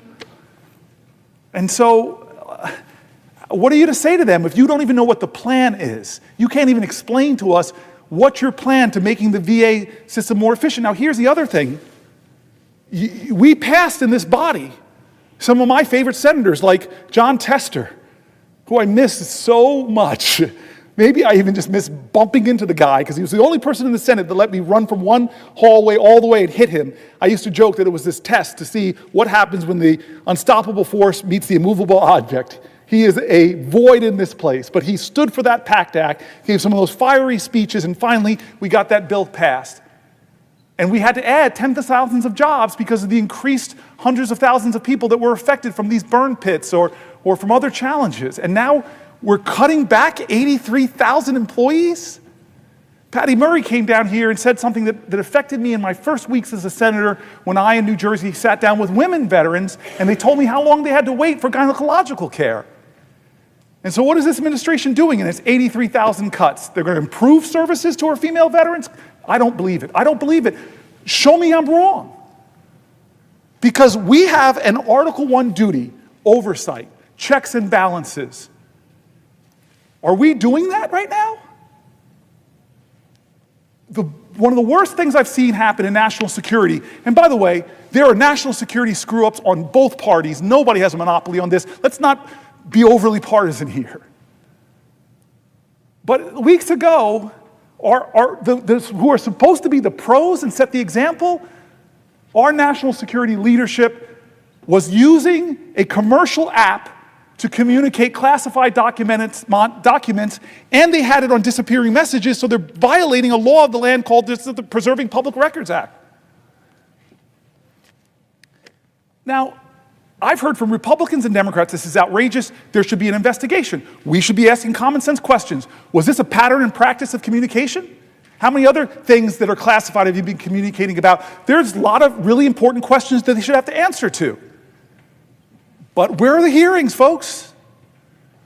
I just wonder why this body is shrinking from the articulated duties that we all raised our hands and said we would defend and preserve this Constitution and what it says we should do, what it says our jobs should do. But you're a senator, I'm a senator, I can't tell you what the cut VA plan is. I can't tell you it. They haven't come in here and told us. Are we doing our job? I can't tell you, are we preserving and fighting for national security after one of the biggest national security scandals I've seen since I've been here? They don't have a providence in a partisan way, but they should answer for it. Are we doing our constitutional duty? What about the administration that is ending the Consumer Finance Protection Bureau, ending that agency, ending the Department of Education? Do they have the right to do that according to this document? No. Are we saying, hey, we're going to stand up for the people and preserve this document? No. Thank God for the Article III branch of government, because they're being dragged into court, and Republican appointed judges and Democratic appointed judges are saying, can't do it. But you know what Trump is doing? He's ignoring the courts, and then he's demonizing the judges. You know that threats on judges in America, the threats have gone up 400%? You know that I had a federal judge, God bless her, where somebody thought they were going to her house. They did, but she wasn't home, and they murdered her son and shot her husband. And Trump is out there threatening judges, dragging them on Twitter or X or whatever he's calling it now. This is America. I know people on both sides of the aisle, we believe in common decency. We believe in respect. We believe that the highest office in the land should represent the best of our values, not the worst, not a guy that we wouldn't even let babysit our kids. And so I don't know what's going on with veterans, but I'm not going to sit by and do nothing. That's why I'm standing here. That's why I read the voices of so many veterans. Let's elevate the voices of the Americans who are being hurt and harmed. Let's talk for them if they can't talk for themselves. Let's tell them that we see you, we love you, and that all of us, we're going to fight for you.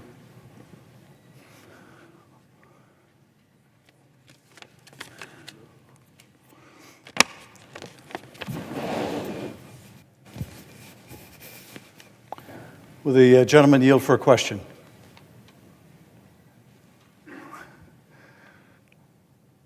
From you, my friend, who doubled the number of vegans in the Senate. I yield for a question while retaining the floor, and I thank you for being here. I thank you for being here. Senator Booker, I always knew you were a towering intellect and a phenomenal and passionate speaker and advocate, but I did not know your stamina until today. And I am delighted to join you on the floor and have this opportunity to engage in a dialogue with you. You can't engage in a dialogue. The parliamentarian is going to stare me down. You can ask me questions. I stand corrected. I'm happy not to engage in a dialogue with you, but to ask you a question. And I will yield for a question while retaining the floor. And let me ask the question this way. I was in the airport yesterday when someone handed me a note that said, "Please save our country. Please save our country." And I think the genesis of the note was her profound concern over the direction of this country, over the increasingly authoritarian direction of this country and what is happening to the rule of law in America.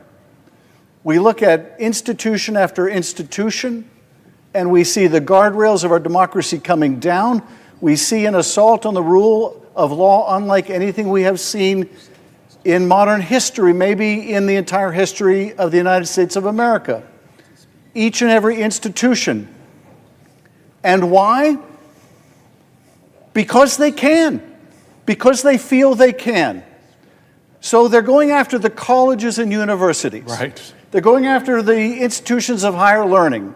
This was an attack that was presaged by J.D. Vance years ago in a speech where he talked about the professors are the enemy. They have to go after the seat of learning. So they're going after the universities, and they're using an enormous cudgel. We'll cut off your funds. We'll cut off hundreds of millions in your funds if you do things, if you say things that we in the administration don't like. If you irritate the personal predilection of the president, you will have your funding cut. It is unlawful, it is illegal, and yet they're doing it because they can.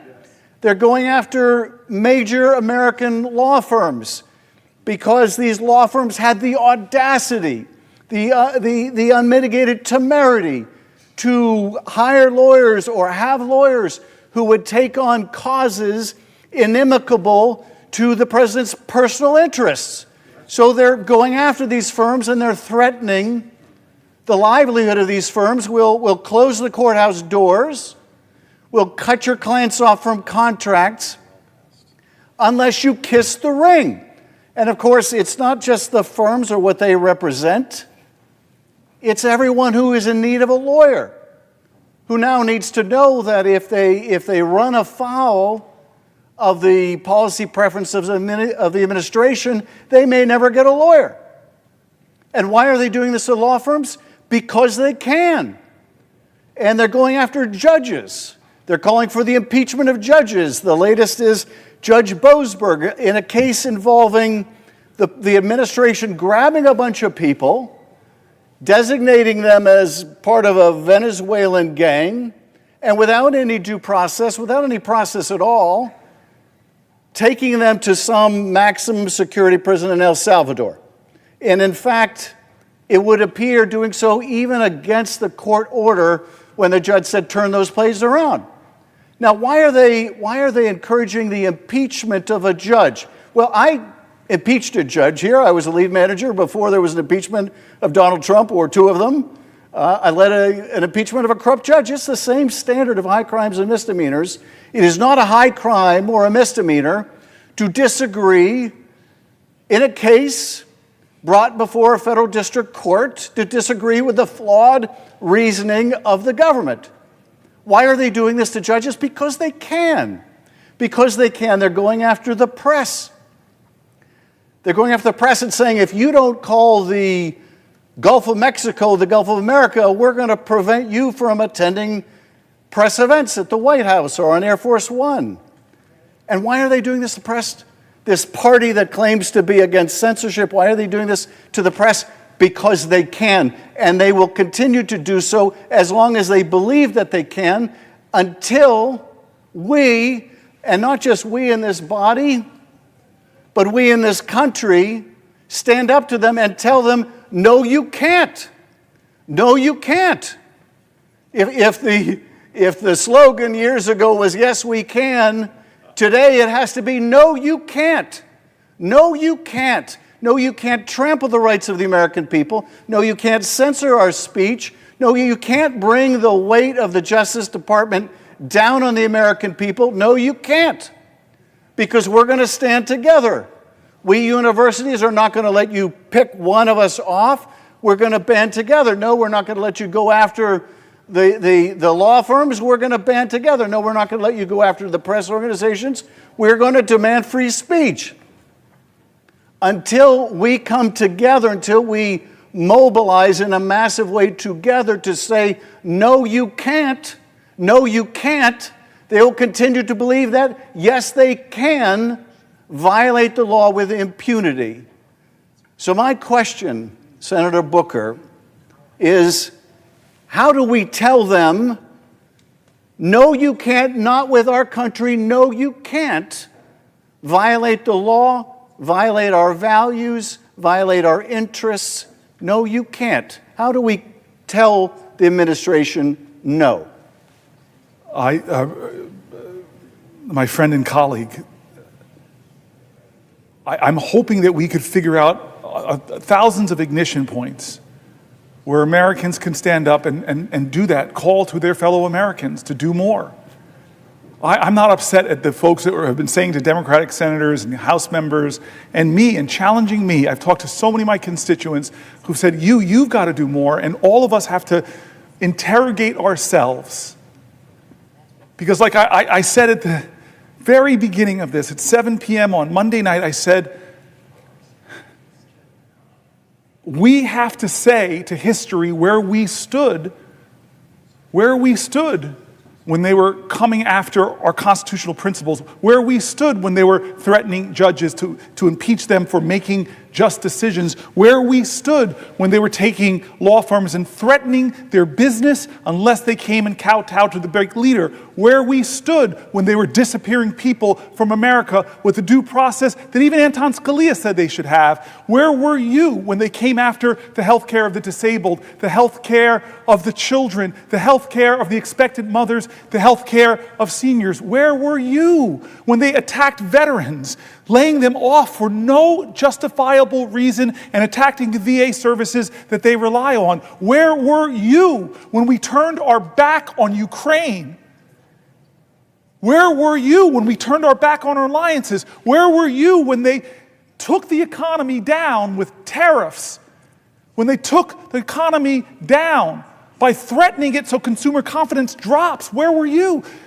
How many things are going on before we answer the question, as it says in Hebrew, he ne ni. He ne ni. Behold, Lord, here I am. And so I confess that I have been imperfect. I confess that I've been inadequate to the moment. I confess that the Democratic Party has made terrible mistakes that have given lane to this demagogue. I confess we all must look in the mirror and say we will do better. And it's not just defining ourselves what we're against. We, the next generation, as the baby boomers are leaving the stage, the last baby boomer president, we have to say that we're going to redeem the dream. We're going to dream America anew. We're going to start talking about bold things that don't divide people, that unite people. Bold things that excite the moral imagination of a country to do better, to go higher, that call us together. This is the time where new leaders in our country must emerge. I'm not talking about senators. I'm talking about citizens. This time of despair and darkness doesn't demand more darkness. We don't need to demean and degrade people who disagree with us. This is a time for us to do something bigger than that. Do you think Martin Luther King in Birmingham hated Bull Connor or said, I'm going to defeat this guy by bringing bigger dogs and bigger fire hoses? No. But he did say, we're going to be so creative, we're going to inspire the moral imagination of the nation, we're going to call to the conscience of the country, we're going to excite them about who we could be. When he went to the March on Washington, he didn't stand there and complain about the demagogues. Listen to his speech. He didn't stand there and demean and degrade the governor of Alabama. He didn't stand there and talk down to Bull Connor. No, he stood before the American people and said, it's not what you're against, it's what you're for. I have a dream. And now it's our generation. We have to redeem the dream. We have to excite people again. He, in the highest office of our land, wants to divide us against ourselves, wants to make us afraid, wants to make us fear so much that we're willing to violate people's fundamental rights. We're willing to go after the speech on college campuses. We're willing to go after law firms, go after the freedom of the press. Don't let him do that. Don't become like him. Be an American that says, I look to the future and I'm excited. Yes, things are tough right now. They're hard, they're scary, they're hurting, but we can overcome this. Our American history, if it's nothing else, American history, if it's nothing else, it is a perpetual testimony to the achievement of impossible things against impossible odds. We are a nation that is great not because of the people that are trying to whitewash our history, to remove great people, Native Americans, black people, and women from our military websites. I don't want a Disneyfication of our history. I don't want to whitewash history. I don't want to homogenize history. Tell me the wretched truth about America, because that speaks to our greatness. And so what do I want to people to do? It starts with us, man, and you're doing it. I've seen courage of my colleagues. We're doing it, but we have to do more, and I'm sorry. I'm not going to be a politician that's going to say, we are going to do more for you. I'm going to be a politician. I'm going to be a leader that demands more from America. Will the Senator yield for one last question? I yield for a question while retaining the floor. Well, this gets to exactly, Senator Booker, your point. I'm optimistic about this country. Notwithstanding this deep, difficult, dark period we are in, I'm optimistic about this country, and I'm optimistic because of something that Alexis de Tocqueville might have said. There is some dispute about whether he actually said this. The mere fact that you can quote Alexis de Tocqueville, you got me, you have me. I would like to believe he said this. America is a great country because America is a good country. Yes. If he didn't say it, he should have said it, because it is true of this country. It is what makes me an optimist. There are wonderful, beautiful, patriotic people in every state of the union, and they will see us through this. But it does, I think, require all of us to be reminded every now and then of the better angels of our nature. Now, I remember standing in that well during the first impeachment of Donald Trump. I remember sitting right here in this seat watching you. And I'll tell you, I had approached that case as a prosecutor would approach a case that I just needed to prove the president guilty of what he was charged with. But it became apparent very quickly that that was not enough. That notwithstanding the abundant evidence of his guilt, I needed to show something more. I needed to show that it was dangerous to keep him in office. Well, tragically, events since have proven my point, but I made a different argument at that point of the trial, which I think gets us to the present moment, which is that truth should matter to us. What's right should matter to us. And even if it doesn't matter to the president, it should matter to us. That we are decent. Yes. As Americans, we are decent. We are good and decent people. As Americans, that's who we are. We don't believe that when someone is needing medical help that they should be turned away. We don't believe that we should turn our back on our neighbor. We believe in extending our hand. We believe we should be able to disagree with each other without it becoming a personal hatred or antagonism. We're Americans. This is who we are. I do think sometimes we forget. And we have to remind ourselves that, as Elijah Cummings used to say, we're better than this. Yes. We are better than this. Yes, I miss Elijah. And you remind us of this all the time, Senator Booker. You really do. You also remind us that we're not defined by what we're against. We're defined by what we're for. And I'm fully on the same page with you that we haven't lived up to our responsibility as a party and what we're for. I think our democracy is in trouble because our economy has been in trouble. And I think our economy has been in trouble because it's not like after the Depression or during the Depression or the Great Recession when people are out of work. The problem today is not that people are out of work. The problem today is that people are working. They are working. And they still can't get by. And you have too many millions of Americans who see their quality of life and they look at what their parents had and see it as better, and they look at the future for their kids and see it as worse. And amidst that economic difficulty, they're ready to embrace anyone who offers something different. Any demagogue who comes along and promises they alone can fix it. And while this demagogue is not going to fix it, and indeed he's made their lot much worse, It is not going to fix itself. It falls on us. Yes. To come up with those big ideas. Now, some of those big ideas are not new. Medicare for all, which I support, is a big idea that would expand healthcare access for millions of people and make sure parents can go to work and understand that if they get sick or their kid gets sick, that they will have access to health care. We haven't kept pace with changes in the nature of work, changes that are going to accelerate with artificial intelligence, changes which have meant that over the last several decades, as the country's become more productive, that productivity and prosperity has simply not been shared with the people who made it possible. And I think this economic anxiety, which is felt all over the world with these global changes in the marketplace, have put great stress on the whole democratic experiment. If democracy is not working for people, they will flirt with other models like authoritarianism, but we are here to tell folks that is not the direction we want to go in. But it's still incumbent on us to offer bold ideas for how we can make the economy work for people again. But I do think that what has led people into such bitter antagonisms with each other has been a lot of this uncertainty, the feeling that they're only a car payment or a health problem away from failure. And it's up to us to address that.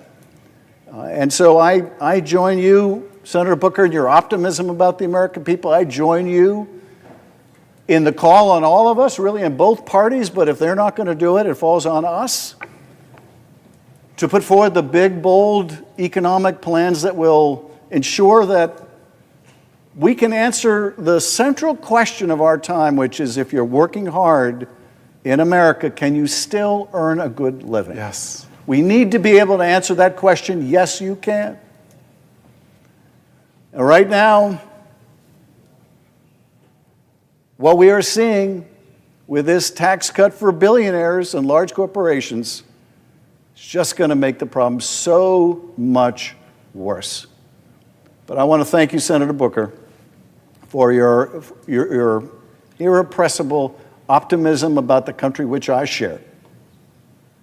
I want to thank you for seizing the helm today and every day to put forward that positive vision for our country. And my question is, where do you find the energy, my friend? I don't know. I'm finding it from my colleagues right now. I'm finding it from my friends. I'm finding it from their heart and their commitment. And I'm finding it from the people whose names and stories we're reading.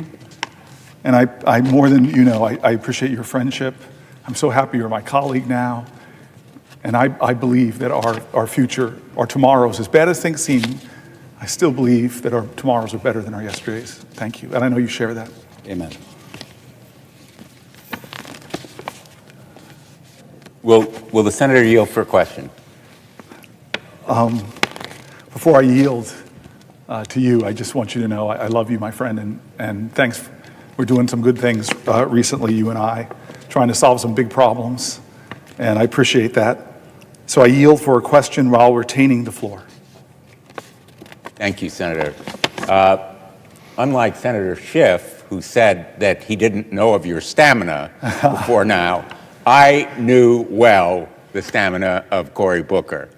And I've always admired it, not just physical stamina, but moral stamina, the courage of conviction, the stamina to stand up and speak truth to power, which has become now one of the most common phrases that is used in public life.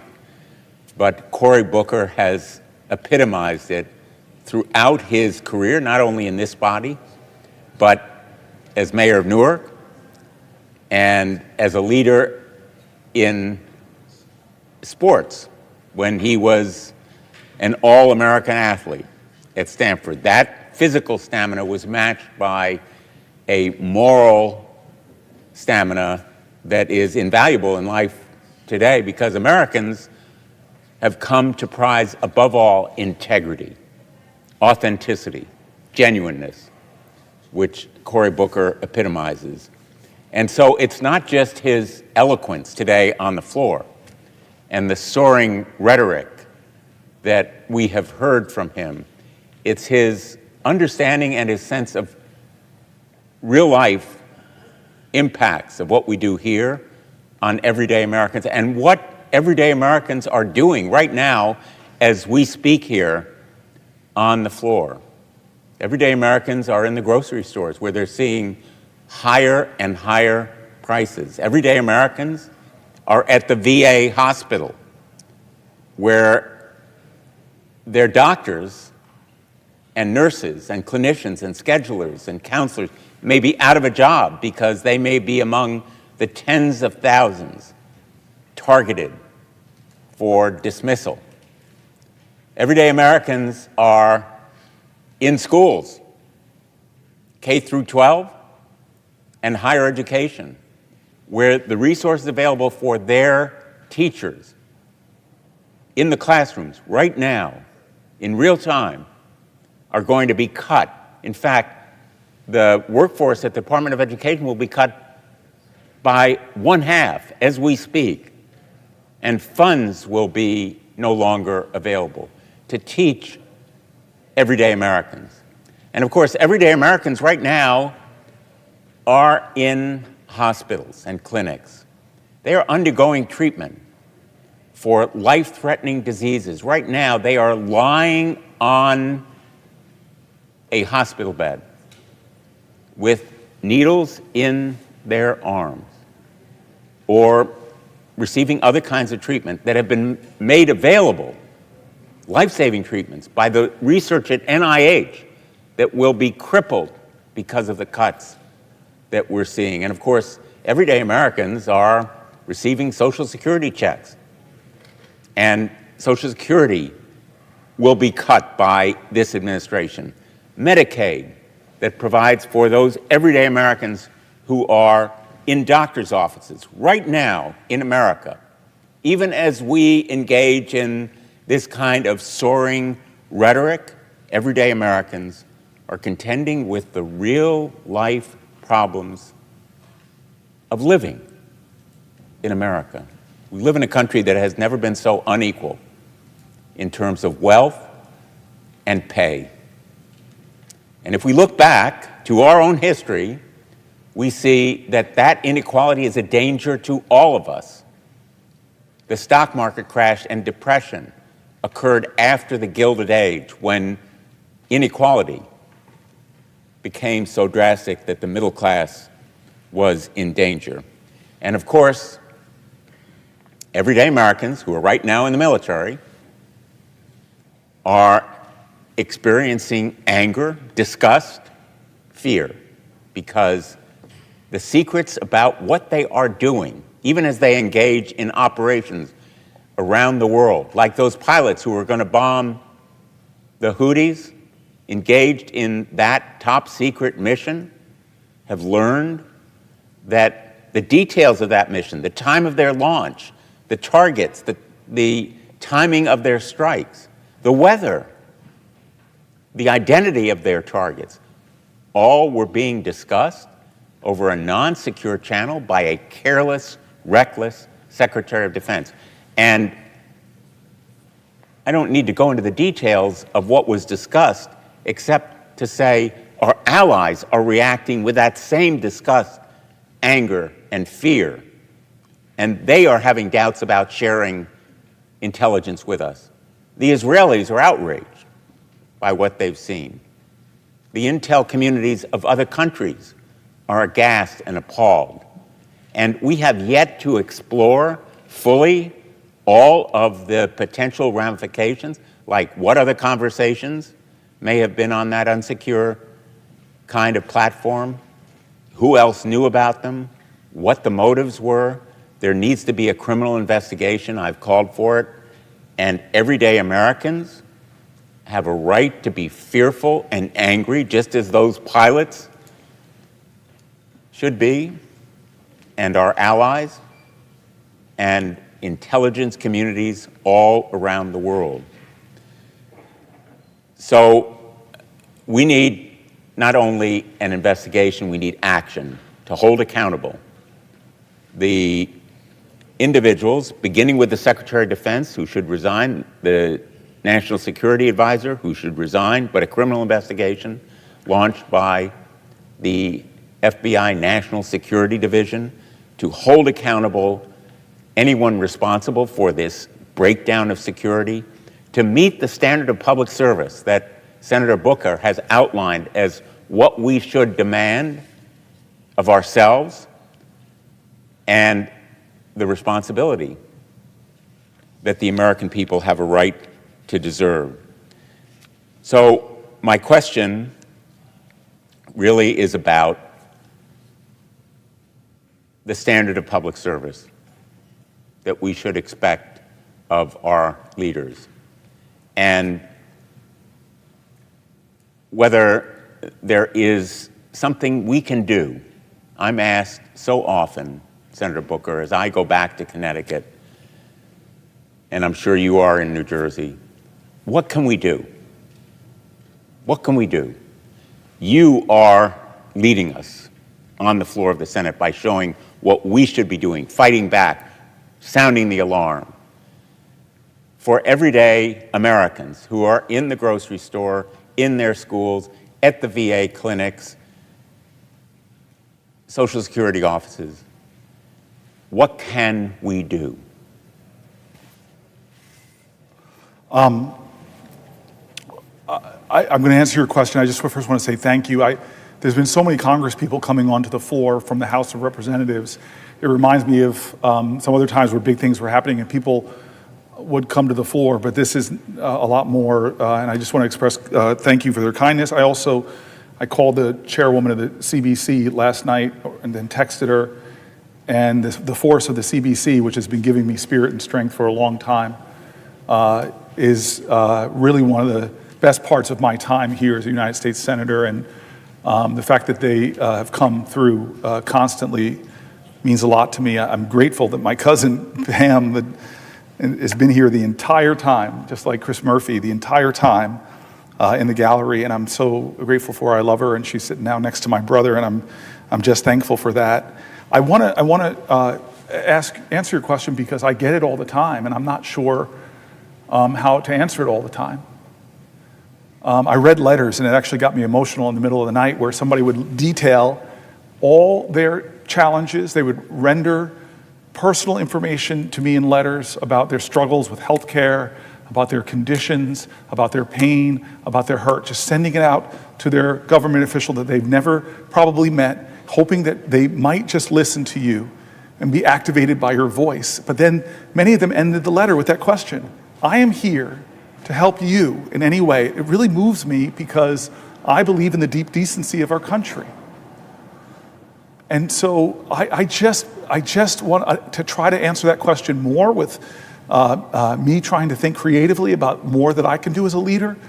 Because as I've said before, I think we as Democratic leaders have to start thinking more creatively, because obviously we don't control the Senate, we don't control the House, but we have positions that were given to us in trust by the people we represent. And moments like this require us to be more creative or more imaginative or just more persistent and dogged and determined.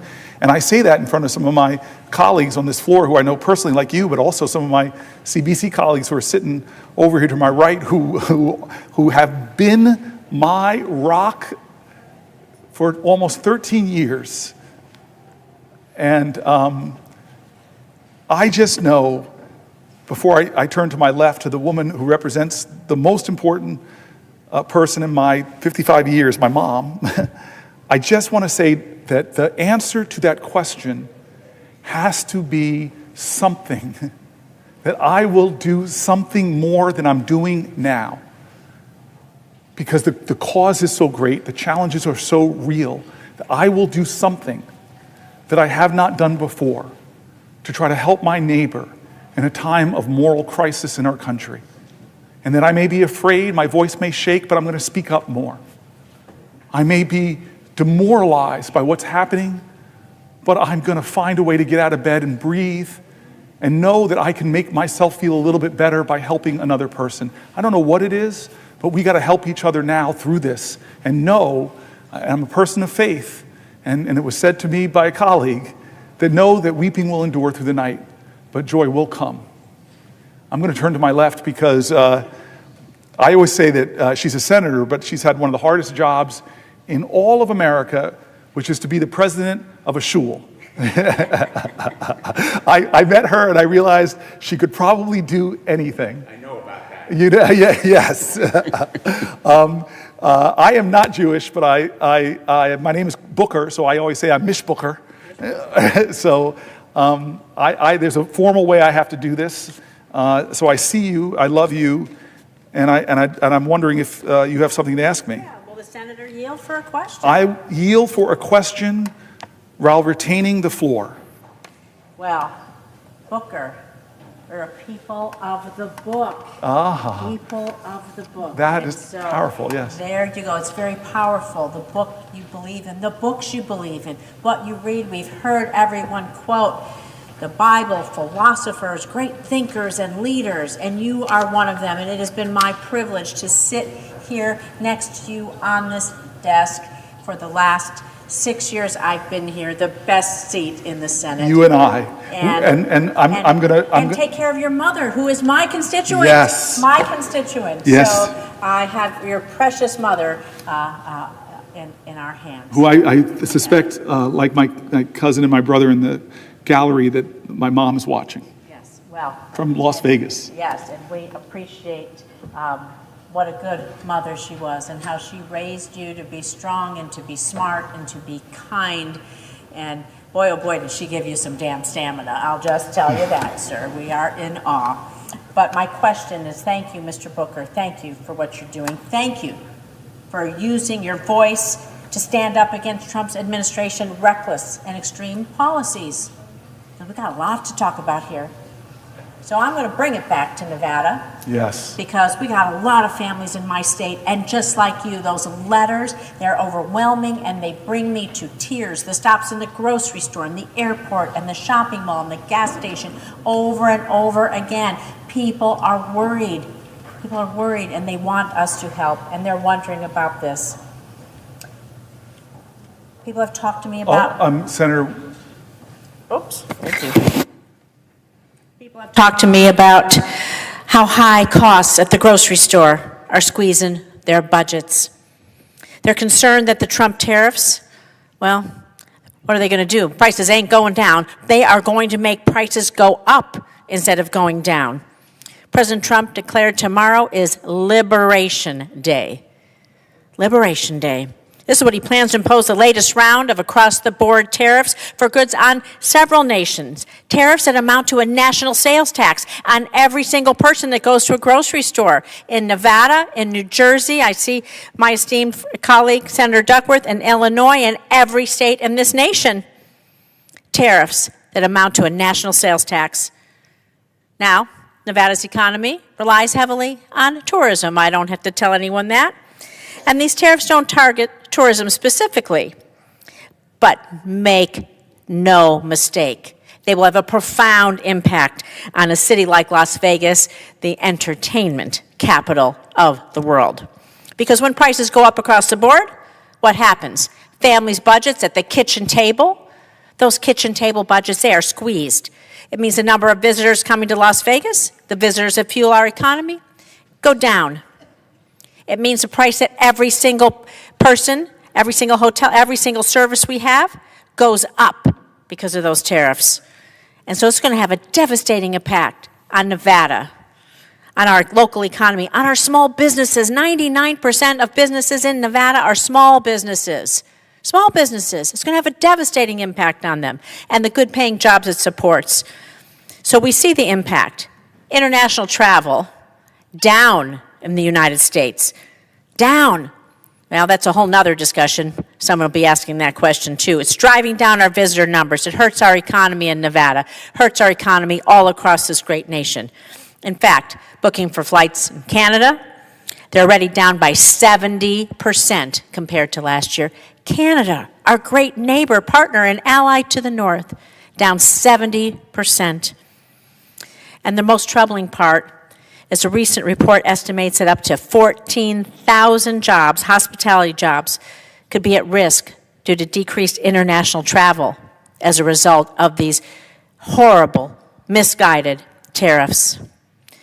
And I just want to tell you that I'm looking at all of my colleagues and I'm looking at you, and you have given us the inspiration to stand here, to use our voice, to use our power, to show that we are not without a say in this country.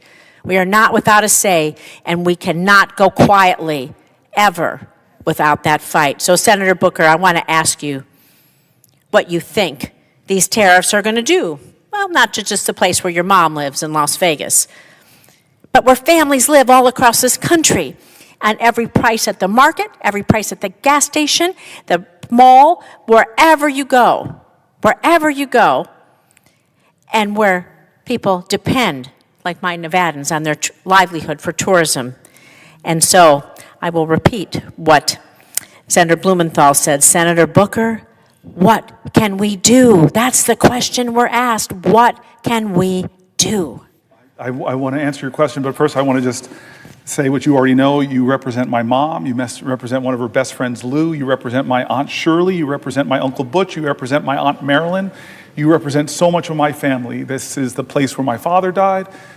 When Harry Reid came to his bedside when he was sick and I was still running for this office and showed me the extraordinary kindness of senators from Nevada. That tradition has continued.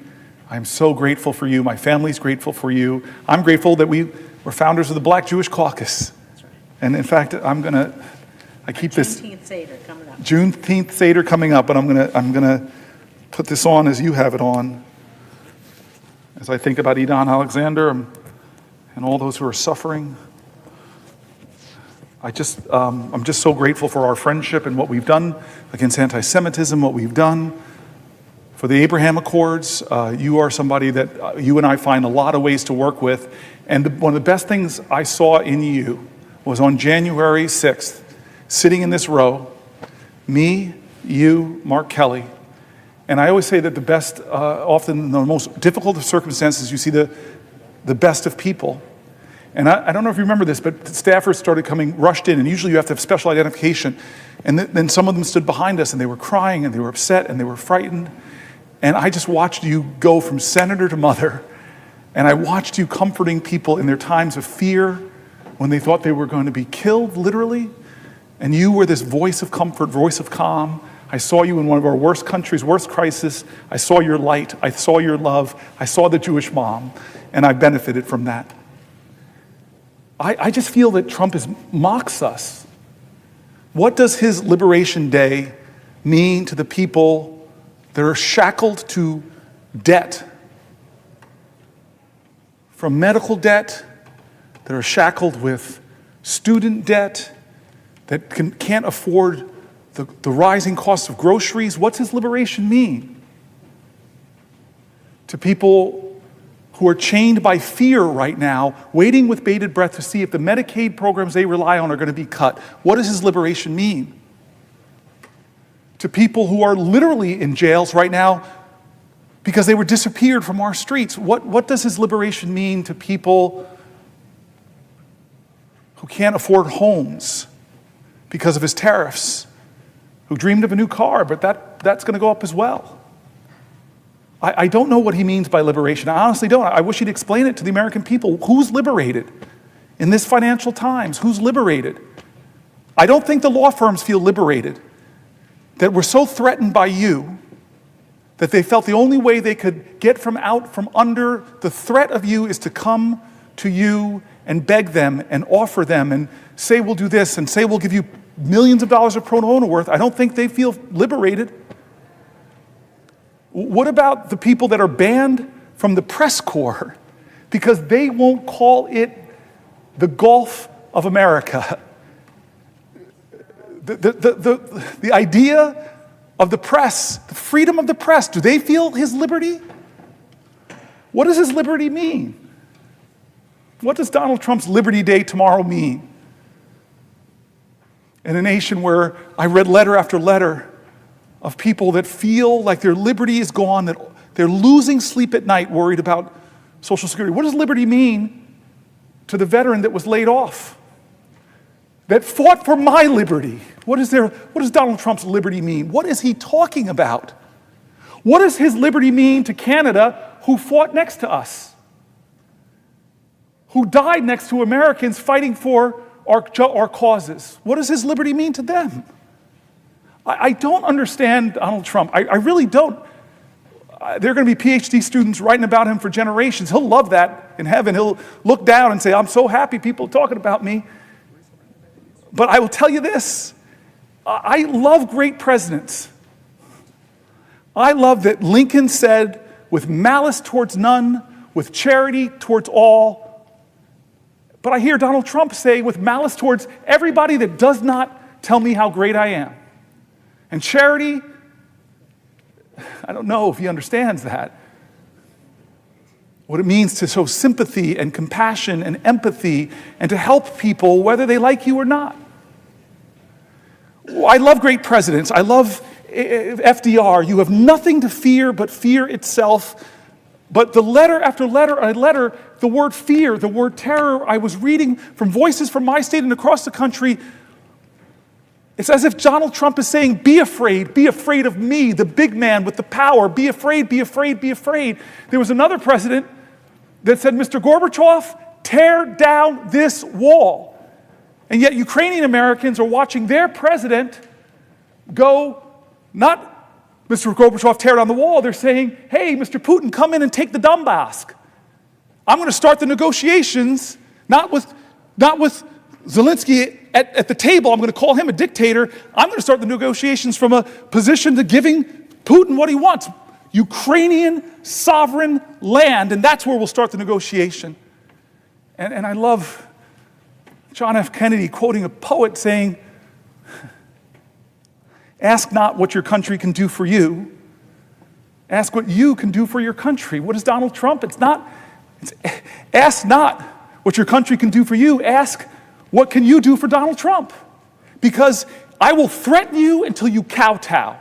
I will threaten to run primaries against you if you don't fall in line and vote for things you know are wrong. I will terrorize your law firm unless you come to me and kiss my ring. I will make political your applications for your merger.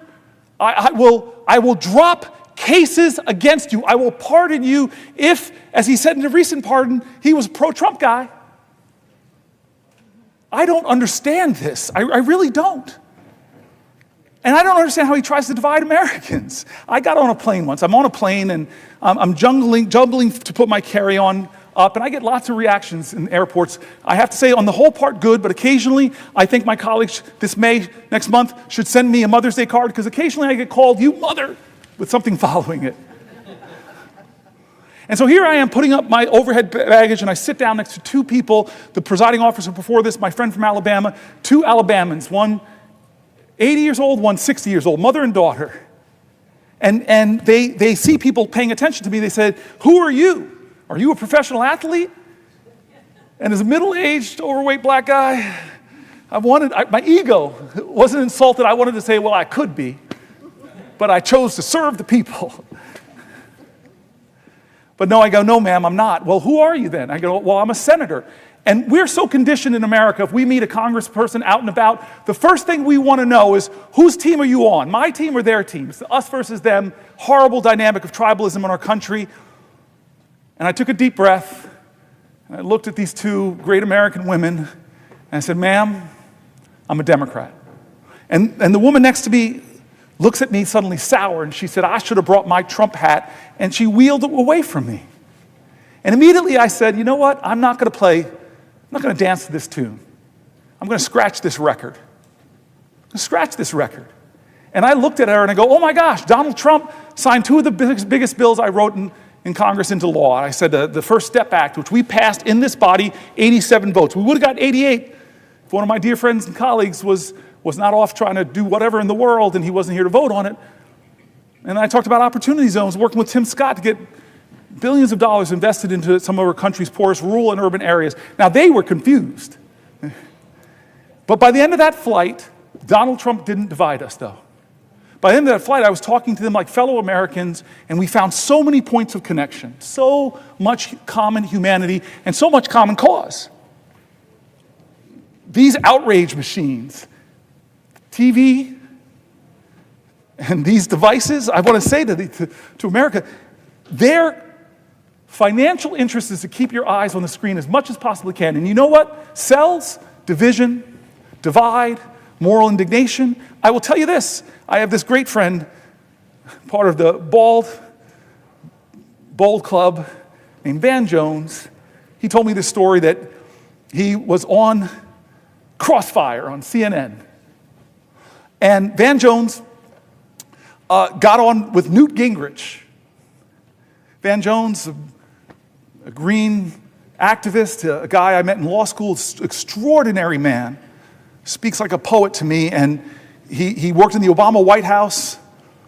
And then Newt Gingrich, very known Republican, the two of them sit down, but Brene Brown writes something extraordinary. She writes, "It's hard to hate up close, so pull people in." And so they get on this show called Crossfire, and they find out, with all the differences they have, they also have commonalities, things they agree on, and they actually kind of like each other. So they go to the producers and they say, "Hey, could you let us do the final segment called Ceasefire? Can you let us do the final segment called Ceasefire?" And the producers say, "Yeah, go ahead. Go ahead." And so they do this last segment talking about the areas they agree, but the producers run in after a few shows and stop them. Can't do it. Why? Ratings are going down.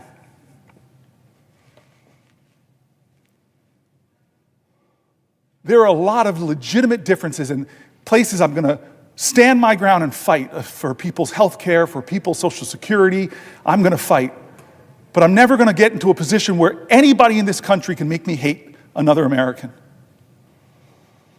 Because this is the age where we have to figure out how to live up to those words up there, e pluribus unum. That's the call of our ancestors, to put more indivisible into this one nation under God. That's the challenge.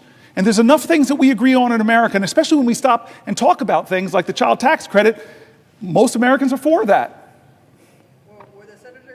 Oh, gosh, well, I've been waiting for you, for crying out loud. Why didn't you interrupt me earlier? You were on a roll. Oh, you come were on on. a roll. And I was, Come on, Senator. Will you yield for a question? I yield for a question while retaining the floor. I don't know what kind of food you eat on that vegan diet of yours. Yeah. But I need to figure out more of that vegan diet. One place where we can and do care that unites us as a nation is the role of our nation's veterans, the heroes who have sacrificed for us. Although with this president, I guess he doesn't hold veterans in the same esteem. As someone who has bled for this nation, I guess I joined the ranks of the suckers and losers who have bled and died for this nation in the president's estimation. But I just wanted to start off by saying thank you again, Senator Booker, for all that you're doing as you hold the floor today, but also every other day, to underline the pain and damage Donald Trump and Elon Musk are doing, not just to our country, but to middle-class Americans throughout our country. And tragically, that harm even extends to our nation's veterans, who have sacrificed so much to protect this country and keep Americans safe, who should be shielded from this needless chaos and uncertainty. Senator Booker, I know you are well aware that this administration is firing more veterans than any other administration in modern history. It's been reported that this administration, in these first few months in office, has fired approximately 6,000 veterans from federal service across this country. This list of firing, especially at the VA, has resulted in operations for our veterans being canceled.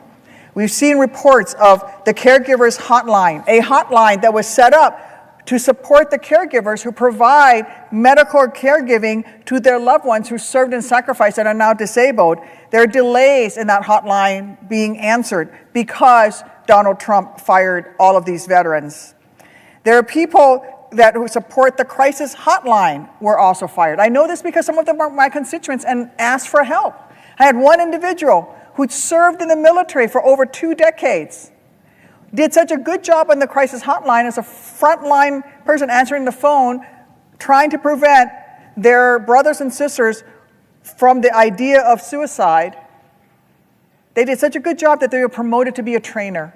They were promoted to be a supervisor, which then made them probationary, and they were fired. We were able to get some of these people their jobs back. Some of them are still out there without their jobs. This is what Donald Trump and Elon Musk has already done. This does not help our nation's veterans. This does not help our nation's heroes. If anything, it is a betrayal to them. It's a betrayal, a cruel betrayal to the men and women who bravely answered the call to serve our country in uniform. A call that this president dodged 5 different times when he had the opportunity to serve. And our men and women in uniform came home from serving, and many of them chose to continue their service to our country as federal employees. How are Elon and Trump thanking these brave, selfless Americans? They're doing it by showing them the door and leaving them wondering how they'll be able to afford next week's groceries or next month's rent, forcing them to look for a new job.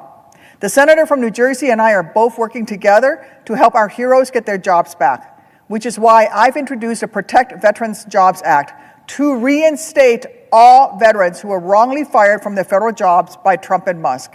It is a critical bill to help those who've already been fired, but according to recent reports, Trump and Musk are just getting started. From everything that we've seen, they are planning on firing another 80,000 VA employees, almost a third of whom are veterans themselves. So that's going to be another 25 veterans on the chopping block on top of the 6,000 who've already been fired. It is a complete betrayal from Trump and from Musk. Firing these VA employees will even harm veterans that Trump is not firing, because it's going to force them to wait longer to see their health care providers. It's going to make them wait longer to have their disability claims adjudicated. It is going to make them wait longer to have someone pick up their calls at the Veterans Crisis Line. It is going to make them wait even longer, and their loved ones wait even longer to have their burial and funeral expense reimbursements request processed.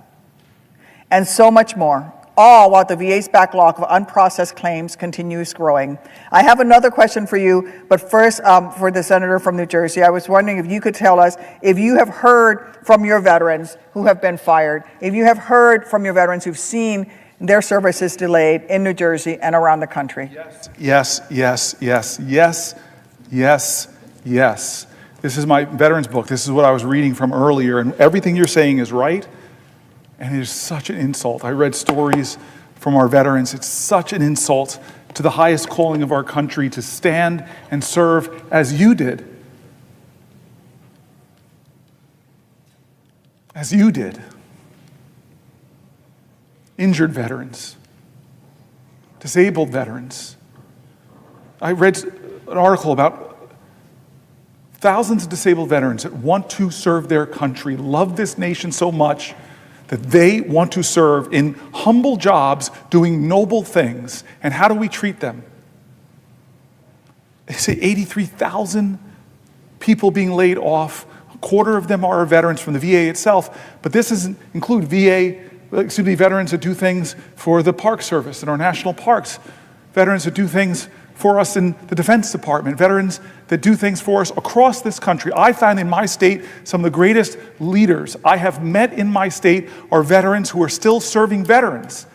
And then veteran entrepreneurs, you know the data, they're incredibly successful. They create to our economy. The VA is cutting not just veteran jobs, they're cutting contracts with veteran-owned businesses. I don't understand how you can say out of one side of your mouth, you honor and respect our veterans, which is not what our president's always said. Dear God, what he said about John McCain. I still remember John McCain is in a town hall with Barack Obama fighting fiercely to be the president of the United States, and somebody gets up and says that Barack Obama, as if it's an insult, it's not, is a Muslim or something, and he grabs the mic back and corrects her. One of his voters, he corrects her on national TV. This is wrong. He's a guy who loves his wife, Christian, loves his family. I mean, that is character and honor. Can you ever see that from our president now? And this is how wrong I was. And I want to admit, I've made mistakes, I've been wrong. I remember where I was when he said in his campaign that he's no hero, that people who are captured are not heroes. I said to the people that were with me, there goes his 15 minutes of fame. I thought that was the end of Trump. But somehow you could become president of the United States when you insult the veterans who serve. I want to read you, and I know you have another question, but can I read you? I don't know, John Lewis and John McCain, the two Johns are coming up a lot in my 20 hours. But I want to read you this. I want to read this when you were here, because I read this, and let me all tell you, this is John McCain writing, let me all tell you what I think about the Pledge of Allegiance, our flag and our country. I want to tell you a story about when I was a prisoner of war. I spent 5 years in the Hanoi Hilton. In the early years of our imprisonment, the North Vietnamese kept us in solitary confinement, or 2 or 3 to a cell. In 1971, the North Vietnamese moved us from these conditions of isolation into large rooms with as many as 30 to 40 men to a room. This was, as you can imagine, a wonderful change, and was a direct result of the efforts of millions of Americans, led by people like Nancy and Ronald Reagan on behalf of a few hundred POWs 10,000 miles from home. One of the men moved into my cell was Mike Christian. Mike came from a small town near Selma, Alabama. He didn't wear a pair of shoes until he was 13 years old. At 17, he enlisted in the U.S. Navy. He later earned a commission. He became a naval flying officer and was shot down and captured in 1967. Mike had a keen and deep appreciation for the opportunities this country and our military provide for people who want to work and want to succeed. The uniforms we wore in prison consisted of a blue short-sleeved shirt, trousers that looked like pajama trousers, and rubber sandals that were made out of automobile tires. I recommend them highly. My pair lasted my entire stay.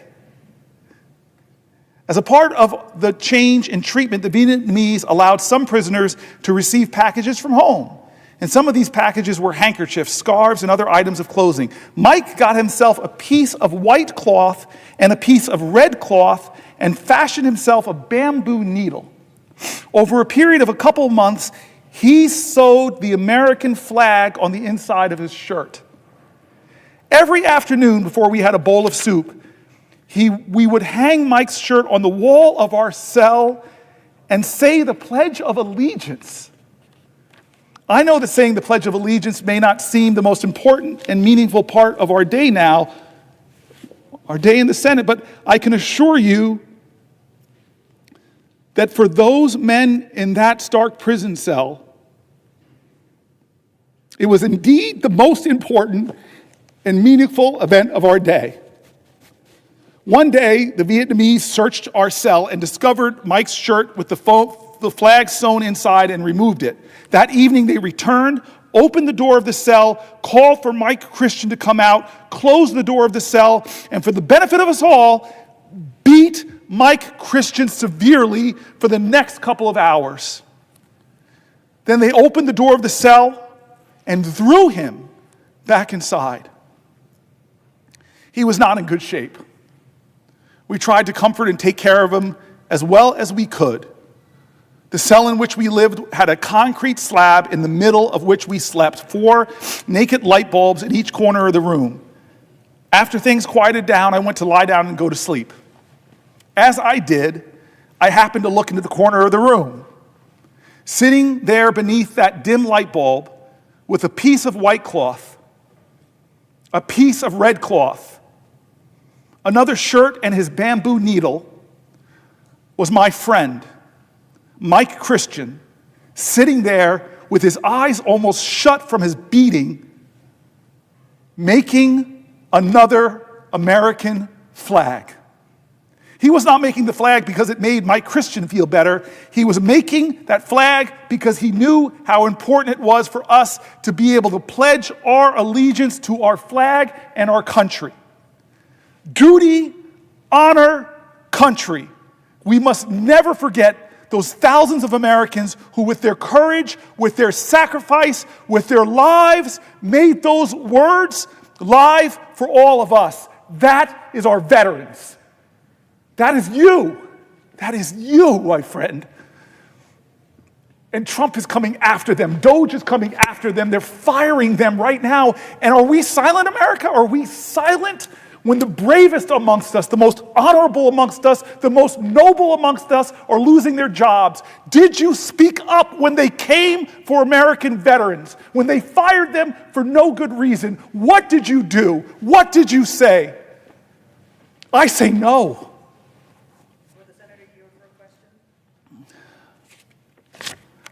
I yield for a question while retaining the floor.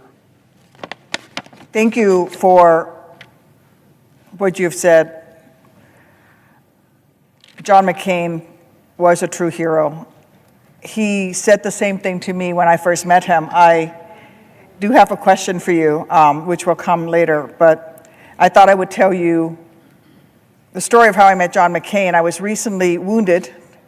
Within weeks of being able to finally sit up for the first time, I was in physical therapy, and Senator McCain came and visited us. And the nurses and occupational therapists and physical therapists came running in and said, "Senator McCain, this is Captain Duckworth. She's a hero just like you," and said to me, "You're a hero like Senator McCain. You were both shot down." And Senator McCain looked at me and said in that voice of his, "Didn't take no hero to fly into a missile. The good pilots don't get shot down." And I knew then and there that I really liked him, because he was right. The real heroes were the buddies who carried me out of that field in Iraq. The real heroes are the sergeant in the rescue bird that carried me out and has to live with the post-traumatic stress. The real heroes are all the men and women who survived and came home and need the care that they have rightfully earned. The care that we're providing with them with the PACT Act, a bill that you supported, a bill that you spoke up for. Even while members, our colleagues across the aisle, many of them said it was too expensive. And at a time when we should be expanding the PACT Act, when we should be recognizing more of the illnesses and injuries that came out of service around burn pits and toxic substances, you have a president who is cutting the VA, who wants to cut those jobs, who want to go after our veterans' benefits, whom, just like Elon Musk has said, sees veterans as a people with their hands out. We don't have our hands out. We're simply asking for what this country promised us.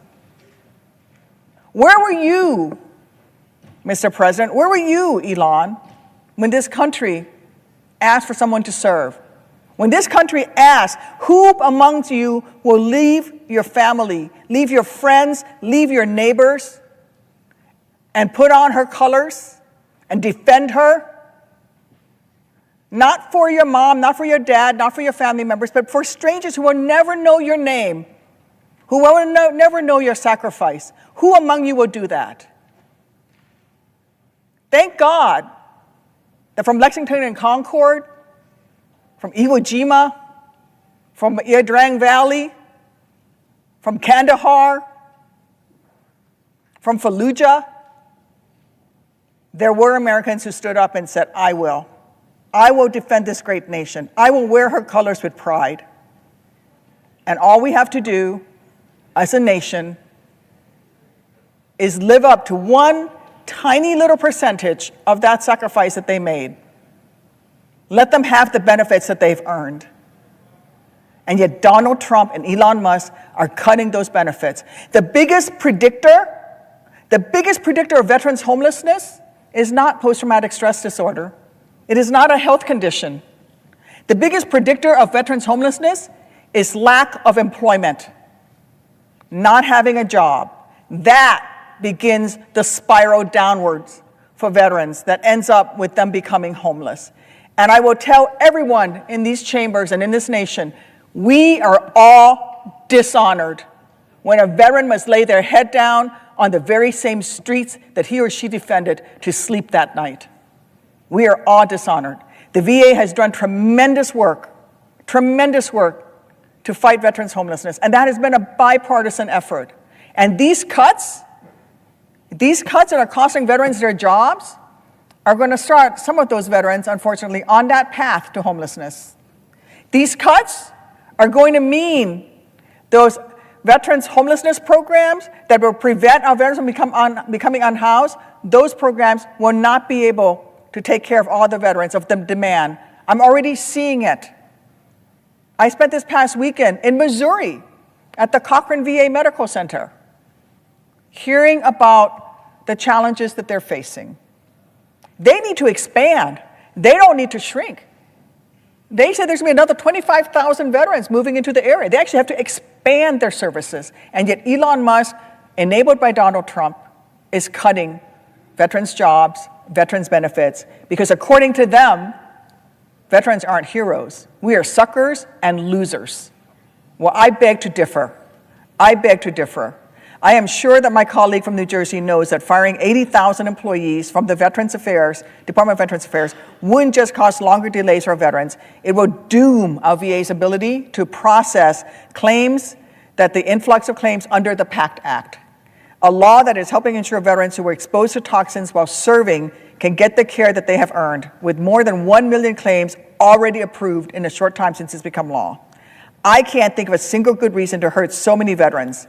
And I'll just ask the senator from New Jersey, can you think of any reasons? Oh, God. I'm very moved by your comments. I want to say that from John McCormick to Jack Reed, the Senate has a good number of people who serve this nation, who answered the call. They should all get our honor and respect. Senator Blumenthal served, and he has a son, Navy SEAL. We should have a reverence for those people, because a lot of them didn't make it back. A lot of people didn't make it back, and a lot of people who came home with horrible wounds, visible and invisible. We should all be ashamed of the veterans that are committing suicide. We should all be ashamed of veteran homelessness. We have the capacity. We are a great enough nation to help them. But the ones that didn't come back, they watch over us.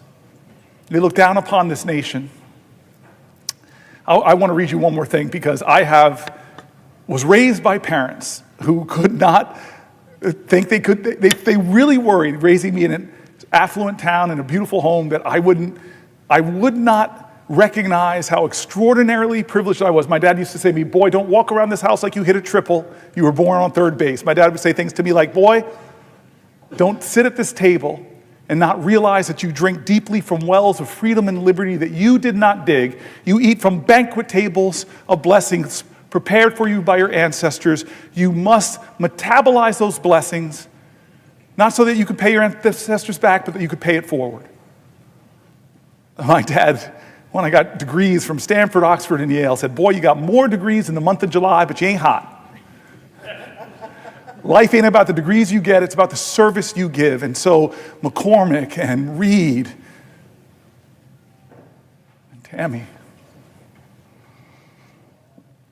I'm here because of people that died for this country, that stormed beaches in Normandy in this country. They were at Iwo Jima for this country. They liberated Nazi concentration camps for this country. They are buried. I've seen their burials. In Thailand, fields full of American soldiers who never made it home. Every time I see one of those, I get overcome with emotion. I can't think about, when I look at their ages, 18, 19, 20, 21. And so let me read this, and I'm going to compose myself, because you got me all emotional, Tammy. I thought you were my friend. This is a poem written by Billy Rose. You know it probably. It's called The Unknown Soldier. And just listen to the words and let them echo and see if we are living up to them, if our president lives up to them, the most powerful person in the world or the richest man in the world. Are they respecting? There's a graveyard near the White House where the unknown soldier lies, and the flowers there are splendid with the tears from a mother's eyes. I stood there not long ago with roses for the brave, and I suddenly heard the voice speak out of the grave. I am the unknown soldier, the spirit voice began. And I think I have the right to ask some questions man to man. Are my buddies taken care of? Was their victory so sweet? Is that big reward you offered selling pencils on the street? Did they really win the freedom they battled to achieve? Do you still respect that croix de guerre above that empty sleeve? Does a gold star in the window now mean anything at all? I wonder how my old girl feels when she hears the bugle call. And that baby who sang, "Hello, Central, give me no man's land." Can they replace her daddy with a military band? I wonder if the profiteers have satisfied their greed. I wonder if a soldier's mother ever is in need. I wonder if the kings who planned it all are really satisfied. They played their game of checkers, and 11 million died. I am the unknown soldier, and maybe I died in vain. But if I were alive and my country called, I'd do it all over again.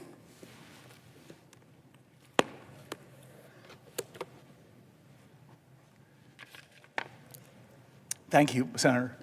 Every time I see you, I have such reverence and gratitude that I get to serve alongside of you. I didn't serve in the military alongside of you like those courageous soldiers, like those people who carry you at risk to themselves, people who saved your life, the people that helped you in rehab, the people that empowered you to get back on your feet and run for one of the highest offices in the land, and then you serve here with distinction because you don't forget who helped you get here. Just take care of my buddies. Exactly.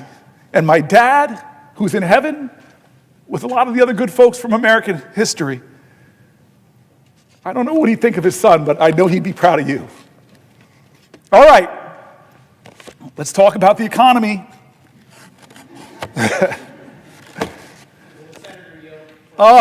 Christopher Coons. Will the senator yield for a question? I yield for a question while retaining the floor. Is the senator familiar with Cory Booker of Delaware? Is the senator familiar with my guest to the speech to a joint session of Congress delivered by President Trump just a few weeks ago?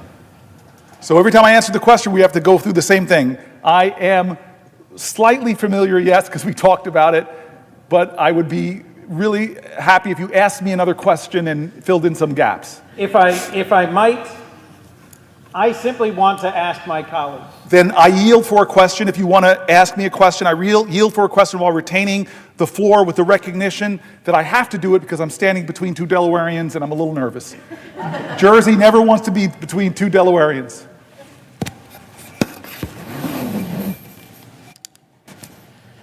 To my colleague and friend from the great state of New Jersey, I simply am asking the question, are you familiar with a Marine from Seaford, Delaware? His name is Cory Booker. He is not a man of politics. He is not a partisan. And he only came to my attention when he called my office for assistance. Cory Booker volunteered to serve our nation, was deployed to Afghanistan, and is a decorated combat veteran of the United States Marine Corps. Working through the impact of his service, he's returned to the United States and was engaged by Fish and Wildlife in Delaware and doing great work to promote conservation. With a young wife and a young son, Marine Booker reached for what was his dream job, to work for the U.S. Department of Agriculture Rural Conservation Service. All Cory wanted to do, he conveyed to me in a letter and then in person when he came to visit here. All he wanted to do was to help farmers on the Delmarva Peninsula conserve their land, create wildlife habitat, protect the environment, and be in places both beautiful and still. As you, my friend and colleague, have documented in long discussion and debate in the last hour, he is one of thousands of veterans who woke to receive an unjust and unwarranted termination email that said it was for cause without citing any cause, and that threw him into the chaos and hurt of having been summarily fired by the American government. He's ultimately been rehired, thankfully, but that period of chaos and of loss made him question our nation and its commitment to our veterans.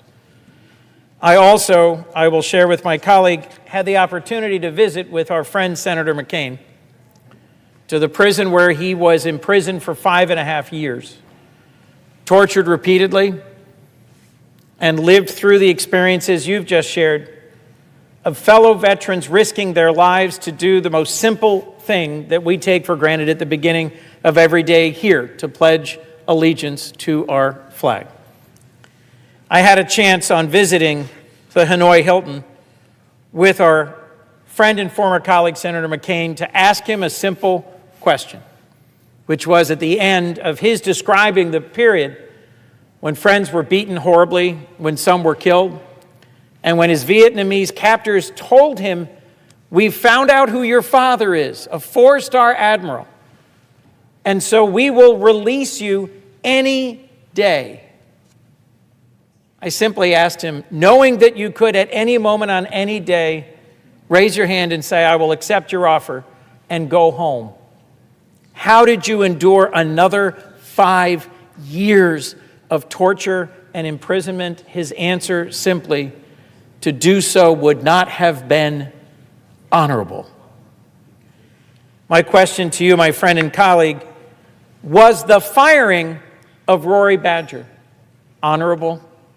Is the leadership of our current administration in its treatment of our veterans honorable? Is the value shown by the decisions being made by Elon Musk and his team at Doge honorable? Are we putting at risk the very honor of our nation in the mistreatment of the veterans of this country? This question I put to my friend and colleague. I thank you, Senator Kuhn, by your strength of voice, by your tone, by the colleague and citizen that you invoke. You are saying the answer with strength, my friend. How do we judge our nation? What measure do we judge America? Is it by how tall our buildings are? Well, those are great marvels, but other countries have taller buildings. God, maybe Ezra Klein has got me so focused now on making our nation do bold and build great things, but does the speed of our rail, as an Amtrak guy, speak to the greatness of our nation? No, other nations have faster rail. Does the wealth of our people, we have more billionaires than any other country, does that speak to the greatness of our nation? No. I think the things that speak to the greatness of a nation is, how do we take care of each other? How do we take care of our elders who deserve our respect and our reverence and gratitude for building America, for sustaining America, for doing the hard jobs to raise families, to set the next generation on their way? I think we should be judged by how we treat our children. They are the only true hope we have of seeing tomorrows that we will never live through. I think we should be judged by how we treat the sick. Whether it's people with the disease of alcoholism or mental health or crippling cancers or chronic diseases, what do we do? I think we should be judged by how we nurture our families. God, we put American families under crazy stress. Affordable child care, paid family leave. Other nations, our competitors, have these things. I think we should judge the greatness of our nation by how we treat our veterans. These honorable men and women, some of them who gave their last measure, the last measure of their devotion, on fields across the world, from Thailand to Gettysburg. They gave their lives. And those who came home, the America they experienced will speak to the truth of who we are. And so I'm in this place like you're in this place. We've been friends for a long time. I'm blaming you a little bit because you're one of those people I called and said, hey, I'm thinking about running for governor, I'm thinking about running for senator. You told me to come here, man. I'm joking. I love you for it. I'm honored and blessed that New Jersey sent me here. I know that you and I are working to, and let's talk like we talk when we're not on the floor of the Senate. We both are deeply devoted Christians. You told me one of my favorite stories in the Senate, which I won't tell right now. I've been asking you to tell that story. I hope you'll tell it, but it's just about how your parents, James Baldwin said, children are never good at listening to their elders, but they never fail to imitate them. You are a great reflection of the stories of your parents you told me. And you and I grapple with this faith of ours, which demands the most radical love. Radical love. What does the Bible say about immigrants? I mean, come on. What does the Bible say about the poor? What does the Bible say about the hated, the prostitute, the leper, the people who are looked down upon? What's the story of the prodigal son? What's Matthew 25 say about how we should live? Even as to the least of these, you did unto me. How many times does the Bible mention poverty? How many? 2,000. I'm abiding by it. I will not yield to you. But I knew you would know it, and I don't. 2,000 times it mentions poverty. And does it say we should scorn the poor? Does it say we should ignore the poor? No, it calls us to love our neighbor. No exceptions to that. Will the senator yield for a question? Thank you, man. I've been waiting for that question. The prayers of the righteous availeth much. You are a righteous man. I have a lot of work to do. So I yield for a question while retaining the floor. I tried to instigate you, Chris. I tried to throw out Jesus bait. You have, sir. Good, thank God. I yield for a question about whatever you want to ask me for, but I'm retaining the floor. To my good friend and colleague, as we transition to comments about the economy, are you familiar with the very first time that Jesus stood in his home synagogue in Nazareth to preach? He read from the scroll a passage from, I believe, Isaiah 61, verse 1 to 2. This is recorded in Luke chapter 4, and it is a well-known passage. And I rely upon it to understand what was the ministry of Jesus centrally about. He says, "This is fulfilled in your hearing today. The Spirit of the Lord is upon me. He has anointed me to preach good news to the poor."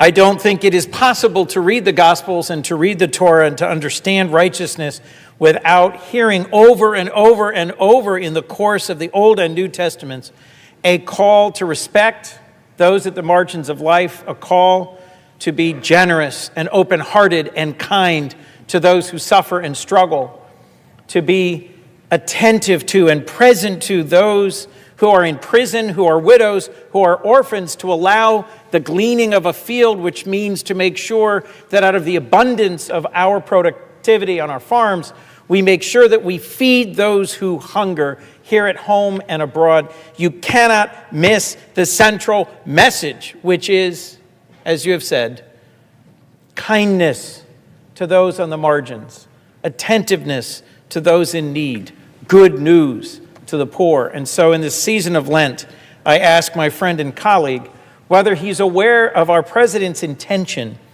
to impose significant tariffs sometime today or tomorrow that may raise the costs for working families in our nation, that may make harder the lives of those who struggle to pay for their children's food and medicines and schooling, that instead of meeting his promise to make America affordable again, will almost certainly make America less affordable for those who are exactly those to whom we are called to give attention, kindness, and service. I ask my colleague and my friend, are you aware of President Trump's so-called Liberation Day that will impose, in fact, thousands of dollars of additional costs on the working families of America who struggle so hard to make ends meet, in a direct violation of a call to care for those in need. Yes, I'm aware. I said earlier that he calls it Liberation Day, and I'm not sure what he means by that, because Americans will not, by this move, be liberated from high prices.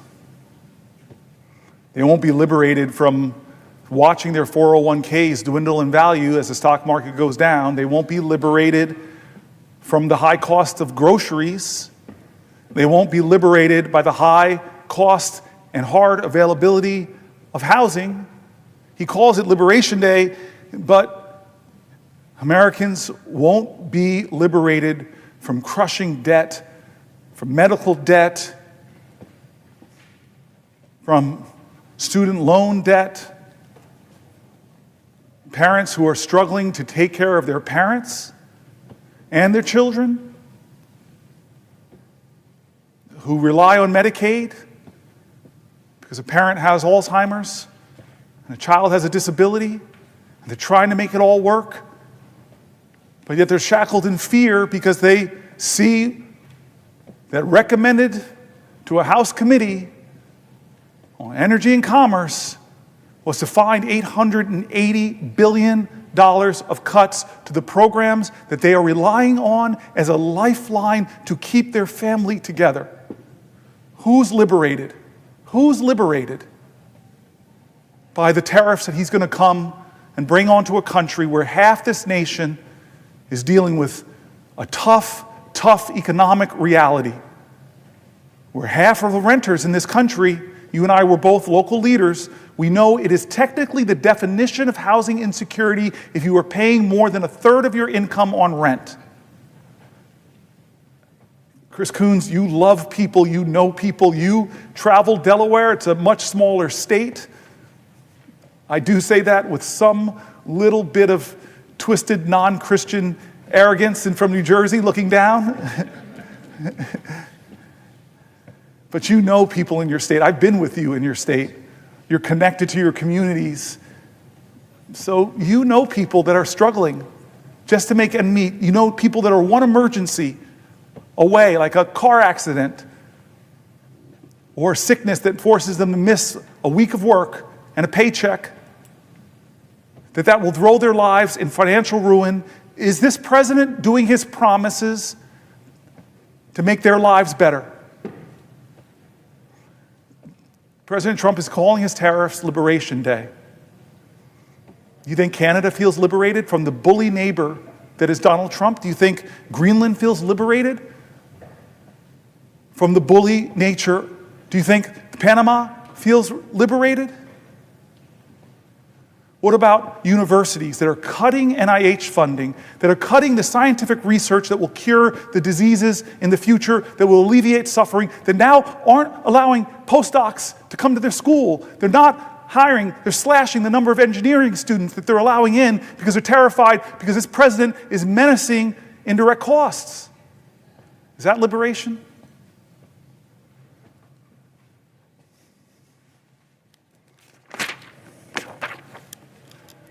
"71 days in, now 72 days,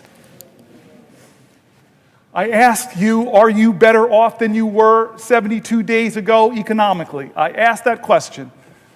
Ask it to your friends. Are they better off economically? Well, I don't see how they could be, because prices are up, stock market's down, the risk of recession is climbing, consumer confidence is in the gutter, 401k plans are losing value. Are you better off than you were 72 days ago under this president's leadership, on the verge of his so-called Liberation Day that's going to drive prices up even more? And he's doubling down on tax cuts for the rich. He wants an economy that works for him, his billionaire donors, his powerful special interests, and it's coming at the expense of working people who are struggling to get by, and a lot of the programs that they rely on, like for their health care, like for their Social Security. He wants an economy where the richest people get the biggest tax cuts, where the largest corporations, heck, they may get to skip out on taxes altogether. and where hardworking Americans are getting crushed by rising food prices and rising rents. This idea that that might trickle down. But we know it doesn't work. He's continuing the same reckless economic approach he used in his first term. Massive tax cuts that inure mostly to the wealthy, unchecked spending, rapacious spending, big holes in our national debt, trillions of dollars of more debt, and no serious plan on how to pay for any of this thing that he's doing. From Social Security to public health to the education that supports children with disabilities and scientific research, the safety nets that millions of people depend upon. Here's the New York Times. Trump's policies have shaken a once solid economic outlook. This is from March 7th. President Trump inherited an economy that was, by most conventional measures, firing on all cylinders. Wages, consumer spending, and corporate profits were rising. Unemployment was low. The inflation rate, though higher than normal was falling. Just weeks into Mr. Trump's term, the outlook is gloomier. Measures of business and consumer confidence have plunged. The stock market has been on a roller coaster ride. Layoffs are picking up. And by the way, this was March 7th. We just finished March, the worst performing quarter in years in the stock market. Back to the article. Layoffs are picking up, according to some data, and forecasters are cutting their estimates for economic growth this year, with some even predicting that the U.S. gross domestic product could shrink in the first quarter. And some commentators have gone further, arguing that the economy could be headed for a recession, a sharp rebound in inflation, or even the dreaded combination of the two, stagflation. Most economists consider that unlikely, saying growth is more likely to slow than to give way to a decline. Still, the sudden deterioration in the outlook is striking, especially because it is almost entirely a result of Mr. Trump's policies and the resulting uncertainty. Tariffs and the inevitable retaliation from trading partners will increase prices and slow down growth. Federal jobs cut will push up unemployment and could lead government employees and contractors to pull back on spending while they wait to learn their fate. Deportations could drive up costs for industries like construction and hospitality and the agricultural sector that depend on immigrant labor. In quotes, if the economy was starting out in quite good shape, it probably is in less good shape after what we've seen the last few weeks, said Donald Rismiller, chief economist at Stratgas, a research firm. The U.S. economy has repeatedly shown its resilience in recent years, and there are parts of Mr. Trump's agenda that could foster growth. Business groups have responded enthusiastically to Republican plans to cut taxes and reduce regulation. A streamlined government could, in theory, make the overall economy more productive. So far, however, the Trump administration's approach to economic policy has been characterized more by chaos, tariffs that are announced and then delayed, government workers who are fired and rehired, than careful planning. Michael Strain, an economist at the conservative American Enterprise Institute, I know AEI well, said Trump's policies on trade and immigration and his slash and burn approach to federal job cuts would have a damaging effect. This is a conservative think tank. What President Trump has proposed will not cause a recession, he continued, but it will slow economic growth. It will take money out of people's pockets. It will increase the unemployment rate. It will cost people jobs. It will make American businesses less competitive. That's AEI, folks. It is certainly possible for Mr. Trump's policies to come together in a way that causes a recession. His tariffs alone could shave a full percentage growth in the domestic product this year, according to some economic models, enough to cut in half the 2% growth rate that economists expected going into this year. Many economists contend that deporting millions of immigrants, as Mr. Trump promised to do on the campaign trail last year, could be even more harmful than tariffs, given the U.S. economy's need for workers, particularly in industries like construction and healthcare. And the administration's push to shrink the federal government, an effort led by Elon Musk, could leave hundreds of thousands of federal workers and government contractors looking for jobs when hiring has slowed. That could set off a chain reaction. Workers who lose jobs or worry they might would pull back on spending, which would force businesses to cut costs, leading to more layoffs and further reductions in spending. Ordinarily, that would prompt the Federal Reserve to cut interest rates and shore up the economy, but that could be difficult if tariffs are also pushing up prices, making policymakers nervous that cutting interest rates could spur inflation. It's a death by 1,000 paper cuts, said Jay Bryson, chief economist for Wells Fargo, certainly not a great liberal organization, Wells Fargo. He says all things individually aren't enough to cause a recession, but if you layer them on top of one another, it might be. Most economists think such an outcome is relatively unlikely, however. Mr. Trump has repeatedly delayed full enforcement of his promised tariffs. For example, on Thursday, this article is from March 7th, he suspended tariffs on most imports from Mexico and Canada until April. What month are we in? April. His deportation efforts have likewise gotten off to a slow start, and some of the cuts to the federal workforce have been tied up in court, as they should be. Such delays and reversals will help blunt the impact of Mr. Trump's policies and could make a recession less likely, at least in the short term, but the prolonged uncertainty could have its own costs, leading businesses to delay investment and hiring decisions. If we don't get clarity by the back half of this year, economic uncertainty can be like a deer in the headlights, said Nancy Lazar, chief global economist and at the investment bank Piper Sandler. Things just stop. Business confidence is muted, employment is muted, and capital spending is put on hold. Even if Mr. Trump's policies don't cause a recession, they could do long-term damage. Lower immigration will leave the country with a smaller labor force as a native-born population is aging. Trade barriers will be a relatively modest drag on growth while in place, a chronic condition rather than an acute one. It's less the economy is in a car wreck, and it's more like the economy has decided to start smoking a pack a day, said an economist at the Roosevelt Institute. In certain places and for certain groups, the consequences could be harder to ignore. Veterans, who make up a disproportionate share of federal workers, could be particularly hard hit by government layoffs. So could parts of the countries that depend heavily on federal jobs. Apparently, there are signs that home prices in the Washington metropolitan area are falling. It's going to be substantial for certain communities. When you look at the aggregate, it's going to be challenging. Will the senator yield for a question?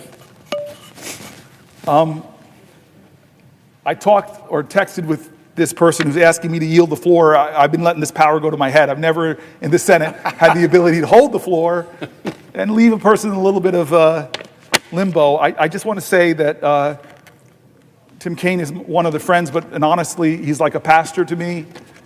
He's one of the more honorable men I've met in my life, and struggles like me about faith and public service.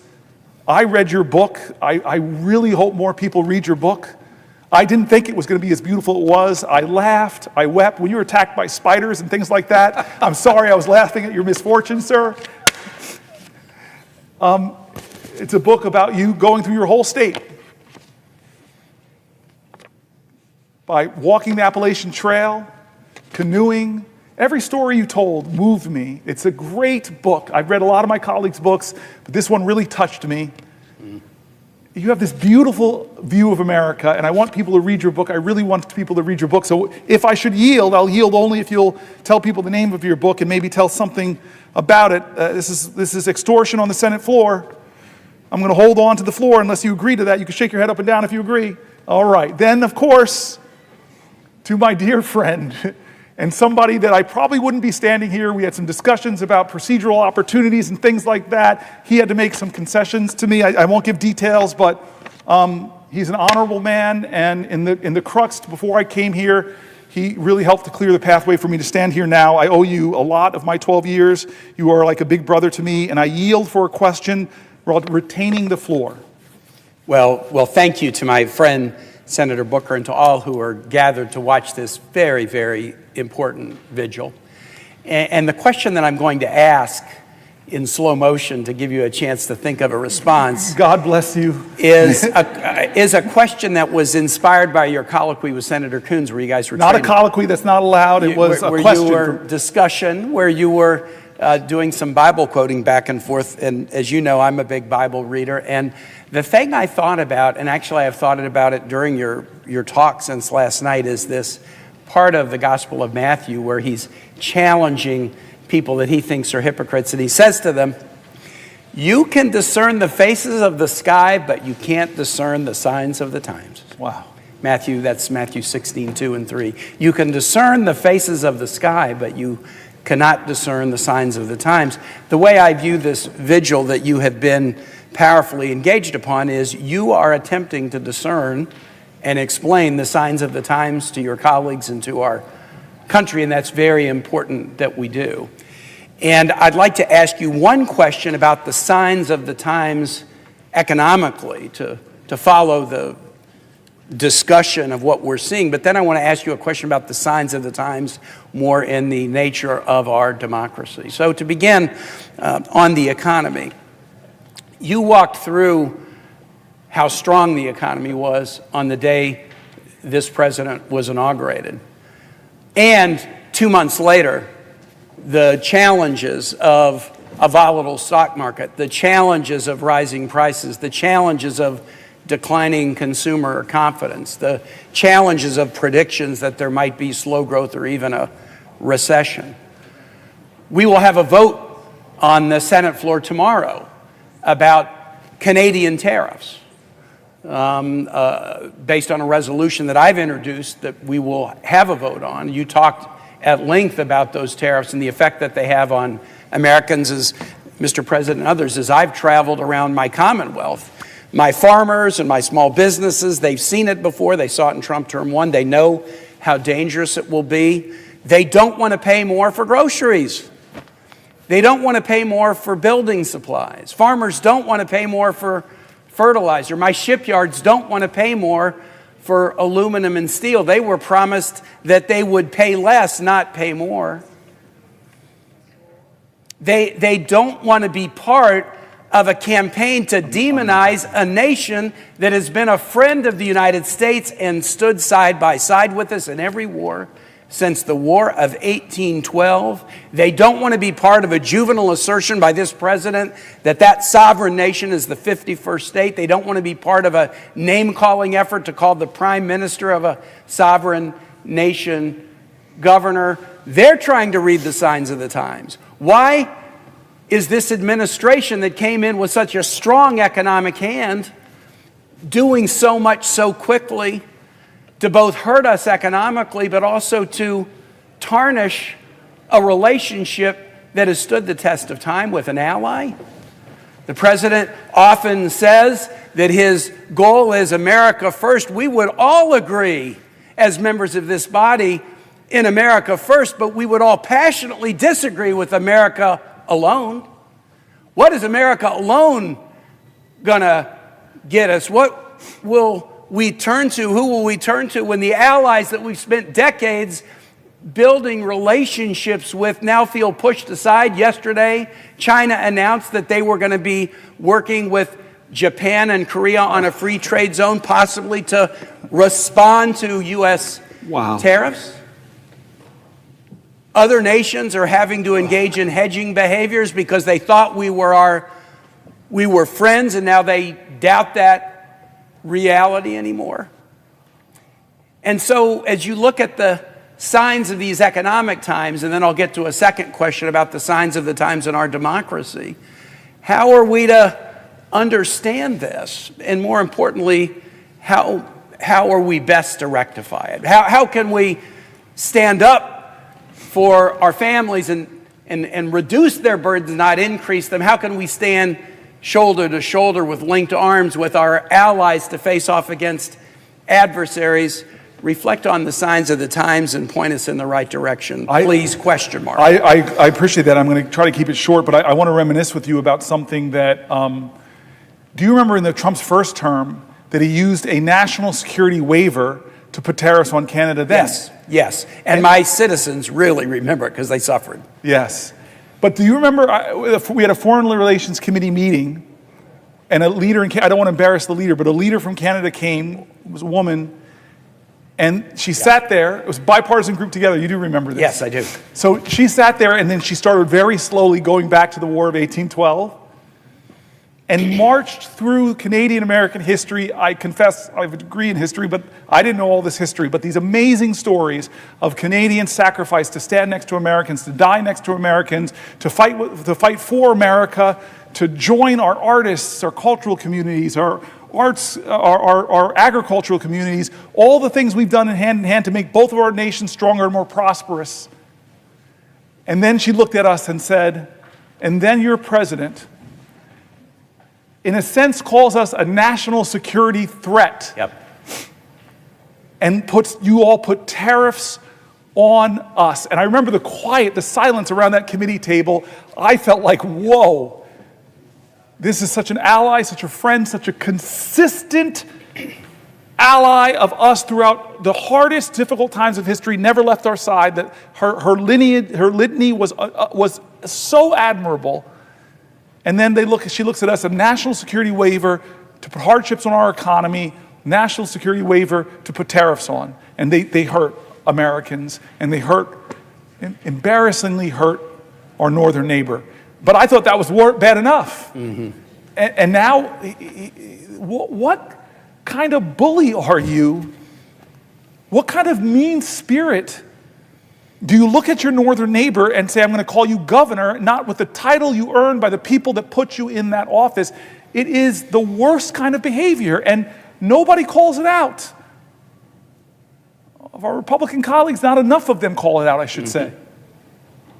So we are in, as I read in that article, in an economic crisis, and I question how long will we wait until more of us join in a chorus and saying enough is enough.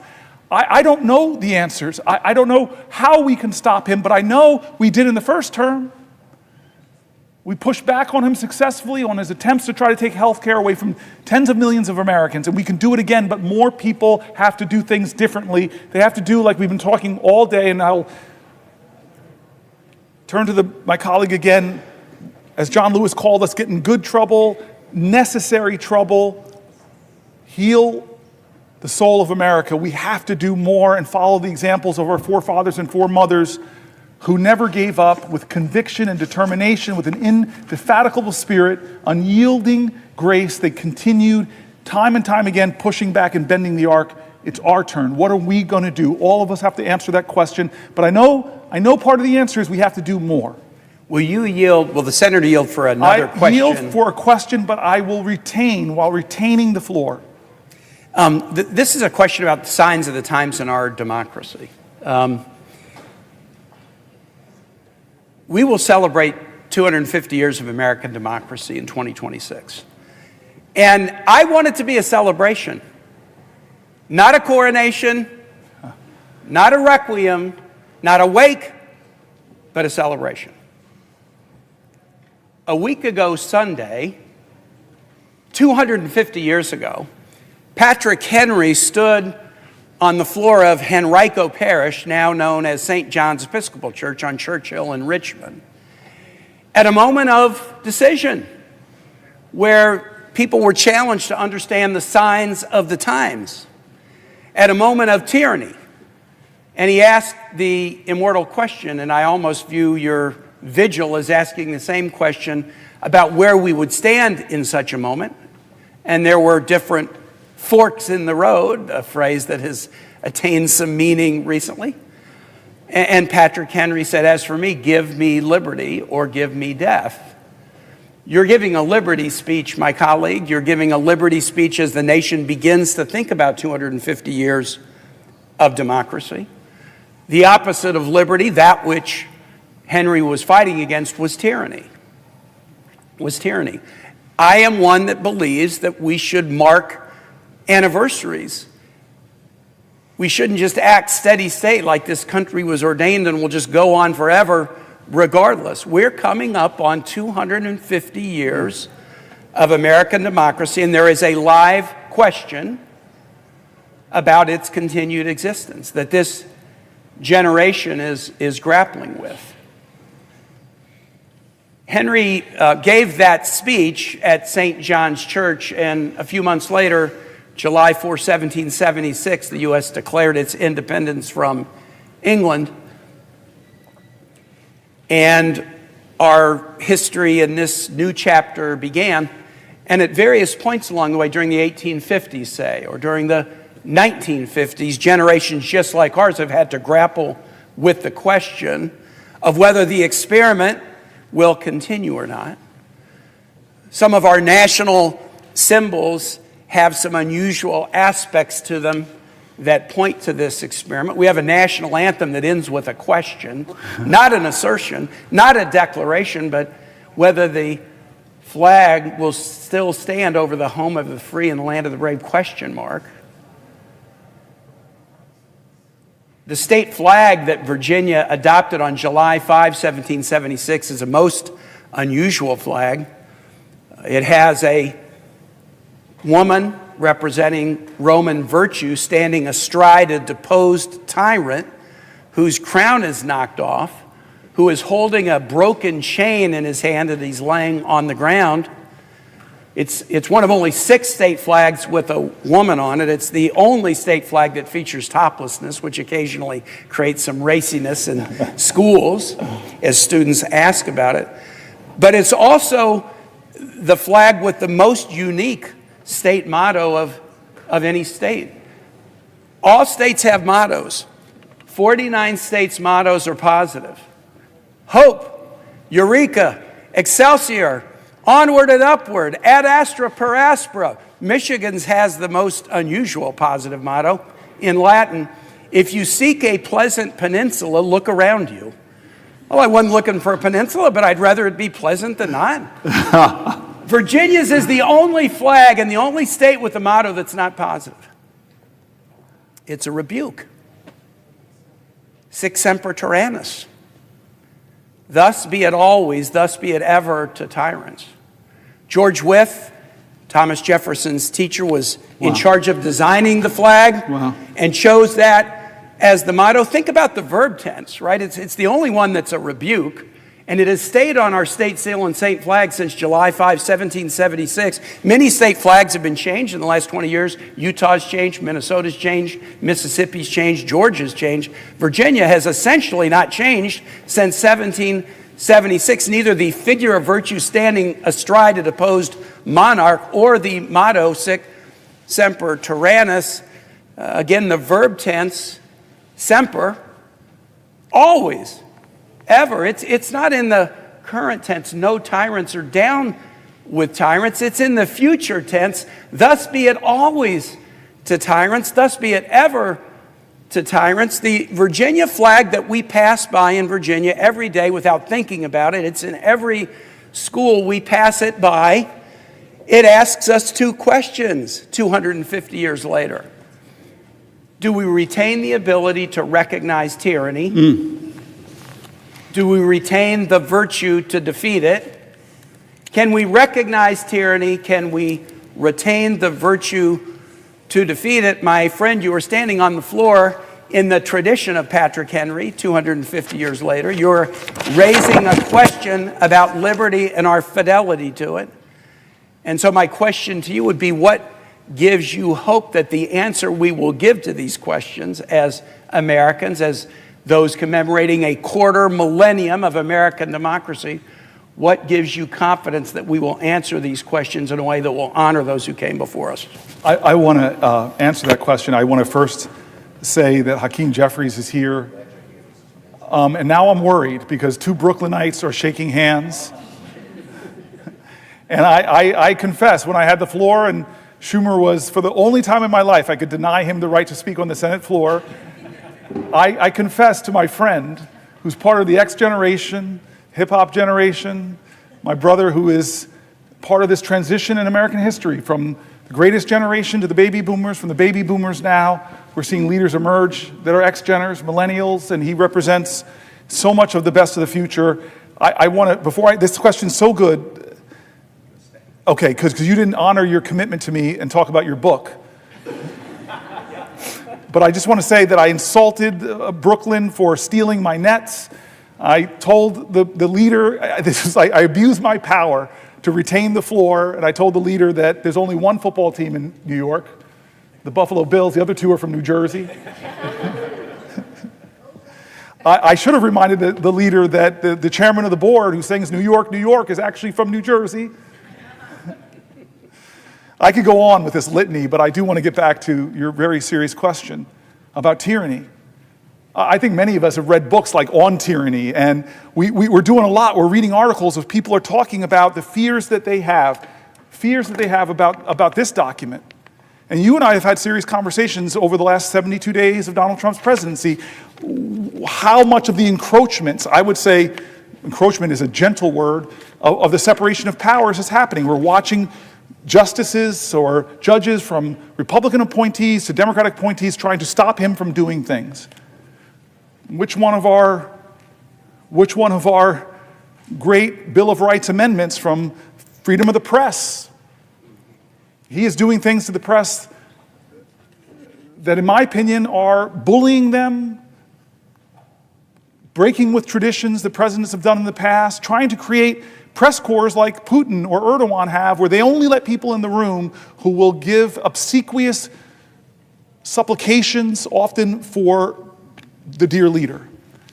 What about the freedom of speech? You and I both know the reprehensible speech is protected.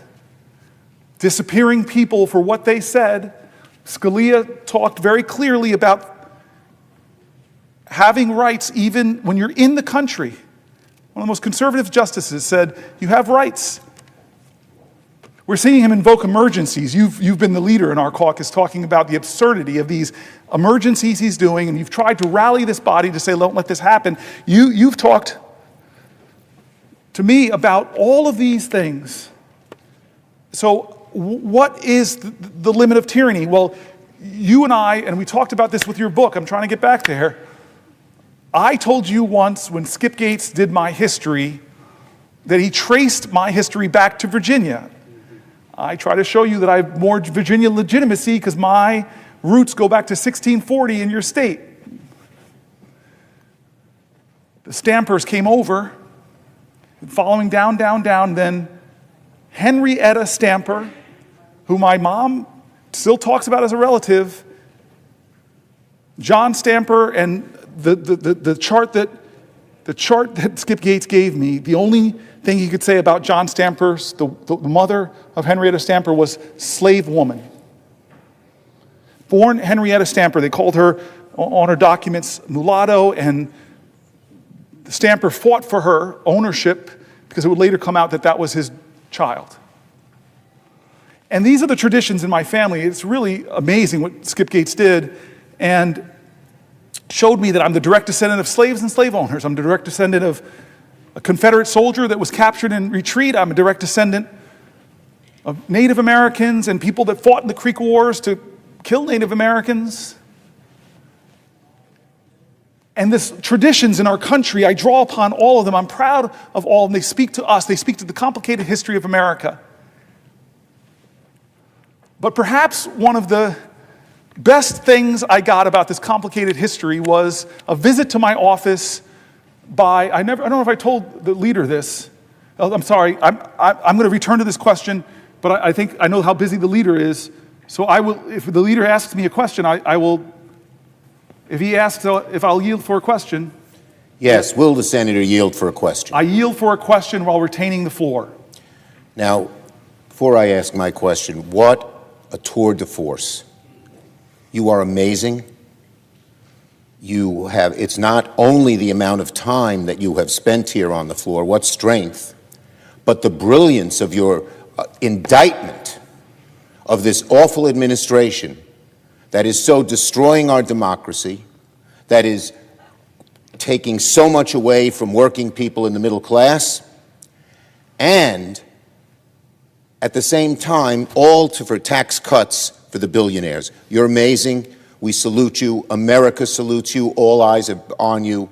You're incredible. Now, here is my question that is related to what our Republican friends are trying to do to all the things that you were so opposed. So are you aware that while you were here on the floor today, Senate Republicans are declaring that using the current policy baseline is up to Lindsey Graham, not the parliamentarian? I believe that this is going nuclear, and it shows how hell-bent they are on giving tax breaks to the rich, even if it goes nuclear, even if it violates all the norms that they have had, even if it breaks all the promises they have made. Do you agree with me that this is just a move that is so against what the traditions of the Senate have been about, but not just the traditions of the Senate? Fairness, decency, ability to debate issues fairly. They're afraid to debate them. They're afraid to defend tax cuts for billionaires. They're afraid to admit they're taking away Medicaid from so many Americans. And so they come up with this nuclear option, showing that they don't care anymore about norms, about rules, and even about going nuclear, which the leader, the Republican leader, and all of them said, oh no, they're not going to do that. Well, now they say they're going to do it. What does the senator think? Does he agree with me that it's going nuclear? Does he agree with me that is a nasty, vicious, and self-seeking for the billionaires, which is what they're doing, way of proceeding? Chuck, I'm not 100% right now, and you just hit me with stunning news that I can't even think about how to respond right now. I'm stunned by that. I wish, if you want to ask me a question, it has to be a question. I wish you would explain it a little bit more, because what you're basically saying to me is that we're not going to go through the parliamentarian, that this is a gimmick that is going to be done to try to break really with the Byrd rule requirements of reconciliation. I'm using Senate speak, and I don't think we should use that. So what they're going to try to say is obscure the impact of the reconciliation. They're going to obscure this, the incredible tax cuts, the cost of trillions of dollars to our economy, blowing up our debt. So-called fiscal hawks are going to blow it up. I'm stunned by this news. So if asking the senator, the great Senator Booker, a question. I yield for a question while retaining the floor.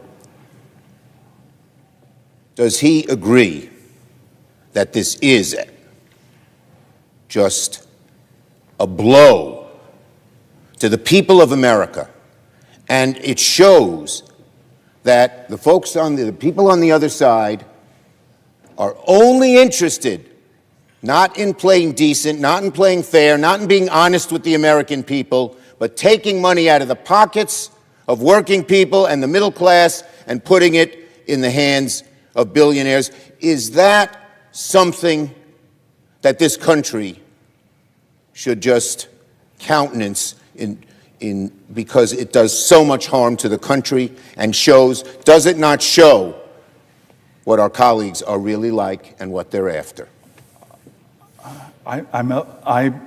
Yes, the answer to those questions is yes, but I just want to say it's the further breaking of the Senate in a severe way. It's breaking of the Senate. Every time you break the Senate like that, to do another big nuclear option thing, the next time around, when the pendulum swings, I've been here for 12 years, I've watched it swing back and forth, there's no going back now. Would the senator yield for another question? I yield for a question while retaining the floor. Does the senator remember that when this was done in the past, McConnell said they would regret it, and they'll regret it sooner than they think? Does the senator agree that that applies to the Republicans? They will regret it, and they will regret it sooner than they think. I hate to answer the question this way, but America will regret this day. American people will regret this day. All of us will regret this. All of us will.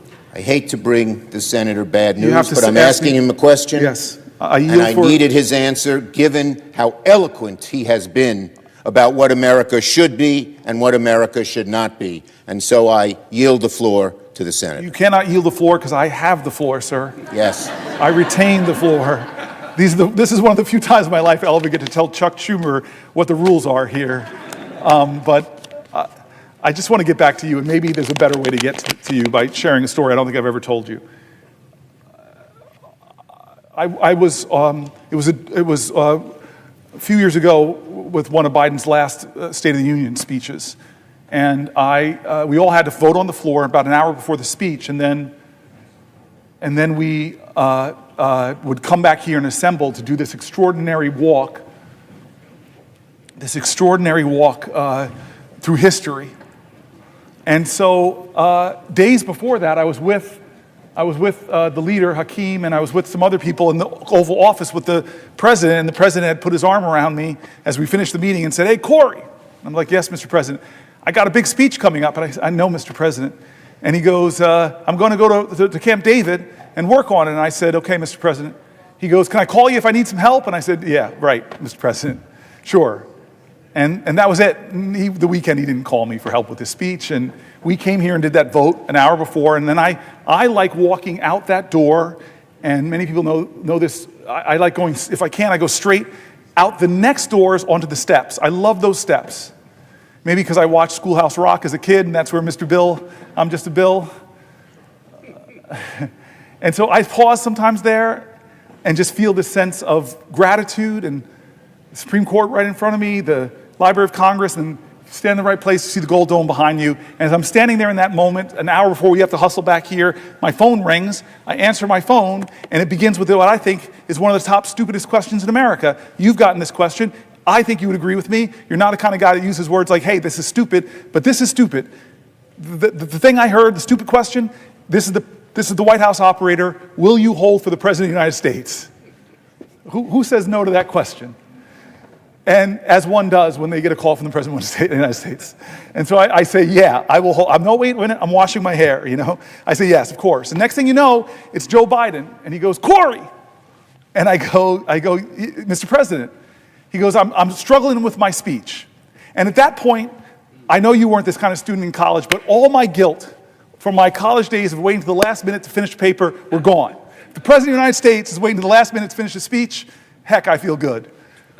And so he goes, "Cory, can I read you a section of the speech?" And he read me a section of the speech where I have a lot of policy depth, and I couldn't believe it. The President of the United States, hour before his speech, rehearsing a part of the speech, and then he asks me that immortal question. You're a married man, you have to give me good advice on how to answer this question when your spouse looks at you and says, "How do I look?"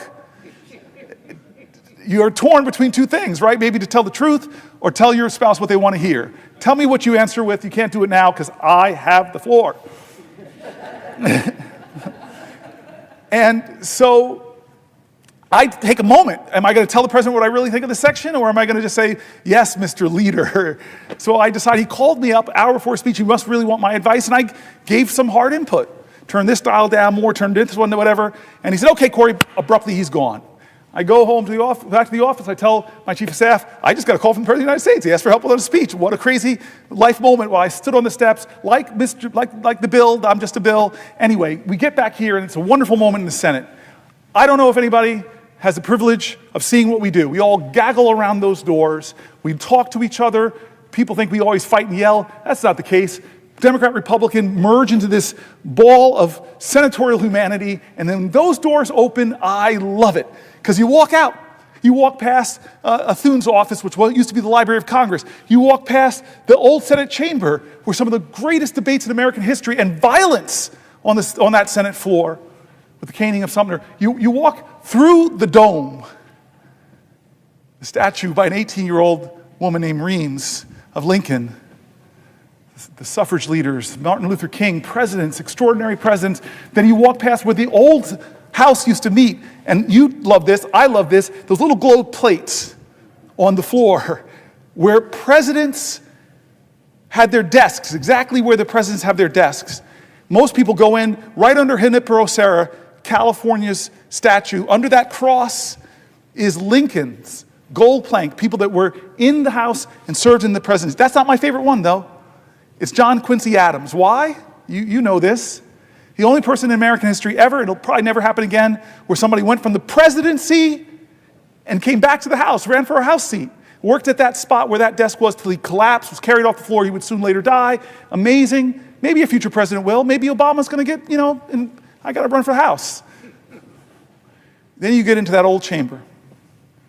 And we sit down, we find our seats, and that great moment, I don't care if you're a Republican or Democrat, when that person walks in and says, "The President of the United States of America," I still get that feeling. Joe Biden comes in, and I think he sets a record for the longest it would take to get from those doors all the way down. Everybody he's talking to, Marjorie Taylor Greene, what's up? He's just touching everybody. He gets up there, he gives a speech. Now, you know that this is an aerobic event. You stand up, you sit down, you stand up, you sit down. You got to get your squats in when you're doing it. Get the exercise for a little while. Well, this part of the speech he called me on is, and I'm sitting down, and I hear my input in the speech. I don't know if you all noticed it, my colleagues, but I was the first person to stand up for that section. And I was looking at shots. Get up, man. This is the best speech ever given. It was amazing. I go home, I'm kind of buzzing about the whole experience, and then I'm lying in bed, and I unfortunately have my phone on my nightstand. It goes off, and I see a number I don't recognize. I open it up, and it says, Senator Booker, this is John Meacham, the great historian. Thank you for helping the President of the United States with this speech. You made more of a difference than you'll ever know. And my first thought was, how do I print this out? How do you print out a text? So he gave me his cell phone number, and now I'm going to troll him. I'm going to keep calling him until this historian comes to my office, and finally he relents, and he comes. And now he steps into your domain, my brilliant friend of history. I express worry, fear, concern, demagoguery in our land, rising of tribalism. I dump on him. I'm normally a prisoner of hope. I'm normally a purveyor of finding your joy, even in the toughest of times. And he listens for a while, and then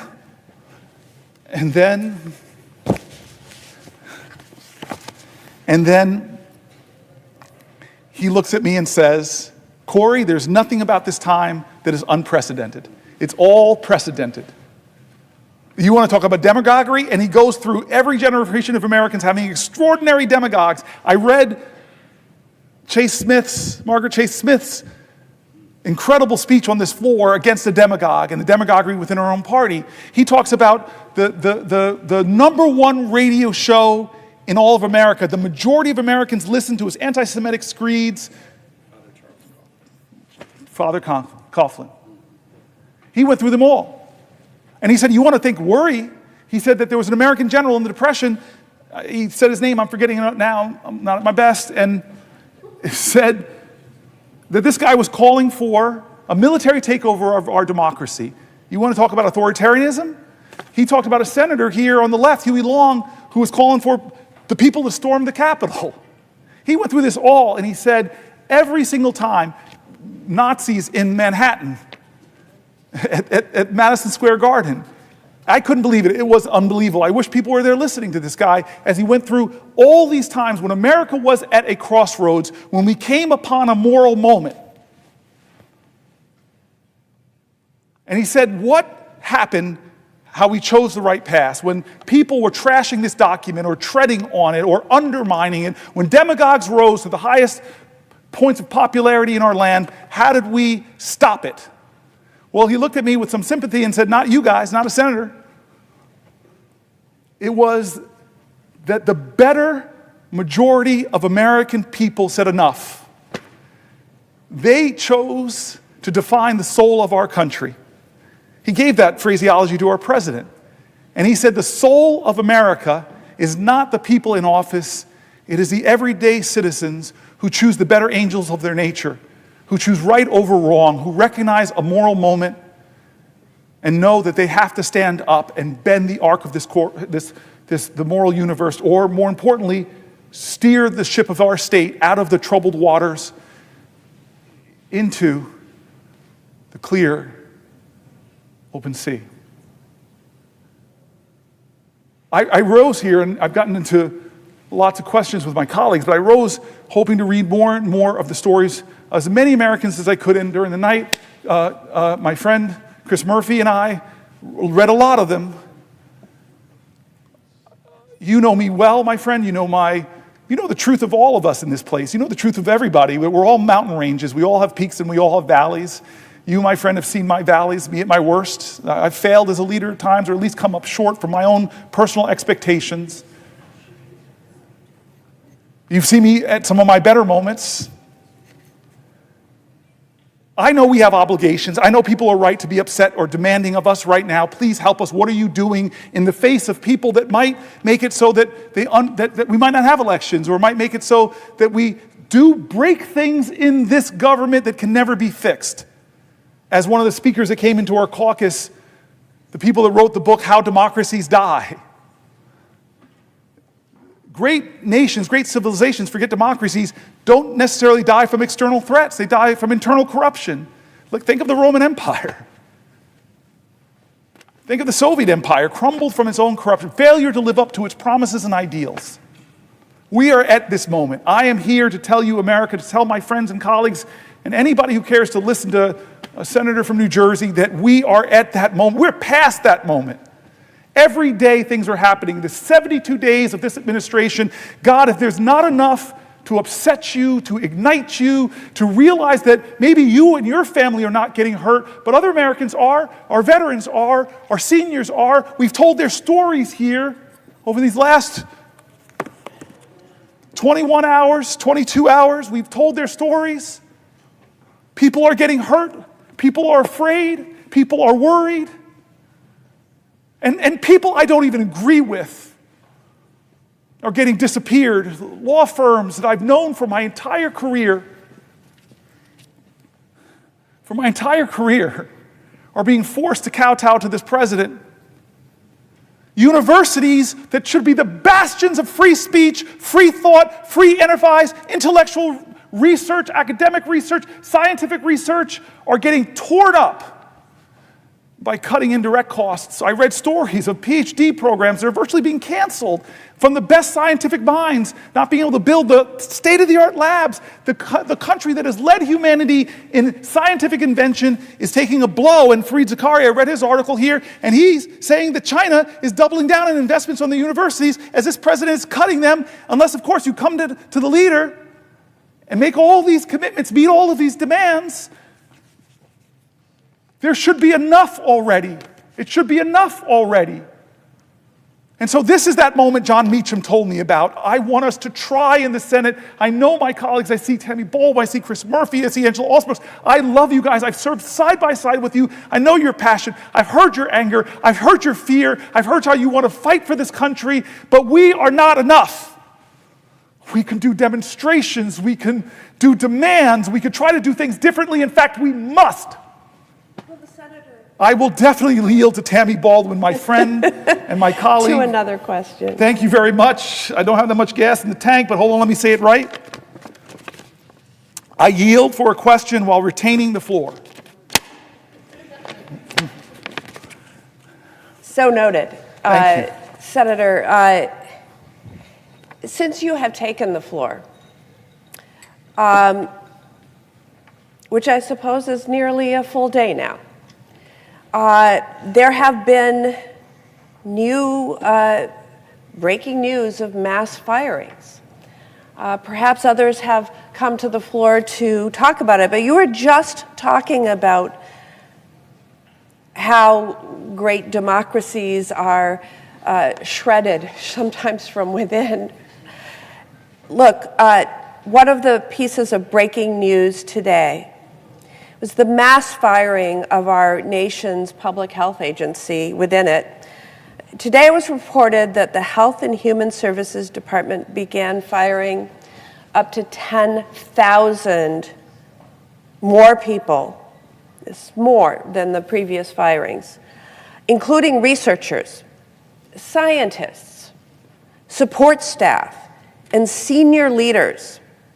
These are people who are doing work to keep our children safe from preventable illnesses and researchers who are searching for cures and treatments for diseases that plague our families, like cancer and diabetes and Alzheimer's. And look, we can all agree that government could be and should be more efficient.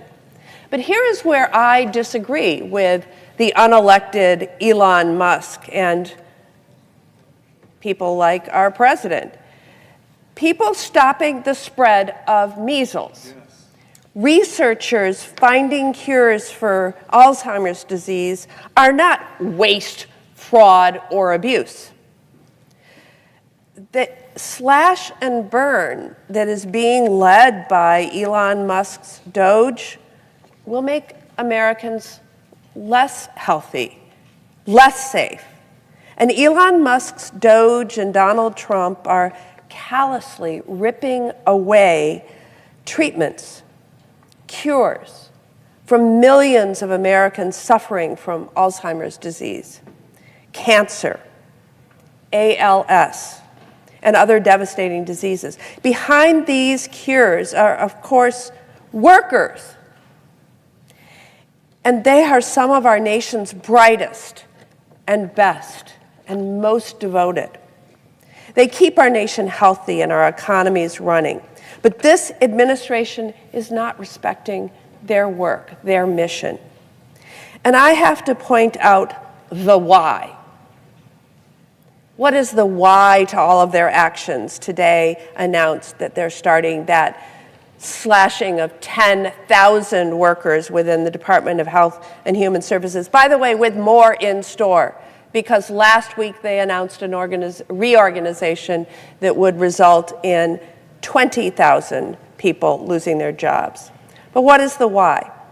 Ripping the rug out from under cancer and Alzheimer's disease and ALS patients is all in service of finding the money that Elon Musk and Donald Trump need to cut taxes for themselves and billionaires like them. And yes, big corporate tax breaks. They are cutting cancer cures for corporate tax breaks. Senator Booker, these cuts to health and human services are going to crush families in Wisconsin, whether it be people not having hope for a cure for a disease, or to the workers who are doing this groundbreaking research all across the United States who are going to be fired. In New Jersey, what will these firings mean for the people who you represent? I'm so grateful for the question, because that's what we said we were here about. We're here to try to elevate the voices of people affected by what they're doing to our government. And frankly, I say cut the Department of Education completely, or the Consumer Finance Protection Bureau. They're getting rid of agencies that were created by Congress, and many people are right to believe that can't be eliminated without congressional action. And we were talking before with people here that the majority, the biggest plurality of people being laid off from all of these departments are our veterans. And again, I'm going to be back in New Jersey this weekend. I'm going to try to be at a rally, a town hall. I know everywhere I go in my state, I'm going to hear from people who are rightfully angry, who are rightfully afraid, who are affected by this, who are fearful of what's to come. These are such important human emotions. But the question then is going to be for all of us, and I know people will be questioning me, what are we going to do? What can I do? What are you going to do, Senator? And so I don't have a brilliant response. I don't have some prescient idea that we are going to be able to change the course of this, but I know we're going to fight. And I want to be honest with you, I wasn't sure we could stop Donald Trump when he tried to take down the ACA. I just wasn't sure. I really wasn't. I did not know how that would end. People gasped. Do you remember that in this room? I remember that. People gasped. We did not know. It was really, this room usually has very predictable actions. That's why I'm still standing here, because I didn't want the predictable. I didn't want business as usual to happen. It's rare that we have unpredictability on this floor. It's usually finely orchestrated. You and I both know this, but that day, no one expected that, or at least wasn't sure. It was drama. It was a moment. And we won. And I want to tell you this, I said this earlier, when I say we won, I don't think there's one senator here and the 99 others that convinced John McCain of his vote. I know who did, though, Arizonans who stood up, who spoke up, and demanded more from their leadership, not to hurt people, not to hurt folks who needed that health care, not to hurt folks with pre-existing conditions, not to hurt children. So I am one of these people who wants to learn from our history. I want to stand here today and tell you I'm going to do everything I can. I'm willing to go to some lengths. But I am inadequate. You are inadequate. We're senators with all of this power, but in this democracy, the power of the people is greater than the people in power. This is a moral moment that more Americans need to stand up and say enough is enough. I'm sorry. The civil rights movement wasn't won because of just a few black folks who stood up and were really articulate. No, they called to the conscience of this country and the country responded. And it was a rainbow coalition that said, this ain't who we are in America.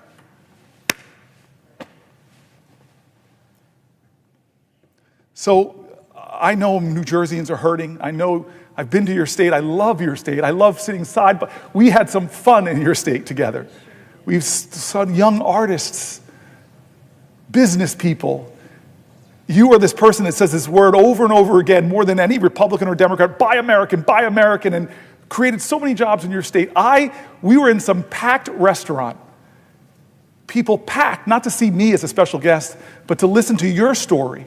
You are a trailblazer too in this Senate. You are doing things that our founders did not expect, and you know that. And you want to stand up. I heard you in our caucus. I heard you in the Schumer's leadership meeting, standing up for people that are most marginalized, most looked down on, most talked about. I hear you, Tammy. Will the senator respond to another question? I won't respond to a question. I'm going to read this for the 75th time. I will yield for a question while retaining the floor. Thank you, Senator Booker. You just talked about your visit to Wisconsin. You've had many. But there was one that you're talking about that I remember really well and really fondly. I had the privilege of hosting you and showing you what our state had to offer. Yes. Something that I likely bragged about then, like I often do, is that the Badger State is known for making things. While I know you don't indulge in all of the things that we do make, because of course we have our iconic products like yes. beer and brats and cheese, but we also build motorcycles and big industrial ships and engines that power our Navy and so much more. People will give a ship. That's right. Make one too. Yes. Build them. And of course behind it all is our workers, as you were just talking about. And whether they are in a marsh harvesting cranberries, we're number one in cranberry production. We're in the top country. 5 in New Jersey. I know, but we're number one. Okay. Not that I'm competitive here. Or whether we're on a foundry floor or whether that worker is on an assembly line, workers are what make our economy go round. And so naturally, they are the ones we should be prioritizing in all of our policy. But that's not what this administration is doing. They are going to get a slap across the face when the administration slaps across the board tariffs